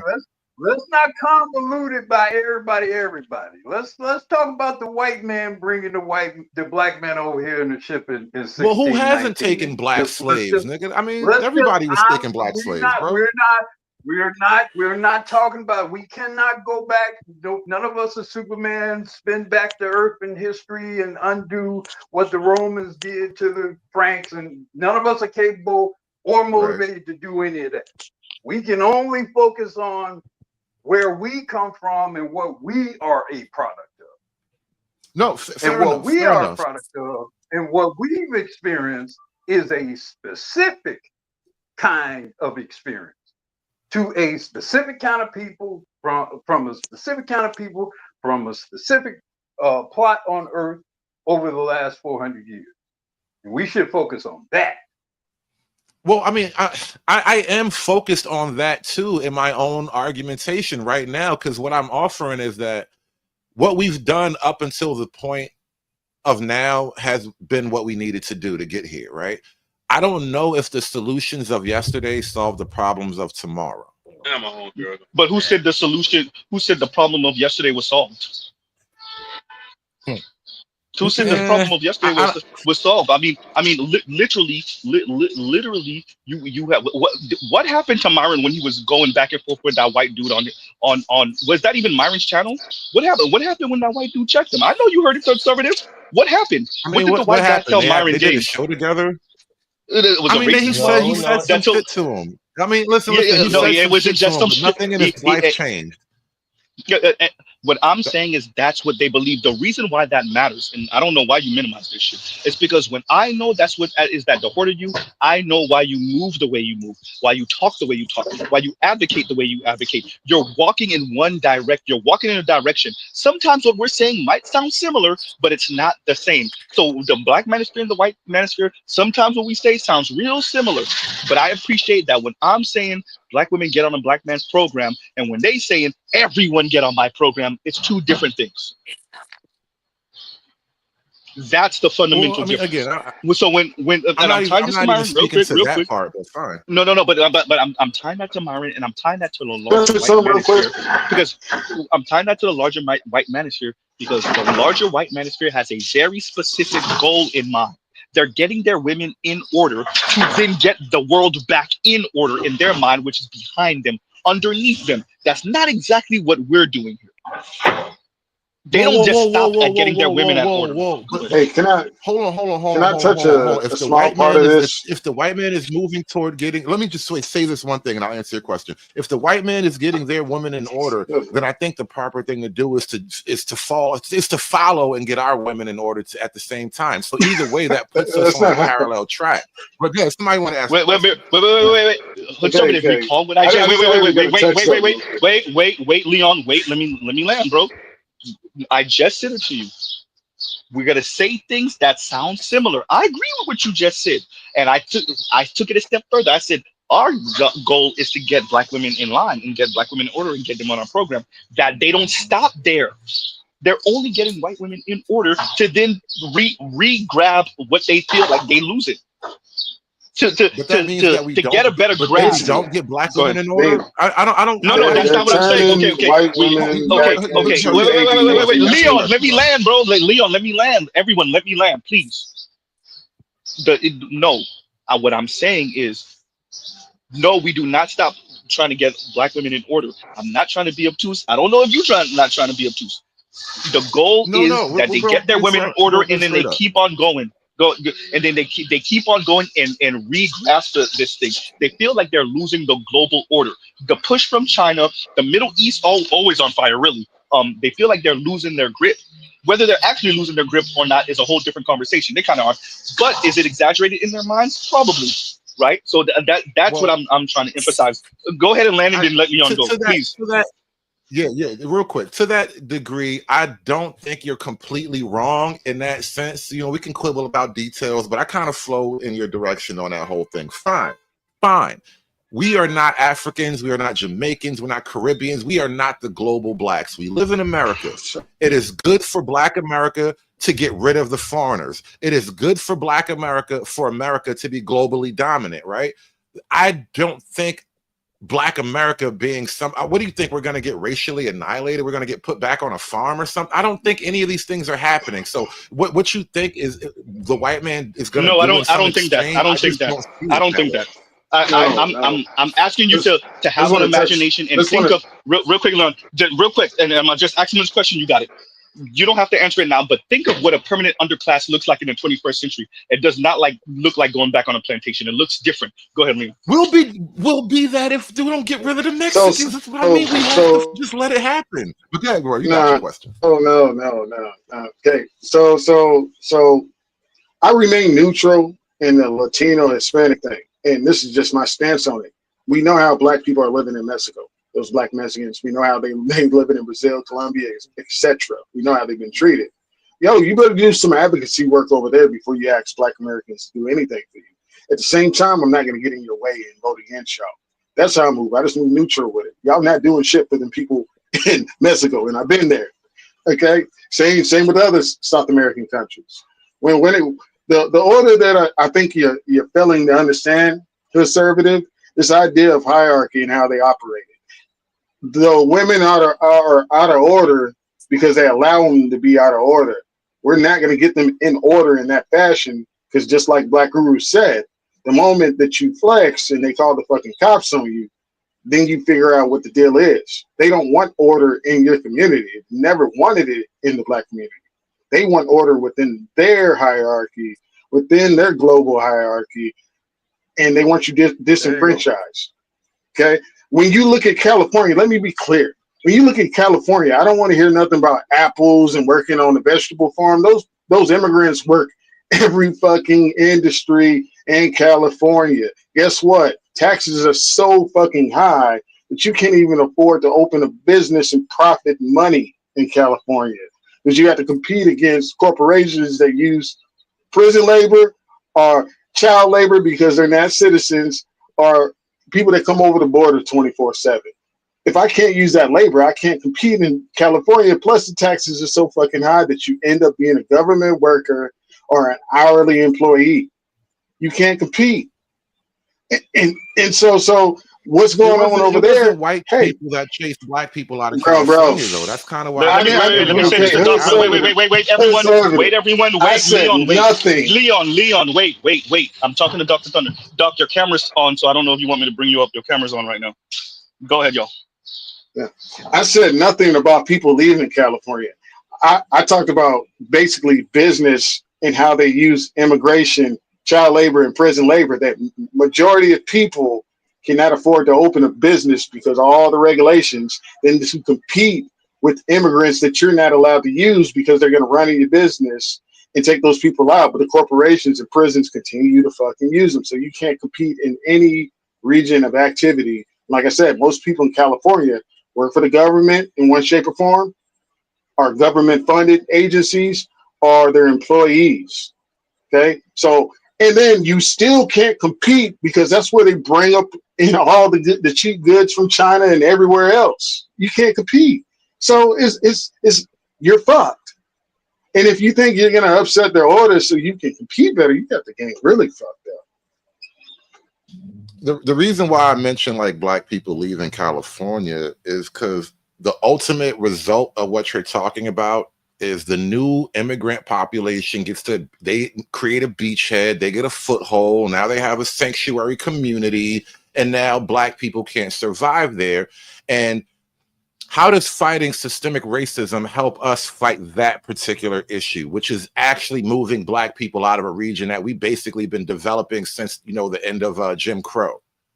Like these little things don't really register for a lot of people, and that's why I have to raise these issues here. And I'm trying to raise them in good faith. Nothing I say is to be a dick or anything but this is what's happening now. And so my question is, if we're focused on doing the race thing, how does it solve that kind of thing that you brought up? Hey, can I ask the question real quick? I'm gonna ask this to Z and her services, right? What's the opposite of gentrification? Like not from the end of where the rich people move in, but the downtrodden and the immigrants and stuff move in. What is? It's white flight.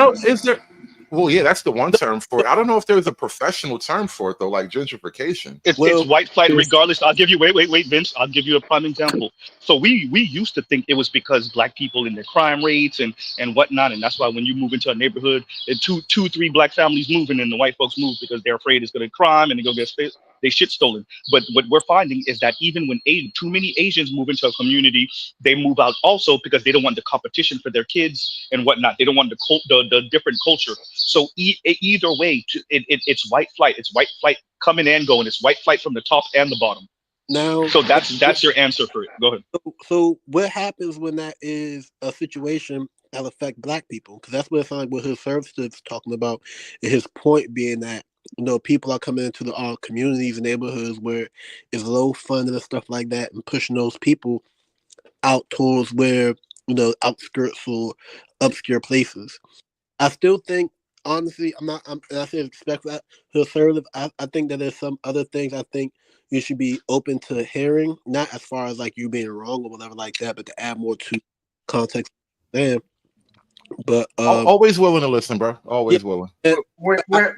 When they passed the 13th and 14th Amendment, that supposedly liberated black people and effectively gave citizenship to black people and going forward all native born, I guess, Americans.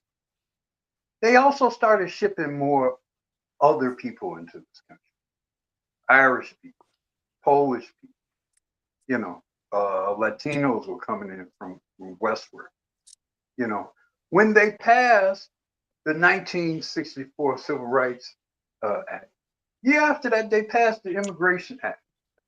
Every time they supposedly have done something that was supposedly supposed to improve the interests and the rights and freedoms of Black people, they made a point of bringing more people into this country to supplant those very Black people. So this country has never done anything for any exclusive benefit for the population of Black people. Now they're supposedly kicking, illegals out. Okay, whatever. Honestly, from my perspective, I have to assume there's some other unknown scheme that's going to come up, right behind us. That's what I'm afraid of. That's literally what I'm afraid of. I assume that, and the reason why I assume that is because of history.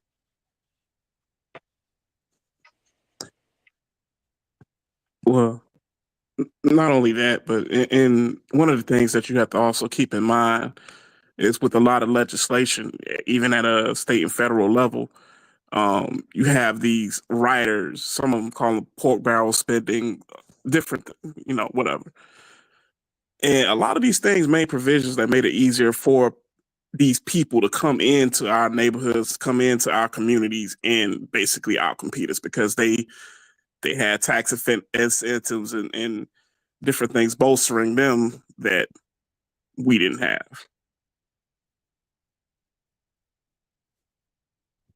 That's facts. That's facts. I mean, once again, what we're dealing with is, and I think LAR might have actually said this once. You you needed to keep the slavery going. So when slavery ended, it was about Europeans coming to the U.S. for the cheap. Now it's Black immigrants from either Africa or the Caribbean. It's East Asians. Quiet is kept. There's a lot of poor East Asians, right? So like that's one of the things that we're running into right now. And then they're gonna do automation. It's all about keeping that labor cost as cheap as humanly possible. That's what sending the jobs overseas was about. That was also about disciplining the working class of the 1940s, 50s, 60s, and 70s. So all of that is all about cheap labor, right? And America in particular got so addicted to cheap labor that is the name of the game now. And that's why they're biting on their fingernails, waiting for the automation, right? So there's that. Go ahead. Well, I just wanted to point out, like you were pointing out with the cheap labor thing, I think there are a lot of complexities in the modern world to contend with, and a singular focus is not helpful if you really want to analyze the world. And so when we have these conversations about like Black men or the Black community at large, my concept of the Black community stops and starts with Black Americans, right? I don't really SBA, gangbang, and all that stuff, but I understand the sentiment and I support it 100% because, like I said, blood and soil. You know what I mean? And nobody else has that claim. It's us and them. And so I think maybe we should actually consider that part of the equation when we start to think about modern politics and what Black men need now going forward. It's not just a simple racial thing like it was back in the day.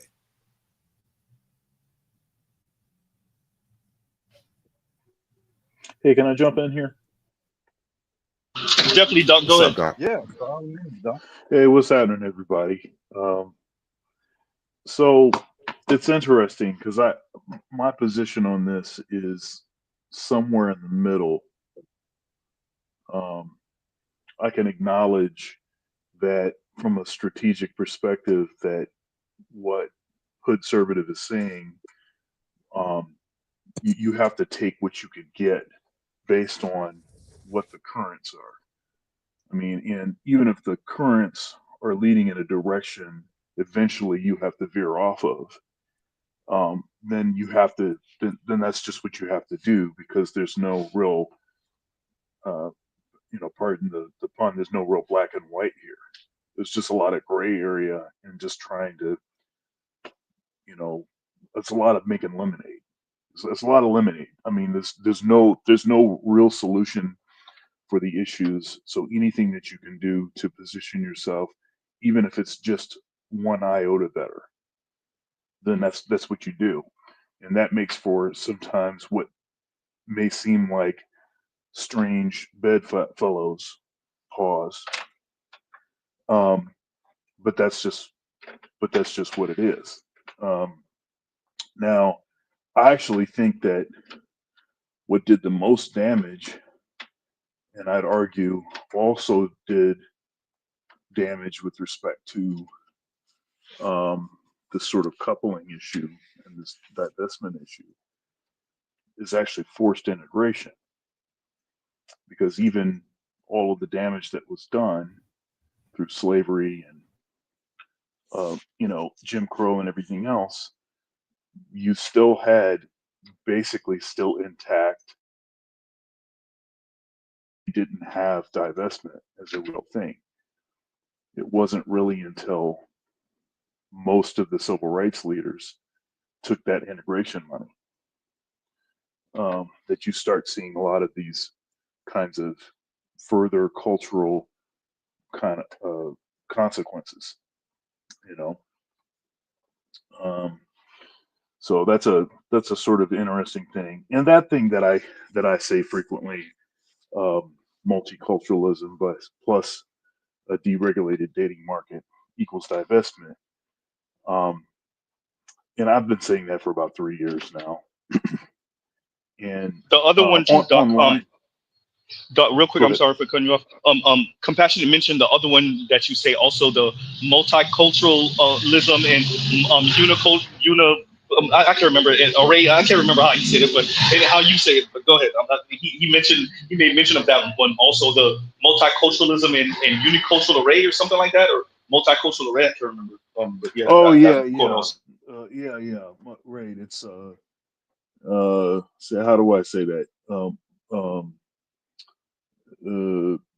Well, right. Unicultural and multicultural array, right? That's actually what we Yeah, have. That's really it's a what we have. lie. It's hypocrisy. Yeah. So you have like certain folks at the top. We don't need to be particularly specific about who we're talking about, but we all know who we're talking about. And some get a little bit more specific when they mention the folks that we're talking about. But you have folks that are at the top that it's really their value system that is, that's being expressed. And you have this sort of hand selection of people, people that have sort of bent the knee to the dominant society. They love the dominant society more than their own. That's why they're even having the meeting, even sitting down at the table. Because if you think about it, if you're really being celebrated by your own community, what reason do you have to go and seek to be celebrated by, a community that's not even yours per se? So I just think that's interesting. But we have a lot of issues. Forced integration really is what we're battling against. And then what sucks is, and I think because the gut response by folks, I think it's been socialized this way. We believe it to be wrong at some level. Most people believe it to be wrong to focus on a particular community. To say, hey, I'm black. I'm going to associate with just black people. People, they have a visceral reaction to that. They think that that's wrong, but actually, that would be how you would get out of this issue. And that's what was happening prior when all of the numbers were better. And I'm not even saying to say that you have to be some sort of total separatist, but you would have to focus on the issues in your own community for those issues to actually get repaired. It's one of the reasons why I don't support the way that the Democrats try to address any issue because they create this huge tent and throw a bunch of stuff that's not related in that tent, and then do some general stuff that can't really do anything, and then also you can't measure it. And it's not like they're going to say, you know what, we've been doing this policy for 10 years. We need to keep our fiscal house in order. We need to pull back the funds, reimagine this, and do something else because we're seeing that the data shows that this doesn't work. That's not what they do. They never do that. They say the reason they just that throw good money after bad.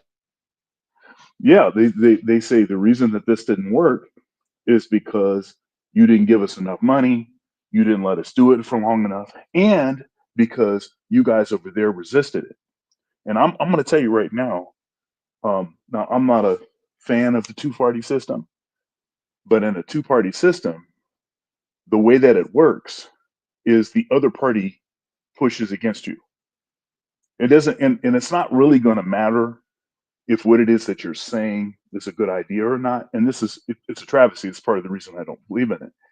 But it's a total cop-out to say the reason this didn't work is because y'all fought us on this. They're supposed to fight you. That's supposed to be it. That can never be a justifiable reason why your policy didn't work, why what it is that you wanted to see didn't happen. They're supposed to fight against it. And you can, people can take certain kinds of issues with that and they can say, well, that's dysfunctional. And I'd say, yeah, it is dysfunctional. And there's lots of issues with it. And it's part of the reason why I'm not really for a two-party system. But that's what it is. So you can't say, oh, well, the Republicans, they fought us on this. See, that's why this didn't happen. No. They're supposed to fight you, just like you fight the Republicans when they offer stuff. And look, from a cultural perspective, I don't know. I might be more liberal, right? From a fiscal perspective, I'm definitely more conservative. There's certain programs that I'd say have been actually a net positive that Democrats have put forth, but much of those policies, those are old policies at this point. Most of the stuff that I see getting proposed now is hogwash. And of course, I think it's laughable that they're paying $20 million to figure out how to talk to young men. Well, Doc Thunder, that's precisely my point, right? Like the race thing it's becoming passe even. Like it's just not what's hot right now. And so, but it still matters whether it's hot or not. Well, I'm not saying it doesn't matter because it's always going to be reality, but it will always be a reality. And so there's going to be times but where here's ebbs and flows. Yeah, but here's the problem. So where I agree with you that you have to kind of go where the current is leading, if that is in any way. It's like the principle of a vector. Okay, so the stream is coming down, you have the current coming down, and say you're like, this is the water right before the waterfall. Okay, you got to get across, but you know that if you get in the water, you're not going directly across. But you still have to get across, so you have to do what you got to do to get across. So I'm not suggesting that folks be lockstep and say, well, I'm just not getting in the water then. I think that would be a mistake. Okay.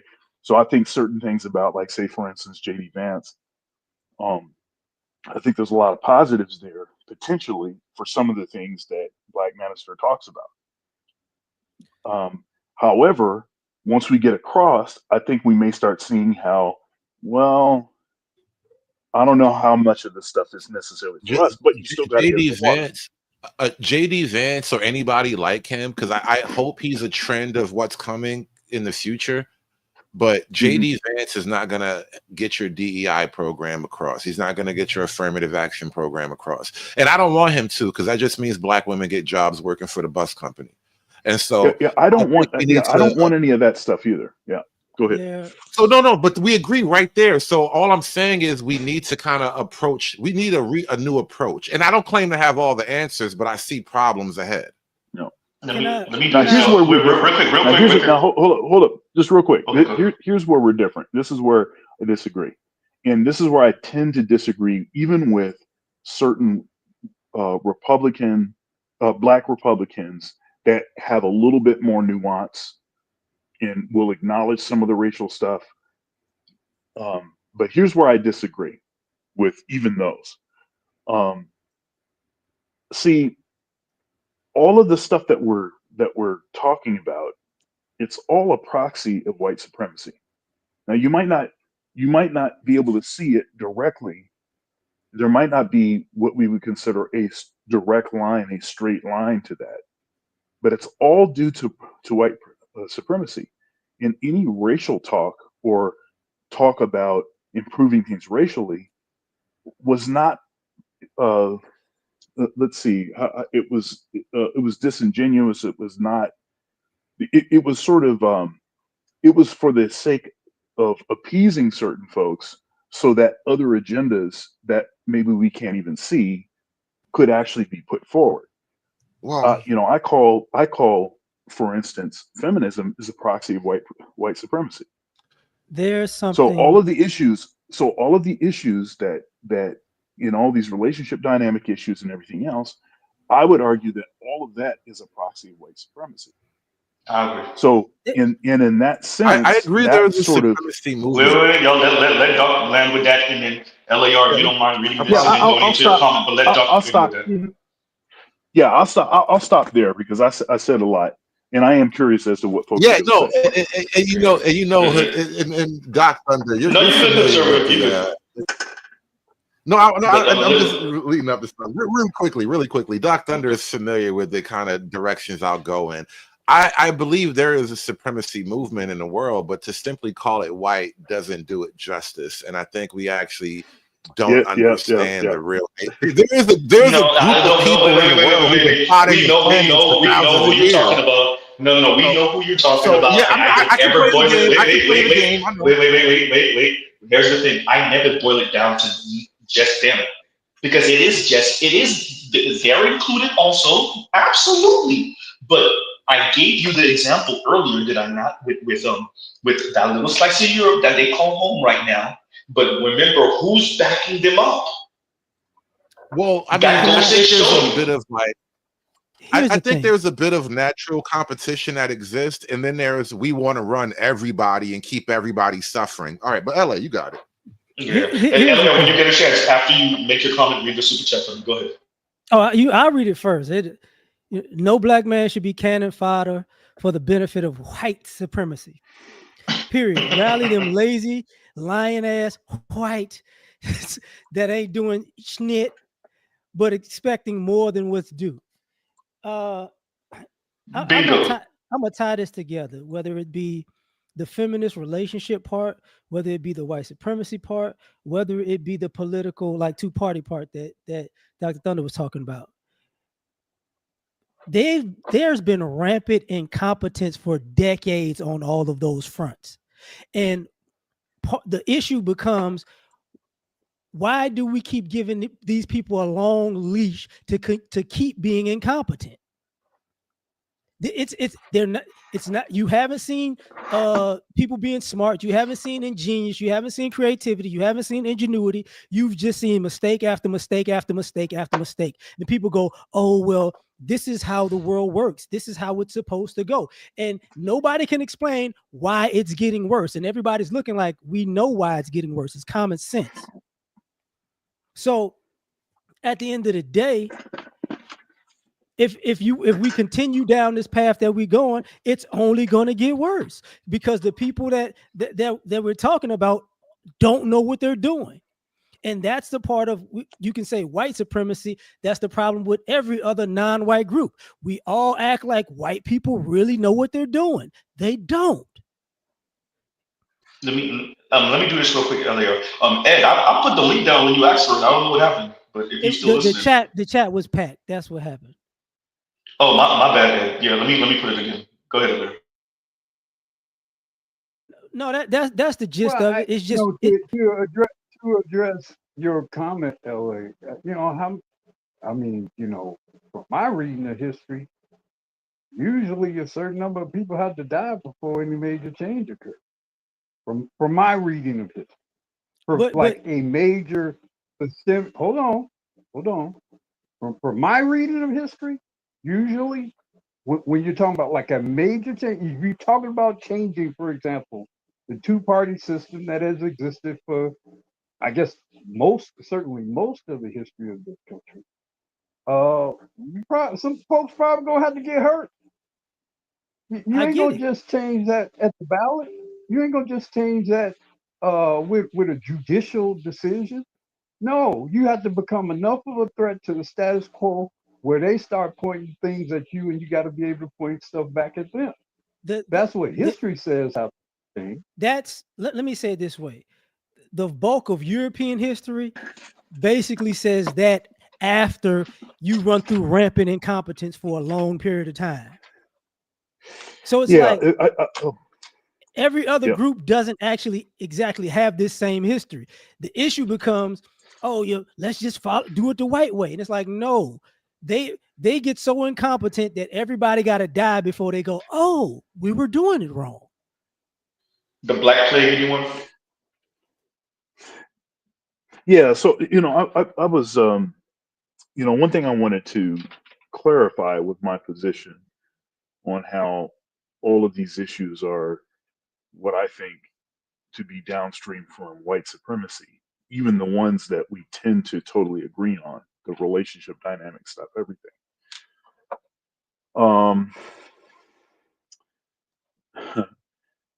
Now, when I say that, I don't mean that all white folks are a party to it, because I don't think that that's the case. I think that probably 95, we'll say at least 90% of white folks they're not interested or concerned with what's going on with black folks, with what's going on with any of this stuff. They're just doing the same stuff everybody else is doing to survive. Now, could they be deriving some sort of benefit from the society being framed around the value system of other people that tend to look like them? Sure. But for the most part, we're really talking about folks that are just trying to get by.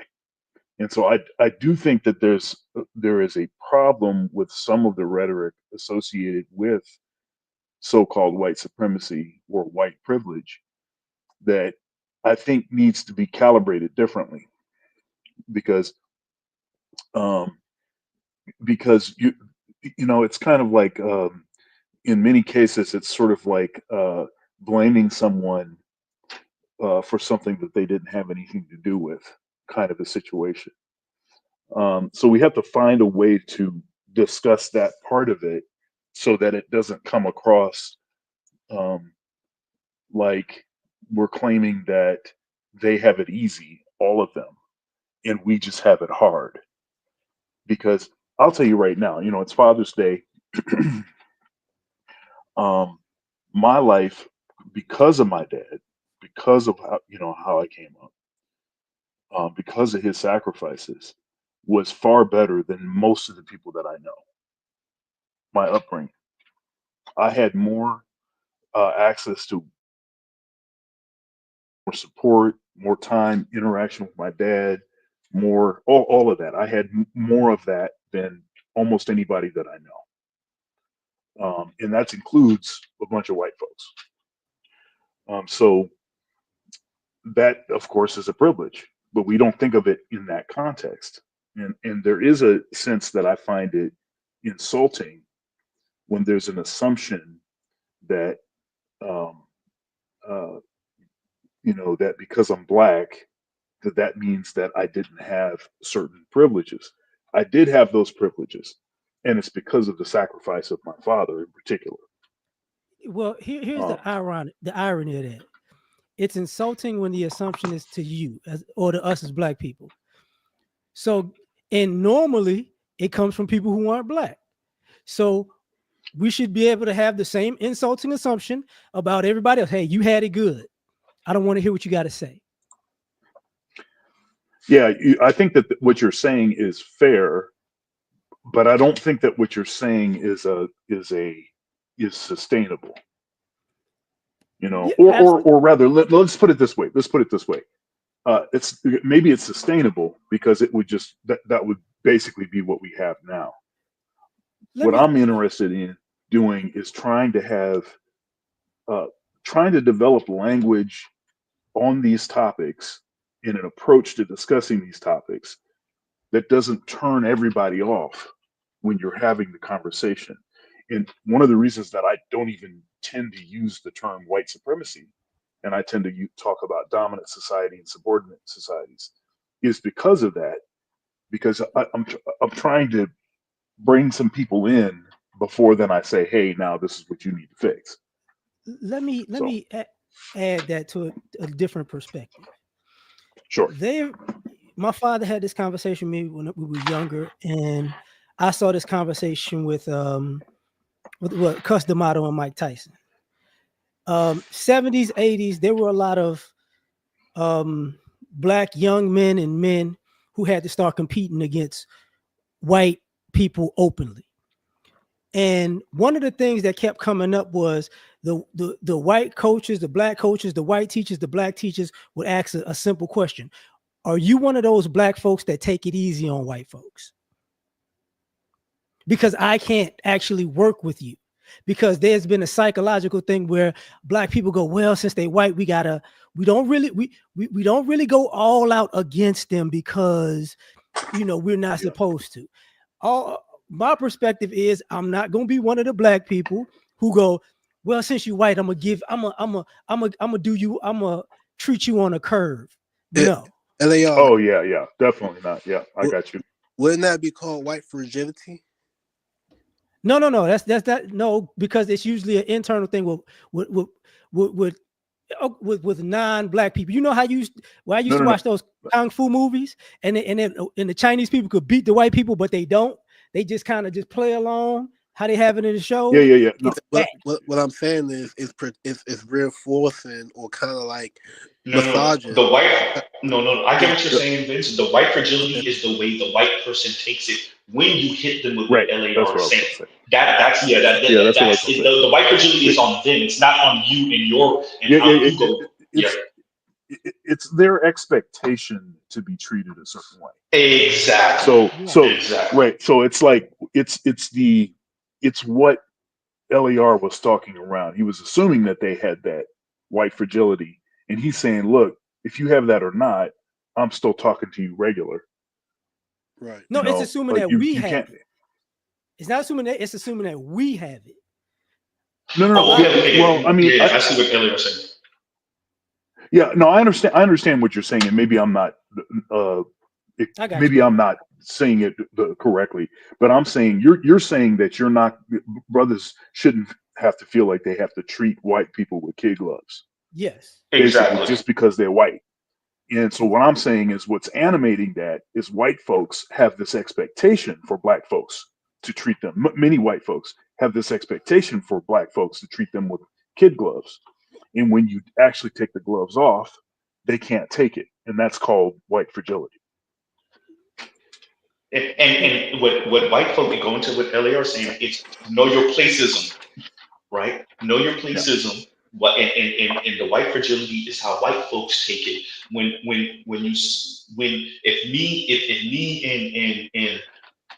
If me and LAR are playing the dozens and the white guy tried to jump in and we give him all the heat and he crumbled, right? That's white fragility. It's you wanted to be part of this, you was in it, right? But what he's really saying is kind of joke with me, but don't really joke with me, right? So that's white fragility. It's the way they take when a black person or any person of color is really people of color, but black person is brutally honest with them, or is upfront with them, or like Dr. Thunder said, takes the kid gloves off, or taking the gloves off. Yeah, exactly. And what's interesting about this too is in this I've been talking about this appropriation of terminology or terminology appropriation. And this term, black, what is it? Black fatigue, right? So in this black fatigue term, so that's actually an appropriated term. Actually, the term is racial battle fatigue, in which black fatigue is a subset of racial battle fatigue. And in specific, it was specifically done to address the experience of black men in public white institutions. That's actually what the term was about. So it was about the experience of the black man in particular. And so it's interesting that they flipped it to turn into a term that is actually expressing white fragility. It's because if you tired of somebody talking about racial stuff when the dominant society has not really done anything to address the issue in particular with black people, has not really done what they could have done, and even the efforts that supposedly they did were actually, it was a rouge. Affirmative action benefited white women and DEI benefited white women. So it's interesting that things that got marketed as black, and then we're supposed to stay quiet because, see, we gave you this black stuff. But then you look at under the hood and you find out that it wasn't black stuff. And that's not to say that some black people didn't benefit. And we know that Keisha benefited because that's part of the reason why you have 300,000 layoffs. But that's more due to them being a woman than it is to them being black. Right? That's why they got in the door. Otherwise, you would have seen a lot more black men benefiting from those programs, those policies. So it's kind of interesting because being anti-black pays, whether you're on the right or the left. Whether you're black, especially man, anti-black woman, male. Yep. Yeah, exactly. So at the end of the day, in some instances, we have to make a choice of, okay, if I continue to play your game, I'm gonna continue to lose. So I'm not gonna. So how about I'm not gonna play? We're playing a game, but you're gonna play the way you've been playing, and I'm gonna do it differently. And what I see sometimes is people go, okay, you black folks are playing differently now. No. You're supposed to play how you used to play. It's like, no, I'm not. I didn't win when I played like that. No, thank you. Well, that's what the Latinos are saying right now, isn't it? Like that's what many of them are saying right now with black people, many black people pulling their support. That sit your black ass down shit, right? So I love it.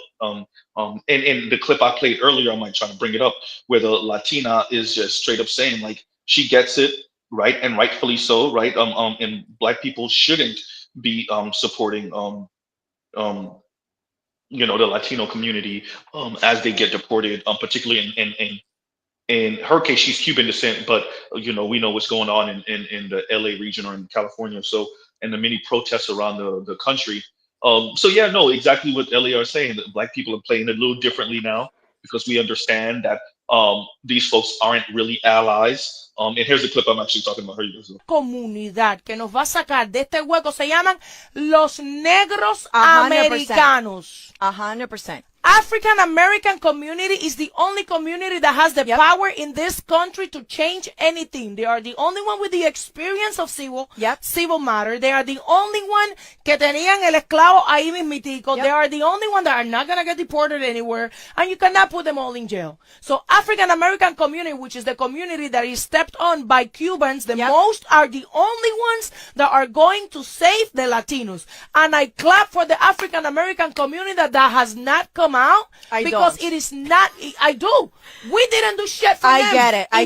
But I don't. Me and you support, but in masses, we didn't support anything that was going with them. Latinos look at Cubans specifically. I'm not gonna talk about any other community because I'm not part of that community, even though I'm a Latina with them. Cubans talk shit about African Americans. Cubans did not support African Americans. Cubans think that they all victimize themselves, that all of this, all of that. African Americans are the only ones that are going to save your asses, Latino. So you better start kissing. If you're going to kiss some ass in this country, you better kiss some black. Can I, because I just made a video about that, but can I just go say, ahead. Chapstick on deck.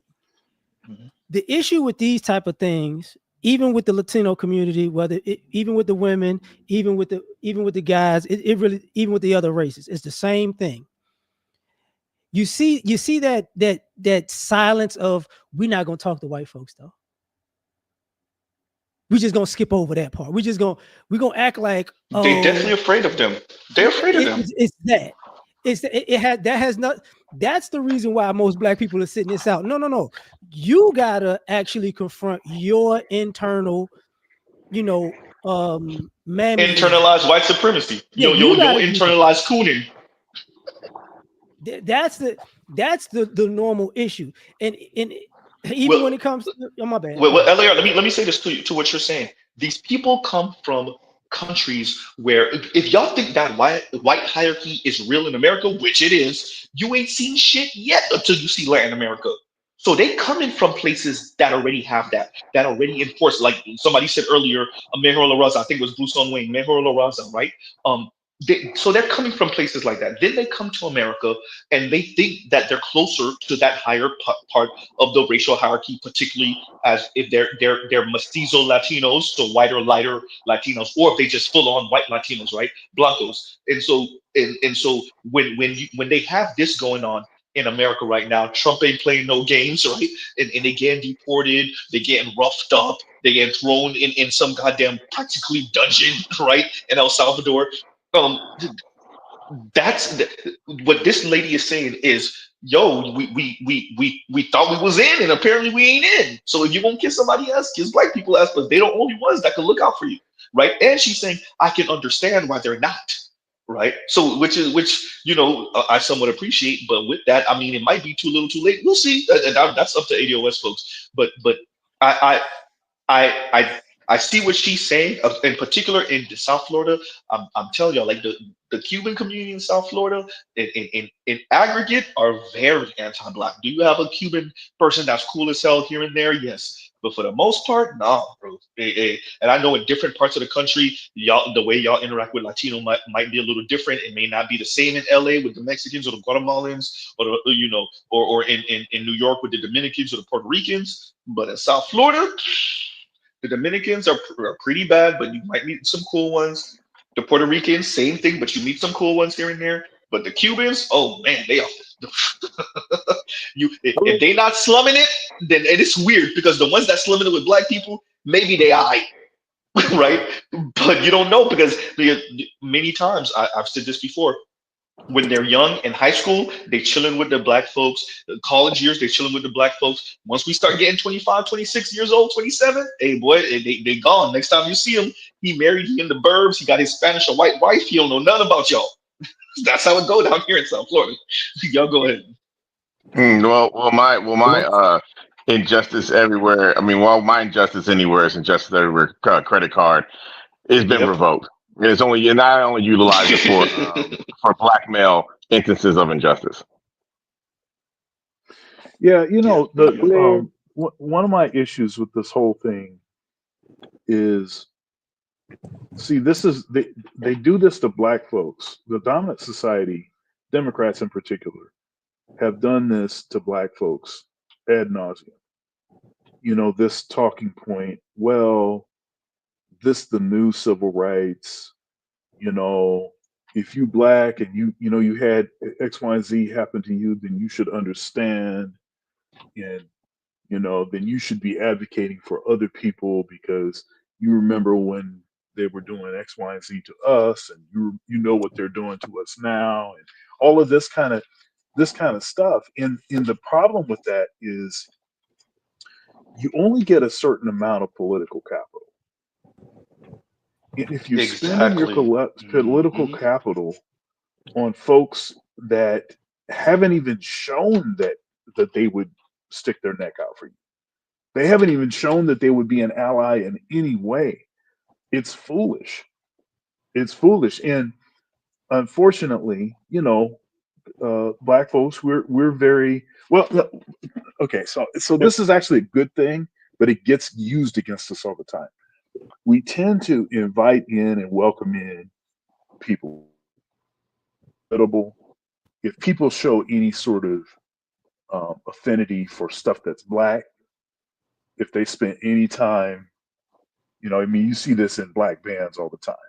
You'll have one or two white musicians, and they're part of the family just like everybody is, because they showed that they love the culture by perfecting their craft, perfecting black music, right? So that's like the sign that, okay, we can invite them in.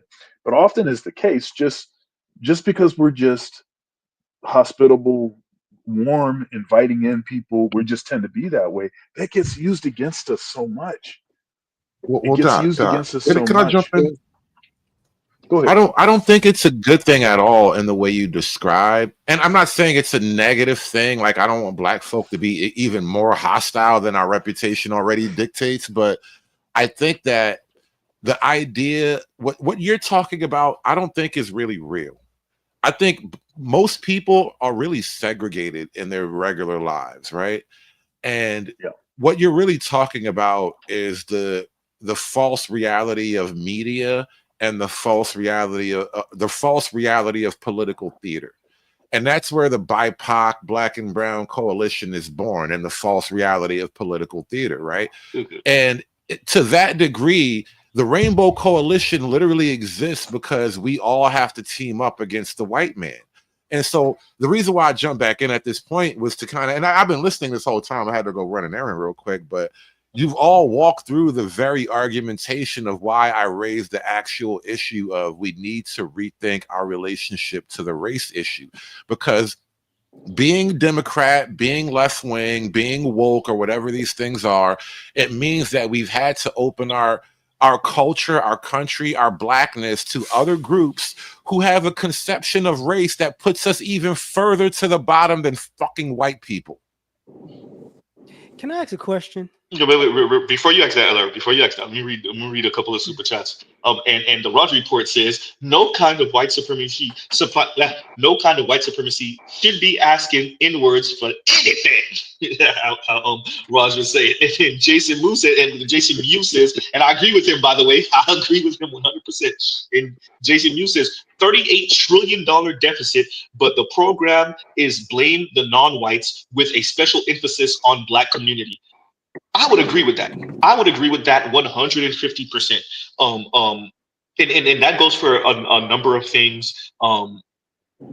Where black folks are supposed to be the fall guys. I guess that's what we are. That's why they say we're like, the punching bag of America, particularly black men, right? But yeah. So that I agree with that 100%. And thank you, Jason Mew, for the super chat, and thank you, the Roger Report, for the super chat. I agree with both of you. And I gotta read the Roger Report's super chat again. No kind of white supremacy should be asking N-words niggas for nothing, for anything. Go ahead, yo. It's just a quick question. Like, if I can assume that, let's just say prejudice. I won't even say racism, but prejudice exists in America in all aspects, and even in all political systems, whether it be Democrat, Republican, Independent, Conservative, Liberal. So which direction am I supposed to go as a black person that makes me feel comfortable with these people? I think one, that's a bit of a personal thing. Like, you gotta, Wait. I'm sorry. Wait. Hood conservative. I promise you, I'm gonna let you go. I just wanted to enjoy the silence after LAR asked that question because it got quiet. I ain't hear nobody say shit after LAR asked that question for like a good 2 seconds. I always jump in the fire, bro. I always jump in. Hey, LAR asked that question and the shit was quiet for like a good 3 seconds. It was quiet. You misinterpreted why it was quiet. It was quiet because it was directed at Hood Conservative because he made the statement. But and I had a feeling. Wait. What's happening, Ed? Ed is right. What's going on, Ed? Ed is right, but still that quiet because usually somebody asks a question, you're right, and it'd be directed. It was quiet because It was quiet because when he asked the question, you know what I saw? Darkness. That's what I saw. Not really. I mean, I can tell you, like, it was directed at somebody. That was what I saw. When he asked that question, I could not visualize any scenario. I saw nothing but darkness. Well, let me make an attempt. Let me at least make an attempt because I'm kind of I introduced a lot of this stuff. And by the way, the fact that you're saying make an attempt and don't have an answer you're confident in speaks volumes. I just want to say that up front, but go ahead. Well, nah, because I know the audience, and I was literally about to say shout out to Mr. Z because I know I introduced like really radical ideas because I make no secret of it. I really explore. Wait! Oh, thank you, LAR. I don't mean left wing radical. I mean this is like a right wing thing. Like, can you be a Black American nationalist? That's a right wing thing. No, it may be a right wing thing, but it's not radical.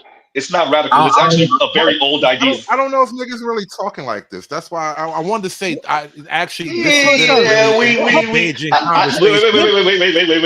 me fast forward to this. Countervailing. You're not the first Black person. Look, you're not the first Black person who comes off with the low key. If we do things the white Republican way, we'll be just great, Black people. You're not the first. You're probably about the thousandth. We're not the first. I don't know what the Black way means, and the Black way been losing, so I think we should be willing to reconsider. I want you to hear his answer. Getting away. My answer. Wait. Let's do this. Go ahead, conservative, and then we got that. Go ahead, conservative. My answer is back to the original proposition. We have to be willing to rethink our approach to the race thing, because not only do we have something like the Mexicans, we got a bunch of Indians running into this country, and none of them are going to support your Black initiatives, but you allegedly need a coalition of non-Black people to help you. So what do? We invited all the non-Black people who hate niggas more than white people over here, and I'm like, if I have to choose between the non-Black people who hate niggas more than white people versus the white people, it's obvious where I'm going to side with. So wait, Andrew, let me say 1 second. I don't think people disagree with you as much as you think they do, because Black Guru made your argument before the election. So more people agree with that particular assessment. I'm not talking about anything else. That particular assessment right there, more people would agree with you on that in particular than I think you would believe, particularly on this channel. Go ahead. You know what fucking annoys me about this, and I am fucking annoyed already. Number one, like I know this is your panel, Mr. Z, but I swear to fucking God, this is ran by some open fucking intersectional feminists. Like goddamn, like everything means everything and nothing means nothing. I don't hear pragmatism. I haven't heard pragmatism. Like, I've been listening to this for about an hour, and I haven't heard pragmatism that drives this stuff. Like, this stuff is not complicated. Even what you said, like, the problem is not that, basically white people, these Hispanics are fucking around and finding out. And it's not about siding with anybody. Standing out is not about siding with anybody. And I'm not necessarily on the Democrats are just another side of white supremacy. Liberalism is white supremacy. I don't separate liberalism and conservative. It's all ice cream, and we're in Neapolitan ice cream. I agree. It's not. So when I hear people always going on the left and the right, it's like, yo, and this is not directed at one person because there was a lot of people that's been talking. Yo, fuck you and your ideology. Like I'm like anybody, a lot of people that I heard talking, and I wasn't paying attention. I was kind of jumping in and out, because I was getting some fucking city barbecue, and they took fucking forever, because people decided to give a fuck about fathers, which is some new shit. But anyway, my point is, people need to check their fucking ideology at the door. Like, y'all have no idea how much I want to tell some of y'all on the left and on the right. Shut the fuck up and take your ideology, take your fucking shoes off when you come in the house. A lot of folks are driven by, and this is true on this, whether it's FD Signifier, whether it's Anton. And one thing I'll give Anton a little bit credit is Anton is better about cloaking his stuff in pragmatism which is why a lot of people don't call him out on the coon and shit. Like he can get away, he can get more further mileage out of it than like an FD Signifier, where it ain't nothing pragmatic about nothing he fucking says. Which is why when I listen to other people that listen to him, reacted to him, they get the same frustration I get. I know a lot of y'all are smart. Y'all we got different black people on here that are from different regions of the country, different ages. Some got kids, some got grandkids. So they raise kids to adulthood. I don't have kids. We got dudes of different shades. So I don't know if y'all are mixed up. Some of them are not, some of them are FBA, not FBA first gen. We all have an ideology. We all have like things that kind of drive it. But we have to, the thing about the manosphere, and I'm not trying to wag fingers, I'm just saying, we got to root this stuff in pragmatism. So at the end of the day, the Hispanics don't fuck with us as a group. Our problem, and I blame this mainly on the females, but you niggas that let Hispanic women call you a nigga because you want to get some pussy, you a bitch ass nigga to me. If anybody gets mad about it, I'm sorry, but I'm standing on that. Cause I don't let none of them hoes call me that. I don't give a fuck about how much they sucking my dick or whatever. And that's a New York and LA thing, by the way. My point is Miami low key. Yeah, they don't fuck with us. And at the end of it, it's the same thing with the white boys. The white boys, you got exceptions, but overall, there's a competitive issue. Racism is spoken about because even if you say, okay, let's pretend racism doesn't exist. Racism is rooted in resource competition. It is rooted in human nature. This is why black people have such a hard time with it, because in Africa, we weren't resource destitute like that. That's also what fucked the Indians up too, other than the flu. They believe the land belongs to everybody versus you're dealing with people that they come from the winter. It is what it is. And I'm not even trying to say that white people are necessarily bad, but at the end of the day, it's a competitive thing. And my thing is the problem that I have, and I'm gonna land it at this point. The problem I have, and I'm gonna bring it back to like the red pill, like why don't black people and white men, when we have common things, we work together? It's not black men's problem. It's white people's problem. White people have this irrational fear that we and black American men have the ability to genetically annihilate them, even though we don't have the numbers. White women are the largest demographic. We are one of the smallest demographics. Black men and white men are not linking up as much as people say. Yet white men have this, and even white SWP did a video where a white woman even brought this up. They have an irrational fear.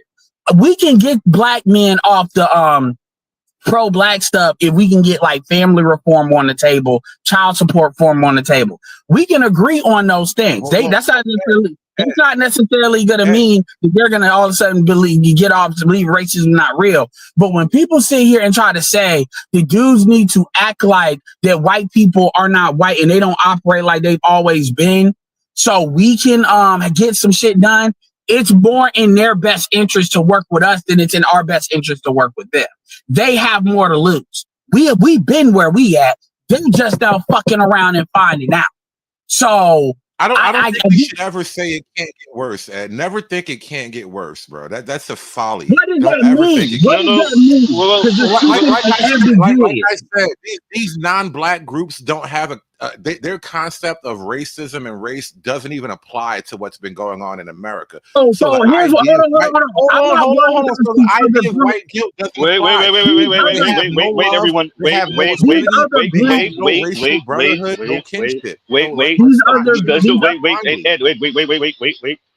because y'all got me looking like a crazy person right now. Okay, so let's do this. Ed, go ahead and finish that, and then you got a hood service. Go ahead. These other groups, like let me tell you something. From a kill us and take us out standpoint, white people are only people that's even a factor. Hispanics are not a factor when it comes. They're the only ones who wouldn't do it though. No. Eat you alive. I promise you. You're talking about the literal jungle, bro. Stop. When it comes to the military and all of that, that's white people. Everybody else ain't about it like that. Like no. Ed, wait. Hood conservative. I promise you got it afterward. Let Ed land. I promise you. They are not like we don't have no Jim Crow with any other group. They are not about it like that when it comes down to it. So my point, like, they're really not. So this thing about, well, it can get worse. It only can get worse by way of white people. All these other, because here's the thing, the problem is these other groups don't understand, whether it's Indians, like Vivek found that out the hard way. You know, the Hispanics are finding out now. Black people are not, white people believe in a certain definition of whiteness. That whiteness is under threat. For once, they're looking at other groups other than us because they're doing the outlet. And they don't know how to handle that and deal with that because they haven't had to really deal with that for real. So at the end of the day, all it is, it can get worse. If it ain't white people doing it, it's not going to get worse. Let me point something out to you, Ed. As Black Americans, specifically just Black Americans, like I said, my conception of Black applies to us here. We've been locked in this continent with these people for hundreds of years, and the thing you say they will do, they've never attempted to do. We've had skirmishes at best. The other people, the non-Blacks from around the world, they live genocide. They machete their way through genocide. And I'm not saying that that's literally what's going to happen, but don't act like those people are the same as these people. You're not listening. Can I just wait? Ed, I got it. I promise you, I got it. But Ed is saying they don't have the numbers, bro. It don't matter. They just I'm talking about what I believe they'll do. They will outnumber us. That's the thing. They will outnumber us, though. Really quickly, they will outnumber us in a day. You can't talk. It's still it's. Go ahead, Leon. Go ahead. You're way too driven by your ideology. Just for shits and giggles, let me say this. Your ideology, I understand, Hoodservative, but you really believe they haven't burned bridges with all these other ethnicities in this country? Those other ethnicities, the Asians, the Hispanics, now the Hispanics, you know, the Middle Easterners, they were team white supremacy to stab us in the face and the back. Now they've burned white America burned the bridges with all three of them now. They don't have the numbers that you think. And this idea that, you know, we'll just attack Black people. Yes, they've tried that numerous times in this country, even to the point where soldiers back in the 60s and 70s was killing white folks at war because they were shooting at them during these wars. Soul brother, not your war. No, I'm talking about the blacks on shooting at the white Oh yeah, that's true. Yeah, I remember that. Yes. Without a mass deportation effort, we will be swamped. There's a reason why Southern California doesn't have a strong Black population anymore, and it wasn't peaceful cooperation. They got bombed out. They got warred out. They got outbred. They got out hustled. And there comes a point where you just can't fight numbers. Conservative. Let me say something as a Black man that actually is going to come out in the live in a second. White people are lazy. You think they're going to keep these ICE raids up? No, because they don't want to fucking work. The same people that they kicking out, they're going to beg to come back in 6 months to a year. The same Chinese people they was talking about, we need to get them out of here. They using this. They didn't shut down the supply line because they need that Chinese stuff. You're talking about a lazy group of people. They're not Superman. They're just incompetent as hell. No. Respectfully, I'm talking about Black people.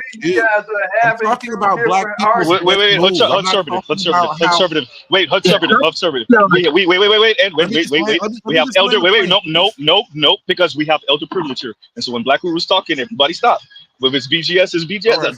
That's the rules on this show. So Black Guru started speaking. Go ahead, Black Guru. You guys were having two different arguments. Conservative was talking about non-white people, and LAR is talking about white people. Y'all having two different arguments. Thank you. No, I'm not. This is what I'm saying. I'm not even talking about white people at all. I'm talking about what Black people should do in the face of these aggressive, encroaching, non-white groups. And our fight about racism doesn't address that. That's a unique problem. Our issue, these non-Black, the reason why, like, that's a Black woman problem. At the end of the day, our shit is split because we have this gender bullshit, and we have this gender bullshit because Black women pretty much have opted out of wanting to be Black for the most part. So so what happens is because none of these other groups have these internal battles to this level. And that's so so no, pro-blackism doesn't address that. And that's why pro-blackism can't mean shit, because they're not willing to do what they need to do to actually even begin to get stuff in order. But see, the problem is what you do, hood conservative, is you basically you keep talking around. At the end of the day, come on, don't be the bad guy. Just say that you want black people to pretend that racism doesn't exist in a figment of our imagination, so we know where you're coming from. But you try to talk. I want us to put it down our list of priorities. I want us to put it lower at our list of priorities, because ultimately we've won a lot legislatively. I don't know what specifically we can do legislatively to gain the racial gains that you desire, because it seemed to be an internal problem, like you just said. So from a legislative standpoint, I don't know how far we can go. Ed. But we can go farther on other issues. This is so fucking. This is literally this is like talking to FD almost. I know. Really Here's the flaw. Here's the flaw in your logic. Let's just say, hypothetically speaking, we put racism, lower on our list of priorities. That doesn't mean white people are not gonna keep racism where it's at. And LAR, what makes it so funny is I said that before in a different way. What did I say? If we were making a push for family court reform, child support, by the way, white men, because white men deal with this shit. White women are way more effective in liquidating money out of white men than black women are with black men. They got more money to do it, and pound for pound, they're better at it. So this is not something that does not affect white men, by the way. And so I said that maybe 10 minutes ago, where I said, it's not the black men they are are going further down to fall. I understood what you were saying, Ed. It's the white men that's going to be the problem. Because here's the thing: what white men want us to do is essentially operate like intersectional femme, like black women. They want us to be the crash dummy. And I'm like, I'd rather the shit burn, because they have more to lose than we do. So if they're that suicidal, when geopolitically they have been outmaneuvered. The only reason why America even has a ghost of a chance is because India doesn't necessarily want to be. India don't want to be Russia. They don't want to be under the thumb of China. They have their own, their own center of gravity, and they're basically doing what Erdogan and Turkey does. They're playing both sides, and they need America to still exist and be strong, because that keeps. And China is right up on their border, and China can beat their ass in war. Well, it's both. Wait. So Ed is right. I would also add Pakistan in the mix too, even though they don't have nearly the military. So yes, I agree with Ed. India is a very unique situation, because they're pretty much put in a pincer move without America. Plus Pakistan is on one side with the skirmishes, and then China's on the other side. Work with Pakistan in order they'll make a deal in order to deal with that. Yeah. So my point is, even that's coming back to how that informs us. That's why you see a lot with the Indians, but coming here and what they're able to do, but they're still a small number anyway. So with the Hispanics, the Hispanics are racially confused. Fuck them. I want to jump in. And I don't really care. I don't care. Wait, everyone. PhD. We got PhD privilege also. I think that was Dr. Thunder that said he wanted to jump in. Go ahead, Doc. Yeah, Ed, I take your criticism, because I think that there's a tendency for people to get in their sort of theoretical camps, and then you're not actually having a conversation. So then it's talking points rather than actual conversation, and the argument's not going to move anywhere because you're not really listening to each other. I will say that it's not possible to just be pragmatic, because even pragmatism has an underlining theory. You have to understand where you're going and what the issues are, and largely that stuff is worked out in you develop theories and understandings of the nature of reality before you can actually have those pragmatic conversations. I think some of these conversations have been the same conversations over and over, and that can get sort of that can get tiresome. But anyhow, I just wanted to throw that in there. No, I appreciate that. No, wait. And let me say this to Doc. It could get wait, y'all wait. It could get tiresome for everybody else, but apparently not Z, because this is what I do. I don't know. Y'all might need to put me in a psych ward or something. This is what I wanted. This is why I wanted. Well, it's not tiresome. It's not tiresome for me either. I'm just saying, but for the listener, and I think. But the issue. Go. I wanted to pose a question. Wait. Real quick. Let's let Conservative. He got to jump on you, and then Ed. Conservative and then Ed. You mentioned a minute ago about let it burn, and I'm in the let it burn camp to a degree, but I'm also willing to deal. And what is your counter to let it burn? Like, do you have a counter to let it burn? I'm hearing what you're saying, but I'm being very clear. I'm not talking forever. So it's very clear you're not listening to what I'm saying unless it's something you already are on. Because I'm starting to repeat. I'm saying let it burn is like flipping the table over, but short of flipping the table over, what is your ask? Look. So let me ask you. So as far as what Dr. Thunder is saying, I understand what Dr. Thunder is saying, and I agree with that to a certain extent. But black people black men in particular, because we're the ones who got to move the stuff, have a problem that like to get lost in theory.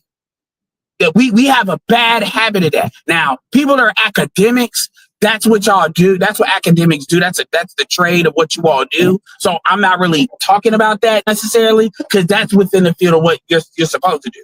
I'm talking about people that's supposed to be practical. People that is really not their job to be on the theory train. They'll get lost in some of the goofiest stuff. We talk about hip hop entertainment and Diddy and all that, and we'll get lost in that when men are supposed to do shit. And so there are people that their role is, and I'm not going to say they got to be academic, but their role is the theory craft. And then there's people that they're supposed to come at it from a more blue collar, pragmatic. This is how we take that and make that work. What you have, but the reason why this annoys me is because you have a lot of people that they're trying to have this endless cycle of convincing people to their point of view when their point of view is wrong. And they kind of low-key know it's wrong. And this is not just like conservative. This is also for the FDs of the world. You got people that is really borderline propaganda, is borderline time wasting. It has nothing to do with actually affecting better outcomes. That some of these people may believe it does, but it doesn't. And this is why a lot of these conversations become circular and endless, because it's not because it gets to the point where we're speaking in ambiguous language. We're never like, dudes are not really homing in on this is what I think and why. Damn what people got to say. I'll give you an example. That's why I asked the question though. Short of wait. Conservative, let Ed land with that, and then you got. I said on somebody asked me. I said you have to be willing to do what you're willing to do to move the outcome, even if you think it's morally fucked up. And some of y'all got to get over that. But even though there's limits, somebody told me, what do I mean by say this in a Discord? Not my Discord, but another Discord. I said that, give you an example. I think it's to the front that Chinese people sell fried chicken in Chinese restaurants. I personally think that is how you know that black people really should not be buying Chinese food. We need to learn how to make that shit and learn how to create companies around that shit. Anybody, and here's why. Anybody that does not fuck with us, we need to stop fucking with them economically. Is it practical to do that with white people? No. So, but before we even start to look at the white ice is colder, we got a lot of other stuff we can do before that. My point is, I said that I would even be willing to spread a rumor saying that basically all Chinese food is really dog and cat, because black people already low-key believe that. And then we create a Panda Express and let them motherfuckers know, hold on, when that Panda Express is coming, that we coming for the businesses there because we're coming for our money, which is the money that our people spend. The only thing black people don't really know how to make is the rice. So you start with a hibachi restaurant first. You see other groups doing this. It's not just Asians that do hibachi.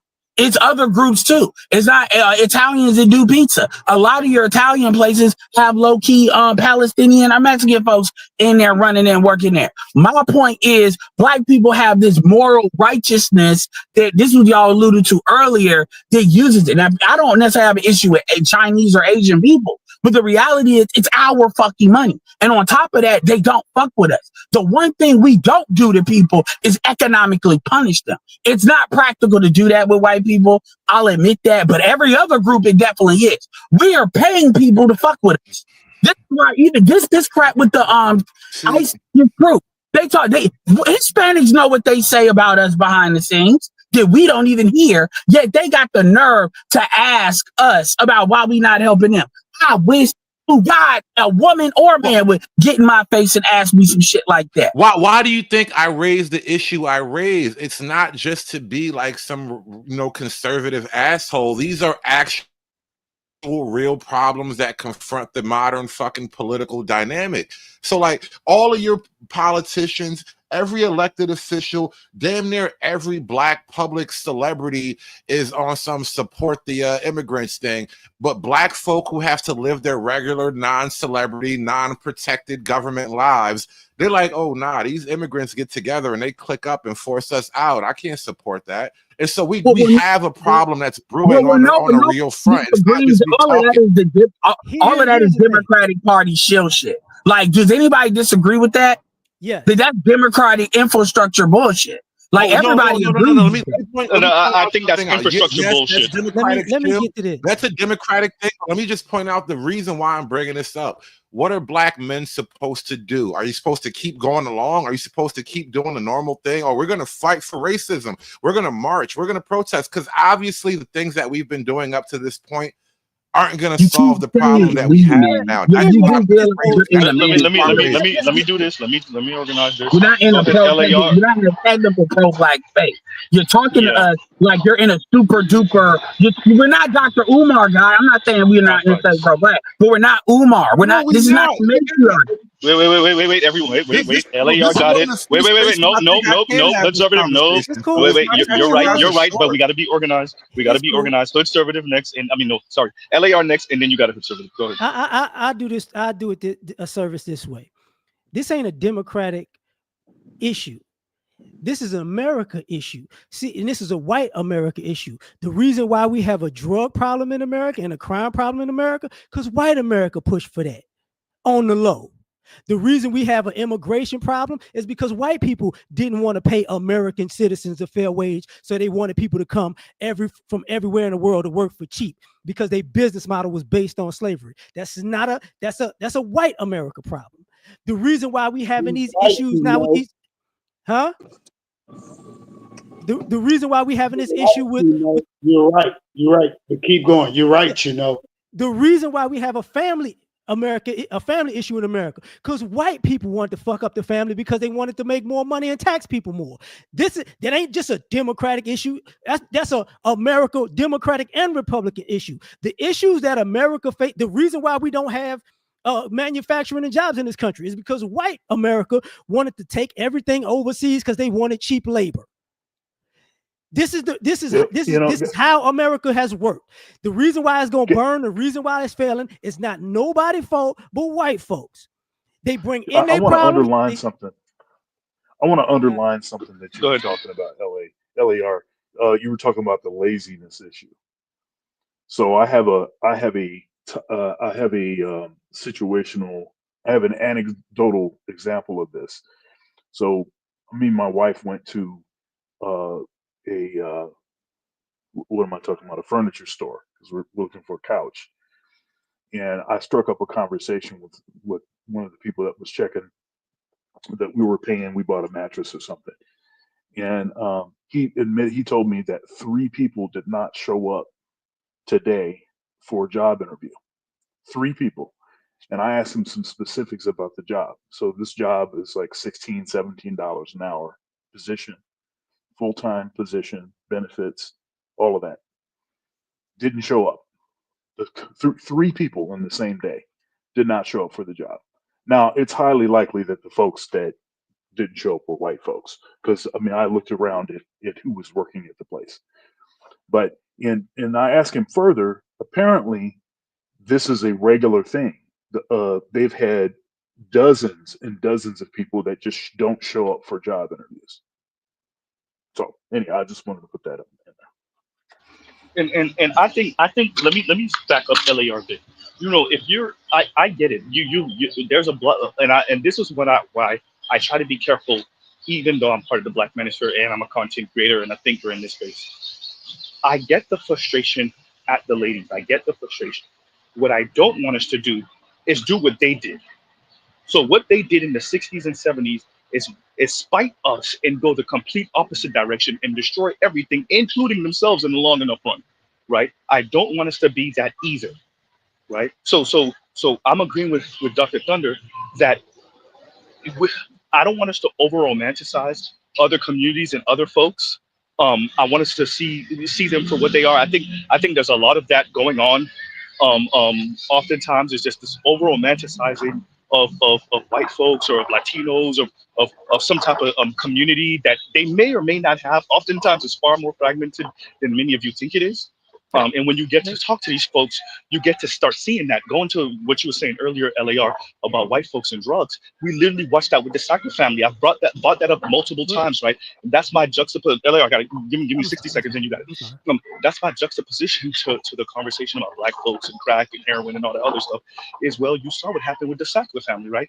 They started pushing this oxy and all this other stuff in the Midwest. Then they turn around and start buying up museums and art exhibits in New York to kind of paper over what they were doing in the Midwest. So while your Midwestern, redneck, two teeth having ass cousin is ODing, you over here reading a expose about how the Sackler family just opened up this new art exhibit. It isn't that so great, and they're donating, and that's their way of cleaning up the money. They're not cousins, right? Bro. I promise. No, you know what I'm saying. Yes, but you know what I'm saying. Thank you for interjecting. This is what I was talking about earlier. Stop, conservative. Stop. Because I see what you're doing. You get to throw off. But the point of the matter was to paper over the paper over what they were doing in the first place. That's what I was saying. Everybody else got the point, but you just had to try to throw it off the rails, and I just won't let it happen. Sorry. No, I got the point. So black folks do this white supremacy thing, and you talk about the Sacklers being cousins with Bubba. They are not cousins. Wait. Either it exists or it doesn't exist, and we don't minimize it over here because our manhood means that we have to pretend like what isn't. That's not what I do on my channel. I don't know what everybody else do on that channel, but on Z's channel, we don't pretend like my manhood is not determinant on me pretending like a stronger force isn't a stronger force. As of right now, it exists, and that's what it is. I don't have to minimize it for my manhood. Let me land my plan real quick. Let me just because I was. Here's the other thing. It's not our fault. It's not the black community's fault that this country, that the Twin Towers went down and this country went to war with the wrong country, and that made and that same thinking 25 years later has this country $38 trillion in debt. It is not our fault that the housing market boomed and busted because people wanted to mess with the money. It's not our fault that the auto industry flopped and needed to be bailed out, and the banks needed to be bailed out. It's not our fault. We needed people with H-1B1 visas to help us with tech because people didn't know what they were doing. So and it's not our fault that all of this incompetence that I've laid out that's been going on for the last 60 years is now it's just blamed on people with small hats now because we want to act like it's just them. No.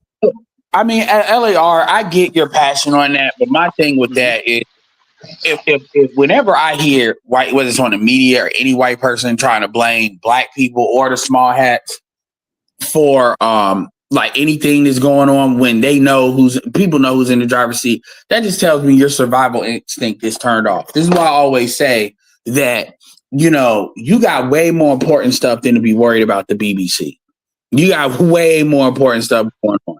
And it's a lot. And people say, like BGS say white people know more than they think. I don't think outside of the higher classes that a lot of white people really, they understand certain stuff like the demographics and stuff like that.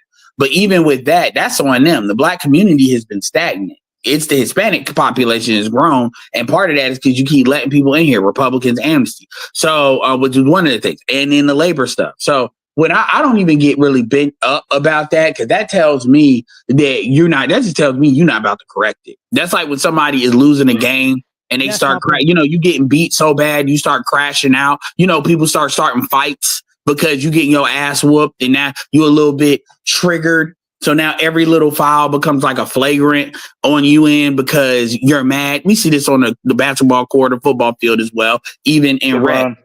Yeah, you know, that's what white folks are doing. And you see doing that too now. That's my And something you said, I see this said. cowardice. Real quick, LR, no, 5 seconds, about 10 seconds. I see this cowardice. I can acknowledge where black people are messing up or where we might have a blind spot, a direction that it would behoove us to move in. I can also accept and acknowledge where other people of color, non-white people of color come into play and how they're a problem for the conversation, and how they're used as a buffer, while also acknowledging that at the end of the day, Chris Tucker told y'all, and Rush Hour was that too, that if you follow the money, you're going to end up at some old rich white man's house. And he was right in the movie, and that is right in real life. And it doesn't make me feel of any less, and I said the word feel, any less of a man to acknowledge that fact. It's not simply just a Yeah, go ahead. Real quick, it's not simply just a small hats like Ed was saying. It's not black folks. It's not these folks have a very, very real thing they've been doing on planet Earth. And if what they try to do when the heat is on them is it's the black folks, it's the women, it's the small hats. No, it's you, and it's been you for half a millennium. But here's the thing, Z. At this point, it's like a house is burning and you want to blame everybody else, but it's your house. At the end of the day, it is your house. Now, obviously, we do live here, but it's your house. You own it. So I don't. It's almost like it doesn't matter. Like, because the thing about it is, okay, if it's somebody else's fault, solve it then. And this is why I always go back to: do these problems exist if black people just magically Thanos snap disappeared? Yes, all the stuff LAR said still exists if black people disappeared. Any time in history, it would still exist. Because and this is how we know this. You know, they fought 2 world wars amongst each other. So it's not like, well, white people. If white people didn't have nobody else to fight over, and now all of a sudden the Irish stopped being black, the Portuguese and Spaniards are not going to be black. Italians, people will start being de-Caucasian. De-whited. They'll find somebody else to fill in that void. So I don't even play the blame game because it's like, okay, you let me know when you're ready to have a real conversation and if it's too late, because it doesn't matter who they blame, because ultimately they got to deal with it anyway. This is why wait, everyone. Let me, LR, before you go, LAR got it next. Let me read the super chat real quick, and then LAR got it. And Lord Lovesmith says we need to make Keisha suffer for all of her sins against black men. He said, "Hey, you bitch, kneel to Zod." The environment will take care of that. Right. Go ahead, LAR, and thank you for the super chat, Lord Lovesmith. Well, Ed was talking about the manosphere, the black manosphere in the female situation and the American political situation is the same exact thing to me.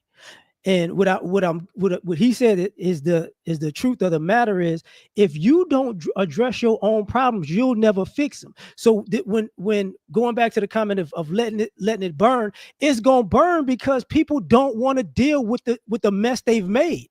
We can't fix the mess they made for them. Yeah, I mean, and really, a lot of that is that white ideology run amok, and what we are not used to seeing is it be so overt that essentially white people are doing what black women do. Basically, they're cutting their face to spike the mirror, and there's certain people that think white people are smarter than that, so they're not used to seeing that at the fucking presidential level. We've seen redneck and stuff like, but you're not used to seeing it at that high of the level. You're not used to seeing these corporations, because these corporations will never get a better deal outside the United States than they will get in the United States. And certain people will just duplicate what they do and then get rid of them. So it's not like, from an investment standpoint, they can get rid of stuff. And truth be told, even these like rich elites, who's to stop? If America really was not around, and like if America wasn't around, who's really to stop somebody from taking their money? Like for real. No one. Let me exactly. So this idea that they can just hop in they can't hop to non-Western areas. They can hop to Europe, but Europe is way worse than the United States. So they really don't have anywhere to go. Because trust and believe, they will. This is the last bastion of whiteness.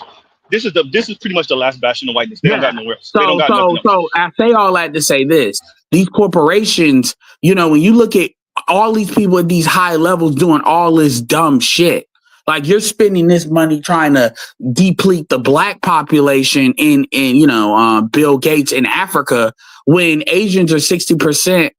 It's damn near as many Chinese as there are Africans.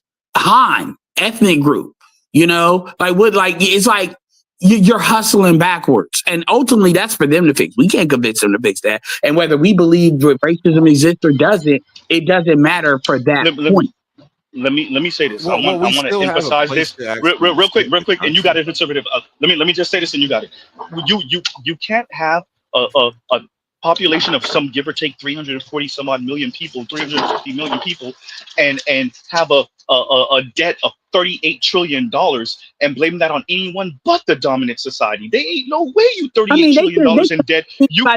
I don't even understand why we argue that point. I mean, it's just like to me, it's the same as Hispanics blaming. We need to take a moment of silence. Like we really do. And I'm not trying to take over, but just how fucking stupid it is for any Hispanic, whether they're racist or not racist, to sit here and say, why aren't black people helping us? Thank you. Go ahead, service. Okay, no, wait, let me learn with that. No, I felt that moment. I'm with you. No, I definitely do too. Let me say this. Continuing what I was saying, that $38 trillion, right? 340 million people in America. Recall, you saw how I almost tried to finesse US. We can't recount, and I say we loosely. The U.S. government can't account for how many trillions of dollars between Afghanistan and Iraq. Right? I mean, they just don't want to tell you. Yeah, well, we know what right. That's, they ain't telling us. Right, so they know where there's the money went. Right, and that's just those two wars. You're watching them throw money into the shredder with defending that little slice of Europe, and I say defending loosely, defending that little slice of Europe in the Middle East that they got over there, right? Who started and instigated the bullshit, right? So there's that. Then you have Ukraine because they trying to play this interesting chess move between Russia, China, Ukraine, Taiwan, this weird little chess move they got going on. So that's just money just pissing away. Just pissing away. You can't blame no one but the dominant society. I wanted to emphasize that again. We'll pause right there. Go ahead, conservative. Like I said, and I'm not really gonna pick apart too much of what Ed was offering. I do think my question still stands. Short of let it burn, you have to have something else on the table. But my whole point is we cannot really solve the problems that are coming up with the solutions that we've been working toward, which is basically the basic view of racism and all that. Our basic construct of what white supremacy actually doesn't account for why all these immigrants are here. And so where does the basic nature of Black American politics address that? Black American politics is betraying the average Black American right now. Pro-Blackness has no real voice on the modern modern problems of what's going on. So I'm like, we need a new kind of politics. We need a new approach. Wait. I agree with what you're saying, but let me address why the immigrants are here. I can tell you where are the resources. Where are the resources that got exploited over the past half millennium? That is why. Why else? I'll let you answer that. Why. Everyone, wait.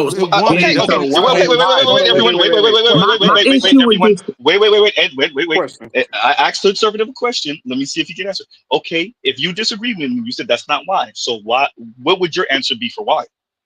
The why in that doesn't account for why it's been allowed on the American front, and this is what I mean about being okay. So you answered that in a negative. I'm asking you, what is your answer for why then?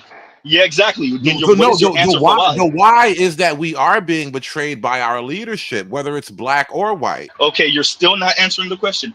If the immigrants are not here because the resources are not here, then why are they? No. Our resources is literally the American system, and so they come here to live under the sanctuary cities, to take jobs and all that stuff, to work at the plants that want to get people at lower wages and all that. They literally come here to take advantage. So it's not like a conspiracy. Take advantage of a system that perpetuates. Wait. Everyone, it's just me and conservative right now. It's me and conservative. So if I agree with you on that, okay, cool. And the system that is perpetuated and is allowed to perpetuate on itself because of the resources that it uses. From where? You're saying resources like it's gold in the ground. No, it's just the American system, period. So it's not the oil, and it's not the gold, and it's not the beef, and it's not any of that. It's not the copper. It's not any of the that. legal system. It's the American lack of conservative.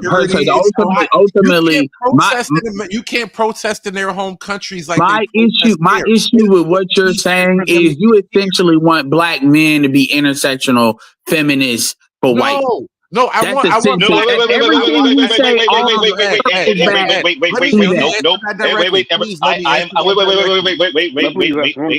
wait, before we go, because Mr. Z got 6% left, so we're gonna have to end this soon anyway.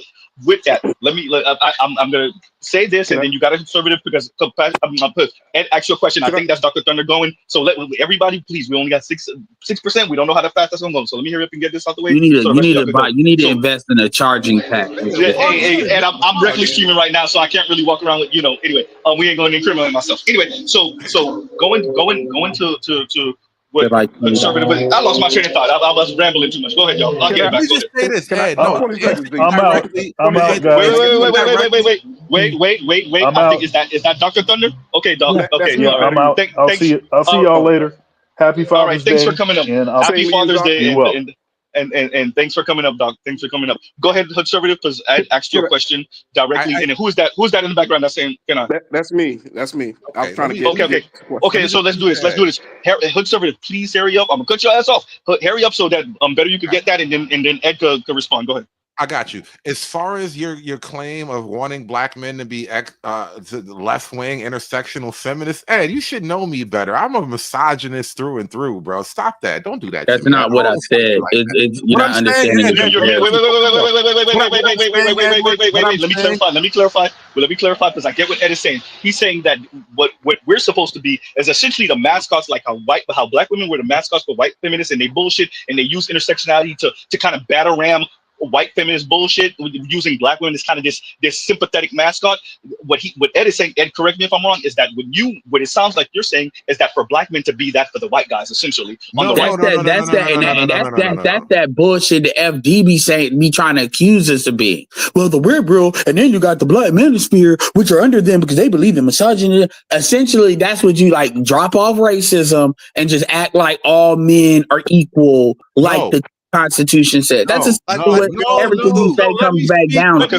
So let's let conservative land with that, and then we're gonna get better. You go ahead. Thank you for asking these questions plainly, so I'll address them directly. As far as intersectional feminism is going, no. And like I said, my God, you are not addressing. He missed it again. I said it as clear as hell. I said I couldn't. Yeah, he's being obtuse. Ain't no way. No, you are not Big J Triple X. Hold on. Let me say something. Let me say something. Wait. LAR got elder privilege out of all of us. Go ahead, LAR, and then we got to get better y'all. We got to get better you. Conservative, let me tell you this. Your approach to logic right now is why I keep saying America. You haven't even heard my approach, LAR. Niggas keep cutting me off, bro. Your approach to logic is the exact same reason why this country is $38 trillion. You haven't even heard my answer yet. You're trying to hold. I said intersectional feminists on purpose. You do realize that, right? But let me answer it directly. Okay, let's do this. Go ahead, conservative. You got 60 seconds. Hurry up, get it out. As a matter of fact, I'll give you 2 minutes. You got 2 minutes. We got to get better, you, and then we're gonna start wrapping up. Go ahead. 2 minutes. Go ahead. Thank you. 2 minutes is plenty. One, no, Ed, no. What I'm arguing for black men to adopt is something like a black American nationalism. This is your country. This is your country more than it belongs to any other group. It's us and white folk. As far as white people are concerned, we have to fight those battles as they come. But right now, that's not the major thing, all right? We are not living under Jim Crow. We are not living under the first days of post-slavery. We have to adopt for the days that are here right now. And I'm not saying saying that none of the things that you want to argue about didn't happen. I'm not going to disprove or fight you on any of that. I grant you all of that. What I'm saying is right now, this land is our land, and we need to adopt the politics. We need to adopt the politics that serves black men that live in America that want to own their own families. That's period. And that kind of means putting us parallel to white men. Not holding hands, but parallel. Okay, let's do this. Better you than Ed. Then we got to get Black Rule, and we're gonna end on out. We down to 3. Go ahead, better you. So this is going back a little bit, but we just had an exchange to where we were asking about black politics and black power. Why immigrants here? How are immigrants able to get jobs when it's illegal for them to get jobs? And who does that benefit and who does that hurt? They're here Perfect question. to dilute. They're here to dilute us. They're here to basically smoke us out. Because if it's illegal to hide that motherfucker, better you at the behest. Wait, at the behest of who? Smoke us out at the behest of who? Charlie. I'm just saying. Go ahead, Ed. Go ahead. Better you. Were you done? That's my question. That's like understand, and SWV does a very good job basically talking about this point, but they're not here to quote unquote smoke black people out. That is not the main purpose they're here. That's like a third purpose. That's while they're here, we'll use the modern, the model minority BS to undermine black people, because that's the soap opera that never gets old. The primary reason they're here is economic. They're here to basically underline labor in here, whether it's black or white. And truth be told, the white folks get paid the most money, and they're the ones that'll make a lot of noise if they get undermined. Versus black people, you can just say, NR, chicken dinner, and then they can just shut that down. So when you look at the Indians, you look at the Hispanics in the construction industry, that affects black people very much, but it affects white people too, because it affects their contracts. It affects how much work they can get. When you look at Indians in the tech industry, this is why white people got mad at Vivek, because Vivek kind of said the quiet part out loud, and he thought he was an honorary white person, and he fucked around and found out, and he told the truth. Talk about white people are lazy. Remember that, guys? That did happen. And then he all of a sudden got shooed away. So the point is, that's the primary reason they're there. So it's class warfare. The thing about it, with hood conservative, my thing is I get tired of talking around this stuff. At the end of the day, you're basically saying focus on class versus race. And my thing is, you got to tell white people to do that first. The reality is, all these points affect white men more than they affect black men. And white men are the fucking majority. This is why we keep coming back to all the stuff they did. So this idea that black men need to lay our moral authority on some shit is bullshit. Like so when I said let it burn, I'm gonna say this and I'm done. I'm on some, if you don't want to save your shit, then I'm gonna do what's in my best interest. Because that's all you can do. We can't beg, we're gonna stop talking about race. And we're going to start no, it's number one, we don't even talk about race like that. Remember, we're in the black manosphere. This isn't the pro-black space. A lot of what you're saying really belongs over there because we already get it. We get the nuance. We understand racism, but at the same time, Zeebs talks about it from his perspective. We talk about on his channel, but the space as a whole does not. We're not just talking about white people all day, every day. The main reason why we even bring up black women is to let black men know that black men need to stop tolerating and subsidizing bad behavior. Because once they stop doing that, then you make it expensive to subsidize black women, which means it'll fall under the gynocracy will fall on its face, which is already happening because white people ran out of money.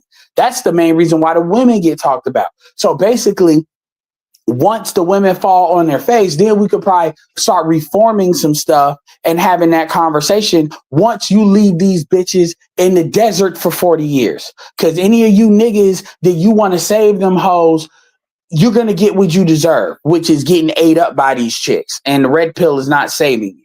That's the overall purpose of generally what we do.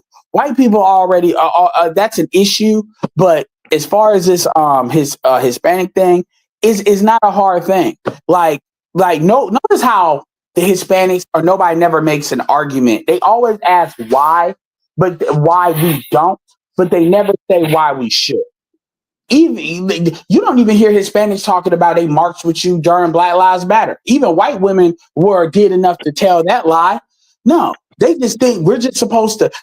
Hispanics actually believe that because we're lesser than them, they actually believe that they're white and we're supposed to come to their rescue like they expect us to come to white people to rescue some shit.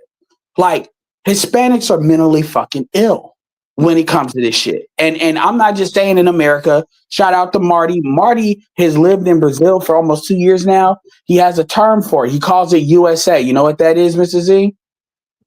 Unsanctioned slave activity. And I'll leave it there. Damn.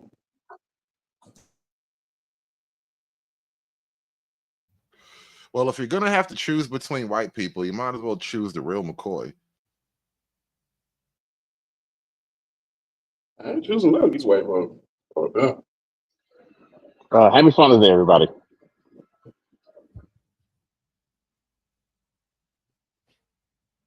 What was that?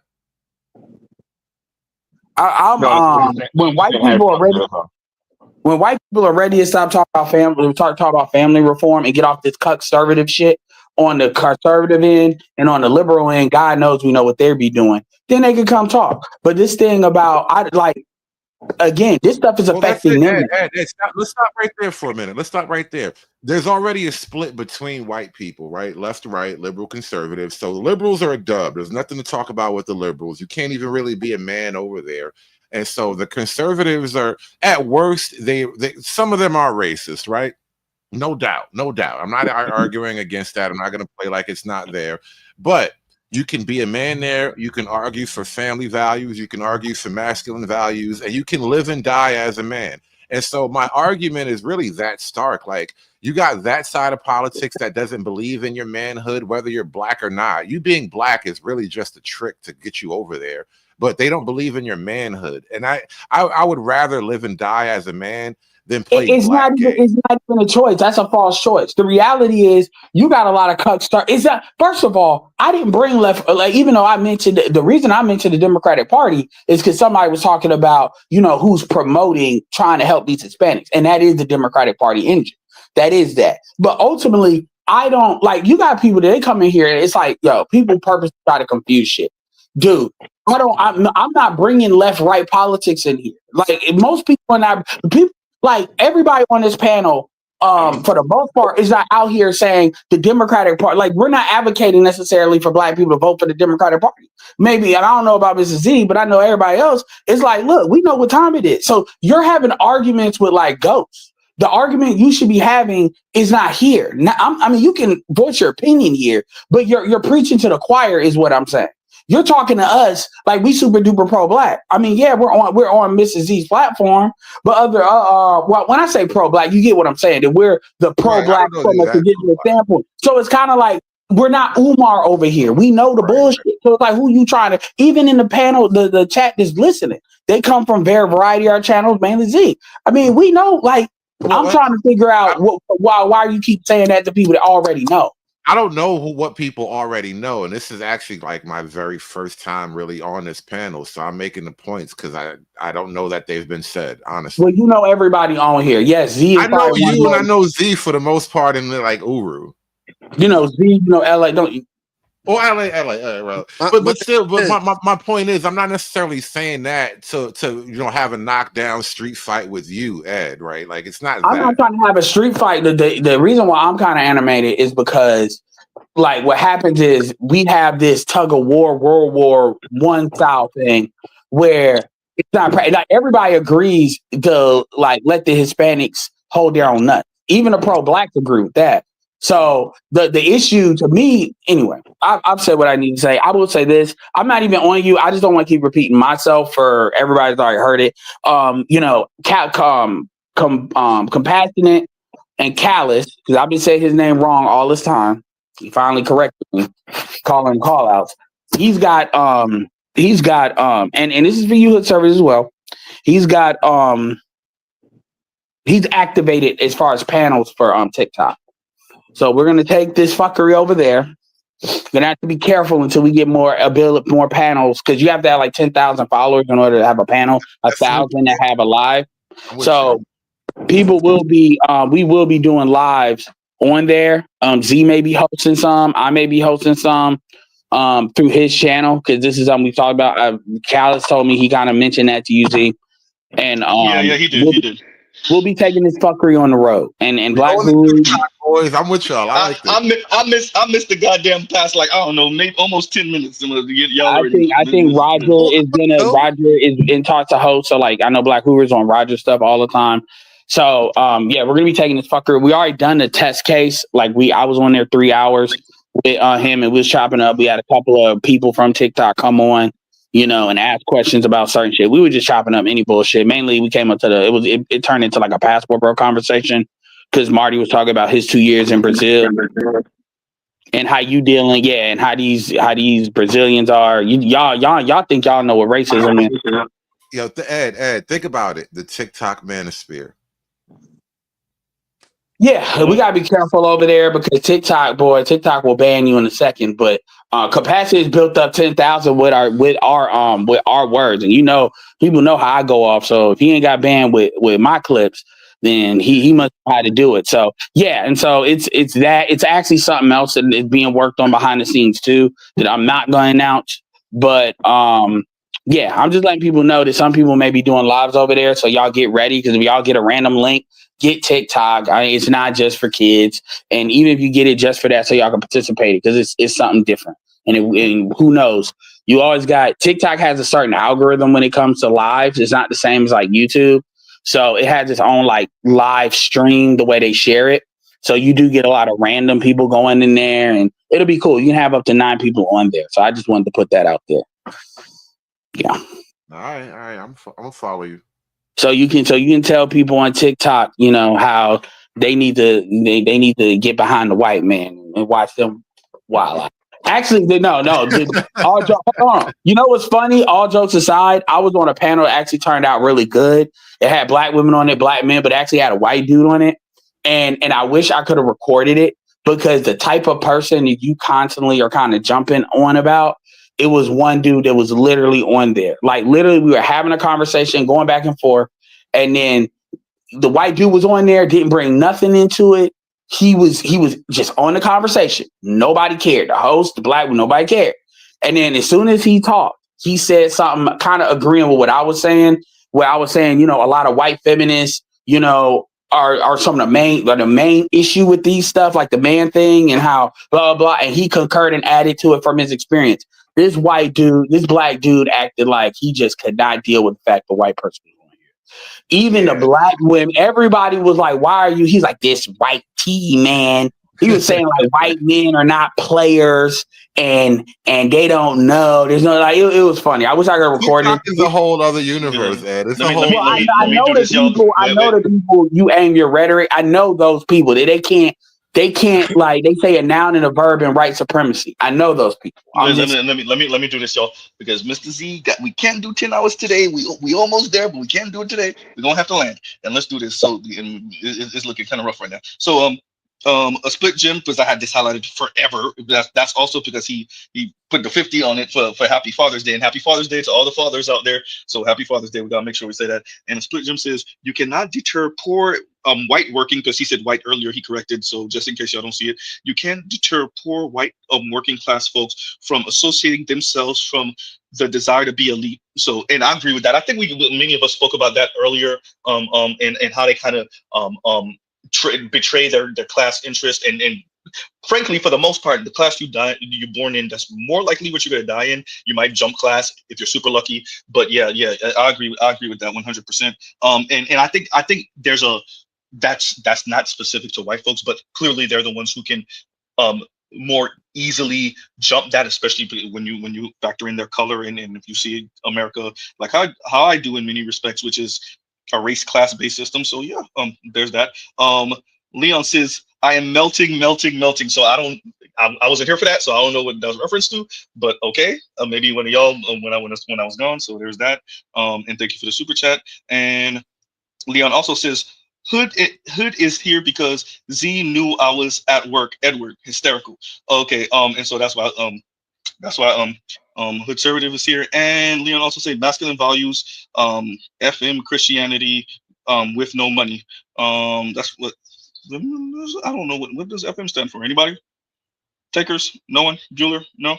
Okay, I missed that. Okay, so we'll do this, y'all. We're gonna pause right here. Love Pizza Chicken Grease. I'll go check out the Black Man's Fair content, other non-Man's Fair content. Yes, it is that serious, Mr. Z. Go. We gotta end out. We got things to do. And what's this? Shout out to 12-hour Z stream. One day, I don't know about today. Definitely not today. But that half a day. So I've done that before. I was about to. I think I've done 8. That was hard enough. But I don't have any. See, can I just say this? This is a really great conversation, and I appreciate everybody that's been up here. Nobody really got retarded. We actually dealt with the issues, and I know I brought up controversial stuff, and I thank everybody for handling the conversation the way they did. And so I'm gonna bow out. I'll catch you guys on another night, man. Have a good night, y'all. Okay. He says free market. Okay, so let's read that one more again. Do him justice. And he says masculine values, Republican, free market, Christianity with no money. So I guess that was a shot at Hood Conservative, Leon is saying. So maybe next time Leon and Hood Conservative will be here at the same time. And so with that, y'all, we will truly pause right here. Love Pizza Chicken Grease. Y'all go check out the Black Man's Fair content or the non-Man's Fair content. Mrs. Z.